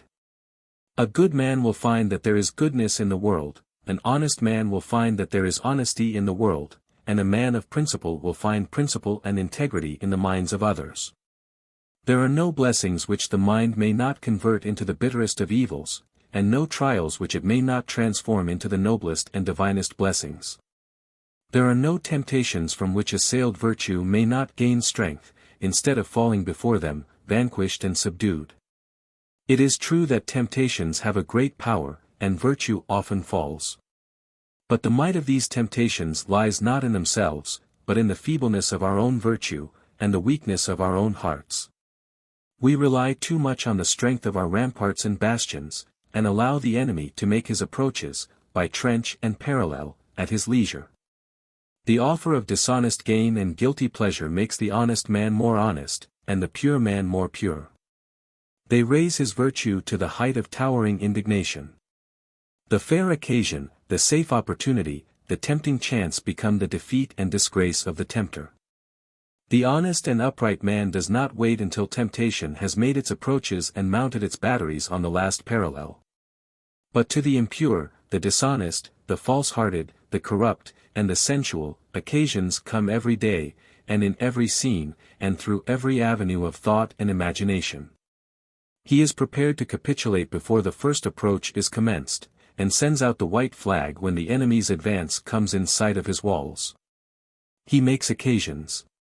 Or, if opportunities come not, evil thoughts come, and he throws wide open the gates of his heart and welcomes those bad visitors, and entertains them with a lavish hospitality. The business of the world absorbs, corrupts, and degrades one mind, while in another it feeds and nurses the noblest independence, integrity, and generosity. Pleasure is a poison to some, and a healthful refreshment to others. To one, the world is a great harmony, like a noble strain of music with infinite modulations; to another, it is a huge factory, the clash and clang of whose machinery jars upon his ears and frets him to madness. Life is substantially the same thing to all who partake of its lot. Yet some rise to virtue and glory, while others, undergoing the same discipline, and enjoying the same privileges, sink to shame and perdition. Thorough, faithful, and honest endeavor to improve, is always successful, and the highest happiness. To sigh sentimentally over human misfortune, is fit only for the mind's childhood, and the mind's misery is chiefly its own fault. Appointed, under the good providence of God, as the punisher and corrector of its fault. In the long run, the mind will be happy, just in proportion to its fidelity and wisdom. When it is miserable, it has planted the thorns in its own path. It grasps them, and cries out in loud complaint, and that complaint is but the louder confession that the thorns which grew there, it planted. A certain kind and degree of spirituality enter into the largest part of even the most ordinary life. You can carry on no business, without some faith in man. You cannot even dig in the ground, without a reliance on the unseen result. You cannot think or reason or even step, without confiding in the inward, spiritual principles of your nature. All the affections and bonds, and hopes and interests of life center in the spiritual, and you know that if that central bond were broken, the world would rush to chaos. Believe that there is a God, that He is our Father. That He has a paternal interest in our welfare and improvement, that He has given us powers, by means of which we may escape from sin and ruin. That He has destined us to a future life of endless progress toward perfection and a knowledge of Himself. Believe this, as every Mason should, and you can live calmly, endure patiently, labor resolutely, deny yourselves cheerfully, hope steadfastly, and be conquerors in the great struggle of life. Take away any one of these principles, and what remains for us? Say that there is no God, or no way open for hope and reformation and triumph, no heaven to come, no rest for the weary, no home in the bosom of God for the afflicted and disconsolate soul, or that God is but an ugly blind chance that stabs in the dark. Or what that is, when attempted to be defined, what, emotionless, passionless, the supreme apathy to which all things, good and evil, are alike indifferent. Or a jealous God who revengefully visits the sins of the fathers on the children, and when the fathers have eaten sour grapes, sets the children's teeth on edge. An arbitrary supreme will, that has made it right to be virtuous, and wrong to lie and steal, because it pleased to make it so rather than otherwise, retaining the power to reverse the law. Or a fickle, vacillating, inconstant deity, or a cruel, bloodthirsty, savage Hebrew or Puritanic one, and we are but the sport of chance and the victims of despair, hapless wanderers upon the face of a desolate forsaken, or accursed and hated earth. Surrounded by darkness, struggling with obstacles, toiling for barren results and empty purposes, distracted with doubts, and misled by false gleams of light, wanderers with no way, no prospect, no home. Doomed and deserted mariners on a dark and stormy sea, without compass or course, to whom no stars appear, tossing helmless upon the weltering, angry waves, with no blessed haven in the distance whose guiding star invites us to its welcome rest. The religious faith thus taught by Masonry is indispensable to the attainment of the great ends of life, and must therefore have been designed to be a part of it. We are made for this faith. And there must be something, somewhere, for us to believe in. We cannot grow healthfully, nor live happily, without it. It is therefore true. If we could cut off from any soul all the principles taught by Masonry, the faith in a God, in immortality, in virtue, in essential rectitude, that soul would sink into sin, misery, darkness, and ruin. If we could cut off all sense of these truths, the man would sink at once to the grade of the animal.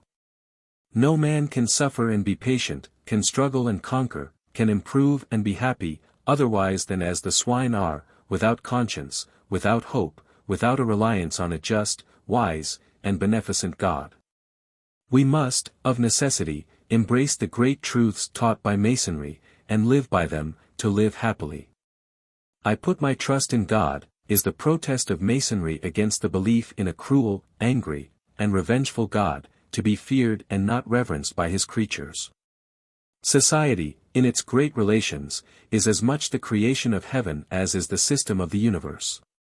If that bond of gravitation that holds all worlds and systems together, were suddenly severed, the universe would fly into wild and boundless chaos. And if we were to sever all the moral bonds that hold society together, if we could cut off from it every conviction of truth and integrity, of an authority above it, and of a conscience within it, it would immediately rush to disorder and frightful anarchy and ruin. The religion we teach is therefore as really a principle of things, and as certain and true, as gravitation. Faith in moral principles, in virtue, and in God, is as necessary for the guidance of a man, as instinct is for the guidance of an animal. And therefore this faith, as a principle of man's nature, as a mission as truly authentic in God's providence, as the principle of instinct. The pleasures of the soul, too, must depend on certain principles. They must recognize a soul, its properties and responsibilities, a conscience, and the sense of an authority above us, and these are the principles of faith. No man can suffer and be patient, can struggle and conquer, can improve and be happy, without conscience, without hope, without a reliance on a just, wise, and beneficent God. We must of necessity embrace the great truths taught by Masonry, and live by them, to live happily. Everything in the universe has fixed and certain laws and principles for its action. The star in its orbit, the animal in its activity, the physical man in his functions. And he has likewise fixed and certain laws and principles as a spiritual being. His soul does not die for want of aliment or guidance. For the rational soul there is ample provision. From the lofty pine, rocked in the darkening tempest, the cry of the young raven is heard. And it would be most strange if there were no answer for the cry and call of the soul, tortured by want and sorrow and agony. The total rejection of all moral and religious belief would strike out a principle from human nature, as essential to it as gravitation to the stars, instinct to animal life, the circulation of the blood to the human body. God has ordained that life shall be a social state. We are members of a civil community. The life of that community depends upon its moral condition. Public spirit, intelligence, uprightness, temperance, kindness, domestic purity, will make it a happy community, and give it prosperity in continuance. Widespread selfishness, dishonesty, intemperance, libertinism, corruption, and crime, will make it miserable, and bring about dissolution and speedy ruin. A whole people lives one life, one mighty heart heaves in its bosom. It is one great pulse of existence that throbs there. One stream of life flows there, with 10,000 intermingled branches and channels, through all the homes of human love. One sound as of many waters, a rapturous jubilee or a mournful sighing, comes up from the congregated dwellings of a whole nation. The public is no vague abstraction. Nor should that which is done against that public, against public interest, law, or virtue, press but lightly on the conscience. It is but a vast expansion of individual life. An ocean of tears, an atmosphere of sighs, or a great whole of joy and gladness. It suffers with the suffering of millions, it rejoices with the joy of millions. What a vast crime does he commit, private man or public man, agent or contractor, legislator or magistrate, secretary or president, who dares, with indignity and wrong, to strike the bosom of the public welfare, to encourage venality in corruption, and shameful sale of the elective franchise, or of office. To sow dissension, and to weaken the bonds of amity that bind a nation together. What a huge iniquity, he who, with vices like the daggers of a parricide, dares to pierce that mighty heart, in which the ocean of existence is flowing. What an unequaled interest lies in the virtue of every one whom we love. In his virtue, nowhere but in his virtue, is garnered up the incomparable treasure. What care we for brother or friend, compared with what we care for his honor, his fidelity, his reputation, his kindness? How venerable is the rectitude of a parent! How sacred his reputation! No blight that can fall upon a child, is like a parent's dishonor. Heathen or Christian, every parent would have his child do well, and pours out upon him all the fullness of parental love, in the one desire that he may do well. That he may be worthy of his cares, and his freely bestowed pains, that he may walk in the way of honor and happiness. In that way he cannot walk one step without virtue. Such is life, in its relationships. 1,000 ties embrace it, like the fine nerves of a delicate organization, like the strings of an instrument capable of sweet melodies, but easily put out of tune or broken, by rudeness, anger, and selfish indulgence. If life could, by any process, be made insensible to pain and pleasure, if the human heart were hard as adamant, then avarice, ambition, and sensuality might channel out their paths in it, and make it their beaten way. And none would wonder or protest. If we could be patient under the load of a mere worldly life, if we could bear that burden as the beasts bear it, then, like beasts, we might bend all our thoughts to the earth. And no call from the great heavens above us would startle us from our plodding and earthly course. But we art not insensible brutes, who can refuse the call of reason and conscience. The soul is capable of remorse. When the great dispensations of life press down upon us, we weep, and suffer and sorrow. And sorrow and agony desire other companionships than worldliness and irreligion. We are not willing to bear those burdens of the heart, fear, anxiety, disappointment, and trouble, without any object or use. We are not willing to suffer, to be sick and afflicted, to have our days and months lost to comfort and joy, and overshadowed with calamity and grief, without advantage or compensation.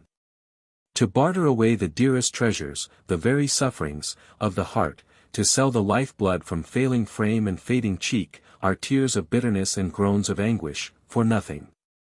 Human nature, frail, feeling, sensitive, and sorrowing, cannot bear to suffer for naught. Everywhere, human life is a great and solemn dispensation. Man, suffering, enjoying, loving, hating, hoping, and fearing, chained to the earth and yet exploring the far recesses of the universe, has the power to commune with God and his angels. Around this great action of existence the curtains of time are drawn, but there are openings through them which give us glimpses of eternity. God looks down upon this scene of human probation.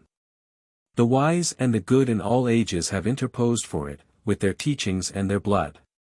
Everything that exists around us, every movement in nature, every counsel of providence, every interposition of God, centers upon one point, the fidelity of man.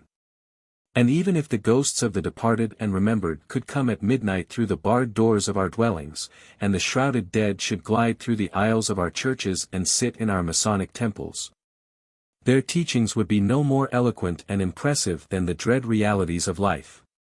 Than those memories of misspent years, those ghosts of departed opportunities, that, pointing to our conscience and eternity, cry continually in our ears, work while the day lasts. For the night of death cometh, in which no man can work. There are no tokens of public mourning for the calamity of the soul. Men weep when the body dies, and when it is borne to its rest, they follow it with sad and mournful procession. But for the dying soul there is no open lamentation. For the lost soul there are no obsequies. And yet the mind and soul of man have a value which nothing else has. They are worth a care which nothing else is worth. And to the single, solitary individual, they ought to possess an interest which nothing else possesses.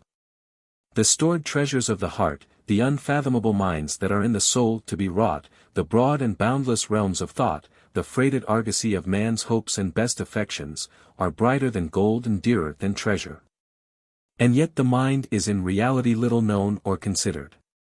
It is all which man permanently is, his inward being, his divine energy, his immortal thought, his boundless capacity, his infinite aspiration. And nevertheless, few value it for what it is worth.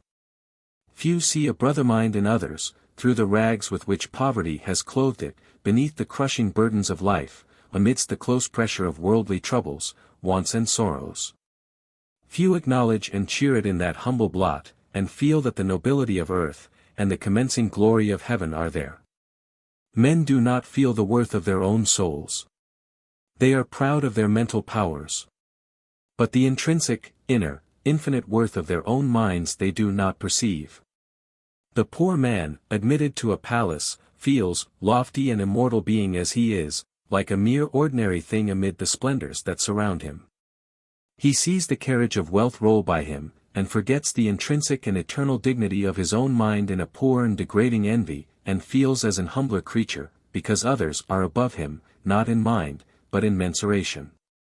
Men respect themselves, according as they are more wealthy, higher in rank or office, loftier in the world's opinion, able to command more votes, more the favorites of the people or of power.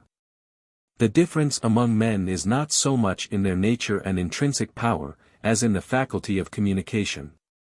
Some have the capacity of uttering and embodying in words their thoughts. All men, more or less, feel those thoughts.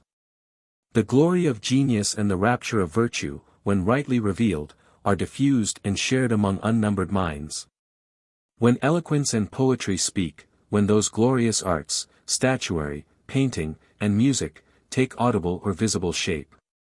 When patriotism, charity, and virtue speak with a thrilling potency, the hearts of thousands glow with kindred joy and ecstasy.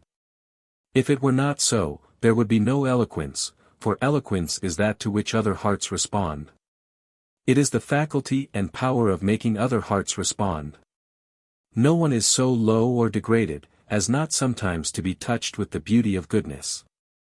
No heart is made of materials so common, or even base, as not sometimes to respond, through every chord of it, to the call of honor, patriotism, generosity, and virtue. The poor African slave will die for the master or mistress, or in defense of the children, whom he loves. The poor, lost, scorned, abandoned, outcast woman will, without expectation of reward, nurse those who are dying on every hand, utter strangers to her, with a contagious and horrid pestilence. The pickpocket will scale burning walls to rescue child or woman, unknown to him, from the ravenous flames. Most glorious is this capacity. A power to commune with God and his angels, a reflection of the uncreated light. A mirror that can collect and concentrate upon itself all the moral splendors of the universe. It is the soul alone that gives any value to the things of this world. And it is only by raising the soul to its just elevation above all other things, that we can look rightly upon the purposes of this earth. No scepter nor throne, nor structure of ages, nor broad empire, can compare with the wonders and grandeurs of a single thought. That alone, of all things that have been made, comprehends the Maker of all. That alone is the key which unlocks all the treasures of the universe, the power that reigns over space, time, and eternity.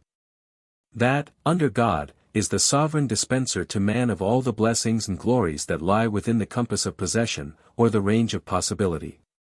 Virtue, heaven, and immortality exist not, nor ever will exist for us except as they exist and will exist, in the perception, feeling, and thought of the glorious mind. My brother, in the hope that you have listened to and understood the instruction and lecture of this degree, and that you feel the dignity of your own nature and the vast capacities of your own soul for good or evil, I proceed briefly to communicate to you the remaining instruction of this degree. The Hebrew word, in the Old Hebrew and Samaritan character, suspended in the east, over the 5 columns, is Adonai, one of the names of God, usually translated Lord. And which the Hebrews, in reading, always substitute for the true name, which is for them ineffable.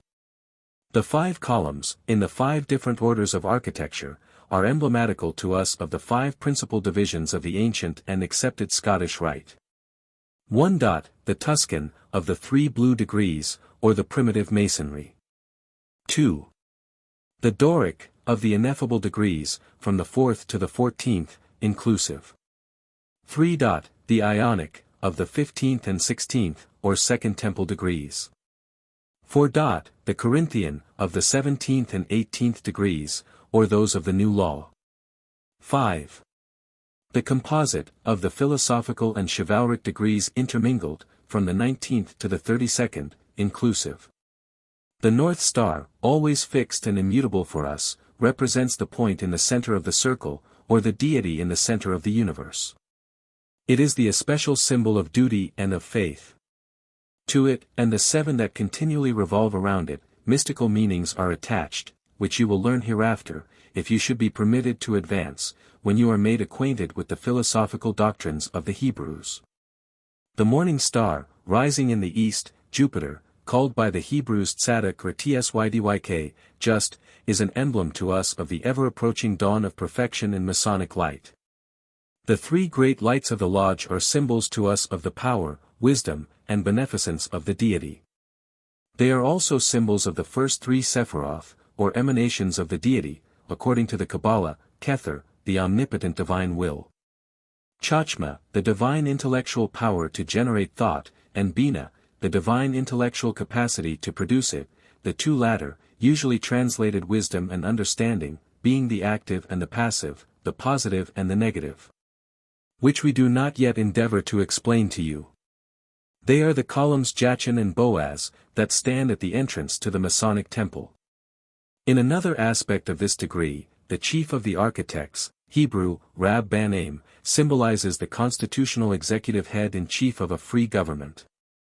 And the degree teaches us that no free government can long endure, when the people cease to select for their magistrates the best and the wisest of their statesmen. When, passing these by, they permit factions or sordid interests to select for them the small, the low, the ignoble, and the obscure, and into such hands commit the country's destinies. There is, after all, a divine right to govern. And it is vested in the ablest, wisest, best, of every nation. Counsel is mine, and sound wisdom, I am understanding, I am power, by me kings do reign, and princes decree justice. By me princes rule, and nobles, even all the magistrates of the earth. For the present, my brother, let this suffice. We welcome you among us, to this peaceful retreat of virtue, to a participation in our privileges, to a share in our joys and our sorrows. 13. Royal Arch of Solomon. Whether the legend and history of this degree are historically true, or but an allegory, containing in itself a deeper truth and a profounder meaning, we shall not now debate. If it be but a legendary myth, you must find out for yourself what it means. It is certain that the word which the Hebrews are not now permitted to pronounce was in common use by Abraham, Lot, Isaac, Jacob, Laban, Rebekah, and even among tribes foreign to the Hebrews, before the time of Moses. And that it recurs 100 times in the lyrical effusions of David and other Hebrew poets. We know that for many centuries the Hebrews have been forbidden to pronounce the sacred name. That wherever it occurs, they have for ages read the word Adonai instead, and that under it, when the Masoretic points, which represent the vowels, came to be used, they placed those which belonged to the latter word. The possession of the true pronunciation was deemed to confer on him who had it extraordinary and supernatural powers. And the word itself, worn upon the person, was regarded as an amulet, a protection against personal danger, sickness, and evil spirits. We know that all this was a vain superstition, natural to a rude people, necessarily disappearing as the intellect of man became enlightened, and wholly unworthy of a Mason. It is noticeable that this notion of the sanctity of the divine name or creative word was common to all the ancient nations. The sacred word Hom was supposed by the ancient Persians, who were among the earliest emigrants from northern India, to be pregnant with a mysterious power, and they taught that by its utterance the world was created. In India it was forbidden to pronounce the word Aum or Om, the sacred name of the one deity, manifested as Brahma, Vishnu, and Siva. These superstitious notions in regard to the efficacy of the word, and the prohibition against pronouncing it, could, being errors, have formed no part of the pure primitive religion, or of the esoteric doctrine taught by Moses, and the full knowledge of which was confined to the initiates. Unless the whole was but an ingenious invention for the concealment of some other name or truth, the interpretation and meaning whereof was made known only to the select few. If so, the common notions in regard to the word grew up in the minds of the people, like other errors and fables among all the ancient nations, out of original truths and symbols and allegories misunderstood. So it has always been that allegories, intended as vehicles of truth, to be understood by the sages, have become or bred errors, by being literally accepted. It is true, that before the Masoretic points were invented, which was after the beginning of the Christian era, the pronunciation of a word in the Hebrew language could not be known from the characters in which it was written. It was, therefore, possible for that of the name of the deity to have been forgotten and lost. It is certain that its true pronunciation is not that represented by the word Jehovah. And therefore that is not the true name of deity, nor the ineffable word. The ancient symbols and allegories always had more than one interpretation. They always had a double meaning, and sometimes more than two, one serving as the envelope of the other. Thus the pronunciation of the word was a symbol. And that pronunciation and the word itself were lost, when the knowledge of the true nature and attributes of God faded out of the minds of the Jewish people. That is one interpretation, true, but not the inner and profoundest one. Men were figuratively said to forget the name of God, when they lost that knowledge, and worshipped the heathen deities, and burned incense to them on the high places, and passed their children through the fire to Moloch. Thus the attempts of the ancient Israelites and of the initiates to ascertain the true name of the deity, and its pronunciation, and the loss of the true word, are an allegory, in which are represented the general ignorance of the true nature and attributes of God, the proneness of the people of Judah and Israel to worship other deities, and the low and erroneous and dishonoring notions of the grand architect of the universe, which all shared except a few favored persons. For even Solomon built altars and sacrificed to Ashtaroth, the goddess of the Tzedunim, and Malcham, the Ammonite god, and built high places for Chemosh, the Moabite deity, and Malech the god of the Benjamin. The true nature of God was unknown to them, like his name, and they worshipped the calves of Jeroboam, as in the desert they did that made for them by Aaron. The mass of the Hebrews did not believe in the existence of one only God until a late period in their history. Their early and popular ideas of the deity were singularly low and unworthy.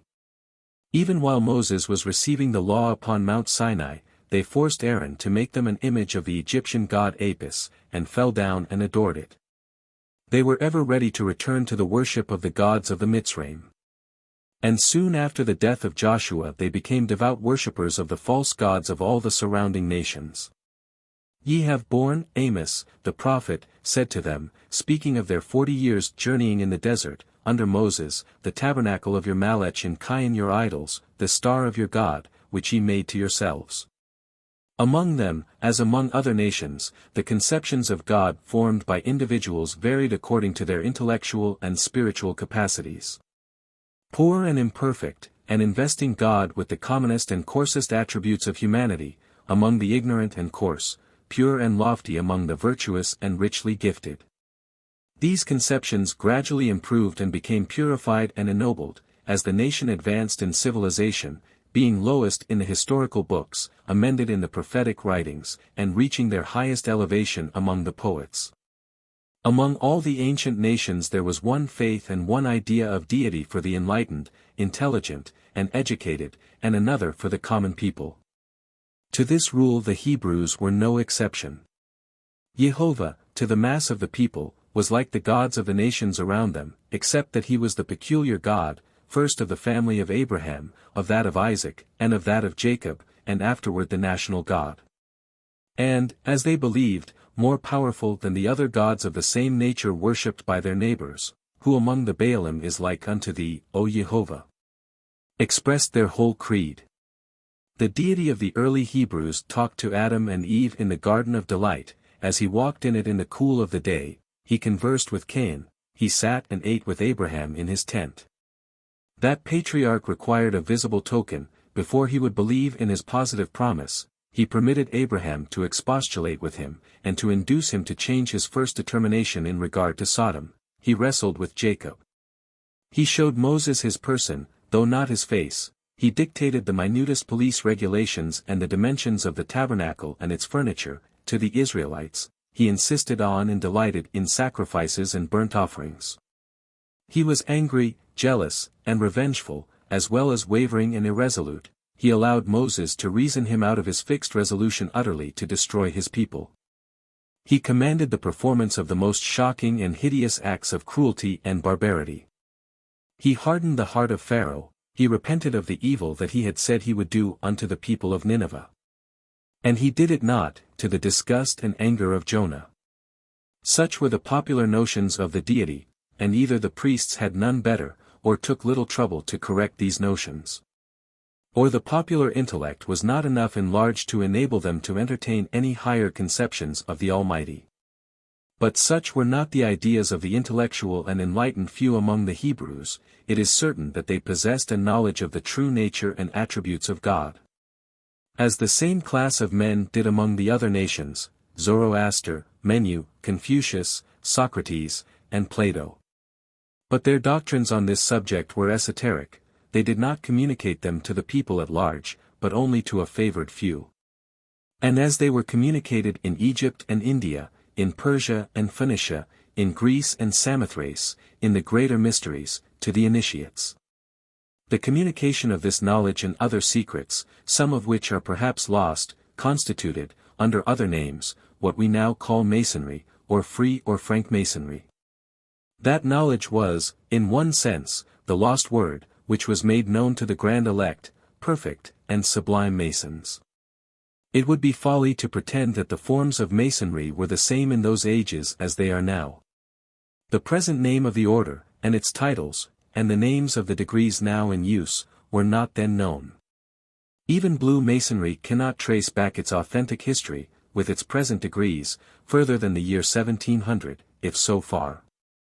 But, by whatever name it was known in this or the other country, Masonry existed as it now exists, the same in spirit and at heart, not only when Solomon builded the temple, but centuries before even the first colonies emigrated into southern India, Persia, and Egypt, from the cradle of the human race. The supreme, self-existent, eternal, all-wise, all-powerful, infinitely good, pitying, beneficent, and merciful creator and preserver of the universe was the same, by whatever name he was called. To the intellectual and enlightened men of all nations, the name was nothing, if not a symbol and representative hieroglyph of his nature and attributes. The name Al represented his remoteness above men, his inaccessibility, Baal and Bala, his might, Elohim, his various potencies. Ihu, existence and the generation of things. None of his names, among the Orientals, were the symbols of a divinely infinite love and tenderness, and all-embracing mercy. As Moloch or Malek he was but an omnipotent monarch, a tremendous and irresponsible will, as Adonai, only an arbitrary lord and master, as El Shaddai, potent and a destroyer. To communicate true and correct ideas in respect of the deity was one chief object of the mysteries. In them, Curum the king, and Curum the master, obtained their knowledge of him and his attributes. And in them that knowledge was taught to Moses and Pythagoras. Wherefore nothing forbids you to consider the whole legend of this degree, like that of the masters, an allegory, representing the perpetuation of the knowledge of the true God in the sanctuaries of initiation. By the subterranean vaults you may understand the places of initiation, which in the ancient ceremonies were generally underground. The Temple of Solomon presented a symbolic image of the universe. And resembled, in its arrangements and furniture, all the temples of the ancient nations that practiced the mysteries. The system of numbers was intimately connected with their religions and worship, and has come down to us in Masonry. Though the esoteric meaning with which the numbers used by us are pregnant is unknown to the vast majority of those who use them. Those numbers were especially employed that had a reference to the deity, represented his attributes, or figured in the framework of the world, in time and space, and formed more or less the basis of that framework. These were universally regarded as sacred, being the expression of order and intelligence, the utterances of divinity himself. The Holy of Holies of the temple formed a cube, in which, drawn on a plane surface, there are 4 plus 3 plus 2 is equal to 9 lines visible, and 3 sides or faces. It corresponded with the number 4, by which the ancients presented nature, it being the number of substances or corporeal forms, and of the elements, the cardinal points and seasons, and the secondary colors. The number 3 everywhere represented the Supreme Being. Hence the name of the deity, engraven upon the triangular plate, and that sunken into the cube of agate, taught the ancient Mason, and teaches us, that the true knowledge of God, of his nature and his attributes, is written by him upon the leaves of the great book of universal nature, and may be read there by all who are endowed with the requisite amount of intellect and intelligence. This knowledge of God, so written there, and of which Masonry has in all ages been the interpreter, is the Master Mason's word. Within the temple, all the arrangements were mystically and symbolically connected with the same system. The vault or ceiling, starred like the firmament, was supported by 12 columns, representing the 12 months of the year. The border that ran around the columns represented the zodiac, and one of the 12 celestial signs was appropriated to each column. The brazen sea was supported by 12 oxen, 3 looking to each cardinal point of the compass. And so in our day every Masonic lodge represents the universe. Each extends, we are told, from the rising to the setting sun, from the south to the north, from the surface of the earth to the heavens, and from the same to the center of the globe. In it are represented the sun, moon, and stars, 3 great torches in the east, west, and south, forming a triangle, give it light. And, like the delta or triangle suspended in the east, and enclosing the ineffable name, indicate, by the mathematical equality of the angles and sides, the beautiful and harmonious proportions which govern in the aggregate and details of the universe. While those sides and angles represent, by their number, 3, the Trinity of power, wisdom, and harmony, which presided at the building of this marvelous work. These 3 great lights also represent the great mystery of the 3 principles, of creation, dissolution or destruction, and reproduction or regeneration, consecrated by all creeds in their numerous trinities. The luminous pedestal, lighted by the perpetual flame within, is a symbol of that light of reason, given by God to man, by which he is enabled to read in the book of nature the record of the thought, the revelation of the attributes of the deity. The 3 masters, Adoniram, Jobert, and Stoken, are types of the true Mason, who seeks for knowledge from pure motives, and that he may be the better enabled to serve and benefit his fellow men. While the discontented and presumptuous masters who were buried in the ruins of the arches represent those who strive to acquire it for unholy purposes, to gain power over their fellows, to gratify their pride, their vanity, or their ambition. The lion that guarded the ark and held in his mouth the key wherewith to open it, figuratively represents Solomon, the lion of the tribe of Judah, who preserved and communicated the key to the true knowledge of God, of his laws, and of the profound mysteries of the moral and physical universe. Enoch, Hebrew, Canuck, we are told, walked with God 300 years, after reaching the age of 65, walked with God, and he was no more, for God had taken him. His name signified in the Hebrew, initiate or initiator. The legend of the columns, of granite and brass or bronze, erected by him, is probably symbolical. That of bronze, which survived the flood, is supposed to symbolize the mysteries, of which Masonry is the legitimate successor, from the earliest times the custodian and depository of the great philosophical and religious truths. Unknown to the world at large, and handed down from age to age by an unbroken current of tradition, embodied in symbols, emblems, and allegories. The legend of this degree is thus, partially, interpreted. It is of little importance whether it is in any wise historical. For its value consists in the lessons which it inculcates, and the duties which it prescribes to those who receive it. The parables and allegories of the Scriptures are not less valuable than history. Nay, they are more so, because ancient history is little instructive, and truths are concealed in and symbolized by the legend and the myth. There are profounder meanings concealed in the symbols of this degree, connected with the philosophical system of the Hebrew Kabbalists, which you will learn hereafter, if you should be so fortunate as to advance. They are unfolded in the higher degrees. The lion, Hebrew, Bariah, which also means the altar, still holds in his mouth the key of the enigma of the Sphnx. But there is one application of this degree, that you are now entitled to know, and which, remembering that Kurum, the master, is the symbol of human freedom, you would probably discover for yourself. It is not enough for a people to gain its liberty. It must secure it. It must not entrust it to the keeping, or hold it at the pleasure, of any one man. The keystone of the royal arch of the great Temple of Liberty is a fundamental law, charter, or constitution.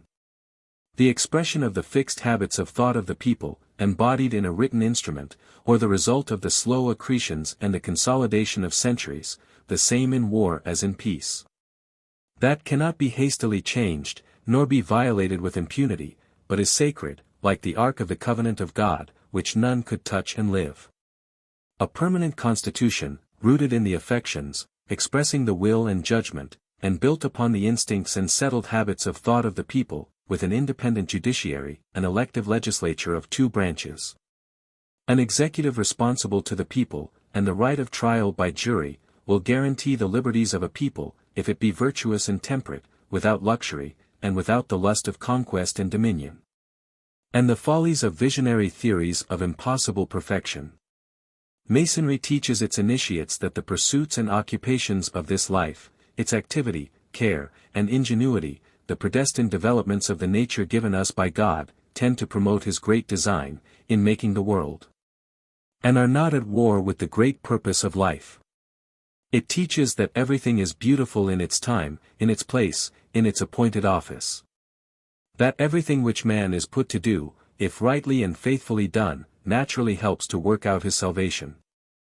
That if he obeys the genuine principles of his calling, he will be a good man, and that it is only by neglect and non-performance of the task set for him by heaven, by wandering into idle dissipation, or by violating their beneficent and lofty spirit, that he becomes a bad man.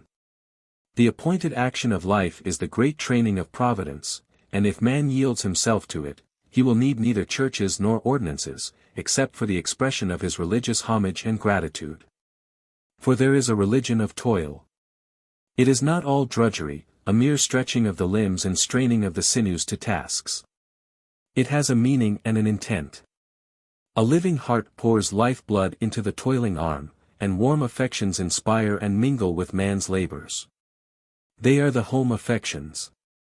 Labor toils a field, or plies its task in cities, or urges the keels of commerce over wide oceans, but home is its center, and thither it ever goes with its earnings, with the means of support and comfort for others. Offerings sacred to the thought of every true man, as a sacrifice at a golden shrine.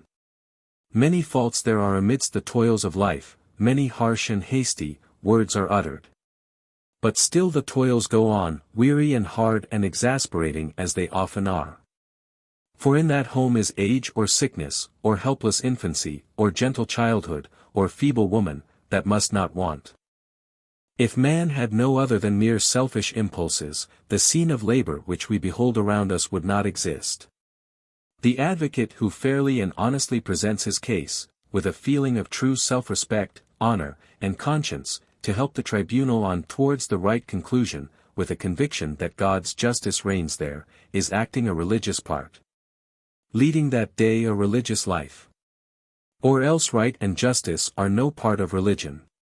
Whether, during all that day, he has once appealed, in form or in terms, to his conscience, or not, whether he has once spoken of religion and God, or not. If there has been the inward purpose, the conscious intent and desire, that sacred justice should triumph, he has that day led a good and religious life, and made a most essential contribution to that religion of life and of society. The cause of equity between man, and of truth and right action in the world. Books, to be of religious tendency in the Masonic sense, need not be books of sermons, of pious exercises, or of prayers.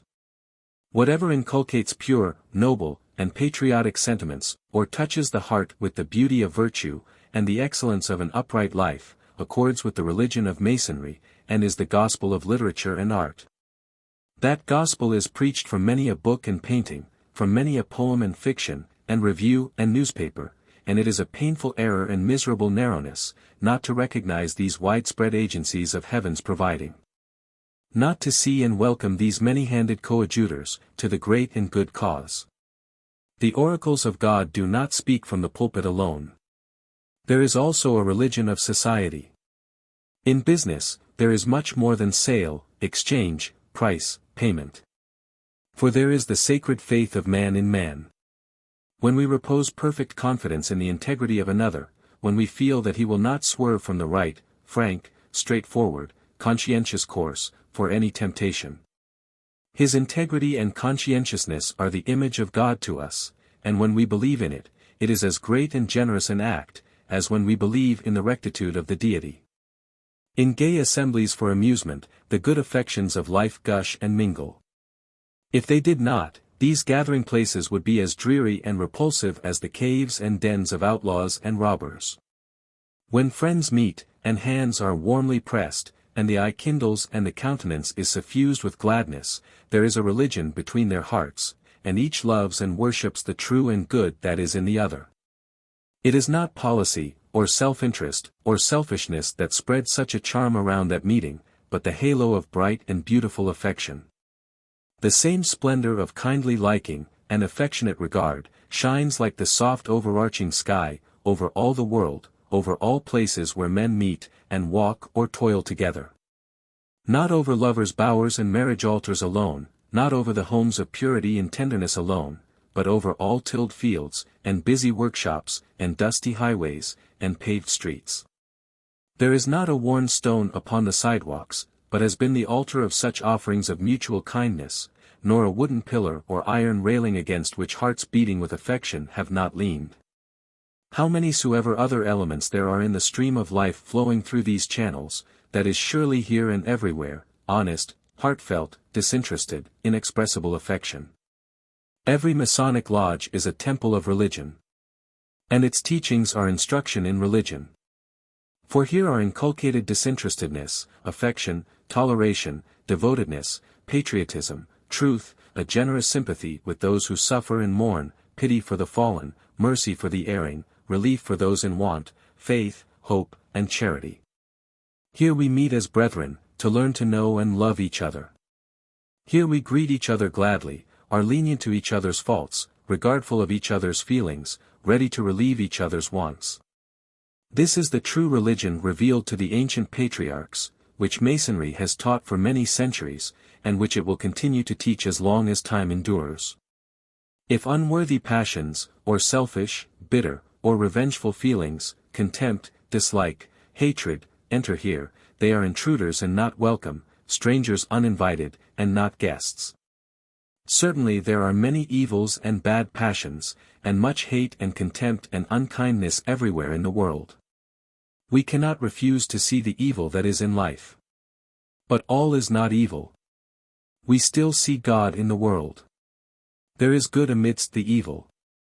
The hand of mercy leads wealth to the hovels of poverty and sorrow. Truth and simplicity live amid many wiles and sophistries. There are good hearts underneath gay robes, and under tattered garments also. Love clasps the hand of love, amid all the envyings and distractions of showy competition. Fidelity, pity, and sympathy hold the long night watch by the bedside of the suffering neighbor, amidst the surrounding poverty and squalid misery. Devoted men go from city to nurse those smitten down by the terrible pestilence that renews at intervals its mysterious marches. Women well-born and delicately nurtured nursed the wounded soldiers in hospitals, before it became fashionable to do so, and even poor lost women, whom God alone loves and pities, tend the plague-stricken with a patient and generous heroism. Masonry and its kindred orders teach men to love each other, feed the hungry, clothe the naked, comfort the sick, and bury the friendless dead.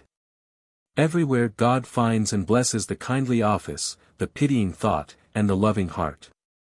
There is an element of good in all men's lawful pursuits and a divine spirit breathing in all their lawful affections. The ground on which they tread is holy ground. There is a natural religion of life, answering, with however many a broken tone, to the religion of nature. There is a beauty and glory in humanity, in man, answering, with however many a mingling shade, to the loveliness of soft landscapes, and swelling hills, and the wondrous glory of the starry heavens. Men may be virtuous, self-improving, and religious in their employments. Precisely for that, those employments were made. All their social relations, friendship, love, the ties of family, were made to be holy. They may be religious, not by a kind of protest and resistance against their several vocations, but by conformity to their true spirit. Those vocations do not exclude religion, but demand it, for their own perfection. They may be religious laborers whether in field or factory, religious physicians, lawyers, sculptors, poets, painters, and musicians. They may be religious in all the toils and in all the amusements of life. Their life may be a religion. The broad earth its altar, its incense the very breath of life, its fires ever kindled by the brightness of heaven. Bound up with our poor, frail life, is the mighty thought that spurns the narrow span of all visible existence. Ever the soul reaches outward, and asks for freedom. It looks forth from the narrow and grated windows of sense, upon the wide immeasurable creation. It knows that around it and beyond it lie outstretched the infinite and everlasting paths. Everything within us and without us ought to stir our minds to admiration and wonder. We are a mystery encompassed with mysteries. The connection of mind with matter is a mystery. The wonderful telegraphic communication between the brain and every part of the body, the power and action of the will. Every familiar step is more than a story in a land of enchantment. The power of movement is as mysterious as the power of thought. Memory, and dreams that are the indistinct echoes of dead memories are alike inexplicable. Universal harmony springs from infinite complication. The momentum of every step we take in our dwelling contributes in part to the order of the universe. We are connected by ties of thought, and even of matter and its forces, with the whole boundless universe and all the past and coming generations of men. The humblest object beneath our eye as completely defies our scrutiny as the economy of the most distant star. Every leaf and every blade of grass holds within itself secrets which no human penetration will ever fathom. No man can tell what is its principle of life. No man can know what his power of secretion is. Both are inscrutable mysteries. Wherever we place our hand we lay it upon the locked bosom of mystery. Step where we will, we tread upon wonders. The sea sands, the clods of the field, the water-worn pebbles on the hills, the rude masses of rock, are traced over and over, in every direction. With a handwriting older and more significant and sublime than all the ancient ruins and all the overthrown and buried cities that past generations have left upon the earth. For it is the handwriting of the Almighty. A Mason's great business with life is to read the book of its teaching, to find that life is not the doing of drudgeries, but the hearing of oracles. The old mythology is but a leaf in that book. For it peopled the world with spiritual natures, and science, many-leaved, still spreads before us the same tale of wonder. We shall be just as happy hereafter, as we are pure and upright, and no more, just as happy as our character prepares us to be, and no more. Our moral, like our mental character, is not formed in a moment, it is the habit of our minds. The result of many thoughts and feelings and efforts, bound together by many natural and strong ties. The great law of retribution is, that all coming experience is to be affected by every present feeling. Every future moment of being must answer for every present moment. One moment, sacrificed to vice, or lost to improvement, is forever sacrificed and lost. An hour's delay to enter the right path, is to put us back so far, in the everlasting pursuit of happiness. And every sin, even of the best men, is to be thus answered for, if not according to the full measure of its ill desert, yet according to a rule of unbending rectitude and impartiality. The law of retribution presses upon every man, whether he thinks of it or not. It pursues him through all the courses of life, with a step that never falters nor tires, and with an eye that never sleeps. If it were not so, God's government would not be impartial, there would be no discrimination, no moral dominion, no light shed upon the mysteries of providence. Whatsoever a man soweth, that, and not something else, shall he reap. That which we are doing, good or evil, grave or gay, that which we do today and shall do tomorrow, each thought, each feeling, each action, each event, every passing hour, every breathing moment. All are contributing to form the character, according to which we are to be judged. Every particle of influence that goes to form that aggregate, our character, will, in that future scrutiny, be sifted out from the mass. And, particle by particle, with ages perhaps intervening, fall a distinct contribution to the sum of our joys or woes. Thus every idle word and idle hour will give answer in the judgment. Let us take care, therefore, what we sow. An evil temptation comes upon us, the opportunity of unrighteous gain, or of unhallowed indulgence, either in the sphere of business or pleasure, of society or solitude. We yield, and plant a seed of bitterness and sorrow. Tomorrow it will threaten discovery. Agitated and alarmed, we cover the sin, and bury it deep in falsehood and hypocrisy. In the bosom where it lies concealed, in the fertile soil of kindred vices, that sin dies not, but thrives and grows. And other and still other germs of evil gather around the accursed root, until, from that single seed of corruption, there springs up in the soul all that is horrible in habitual lying, knavery, or vice. Loathingly, often, we take each downward step, but a frightful power urges us onward, and the hell of debt, disease, ignominy, or remorse gathers its shadows around our steps even on earth, and are yet but the beginnings of sorrows. The evil deed may be done in a single moment, but conscience never dies, memory never sleeps, guilt never can become innocence, and remorse can never whisper peace. Beware, thou who art tempted to evil. Beware what thou layest up for the future. Beware what thou layest up in the archives of eternity. Wrong not thy neighbor. Lest the thought of him thou injurest, and who suffers by thy act, be to thee a pang which years will not deprive of its bitterness.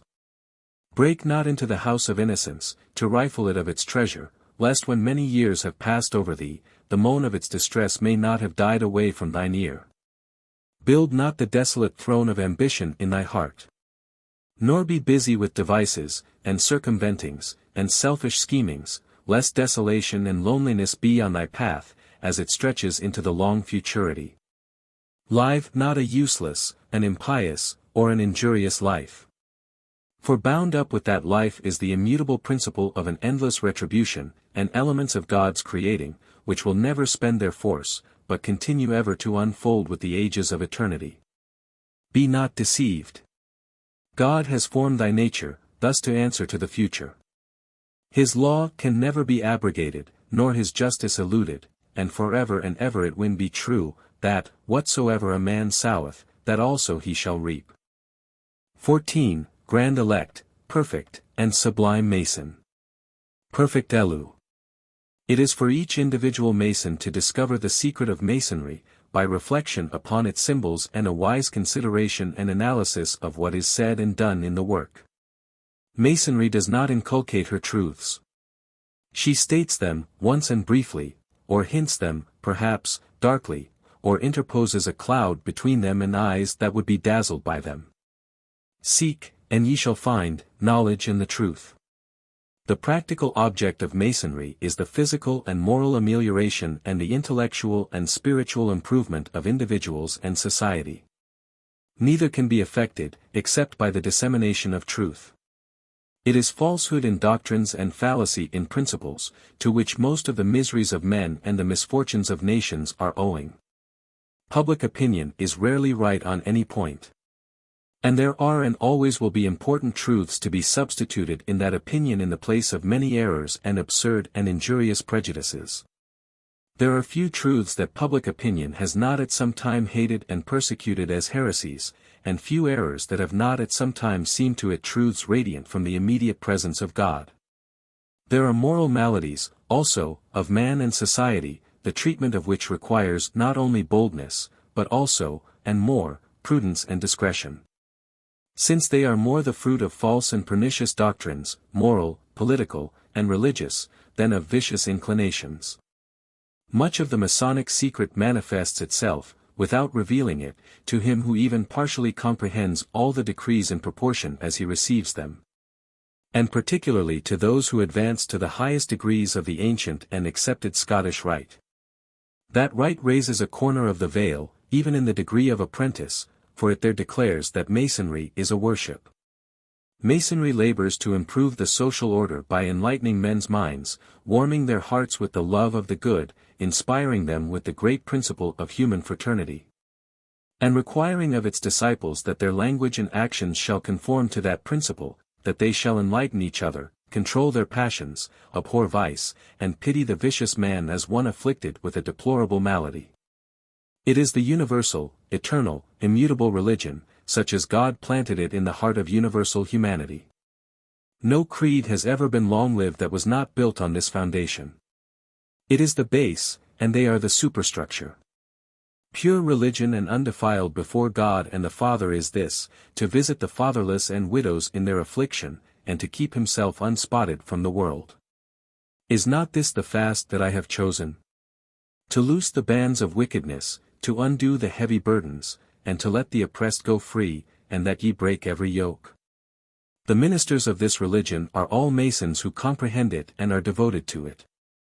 Its sacrifices to God are good works, the sacrifices of the base and disorderly passions, the offering up of self-interest on the altar of humanity, and perpetual efforts to attain to all the moral perfection of which man is capable.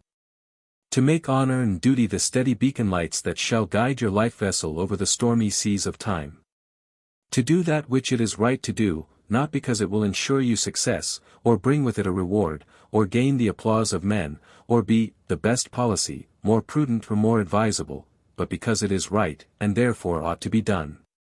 To war incessantly against error, intolerance, ignorance, and vice, and yet to pity those who err, to be tolerant even of intolerance, to teach the ignorant, and labor to reclaim the vicious, are some of the duties of a Mason. A good Mason is one that can look upon death, and see its face the same countenance with which he hears its story. That I endure all the labors of his life with his soul supporting his body, that can equally despise riches when he hath them and when he hath them not. That is, not sadder if they are in his neighbor's exchequer, nor more lifted up if they shine around about his own walls, one that is not moved with good fortune coming to him, nor going from him. That can look upon another man's lands with equanimity and pleasure, as if they were his own, and yet look upon his own, and use them too, just as if they were another man's. That neither spends his goods prodigally and foolishly, nor yet keeps them avariciously and like a miser, that weighs not benefits by weight and number, but by the mind and circumstances of him who confers them. That never thinks his charity expensive, if a worthy person be the receiver. That does nothing for opinion's sake, but everything for conscience, being as careful of his thoughts as of his acting in markets and theatres, and in as much awe of himself as of a whole assembly. That is, bountiful and cheerful to his friends, and charitable and apt to forgive his enemies, that loves his country, consults its honor, and obeys its laws, and desires and endeavors nothing more than that he may do his duty and honor God. And such a Mason may reckon his life to be the life of a man, and compute his months, not by the course of the sun, but by the zodiac and circle of his virtues. The whole world is but one republic, of which each nation is a family, and every individual a child. Masonry, not in anywise derogating from the differing duties which the diversity of states requires, tends to create a new people, which, composed of men of many nations and tongues, shall all be bound together by the bonds of science, morality, and virtue. Essentially philanthropic, philosophical, and progressive, it has for the basis of its dogma a firm belief in the existence of God and his providence, and of the immortality of the soul. For its object, the dissemination of moral, political, philosophical, and religious truth, and the practice of all the virtues. In every age, its device has been liberty, equality, fraternity, with constitutional government, law, order, discipline, and subordination to legitimate authority, government and not anarchy. But it is neither a political party nor a religious sect. It embraces all parties and all sects, to form from among them all a vast fraternal association. It recognizes the dignity of human nature, and man's right to such freedom as he is fitted for. And it knows nothing that should place one man below another, except ignorance, debasement, and crime, and the necessity of subordination to lawful will and authority. It is philanthropic. For it recognizes the great truth that all men are of the same origin, have common interests, and should cooperate together to the same end. Therefore it teaches its members to love one another, to give to each other mutual assistance and support in all the circumstances of life, to share each other's pains and sorrows, as well as their joys and pleasures. To guard the reputations, respect the opinions, and be perfectly tolerant of the errors, of each other, in matters of faith and beliefs. It is philosophical, because it teaches the great truths concerning the nature and existence of one supreme deity, and the existence and immortality of the soul. It revives the academy of Plato, and the wise teachings of Socrates. It reiterates the maxims of Pythagoras, Confucius, and Zoroaster, and reverentially enforces the sublime lessons of him who died upon the cross. The ancients thought that universal humanity acted under the influence of two opposing principles, the good and the evil, of which the good urged men toward truth, independence, and devotedness, and the evil toward falsehood, servility, and selfishness. Masonry represents the good principle and constantly wars against the evil one. It is the Hercules, the Osiris, the Apollo, the Mithras, and the Ormuzd, at everlasting and deadly feud with the demons of ignorance, brutality, baseness, falsehood, slavishness of soul, intolerance, superstition, tyranny, meanness, the insolence of wealth, and bigotry. When despotism and superstition, twin powers of evil and darkness, reigned everywhere and seemed invincible and immortal, it invented, to avoid persecution, the mysteries, that is to say, the allegory, the symbol, and the emblem, and transmitted its doctrines by the secret mode of initiation. Now, retaining its ancient symbols, and in part its ancient ceremonies, it displays in every civilized country its banner, on which in letters of living light its great principles are written. And it smiles at the puny efforts of kings and popes to crush it out by excommunication and interdiction. Man's views in regard to God will contain only so much positive truth as the human mind is capable of receiving. Whether that truth is attained by the exercise of reason, or communicated by revelation, it must necessarily be both limited and alloyed, to bring it within the competence of finite human intelligence. Being finite, we can form no correct or adequate idea of the infinite; being material, we can form no clear conception of the spiritual. We do believe in and know the infinity of space and time, and the spirituality of the soul. But the idea of that infinity and spirituality eludes us. Even omnipotence cannot infuse infinite conceptions into finite minds.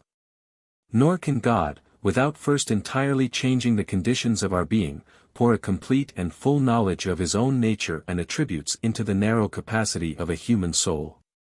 Human intelligence could not grasp it, nor human language express it. The visible is, necessarily, the measure of the invisible. The consciousness of the individual reveals itself alone. His knowledge cannot pass beyond the limits of his own being. His conceptions of other things and other beings are only his conceptions. They are not those things or beings themselves. The living principle of a living universe must be infinite. While all our ideas and conceptions are finite, and applicable only to finite beings. The deity is thus not an object of knowledge, but of faith, not to be approached by the understanding, but by the moral sense. Not to be conceived, but to be felt. All attempts to embrace the infinite in the conception of the finite are, and must be only accommodations to the frailty of man. Shrouded from human comprehension in an obscurity from which a chastened imagination is awed back, and thought retreats in conscious weakness, the divine nature is a theme on which man is little entitled to dogmatize. Here the philosophic intellect becomes most painfully aware of its own insufficiency. And yet it is here that man most dogmatizes, classifies and describes God's attributes, makes out his map of God's nature, and his inventory of God's qualities, feelings, impulses, and passions. And then hangs and burns his brother, who, as dogmatically as he, makes out a different map and inventory. The common understanding has no humility. Its God is an incarnate divinity. Imperfection imposes its own limitations on the illimitable, and clothes the inconceivable spirit of the universe in forms that come within the grasp of the senses and the intellect, and are derived from that infinite and imperfect nature which is but God's creation. We are all of us, though not all equally, mistaken. The cherished dogmas of each of us are not, as we fondly suppose, the pure truth of God, but simply our own special form of error, our guesses at truth, the refracted and fragmentary rays of light that have fallen upon our own minds. Our little systems have their day, and cease to be, they are but broken lights of God. And He is more than they. Perfect truth is not attainable anywhere. We style this degree that of perfection, and yet what it teaches is imperfect and defective. Yet we are not to relax in the pursuit of truth, nor contentedly acquiesce in error. It is our duty always to press forward in the search, for though absolute truth is unattainable, yet the amount of error in our views is capable of progressive and perpetual diminution, and thus Masonry is a continual struggle toward the light. All errors are not equally innocuous. That which is most injurious is to entertain unworthy conceptions of the nature and attributes of God, and it is this that Masonry symbolizes by ignorance of the true word. The true word of a Mason is, not the entire, perfect, absolute truth in regard to God, but the highest and noblest conception of Him that our minds are capable of forming. And this word is ineffable, because one man cannot communicate to another his own conception of deity, since every man's conception of God must be proportioned to his mental cultivation, and intellectual powers, and moral excellence. God is, as man conceives Him, the reflected image of man himself. For every man's conception of God must vary with his mental cultivation and mental powers. If anyone contents himself with any lower image than his intellect is capable of grasping, then he contents himself with that which is false to him, as well as false in fact. If lower than he can reach, he must needs feel it to be false.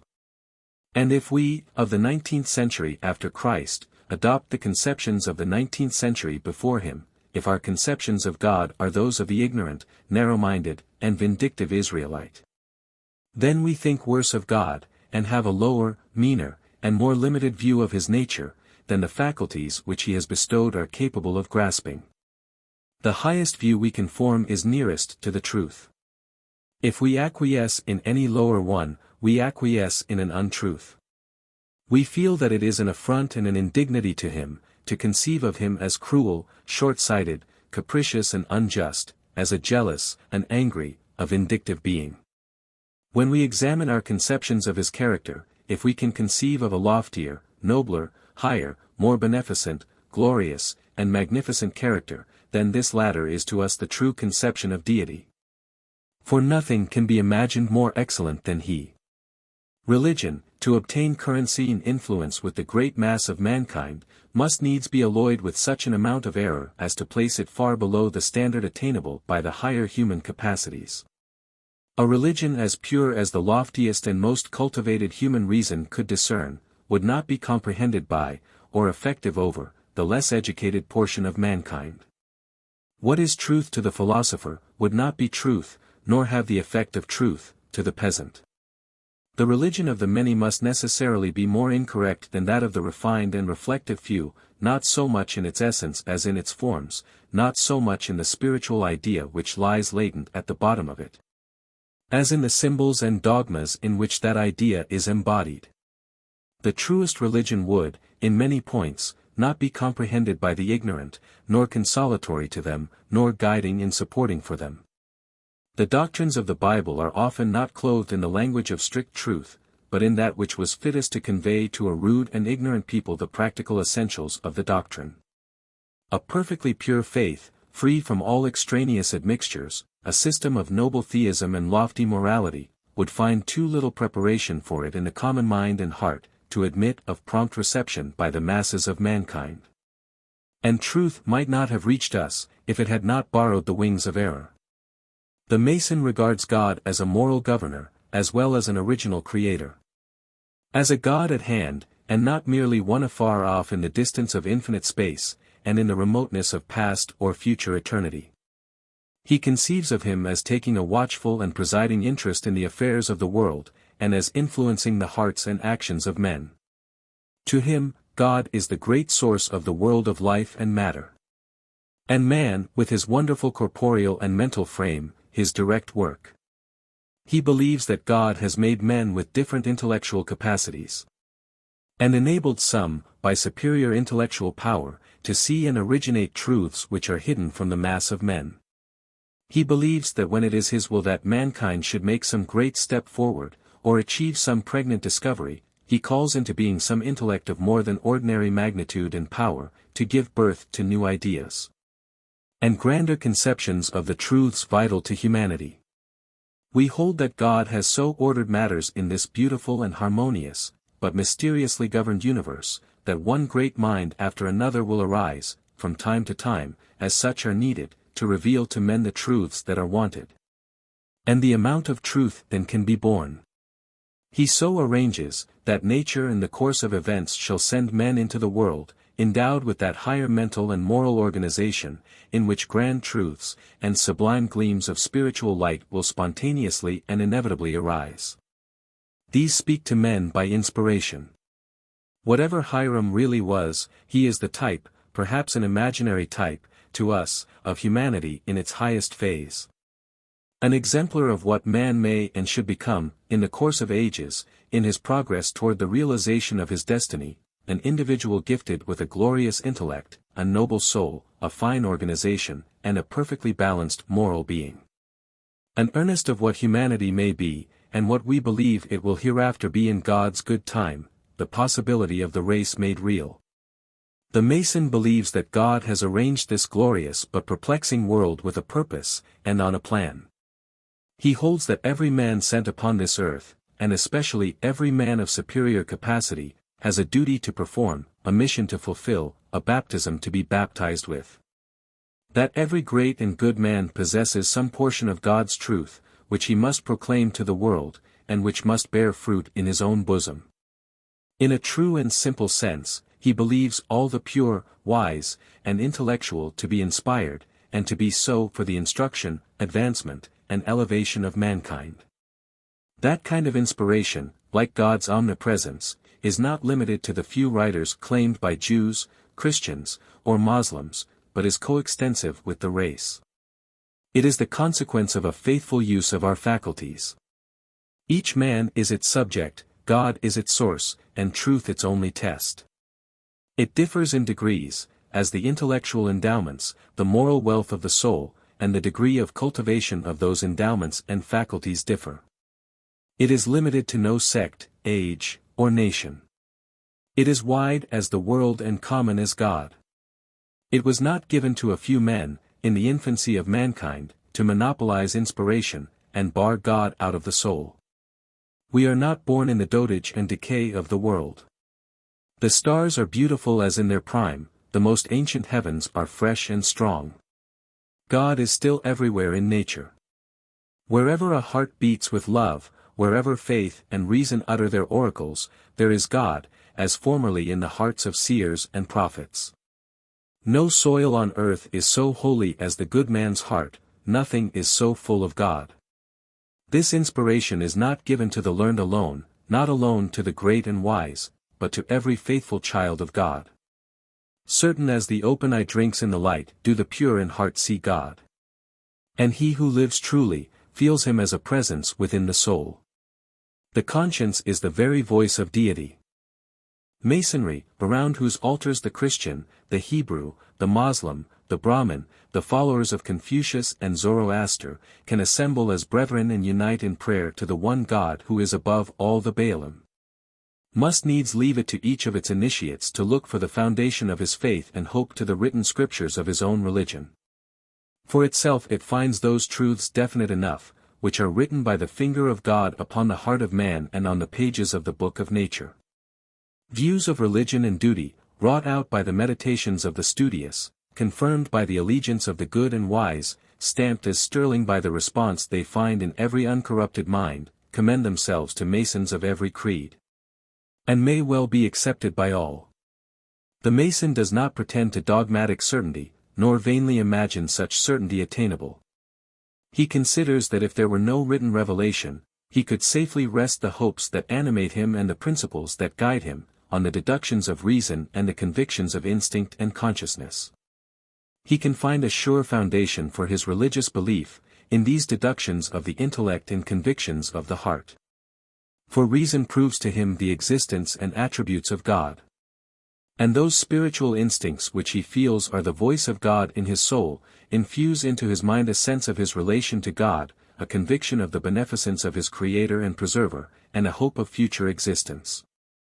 And his reason and conscience alike unerringly point to virtue as the highest good, and the destined aim and purpose of man's life.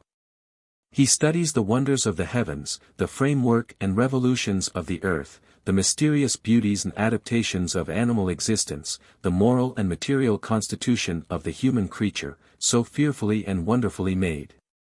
And is satisfied that God is, and that a wise and good being is the author of the starry heavens above him, and of the moral world within him. And his mind finds an adequate foundation for its hopes, its worship, its principles of action, in the far-stretching universe, in the glorious firmament, in the deep, full soul, bursting with unutterable thoughts. These are truths which every reflecting mind will unhesitatingly receive, as not to be surpassed, nor capable of improvement, and fitted, if obeyed, to make earth indeed a paradise, and man only a little lower than the angels. The worthlessness of ceremonial observances, and the necessity of active virtue, the enforcement of purity of heart as the security for purity of life, and of the government of the thoughts, as the originators and forerunners of action. Universal philanthropy, requiring us to love all men, and to do unto others that and that only which we should think it right, just, and generous for them to do unto us, forgiveness of injuries. The necessity of self-sacrifice in the discharge of duty, humility, genuine sincerity, and being that which we seem to be. All these sublime precepts need no miracle, no voice from the clouds, to recommend them to our allegiance, or to assure us of their divine origin. They command obedience by virtue of their inherent rectitude and beauty. And have been, and are, and will be the law in every age and every country of the world. God revealed them to man in the beginning. To the Mason, God is our Father in heaven, to be whose especial children is the sufficient reward of the peacemakers, to see whose face the highest hope of the pure in heart, who is ever at hand to strengthen his true worshippers. To whom our most fervent love is due, our most humble and patient submission, whose most acceptable worship is a pure and pitying heart and a beneficent life. In whose constant presence we live and act, to whose merciful disposal we are resigned by that death which, we hope and believe, is but the entrance to a better life. And whose wise decrees forbid a man to lap his soul in an elysium of mere indolent content. As to our feelings toward him and our conduct toward man, Masonry teaches little about which men can differ, and little from which they can dissent. He is our Father, and we are all brethren. This much lies open to the most ignorant and busy, as fully as to those who have most leisure and are most learned. This needs no priest to teach it, and no authority to endorse it. And if every man did that only which is consistent with it, it would exile barbarity, cruelty, intolerance, uncharitableness, perfidy, treachery, revenge, selfishness, and all their kindred vices and bad passions beyond the confines of the world. The true Mason, sincerely holding that a supreme God created and governs this world, believes also that he governs it by laws, which, though wise, just, and beneficent, are yet steady, unwavering, inexorable. He believes that his agonies and sorrows are ordained for his chastening, his strengthening, his elaboration and development. Because they are the necessary results of the operation of laws, the best that could be devised for the happiness and purification of the species, and to give occasion and opportunity for the practice of all the virtues. From the homeliest and most common, to the noblest and most sublime. Or perhaps not even that, but the best adapted to work out the vast, awful, glorious, eternal designs of the Great Spirit of the universe. He believes that the ordained operations of nature, which have brought misery to him, have, from the very unswerving tranquility of their career, showered blessings and sunshine upon many another path. That the unrelenting chariot of time, which has crushed or maimed him in its allotted course, is pressing onward to the accomplishment of those serene and mighty purposes, to have contributed to which, even as a victim, is an honor and a recompense. He takes this view of time and nature and God, and yet bears his lot without murmur or distrust, because it is a portion of a system, the best possible, because ordained by God. He does not believe that God loses sight of him, while superintending the march of the great harmonies of the universe. Nor that it was not foreseen, when the universe was created, its laws enacted, and the long succession of its operations preordained, that in the great march of those events, he would suffer pain and undergo calamity. He believes that his individual good entered into God's consideration, as well as the great cardinal results to which the course of all things is tending. Thus believing, he has attained an eminence in virtue, the highest, amid passive excellence, which humanity can reach. He finds his reward and his support in the reflection that he is an unreluctant and self-sacrificing co-operator with the Creator of the universe. And in the noble consciousness of being worthy and capable of so sublime a conception, yet so sad a destiny. He is then truly entitled to be called a grand elect, perfect, and sublime Mason. He is content to fall early in the battle, if his body may but form a stepping stone for the future conquests of humanity. It cannot be that God, who, we are certain, is perfectly good, can choose us to suffer pain, unless either we are ourselves to receive from it an antidote to what is evil in ourselves. Or else as such pain is a necessary part in the scheme of the universe, which as a whole is good. In either case, the Mason receives it with submission. He would not suffer unless it was ordered so. Whatever his creed, if he believes that God is, and that he cares for his creatures, he cannot doubt that. Nor that it would not have been so ordered, unless it was either better for himself, or for some other persons, or for some things. To complain and lament is to murmur against God's will, and worse than unbelief. The Mason, whose mind is cast in a nobler mold than those of the ignorant and unreflecting, and is instinct with a diviner life, who loves truth more than rest, and the peace of heaven rather than the peace of Eden. To whom a loftier being brings severer cares, who knows that man does not live by pleasure or content alone, but by the presence of the power of God, must cast behind him the hope of any other repose or tranquility than that which is the last reward of long agonies of thought. He must relinquish all prospect of any heaven save that of which trouble is the avenue and portal. He must gird up his loins, and trim his lamp, for a work that must be done, and must not be negligently done. If he does not like to live in the furnished lodgings of tradition, he must build his own house, his own system of faith and thought, for himself.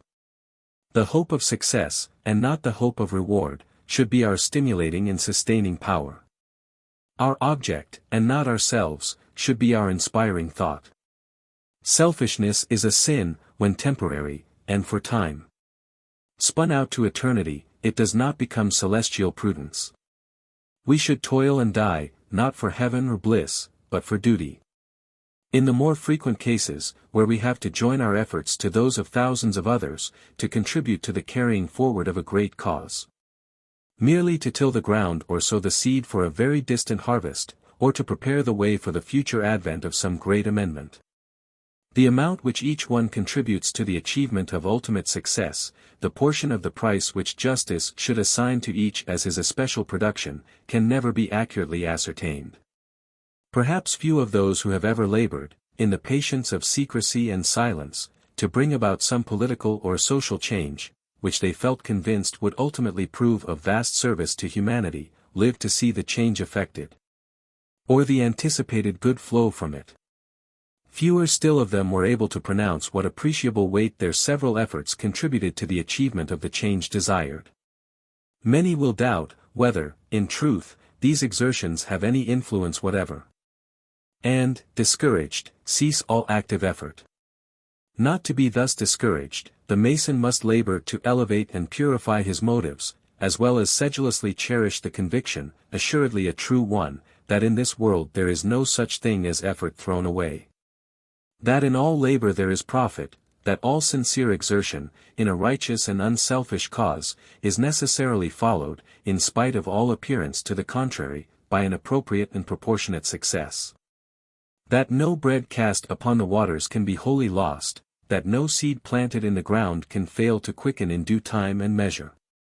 And that, however we may, in moments of despondency, be apt to doubt, not only whether our cause will triumph, but whether, if it does, we shall have contributed to its triumph, there is one, who has not only seen every exertion we have made, but who can assign the exact degree in which each soldier has assisted to gain the great victory over social evil.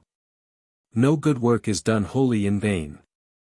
The grand elect, perfect, and sublime Mason will in no wise deserve that honorable title, if he has not that strength, that will, that self-sustaining energy.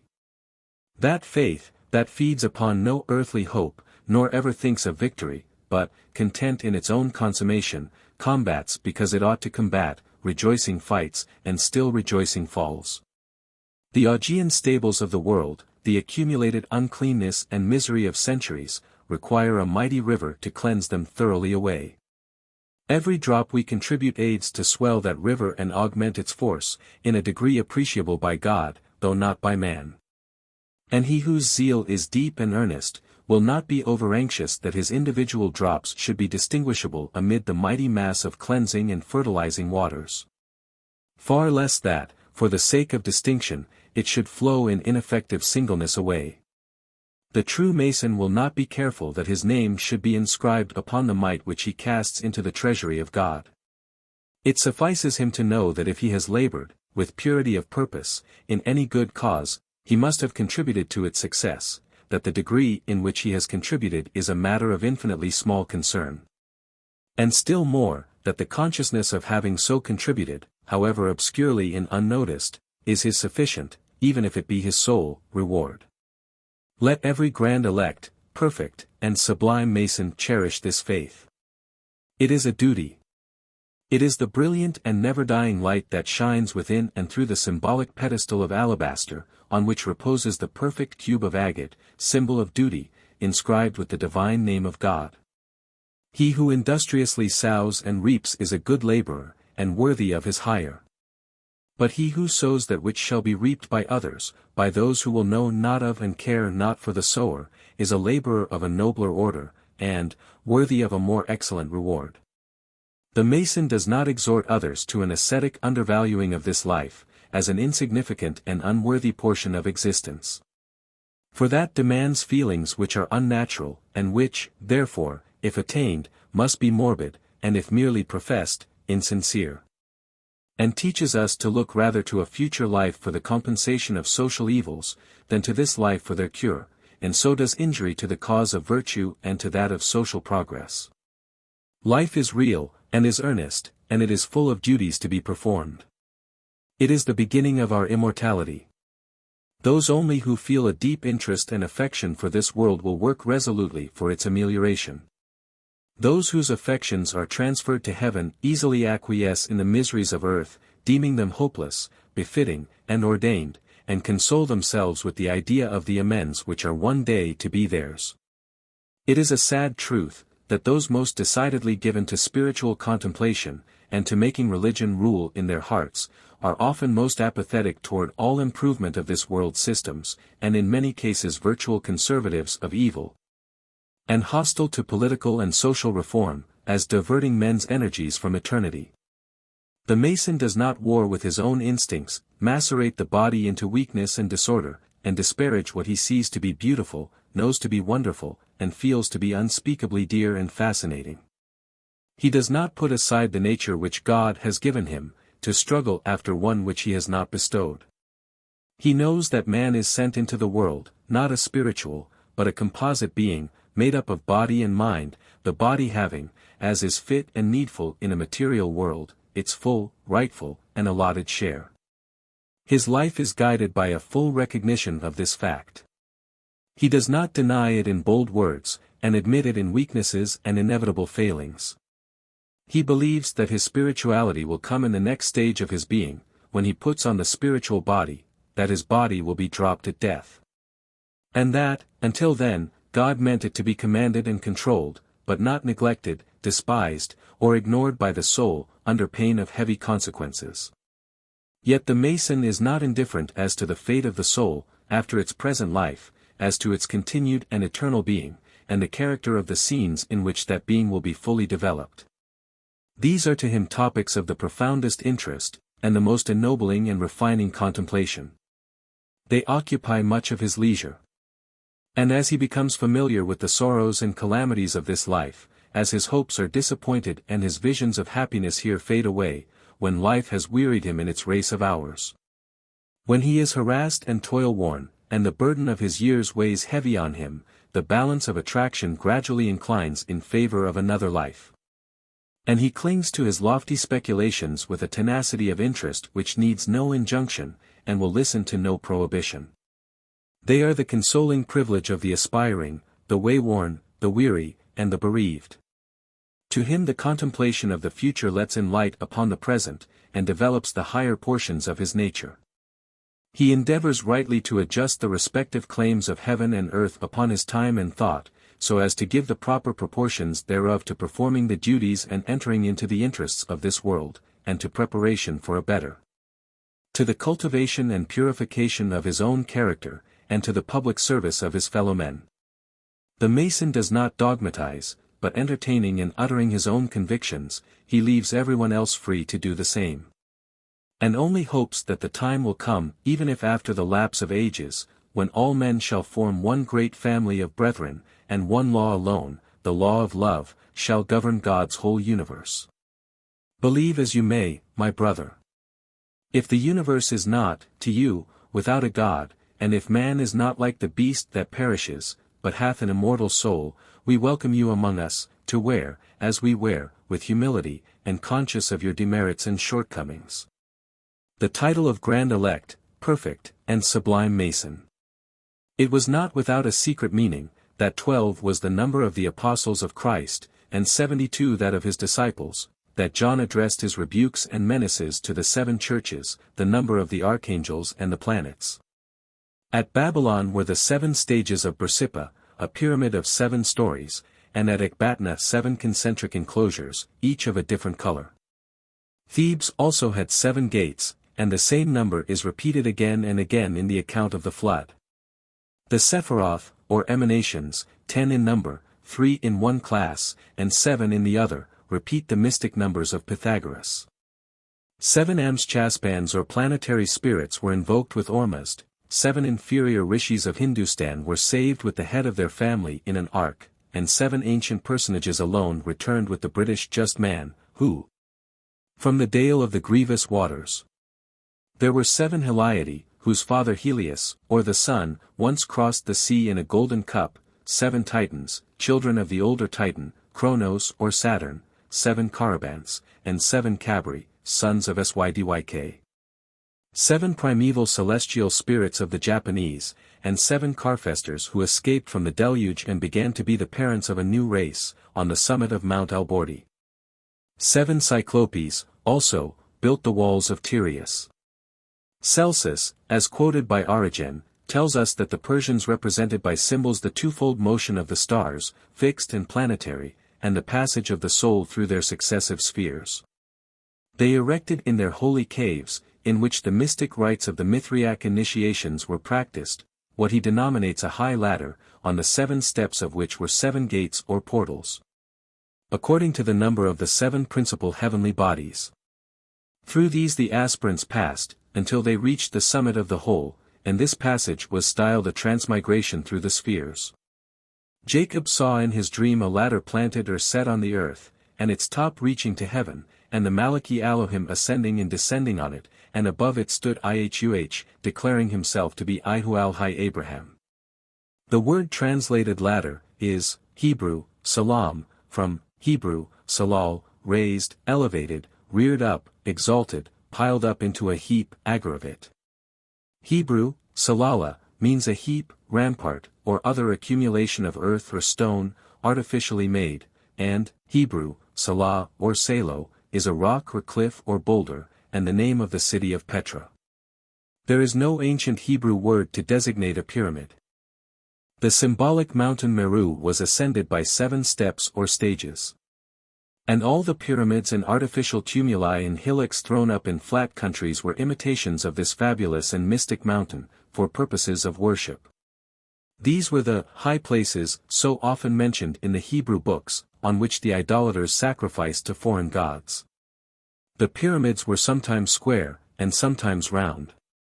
The sacred Babylonian tower, Hebrew, Magdal, dedicated to the great Father Baal, was an artificial hill, of pyramidal shape, and 7 stages, built of brick, and each stage of a different color. Representing the 7 planetary spheres by the appropriate color of each planet. Meru itself was said to be a single mountain, terminating in 3 peaks, and thus a symbol of the Trimurti. The great pagoda at Tanjore was of 6 stories, surmounted by a temple as the 7th, and on this 3 spires or towers. An ancient pagoda at Diogar was surmounted by a tower, sustaining the mystic egg and a trident. Herodotus tells us that the temple of Baal at Babylon was a tower composed of 7 towers, resting on an 8th that served as basis, and successively diminishing in size from the bottom to the top, and Strabo tells us it was a pyramid. Faber thinks that the Mithriac ladder was really a pyramid with 7 stages, each provided with a narrow door or aperture, through each of which doors the aspirant passed, to reach the summit. And then descended through similar doors on the opposite side of the pyramid. The ascent and descent of the soul being thus represented. Each Mithriac cave and all the most ancient temples were intended to symbolize the universe, which itself was habitually called the temple and habitation of deity. Every temple was the world in miniature, and so the whole world was one grand temple. The most ancient temples were roofless, and therefore the Persians, Celts, and Scythians strongly disliked artificial covered edifices. Cicero says that Xerxes burned the Grecian temples, on the express ground that the whole world was the magnificent temple and habitation of the supreme deity. Macrobius says that the entire universe was judiciously deemed by many the temple of God. Plato pronounced the real temple of the deity to be the world, and Heraclitus declared that the universe, variegated with animals and plants and stars, was the only genuine temple of the divinity. How completely the Temple of Solomon was symbolic, is manifest, not only from the continual reproduction in it of the sacred numbers and of astrological symbols in the historical descriptions of it, but also, and yet more, from the details of the imaginary reconstructed edifice, seen by Ezekiel in his vision. The Apocalypse completes the demonstration, and shows the Kabbalistic meanings of the whole. The Symbola Architectonica are found on the most ancient edifices. And these mathematical figures and instruments, adopted by the Templars, and identical with those on the Gnostic seals and Abraxi, connect their dogma with the Chaldaic, Syriac, and Egyptian Oriental philosophy. The secret Pythagorean doctrines of numbers were preserved by the monks of Thibet, by the Hierophants of Egypt and Eleusis, at Jerusalem, and in the circular chapters of the Druids. And they are especially consecrated in that mysterious book, the Apocalypse of St. John. All temples were surrounded by pillars, recording the number of the constellations, the signs of the zodiac, or the cycles of the planets. And each one was a microcosm or symbol of the universe, having for roof or ceiling the starred vault of heaven. All temples were originally open at the top, having for roof the sky. 12 pillars described the belt of the zodiac. Whatever the number of the pillars, they were mystical everywhere. At Aberi, the Druidic temple reproduced all the cycles by its columns. Around the temples of Chilmanar in Persia, of Baalbek, and of Tukti Shlomo in Tartary, on the frontier of China, stood 40 pillars. On each side of the temple at Pestum were 14, recording the Egyptian cycle of the dark and light sides of the moon, as described by Plutarch. The whole 38 that surrounded them recording the 2 meteoric cycles so often found in the Druidic temples. The theatre built by Scoras, in Greece, was surrounded by 360 columns. The temple at Mecca, and that at Iona in Scotland by 360 stones. Chapter of Rose Croix.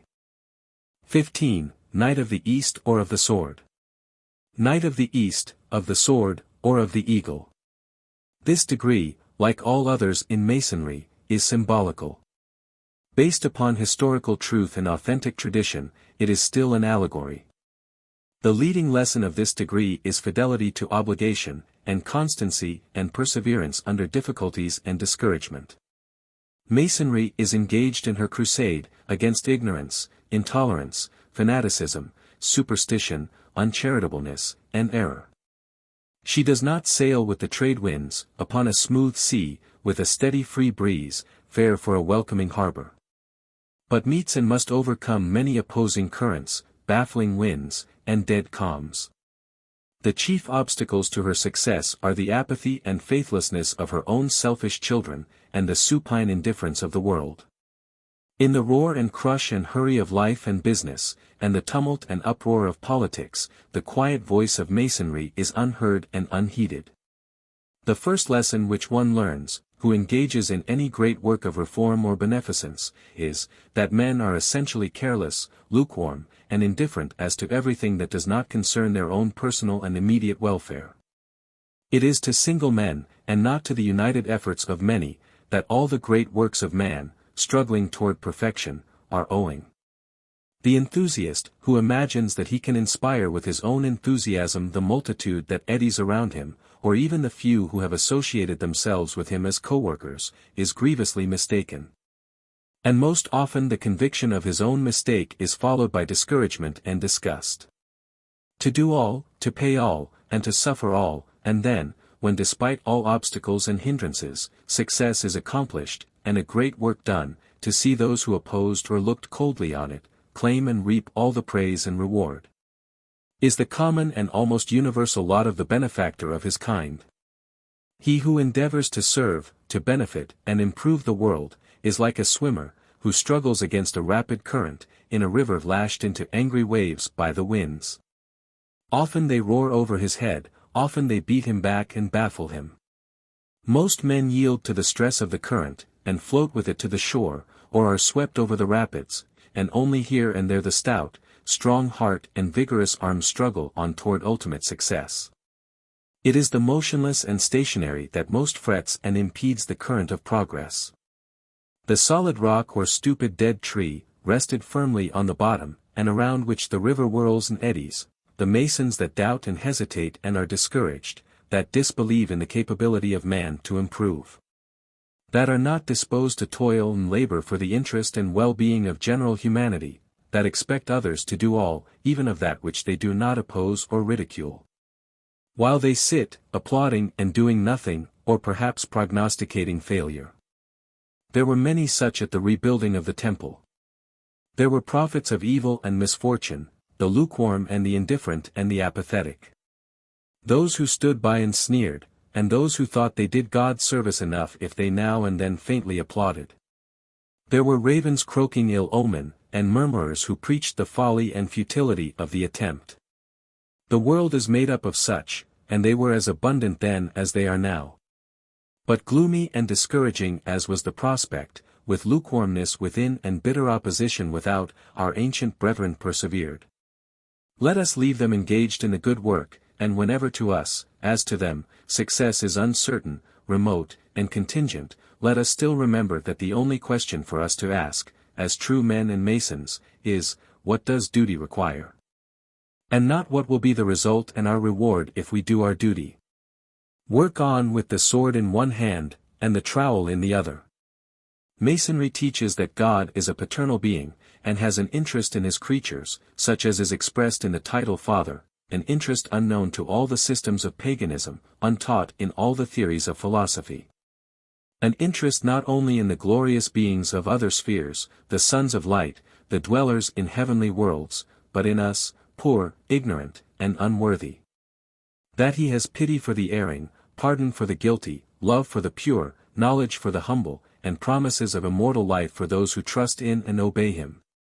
Without a belief in him, life is miserable, the world is dark, the universe disrobed of its splendors, the intellectual tie to nature broken, the charm of existence dissolved, the great hope of being lost. And the mind, like a star struck from its sphere, wanders through the infinite desert of its conceptions, without attraction, tendency, destiny, or end. Masonry teaches, that, of all the events and actions, that take place in the universe of worlds and the eternal succession of ages, there is not one, even the minutest, which God did not forever foresee. With all the distinctness of immediate vision, combining all, so that man's free will should be his instrument, like all the other forces of nature. It teaches that the soul of man is formed by him for a purpose, that, built up in its proportions, and fashioned in every part, by infinite skill, an emanation from his spirit, its nature, necessity, and design are virtue. It is so formed, so molded, so fashioned, so exactly balanced, so exquisitely proportioned in every part, that sin introduced into it is misery, that vicious thoughts fall upon it like drops of poison. And guilty desires, breathing on its delicate fibers, make plague spots there, deadly as those of pestilence upon the body. It is made for virtue, and not for vice, for purity, as its end, rest, and happiness. Not more vainly would we attempt to make the mountains sink to the level of the valley, the waves of the angry sea turn back from its shores and cease to thunder upon the beach, the stars to halt in their swift courses. Than to change any one law of our own nature. And one of those laws, uttered by God's voice, and speaking through every nerve and fiber, every force and element, of the moral constitution he has given us, is that we must be upright and virtuous, that if tempted we must resist. That we must govern our unruly passions, and hold in hand our sensual appetites. And this is not the dictate of an arbitrary will, nor of some stern and impracticable law. But it is part of the great firm law of harmony that binds the universe together, not the mere enactment of arbitrary will, but the dictate of infinite wisdom. We know that God is good, and that what he does is right. This known, the works of creation, the changes of life, the destinies of eternity, are all spread before us, as the dispensations and counsels of infinite love. This known, we then know that the love of God is working to issues, like itself, beyond all thought and imagination good and glorious, and that the only reason why we do not understand it, is that it is too glorious for us to understand. God's love takes care for all, and nothing is neglected. It watches over all, provides for all, makes wise adaptations for all, for age, for infancy, for maturity, for childhood, in every scene of this or another world. For want, weakness, joy, sorrow, and even for sin. All is good and well and right, and shall be so forever. Through the eternal ages the light of God's beneficence shall shine hereafter, disclosing all, consummating all, rewarding all that deserve reward. Then we shall see, what now we can only believe. The cloud will be lifted up, the gate of mystery be passed, and the full light shine forever, the light of which that of the lodge is a symbol. Then that which caused us trial shall yield us triumph. And that which made our heart ache shall fill us with gladness, and we shall then feel that there, as here, the only true happiness is to learn, to advance, and to improve. which could not happen unless we had commenced with error, ignorance, and imperfection. We must pass through the darkness, to reach the light. 16. Prince of Jerusalem. We no longer expect to rebuild the temple at Jerusalem. To us it has become but a symbol. To us the whole world is God's temple, as is every upright heart. To establish all over the world the new law and reign of love, peace, charity, and toleration, is to build that temple, most acceptable to God, in erecting which Masonry is now engaged. No longer needing to repair to Jerusalem to worship, nor to offer up sacrifices and shed blood to propitiate the deity, man may make the woods and mountains his churches and temples, and worship God with a devout gratitude. And with works of charity and beneficence to his fellow men. Wherever the humble and contrite heart silently offers up its adoration, under the overarching trees, in the open, level meadows, on the hillside, in the glen, or in the city's swarming streets, there is God's house in the New Jerusalem.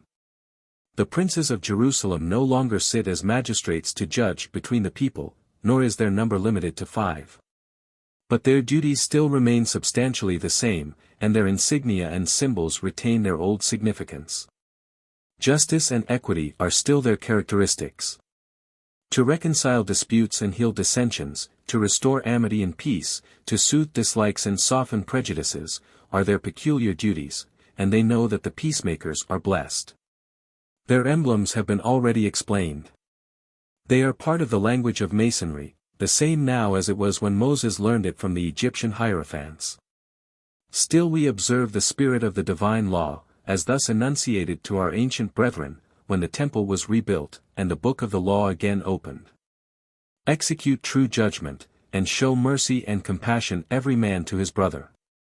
Oppress not the widow nor the fatherless, the stranger or the poor, and let none of you imagine evil against his brother in his heart.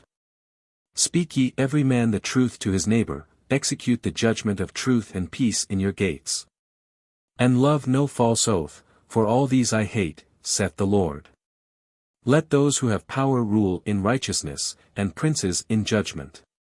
And let him that is a judge be as an hiding place from the wind, and a covert from the tempest. As rivers of water in a dry place, as the shadow of a great rock in a weary land. Then the vile person shall no more be called liberal, nor the churl bountiful, and the work of justice shall be peace, and the effect of justice, quiet and security. And wisdom and knowledge shall be the stability of the times. Walk ye righteously and speak uprightly, despise the gains of oppression, shake from your hands the contamination of bribes. Stop not your ears against the cries of the oppressed, nor shut your eyes that you may not see the crimes of the great, and you shall dwell on high, and your place of defense be like munitions of rocks. Forget not these precepts of the old law. And especially do not forget, as you advance, that every Mason, however humble, is your brother, and the laboring man your peer. Remember always that all Masonry is work, and that the trowel is an emblem of the degrees in this council. Labor, when rightly understood, is both noble and ennobling, and intended to develop man's moral and spiritual nature, and not to be deemed a disgrace or a misfortune. Everything around us is, in its bearings and influences, moral. The serene and bright morning, when we recover our conscious existence from the embraces of sleep. When, from that image of death God calls us to a new life, and again gives us existence, and his mercies visit us in every bright ray and glad thought, and call for gratitude and content. The silence of that early dawn, the hushed silence, as it were, of expectation, the holy eventide, its cooling breeze, its lengthening shadows, its falling shades, its still and sober hour, the sultry noontide and the stern and solemn midnight. And springtime, and chastening autumn, and summer, that unbars our gates, and carries us forth amidst the ever-renewed wonders of the world. And winter, that gathers us around the evening hearth, all these, as they pass, touch by turns the springs of the spiritual life in us, and are conducting that life to good or evil. The idle watch hand often points to something within us. And the shadow of the gnomon on the dial often falls upon the conscience. A life of labor is not a state of inferiority or degradation. The Almighty has not cast man's lot beneath the quiet shades, and amid glad groves and lovely hills, with no task to perform, with nothing to do but to rise up and eat, and to lie down and rest. He has ordained that work shall be done, in all the dwellings of life, in every productive field, in every busy city, and on every wave of every ocean. And this he has done, because it has pleased him to give man a nature destined to higher ends than indolent repose and irresponsible profitless indulgence. And because, for developing the energies of such a nature, work was the necessary and proper element. We might as well ask why he could not make 2 and 2 be 6, as why he could not develop these energies without the instrumentality of work. They are equally impossibilities. This, Masonry teaches, as a great truth, a great moral landmark, that ought to guide the course of all mankind. It teaches its toiling children that the scene of their daily life is all spiritual, that the very implements of their toil, the fabrics they weave, the merchandise they barter, are designed for spiritual ends. That so believing, their daily lot may be to them a sphere for the noblest improvement. That which we do in our intervals of relaxation, our church-going, and our book-reading, are especially designed to prepare our minds for the action of life. We are to hear and read and meditate, that we may act well, and the action of life is itself the great field for spiritual improvement. There is no task of industry or business, in field or forest, on the wharf or the ship's deck, in the office or the exchange, but has spiritual ends. There is no care or cross of our daily labor, but was especially ordained to nurture in us patience, calmness, resolution, perseverance, gentleness, disinterestedness, magnanimity. Nor is there any tool or implement of toil, but is a part of the great spiritual instrumentality. All the relations of life, those of parent, child, brother, sister, friend, associate, lover and beloved, husband, wife, are moral, throughout every living tie and thrilling nerve that bind them together. They cannot subsist a day nor an hour without putting the mind to a trial of its truth, fidelity, forbearance, and disinterestedness. A great city is one extended scene of moral action. There is no blow struck in it but has a purpose, ultimately good or bad, and therefore moral. There is no action performed, but has a motive, and motives are the special jurisdiction of morality. Equipages, houses, and furniture are symbols of what is moral, and they in 1,000 ways minister to right or wrong feeling. Everything that belongs to us, ministering to our comfort or luxury, awakens in us emotions of pride or gratitude, of selfishness or vanity, thoughts of self-indulgence, or merciful remembrances of the needy and the destitute. Everything acts upon and influences us. God's great law of sympathy and harmony is potent and inflexible as his law of gravitation. A sentence embodying a noble thought stirs our blood. A noise made by a child frets and exasperates us, and influences our actions. A world of spiritual objects, influences, and relations lies around us all. We all vaguely deem it to be so. But he only lives a charmed life, like that of genius and poetic inspiration, who communes with the spiritual scene around him, hears the voice of the Spirit in every sound, sees its signs in every passing form of things, and feels its impulse in all action, passion, and being. Very near to us lies the mines of wisdom, unsuspected they lie all around us. There is a secret in the simplest things, a wonder in the plainest, a charm in the dullest. We are all naturally seekers of wonders. We travel far to see the majesty of old ruins, the venerable forms of the hoary mountains, great waterfalls, and galleries of art. And yet the world wonder is all around us. The wonder of setting suns, and evening stars, of the magic springtime, the blossoming of the trees, the strange transformations of the moth, the wonder of the infinite divinity and of his boundless revelation.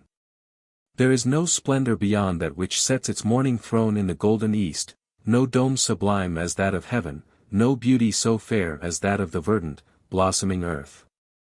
No place, however invested with the sanctities of old time, like that home which is hushed and folded within the embrace of the humblest wall and roof.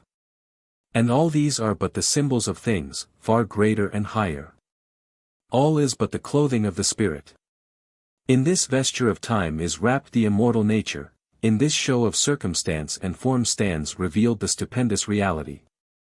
Let man but be, as he is, a living soul, communing with himself and with God, and his vision becomes eternity, his abode, infinity, his home, the bosom of all-embracing love.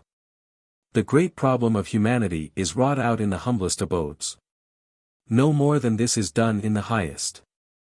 A human heart throbs beneath the beggar's gabardine, and that and no more stirs with its beating the prince's mantle. The beauty of love, the charm of friendship, the sacredness of sorrow, the heroism of patience, the noble self-sacrifice, these and their like, alone, make life to be life indeed, and are its grandeur and its power. They are the priceless treasures and glory of humanity, and they are not things of condition. All places and all scenes are alike clothed with the grandeur and charm of virtues such as these. The million occasions will come to us all, in the ordinary paths of our life, in our homes, and by our firesides, wherein we may act as nobly, as if, all our life long, we led armies, sat in senates, or visited beds of sickness and pain. Varying every hour, the million occasions will come in which we may restrain our passions, subdue our hearts to gentleness and patience, resign our own interest for another's advantage, speak words of kindness and wisdom, raise the fallen, cheer the fainting and sick in spirit, and soften and assuage the weariness and bitterness of their mortal lot. To every Mason there will be opportunity enough for these. They cannot be written on his tomb. But they will be written deep in the hearts of men, of friends, of children, of kindred all around him, in the book of the great account, and, in their eternal influences, on the great pages of the universe. To such a destiny, at least, my brethren, let us all aspire. These laws of Masonry let us all strive to obey. And so may our hearts become true temples of the living God. And may He encourage our zeal, sustain our hopes, and assure us of success. 17. Knight of the East and West. This is the first of the philosophical degrees of the ancient and accepted Scottish Rite, and the beginning of a course of instruction which will fully unveil to you the heart and inner mysteries of Masonry. Do not despair because you have often seemed on the point of attaining the inmost light, and have as often been disappointed. In all time, truth has been hidden under symbols, and often under a succession of allegories, where veil after veil had to be penetrated before the true light was reached, and the essential truth stood revealed. The human light is but an imperfect reflection of a ray of the infinite and divine. We are about to approach those ancient religions which once ruled the minds of men, and whose ruins encumber the plains of the great past, as the broken columns of Palmyra and Tadmor lie bleaching on the sands of the desert. They rise before us, those old, strange, mysterious creeds and faiths, shrouded in the mists of antiquity, and stalk dimly and undefined along the line which divides time from eternity. And forms of strange, wild, startling beauty mingled in the vast throngs of figures with shapes monstrous, grotesque, and hideous. The religion taught by Moses, which, like the laws of Egypt, enunciated the principle of exclusion, borrowed, at every period of its existence, from all the creeds with which it came in contact. While, by the studies of the learned and wise, it enriched itself with the most admirable principles of the religions of Egypt and Asia, it was changed, in the wanderings of the people, by everything that was most impure or seductive in the pagan manners and superstitions. It was one thing in the times of Moses and Aaron, another in those of David and Solomon, and still another in those of Daniel and Philo. At the time when John the Baptist made his appearance in the desert, near the shores of the Dead Sea, all the old philosophical and religious systems were approximating toward each other. A general lassitude inclined the minds of all toward the quietude of that amalgamation of doctrines for which the expeditions of Alexander and the more peaceful occurrences that followed, with the establishment in Asia and Africa of many Grecian dynasties and a great number of Grecian colonies, had prepared the way. After the intermingling of different nations, which resulted from the wars of Alexander in 3/4 of the globe, the doctrines of Greece, of Egypt, of Persia, and of India, met and intermingled everywhere. All the barriers that had formerly kept the nations apart, were thrown down.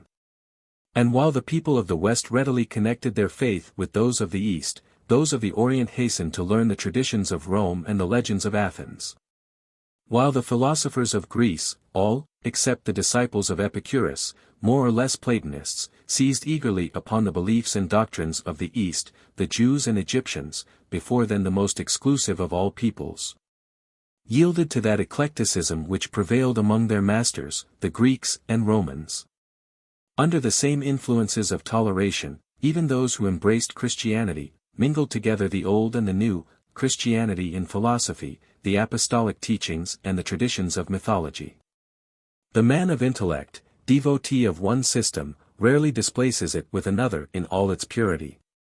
The people take such a creed as is offered them. Accordingly, the distinction between the esoteric and the exoteric doctrine, immemorial in other creeds, easily gained a foothold among many of the Christians. And it was held by a vast number, even during the preaching of Paul, that the writings of the apostles were incomplete.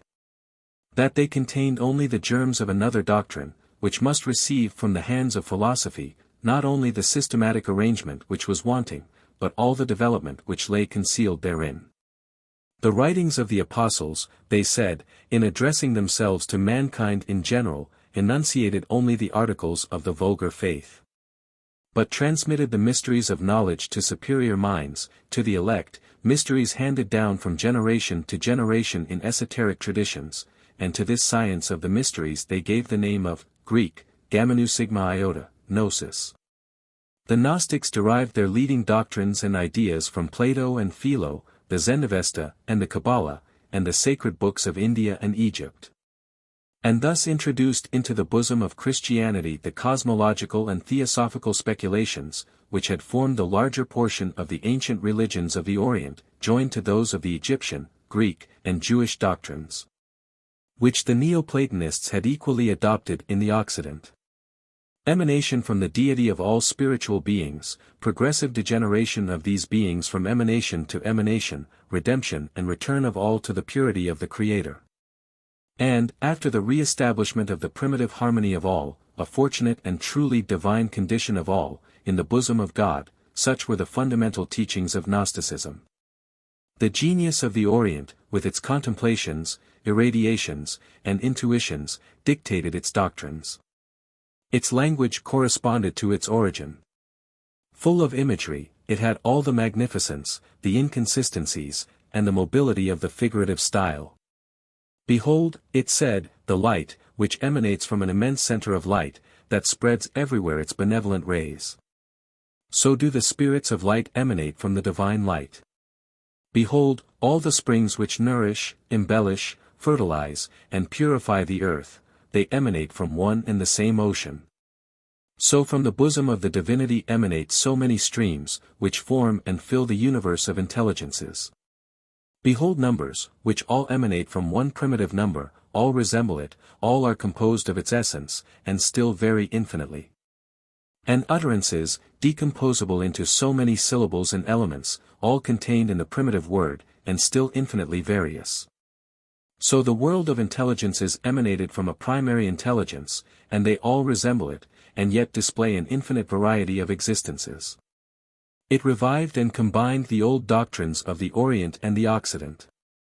And it found in many passages of the Gospels and the pastoral letters, a warrant for doing so. Christ himself spoke in parables and allegories, John borrowed the enigmatical language of the Platonists, and Paul often indulged in incomprehensible rhapsodies, the meaning of which could have been clear to the initiates alone.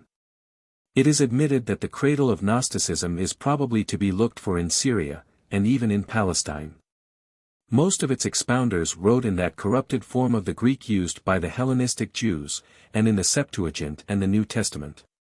And there was a striking analogy between their doctrines and those of the Judeo-Egyptian Philo, of Alexandria, itself the seat of three schools, at once philosophic and religious, the Greek, the Egyptian, and the Jewish.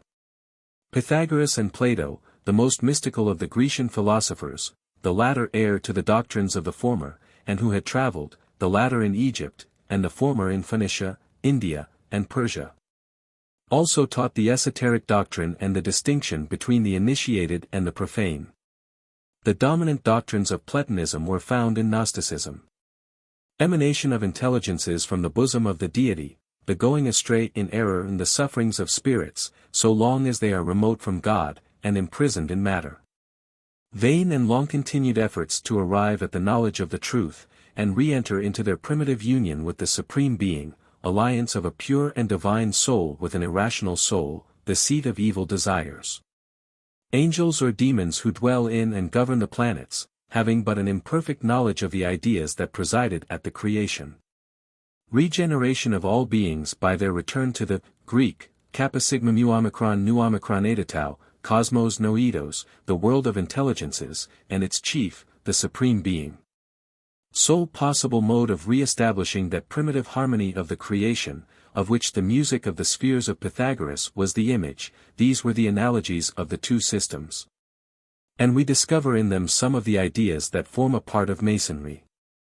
In which, in the present mutilated condition of the symbolic degrees, they are disguised and overlaid with fiction and absurdity, or present themselves as casual hints that are passed by wholly unnoticed. The distinction between the esoteric and exoteric doctrines, a distinction purely Masonic, was always and from the very earliest times preserved among the Greeks. It remounted to the fabulous times of Orpheus.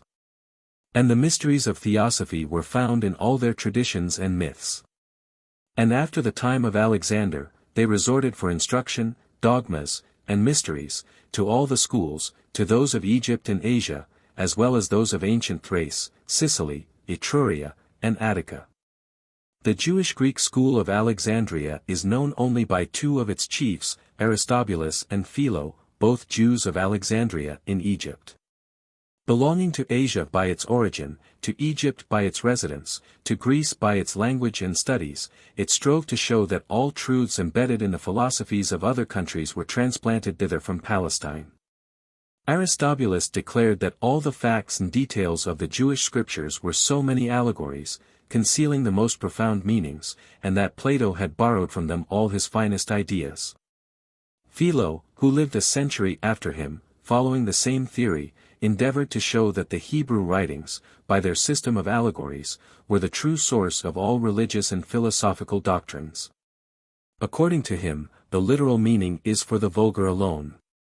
Whoever has meditated on philosophy, purified himself by virtue, and raised himself by contemplation, to God and the intellectual world, and received their inspiration, pierces the gross envelope of the letter, discovers a wholly different order of things, and is initiated into mysteries, of which the elementary or literal instruction offers but an imperfect image.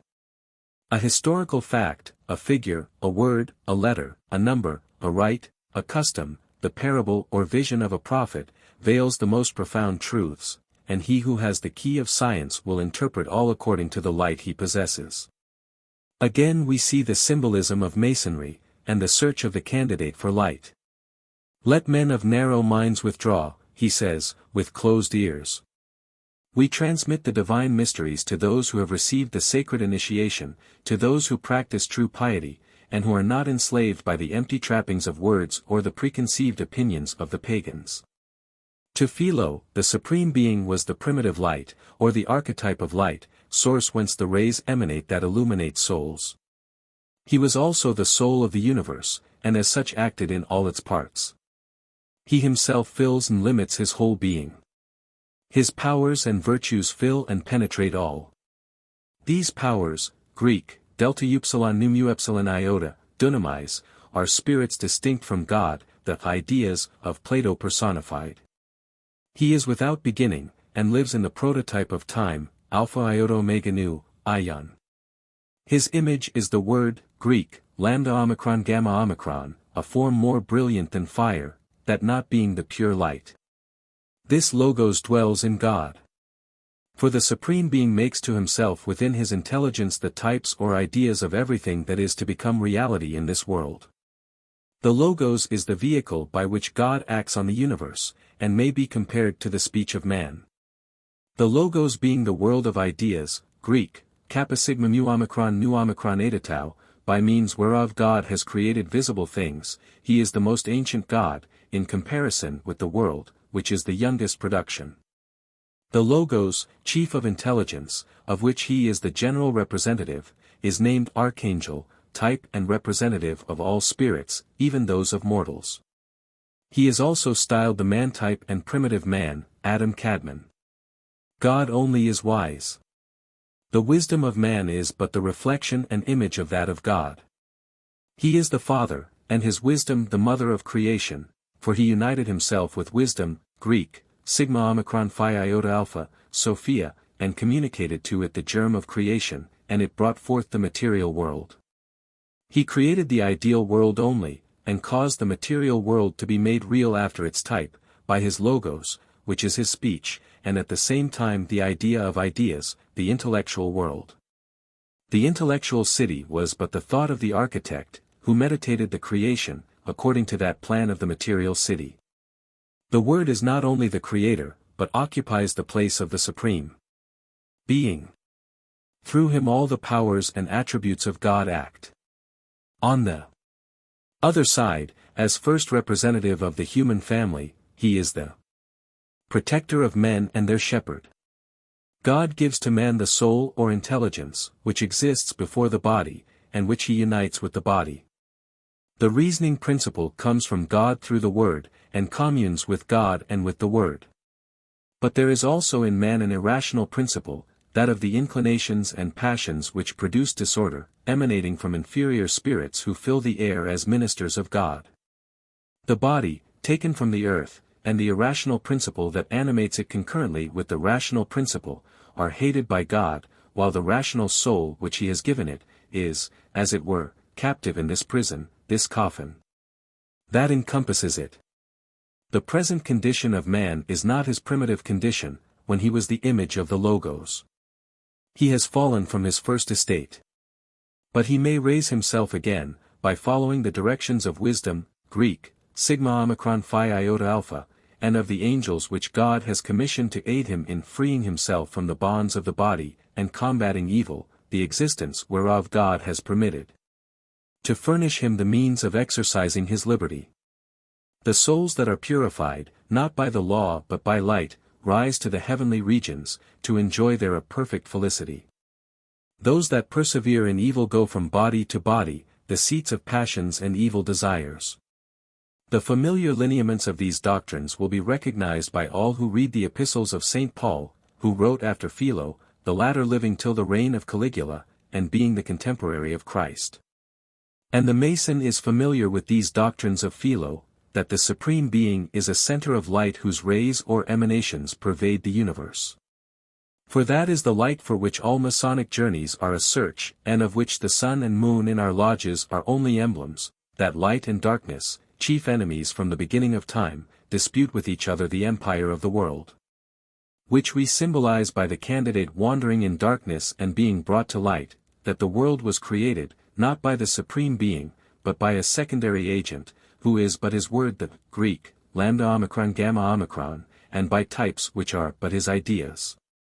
Aided by an intelligence, or wisdom, Greek, sigma omicron phi iota alpha, which gives one of his attributes.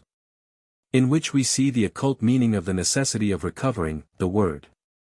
And of our two columns of strength and wisdom, which are also the two parallel lines that bound the circle representing the universe, that the visible world is the image of the invisible world. That the essence of the human soul is the image of God, and it existed before the body, that the object of its terrestrial life is to disengage itself of its body or its sepulchre. And that it will ascend to the heavenly regions whenever it shall be purified.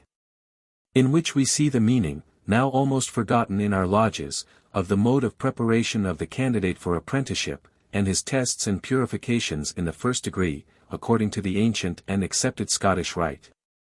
Philo incorporated in his eclecticism neither Egyptian nor Oriental elements. But there were other Jewish teachers in Alexandria who did both. The Jews of Egypt were slightly jealous of, and a little hostile to, those of Palestine, particularly after the erection of the sanctuary at Leontopolis by the high priest Onias. And therefore they admired and magnified those sages, who, like Jeremiah, had resided in Egypt. The Wisdom of Solomon was written at Alexandria, and, in the time of Saint Jerome, was attributed to Philo. But it contains principles at variance with his. It personifies wisdom, and draws between its children and the profane, the same line of demarcation that Egypt had long before taught to the Jews. That distinction existed at the beginning of the Mosaic Creed. Moshe himself was an initiate in the mysteries of Egypt, as he was compelled to be, as the adopted son of the daughter of Pharaoh, Thoris, daughter of Sesostris Ramses. Who, as her tomb and monuments show, was, in the right of her infant husband, regent of Lower Egypt or the Delta at the time of the Hebrew prophet's birth, reigning at Heliopolis. She was also, as the reliefs on her tomb show, a priestess of Hathor and Enneith, the two great primeval goddesses.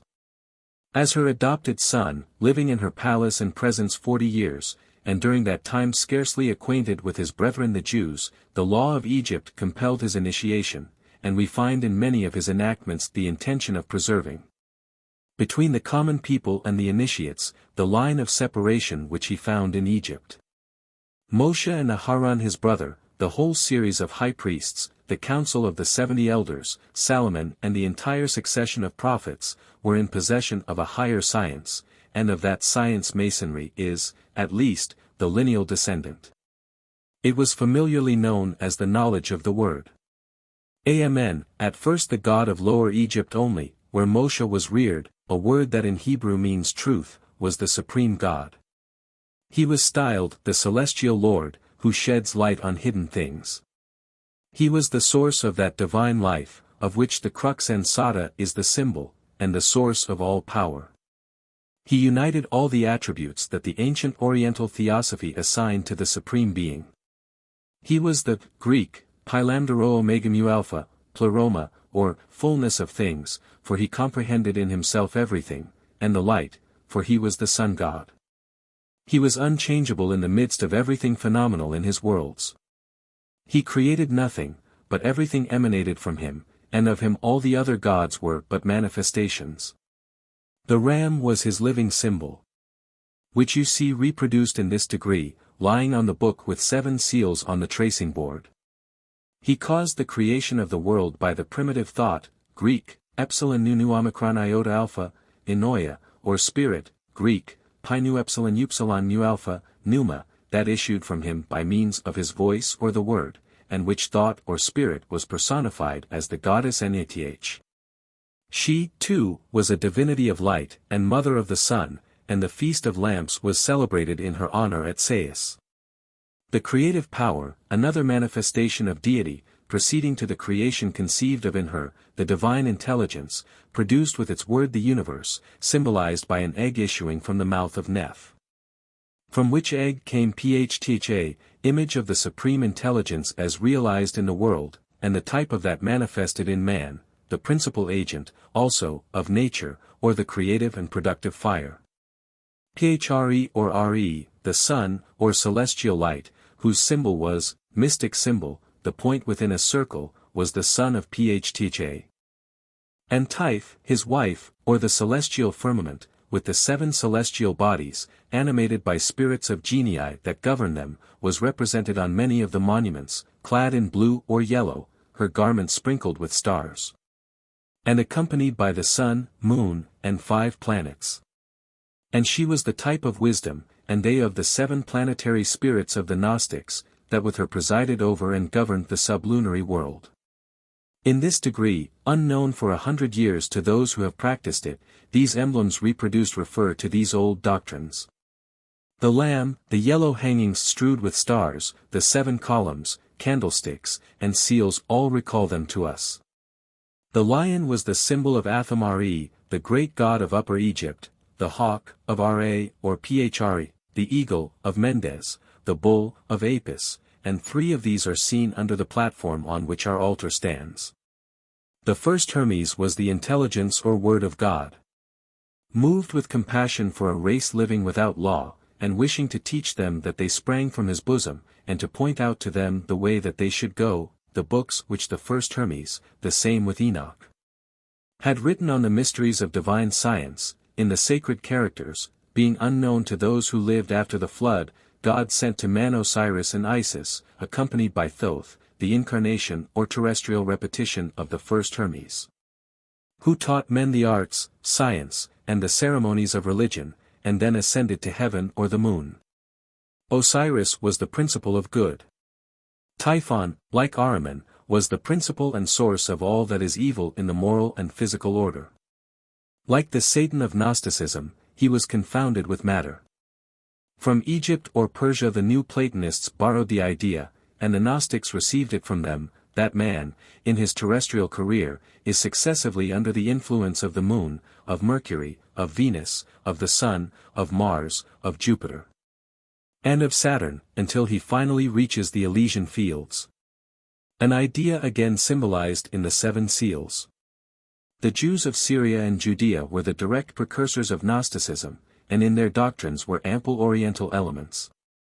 These Jews had had with the Orient, at two different periods, intimate relations, familiarizing them with the doctrines of Asia, and especially of Chaldea and Persia, their forced residence in Central Asia under the Assyrians and Persians, and their voluntary dispersion over the whole East, when subjects of the Seleucidae and the Romans. Living near 2/3 of a century, and many of them long afterward, in Mesopotamia, the cradle of their race. Speaking the same language, and their children reared with those of the Chaldeans, Assyrians, Medes, and Persians, and receiving from them their names, as the case of Danael, who was called Belteshazzar, proves. They necessarily adopted many of the doctrines of their conquerors. Their descendants, as Ezra and Nehemiah show us, hardly desired to leave Persia, when they were allowed to do so. They had a special jurisdiction, and governors and judges taken from their own people.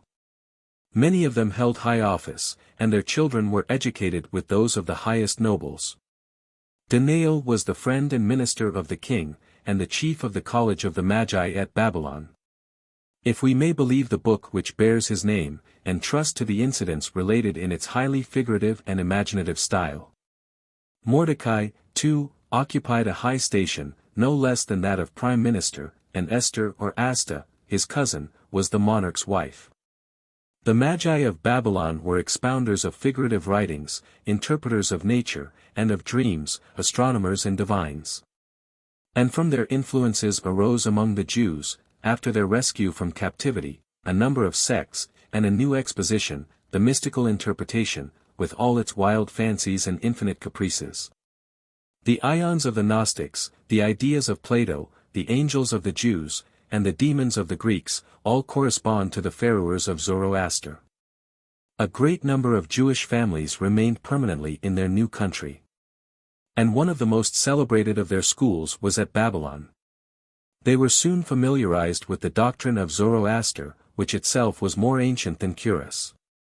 From the system of the Zendavesta they borrowed, and subsequently gave large development to, everything that could be reconciled with their own faith.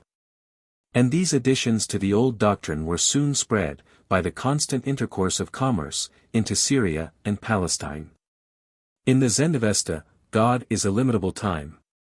No origin can be assigned to him, he is so entirely enveloped in his glory, his nature and attributes are so inaccessible to human intelligence, that he can be only the object of a silent veneration.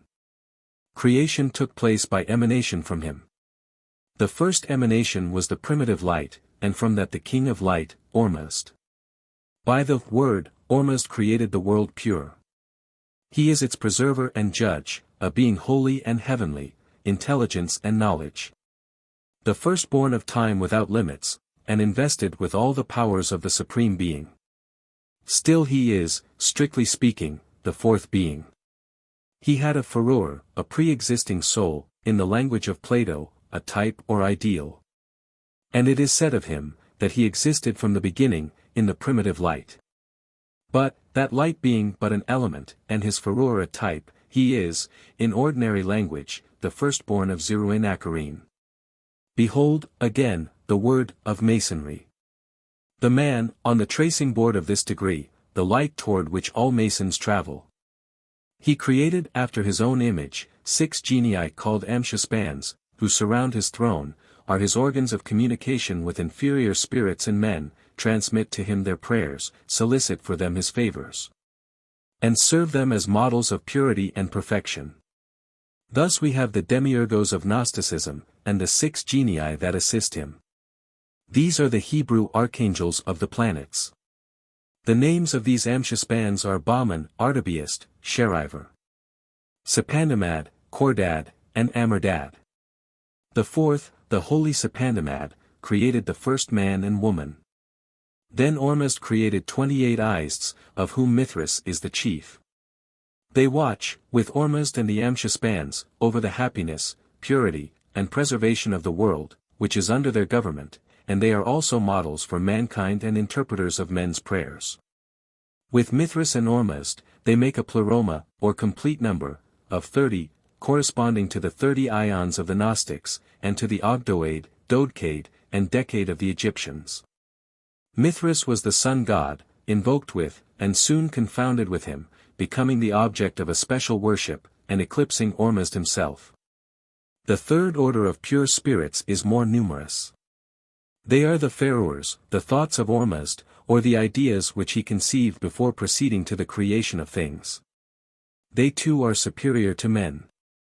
They protect them during their life on earth. They will purify them from evil at their resurrection. They are their tutelary genii, from the fall to the complete regeneration. Ahriman, second-born of the primitive light, emanated from it, pure like Ormuzd. But, proud and ambitious, yielded to jealousy of the firstborn. For his hatred and pride, the Eternal condemned him to dwell, for 12,000 years, in that part of space where no ray of light reaches, the black empire of darkness. In that period the struggle between light and darkness, good and evil, will be terminated. Ahriman scorned to submit, and took the field against Ormuzd. To the good spirits created by his brother, he opposed an innumerable army of evil ones. To the 7 Amshaspans he opposed 7 archdevs, attached to the 7 planets, to the Ists and Faroers an equal number of devs, which brought upon the world all moral and physical evils. Hence poverty, maladies, impurity, envy, chagrin, drunkenness, falsehood, calumny, and their horrible array. The image of Ahriman was the dragon, confounded by the Jews with Satan and the serpent tempter. After a reign of 3,000 years, Ormuzd had created the material world, in 6 periods, calling successively into existence the light, water, earth, plants, animals, and man. But Ahriman concurred in creating the earth and water. For darkness was already an element, and Ormuzd could not exclude its master. So also the two concurred in producing man. Ormuzd produced, by his will and word, a being that was the type and source of universal life for everything that exists under heaven. He placed in man a pure principle, or life, proceeding from the Supreme Being. But Ahriman destroyed that pure principle, in the form wherewith it was clothed, and when Ormuzd had made, of its recovered and purified essence, the first man and woman, Ahriman seduced and tempted them with wine and fruits. The woman yielding first.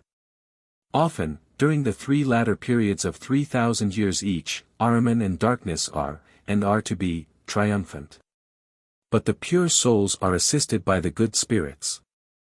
The triumph of good is decreed by the Supreme Being, and the period of that triumph will infallibly arrive. When the world shall be most afflicted with the evils poured out upon it by the spirits of perdition, 3 prophets will come to bring relief to mortals.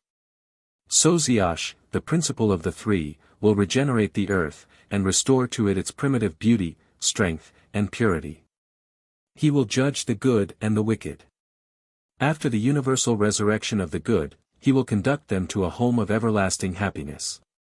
Ahriman, his evil demons, and all wicked men, will also be purified in a torrent of melted metal. The law of Ormuzd will reign everywhere.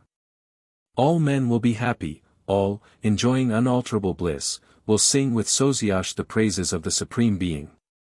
These doctrines, the details of which were sparingly borrowed by the Pharisaic Jews, were much more fully adopted by the Gnostics, who taught the restoration of all things, their return to their original pure condition, the happiness of those to be saved, and their admission to the feast of heavenly wisdom.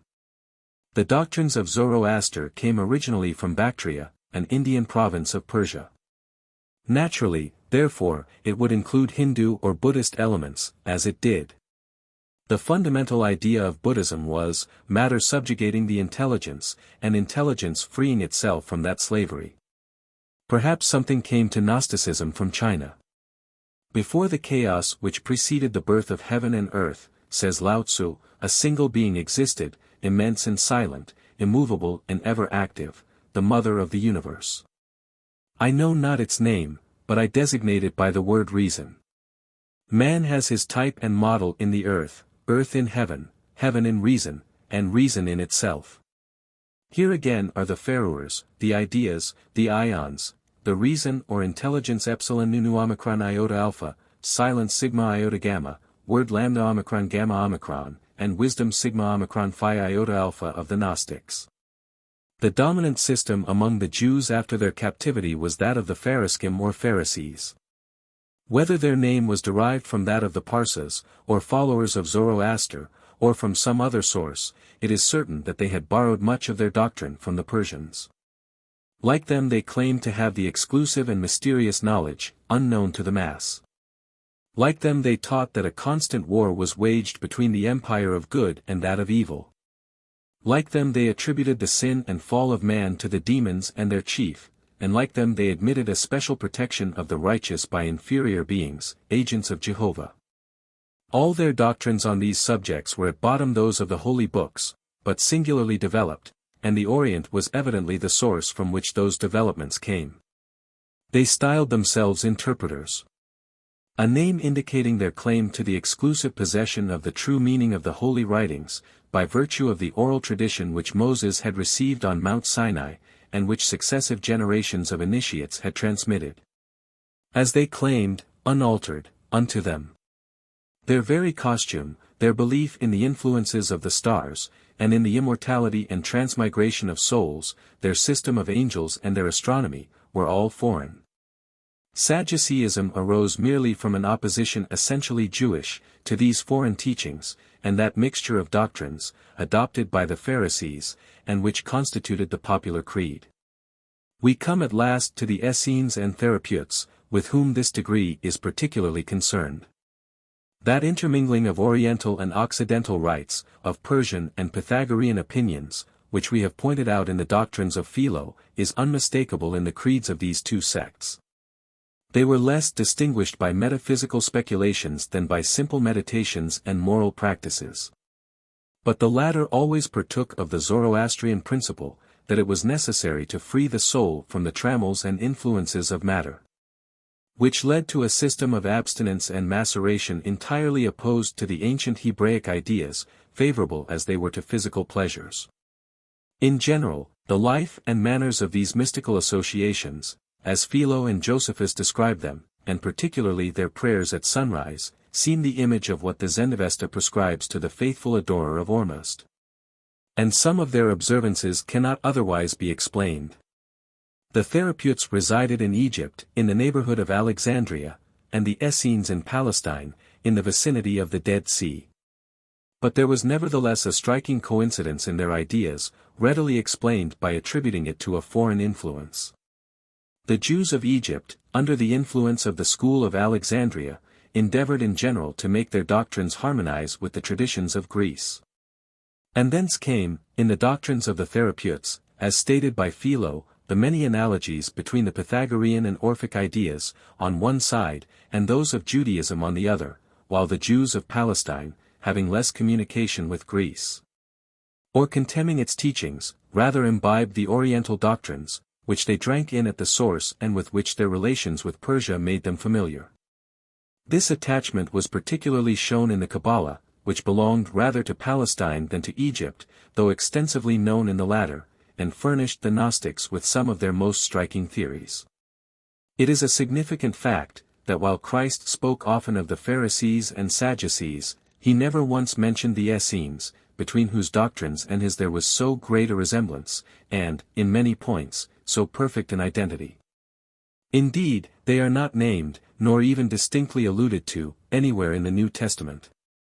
John, the son of a priest who ministered in the temple at Jerusalem, and whose mother was of the family of Aharon, was in the deserts until the day of his showing unto Israel.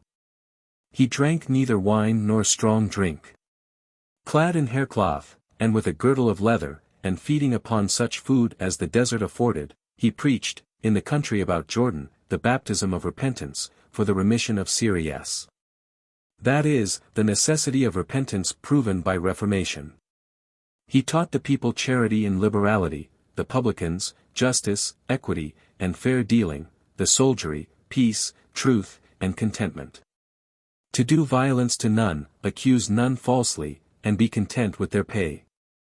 He inculcated the necessity of a virtuous life, and the folly of trusting to their descent from Abraham. He denounced both Pharisees and Sadducees as a generation of vipers, threatened with the anger of God. He baptized those who confessed their sins. He preached in the desert. And therefore in the country where the Essenes lived, professing the same doctrines. He was imprisoned before Christ began to preach. Matthew mentions him without preface or explanation, as if, apparently, his history was too well known to need any.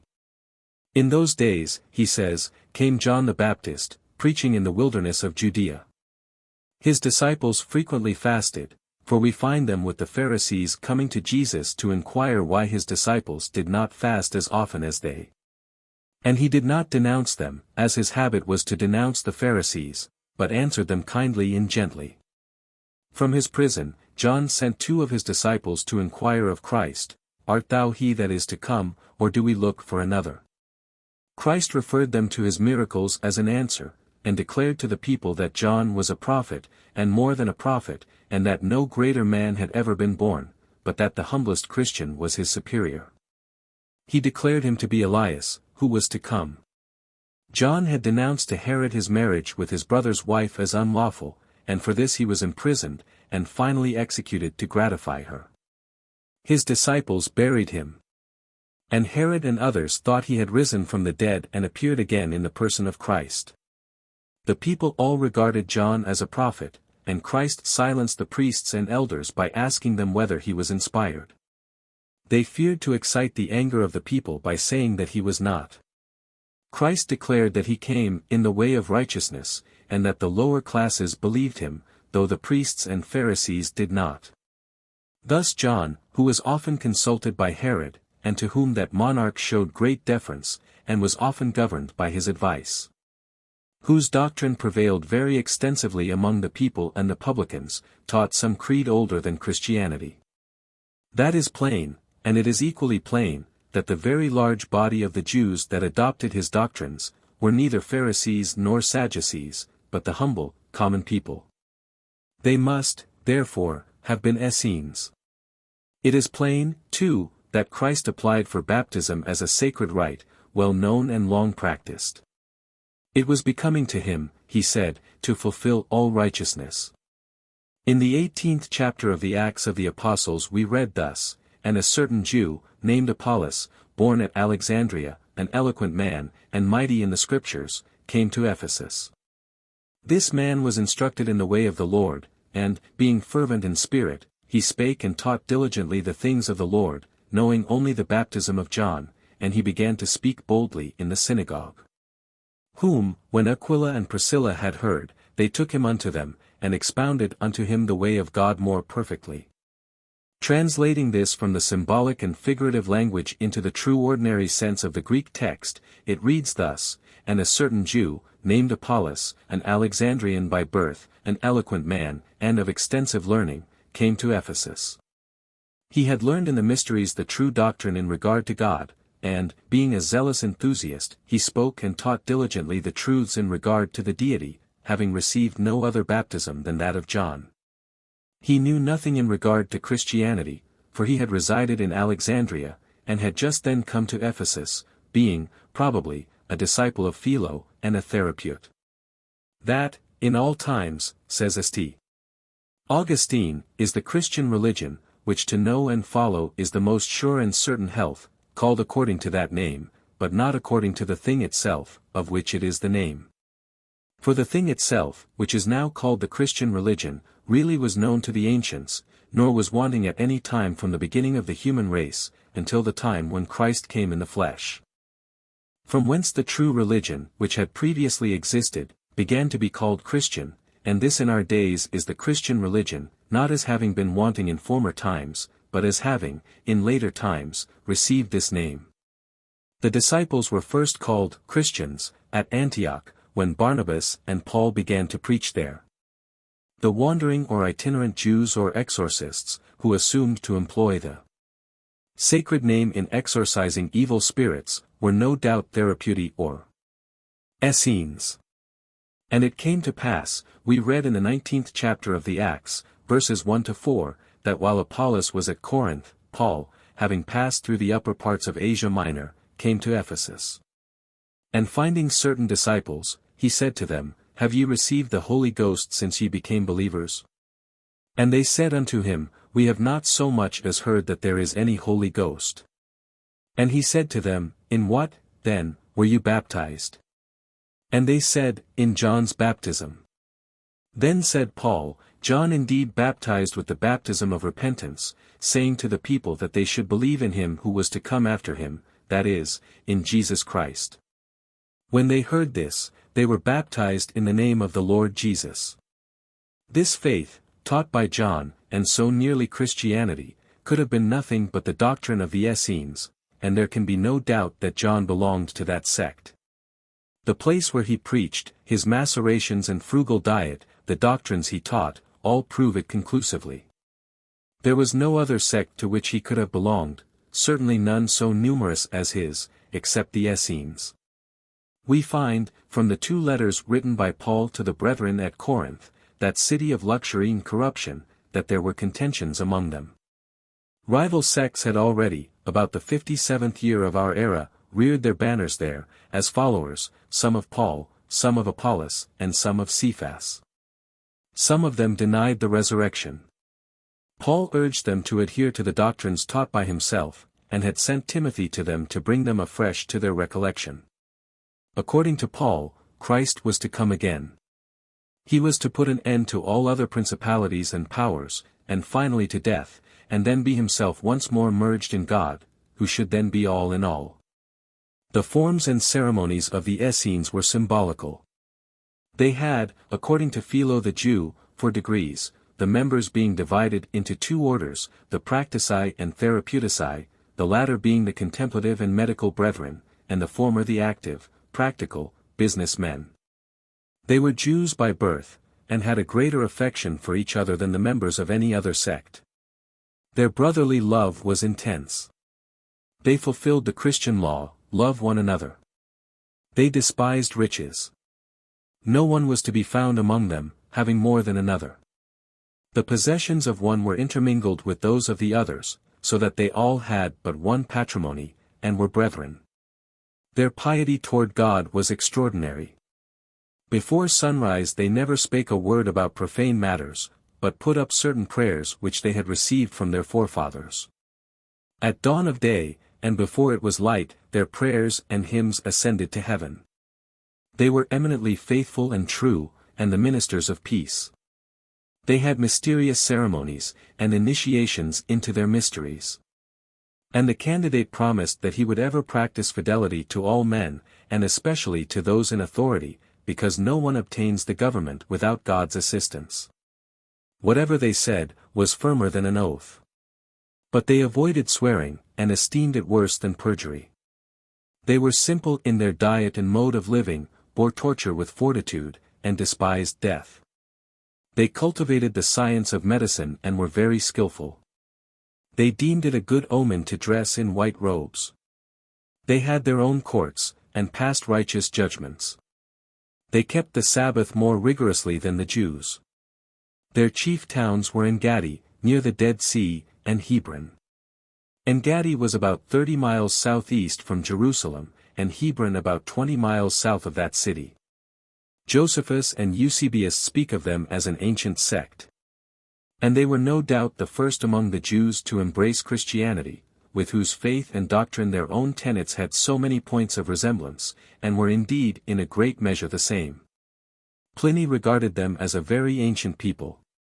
In their devotions they turned toward the rising sun, as the Jews generally did toward the temple. But they were no idolaters, for they observed the law of Moses with scrupulous fidelity. They held all things in common, and despised riches, their wants being supplied by the administration of curators or stewards. The tetractys, composed of round dots instead of jods, was revered among them.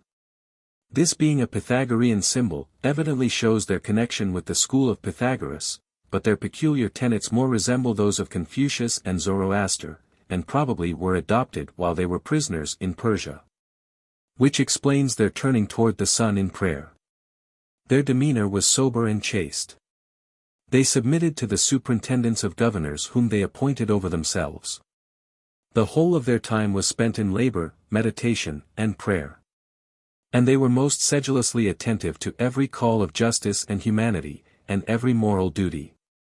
They believed in the unity of God. They supposed the souls of men to have fallen, by a disastrous fate, from the regions of purity and light, into the bodies which they occupy, during their continuance in which they considered them confined as in a prison. Therefore they did not believe in the resurrection of the body, but in that of the soul only. They believed in a future state of rewards and punishments. And they disregarded the ceremonies or external forms enjoined in the law of Moses to be observed in the worship of God. Holding that the words of that lawgiver were to be understood in a mysterious and recondite sense, and not according to their literal meaning. They offered no sacrifices, except at home. And by meditation they endeavored, as far as possible, to isolate the soul from the body, and carry it back to God. Eusebius broadly admits that the ancient Therapeutae were Christians. And that their ancient writings were our Gospels and Epistles. The Essenes were of the eclectic sect of philosophers, and held Plato in the highest esteem. They believed that true philosophy, the greatest and most salutary gift of God to mortals, was scattered, in various portions, through all the different sects. And that it was, consequently, the duty of every wise man to gather it from the several quarters where it lay dispersed, and to employ it, thus reunited, in destroying the dominion of impiety and vice. The great festivals of the solstices were observed in a distinguished manner by the Essenes, as would naturally be supposed, from the fact that they reverenced the sun, not as a god, but as a symbol of light and fire. The fountain of which, the Orientals supposed God to be. They lived in continence and abstinence, and had establishments similar to the monasteries of the early Christians. The writings of the Essenes were full of mysticism, parables, enigmas, and allegories. They believed in the esoteric and exoteric meanings of the scriptures, and, as we have already said, they had a warrant for that in the scriptures themselves. They found it in the Old Testament, as the Gnostics found it in the New.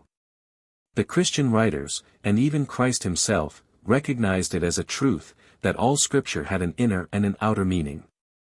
Thus we find it said as follows, in one of the Gospels. Unto you it is given to know the mystery of the kingdom of God, but unto men that are without, all these things are done in parables. That seeing, they may see and not perceive, and hearing they may hear and not understand. And the disciples came and said unto him, Why speakest thou the truth in parables? He answered and said unto them, Because it is given unto you to know the mysteries of the kingdom of heaven, but to them it is not given.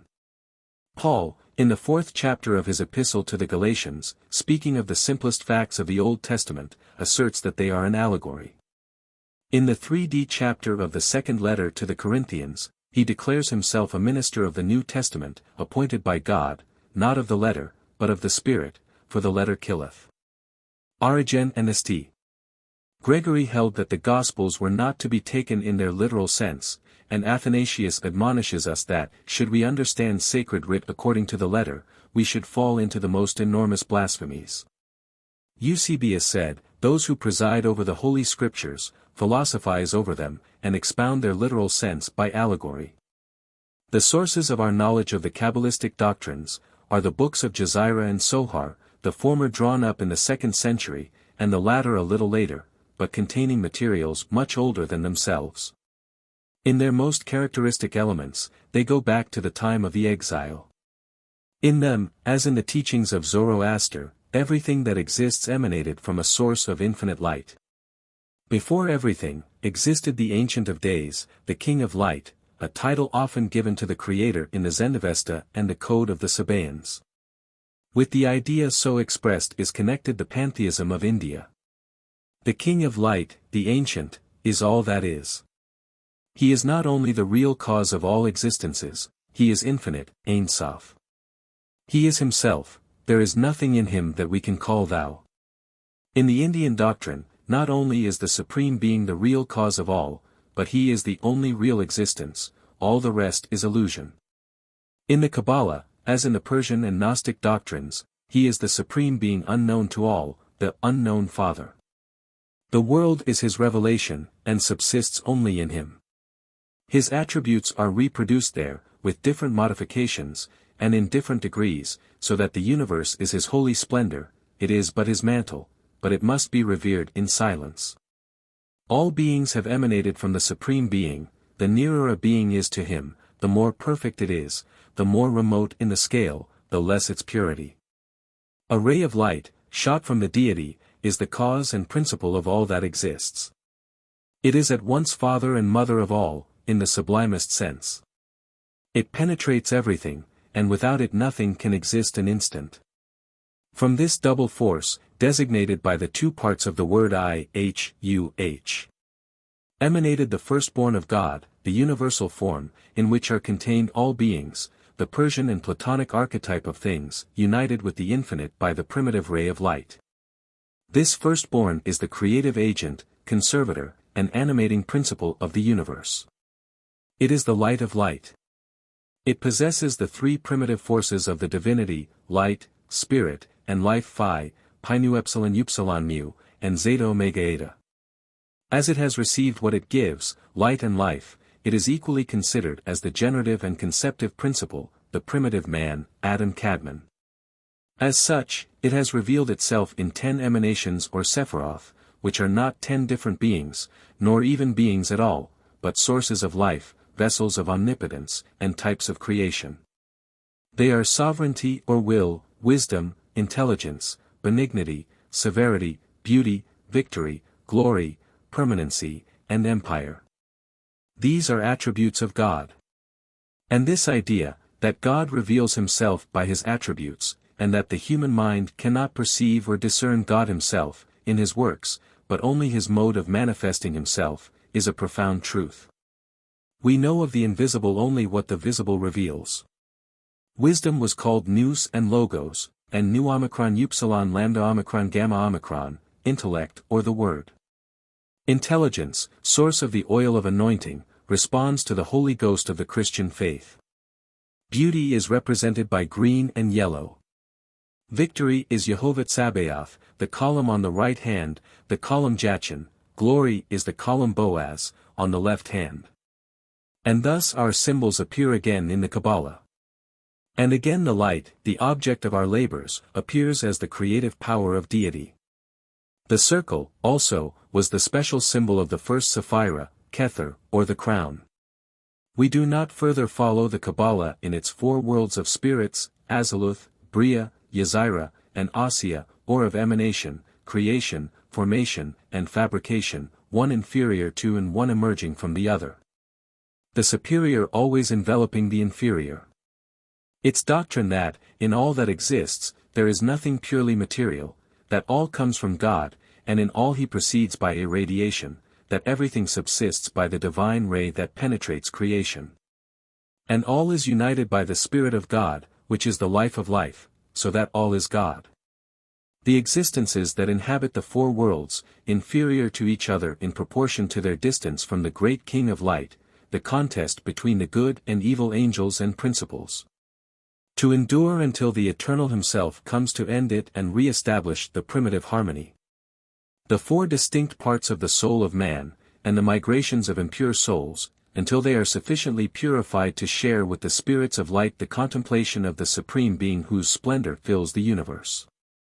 The word was also found in the Phoenician Creed. As in all those of Asia, a word of God, written in starry characters, by the planetary divinities, and communicated by the demigods, as a profound mystery, to the higher classes of the human race, to be communicated by them to mankind. Created the world. The faith of the Phoenicians was an emanation from that ancient worship of the stars, which in the creed of Zoroaster alone, is connected with a faith in one God. Light and fire are the most important agents in the Phoenician faith. There is a race of children of the light. They adored the heaven with its lights, deeming it the supreme God. Everything emanates from a single principle, and a primitive love, which is the moving power of all and governs all. Light, by its union with spirit, whereof it is but the vehicle or symbol, is the life of everything, and penetrates everything. It should therefore be respected and honored everywhere, for everywhere it governs and controls. The Chaldaic and Jerusalem paraphrasts endeavored to render the phrase Debar Yehovah, the word of God, a personality, wherever they met with it. The phrase, and God created man, is, in the Jerusalem Targum.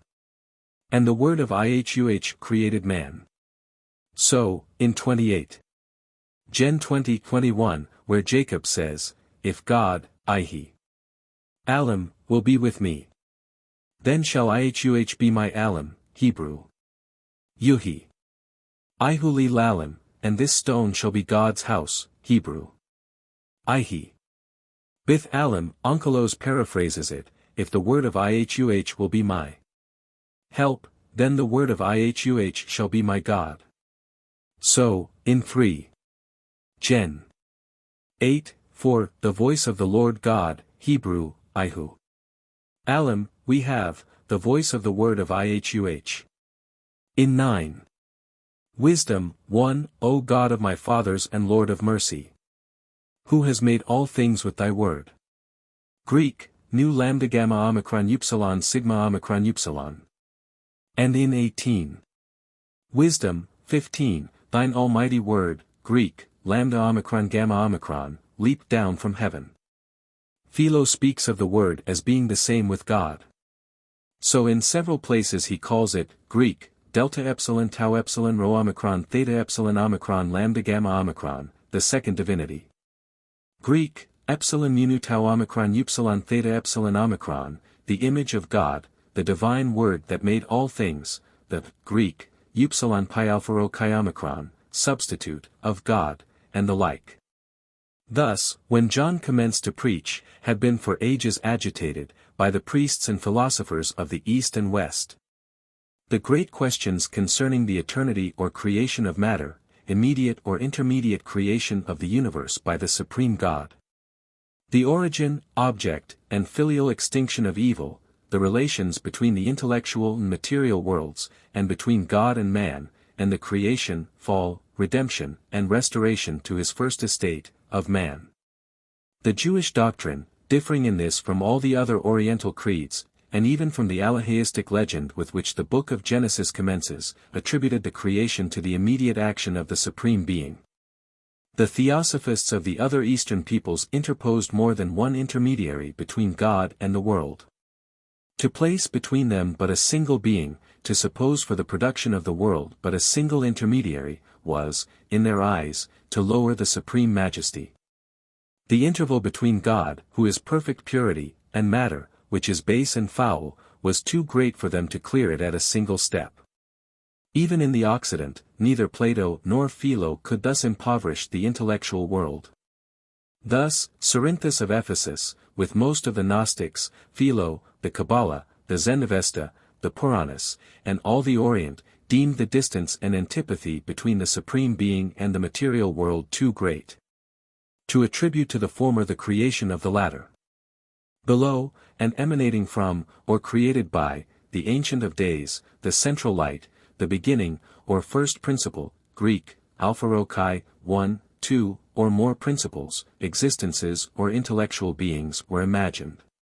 To some one or more of whom, without any immediate creative act on the part of the great immovable, silent deity, the immediate creation of the material and mental universe was due. We have already spoken of many of the speculations on this point.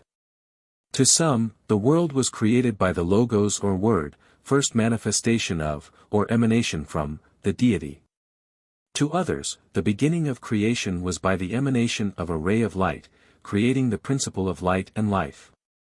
The primitive thought, creating the inferior deities, a succession of intelligences, the Ianges of Zoroaster, his Amshaspans, Ists, and Pharaohs, the ideas of Plato, the Ions of the Gnostics, the angels of the Jews, the Nous, the Demiurgos. The divine reason, the powers or forces of Philo, and the Elohim, forces or superior gods of the ancient legend with which Genesis begins, to these and other intermediaries the creation was owing. No restraints were laid on the fancy and the imagination. The various abstractions became existences and realities. The attributes of God, personified, became powers, spirits, intelligences. God was the light of light, divine fire, the abstract intellectuality, the root or germ of the universe. Simon Magus, founder of the Gnostic faith, and many of the early Judaizing Christians, admitted that the manifestations of the Supreme Being, as Father, or Jehovah, Son or Christ, and Holy Spirit, were only so many different modes of existence. Or forces, Greek, delta upsilon nu alpha mu epsilon iota, of the same God. To others they were, as were the multitude of subordinate intelligences, real and distinct beings. The Oriental imagination reveled in the creation of these inferior intelligences, powers of good and evil, and angels. We have spoken of those imagined by the Persians and the Kabbalists. In the Talmud, every star, every country, every town, and almost every tongue has a prince of heaven as its protector. Jehul is the guardian of fire, and Michael, of water. 7 spirits assist each, those of fire being Seraphiel, Gabriel, Nitriel, Tamil, Chimskiel, Hadarniel, and Sarniel. These 7 are represented by the square columns of this degree, while the columns Jachin and Boaz represent the angels of fire and water. But the columns are not representatives of these alone. To Basilides, God was without name, uncreated, at first containing and concealing in himself the plenitude of his perfections. And when these are by him displayed and manifested, there result as many particular existences, all analogous to him, and still and always him. To the Essenes and the Gnostics, the East and the West both devised this faith. That the ideas, conceptions, or manifestations of the deity were so many creations, so many beings, all God, nothing without him, but more than what we now understand by the word ideas. They emanated from and were again merged in God. They had a kind of middle existence between our modern ideas, and the intelligences or ideas, elevated to the rank of genii, of the Oriental mythology. These personified attributes of deity, in the theory of Basilides, were the Greek, Pyro Omega Tau Gamma Omicron Nu Omicron, or firstborn, Greek, Nu Omicron Upsilon, nous or mind, from it emanates, Greek, Lambda Omicron Gamma Omicron, Logos, or the Word, from it, Greek, Phi Nu Eta Sigma Iota, Phronesis. Intellect, from it, Greek, Sigma Omicron Phi Iota Alpha, Sophia, Wisdom, from it, Greek, Delta Upsilon Nu Alpha Mu Iota, Dunamis, Power, and from it, Greek, Delta Iota Kappa Alpha Iota Omicron Sigma Upsilon Nu Eta, Dikaiosun, Righteousness, to which latter the Jews gave the name of, Greek, Epsilon Iota Rho Eta Nu Eta, Irene, peace, or calm. The essential characteristics of divinity, and harmonious effect of all his perfections. The whole number of successive emanations was 365, expressed by the Gnostics, in Greek letters, by the mystic word, Greek, Alpha Beta Rho Alpha Xi Alpha Sigma, Abraxas, designating God as manifested, or the aggregate of his manifestations. But not the supreme and secret God himself. These 365 intelligences compose altogether the fullness or plenitude, Greek, Pi Lambda Eta Rho Omega Mu Alpha, of the divine emanations. With the Ophites, a sect of the Gnostics, there were 7 inferior spirits, inferior to Ialdabaoth, the demiurgos or actual creator, Michael, Suriel, Raphael, Gabriel, Thothebath, Iradath, and Athaniel, the genii of the stars called the bull. The dog, the lion, the bear, the serpent, the eagle, and the ass that formerly figured in the constellation Cancer, and symbolized respectively by those animals. As Ialdabaoth, Iao, Adonai, Eloi, Ori, and Astaphi were the genii of Saturn, the moon, the sun, Jupiter, Venus, and Mercury. The word appears in all these creeds. It is the Ormuzd of Zoroaster, the Ein Sof of the Kabbalah, the Nous of Platonism and Philonism, and the Sophia or Demiurgos of the Gnostics. And all these creeds, while admitting these different manifestations of the Supreme Being, held that his identity was immutable and permanent. That was Plato's distinction between the being always the same, Greek, tau upsilon, and the perpetual flow of things incessantly changing, the Genesis. The belief in dualism in some shape, was universal. Those who held that everything emanated from God, aspired to God, and re-entered into God, believed that, among those emanations were two adverse principles, of light and darkness, good and evil. This prevailed in Central Asia and in Syria. While in Egypt it assumed the form of Greek speculation. In the former, a second intellectual principle was admitted, active in its empire of darkness, audacious against the empire of light. So the Persians and Sabaeans understood it. In Egypt, this second principle was matter, as the word was used by the Platonic school, with its sad attributes, vacuity, darkness, and death. In their theory, matter could be animated only by the low communication of a principle of divine life. It resists the influences that would spiritualize it. That resisting power is Satan, the rebellious matter that does not partake of God. To many there were two principles. The unknown Father, or supreme and eternal God, living in the center of the light, happy in the perfect purity of his being. The other, eternal matter, that inert, shapeless, darksome mass, which they considered as the source of all evils, the mother and dwelling place of Satan. To Philo and the Platonists, there was a soul of the world, creating visible things, and active in them, as agent of the supreme intelligence. Realizing therein the ideas communicated to him by that intelligence, and which sometimes excel his conceptions, but which he executes without comprehending them. The Apocalypse or Revelations, by whomever written, belongs to the Orient and to extreme antiquity. It reproduces what is far older than itself. It paints, with the strongest colors that the Oriental genius ever employed, the closing scenes of the great struggle of light and truth and good against darkness, error, and evil. Personified in that between the new religion on one side, and paganism and Judaism on the other. It is a particular application of the ancient myth of Ormuzd and his genii against Ahriman and his devs. And it celebrates the final triumph of truth against the combined powers of men and demons. The ideas and imagery are borrowed from every quarter, and allusions are found in it to the doctrines of all ages. We are continually reminded of the Zendavesta, the Jewish codes, Philo, and the Gnosis.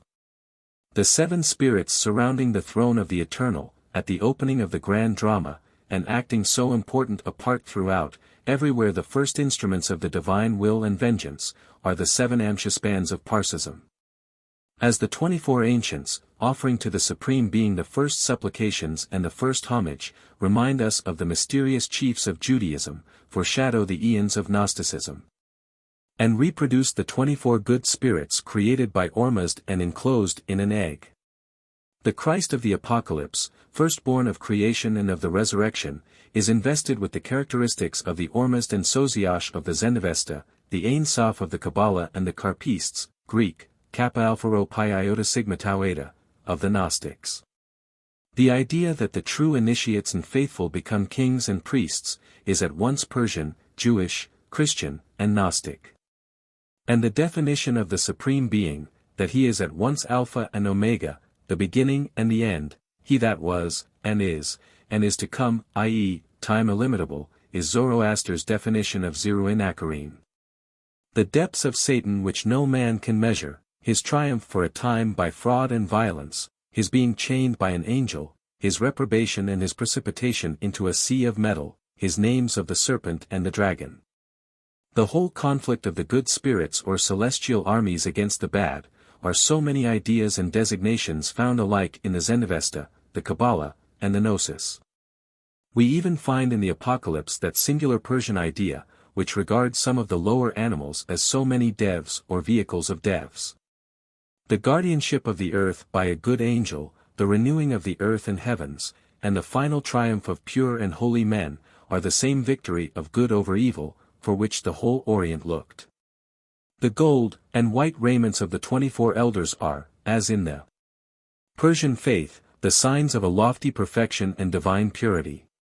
Thus the human mind labored and struggled and tortured itself for ages, to explain to itself what it felt, without confessing it, to be explicable. A vast crowd of indistinct abstractions, hovering in the imagination, a train of words embodying no tangible meaning, an inextricable labyrinth of subtleties, was the result. But one grand idea ever emerged and stood prominent and unchangeable over the weltering chaos of confusion. God is great and good, and wise. Evil and pain and sorrow are temporary and for wise and beneficent purposes. They must be consistent with God's goodness, purity, and infinite perfection, and there must be a mode of explaining them, if we could but find it out, as, in all ways we will endeavor to do. Ultimately, good will prevail, and evil be overthrown.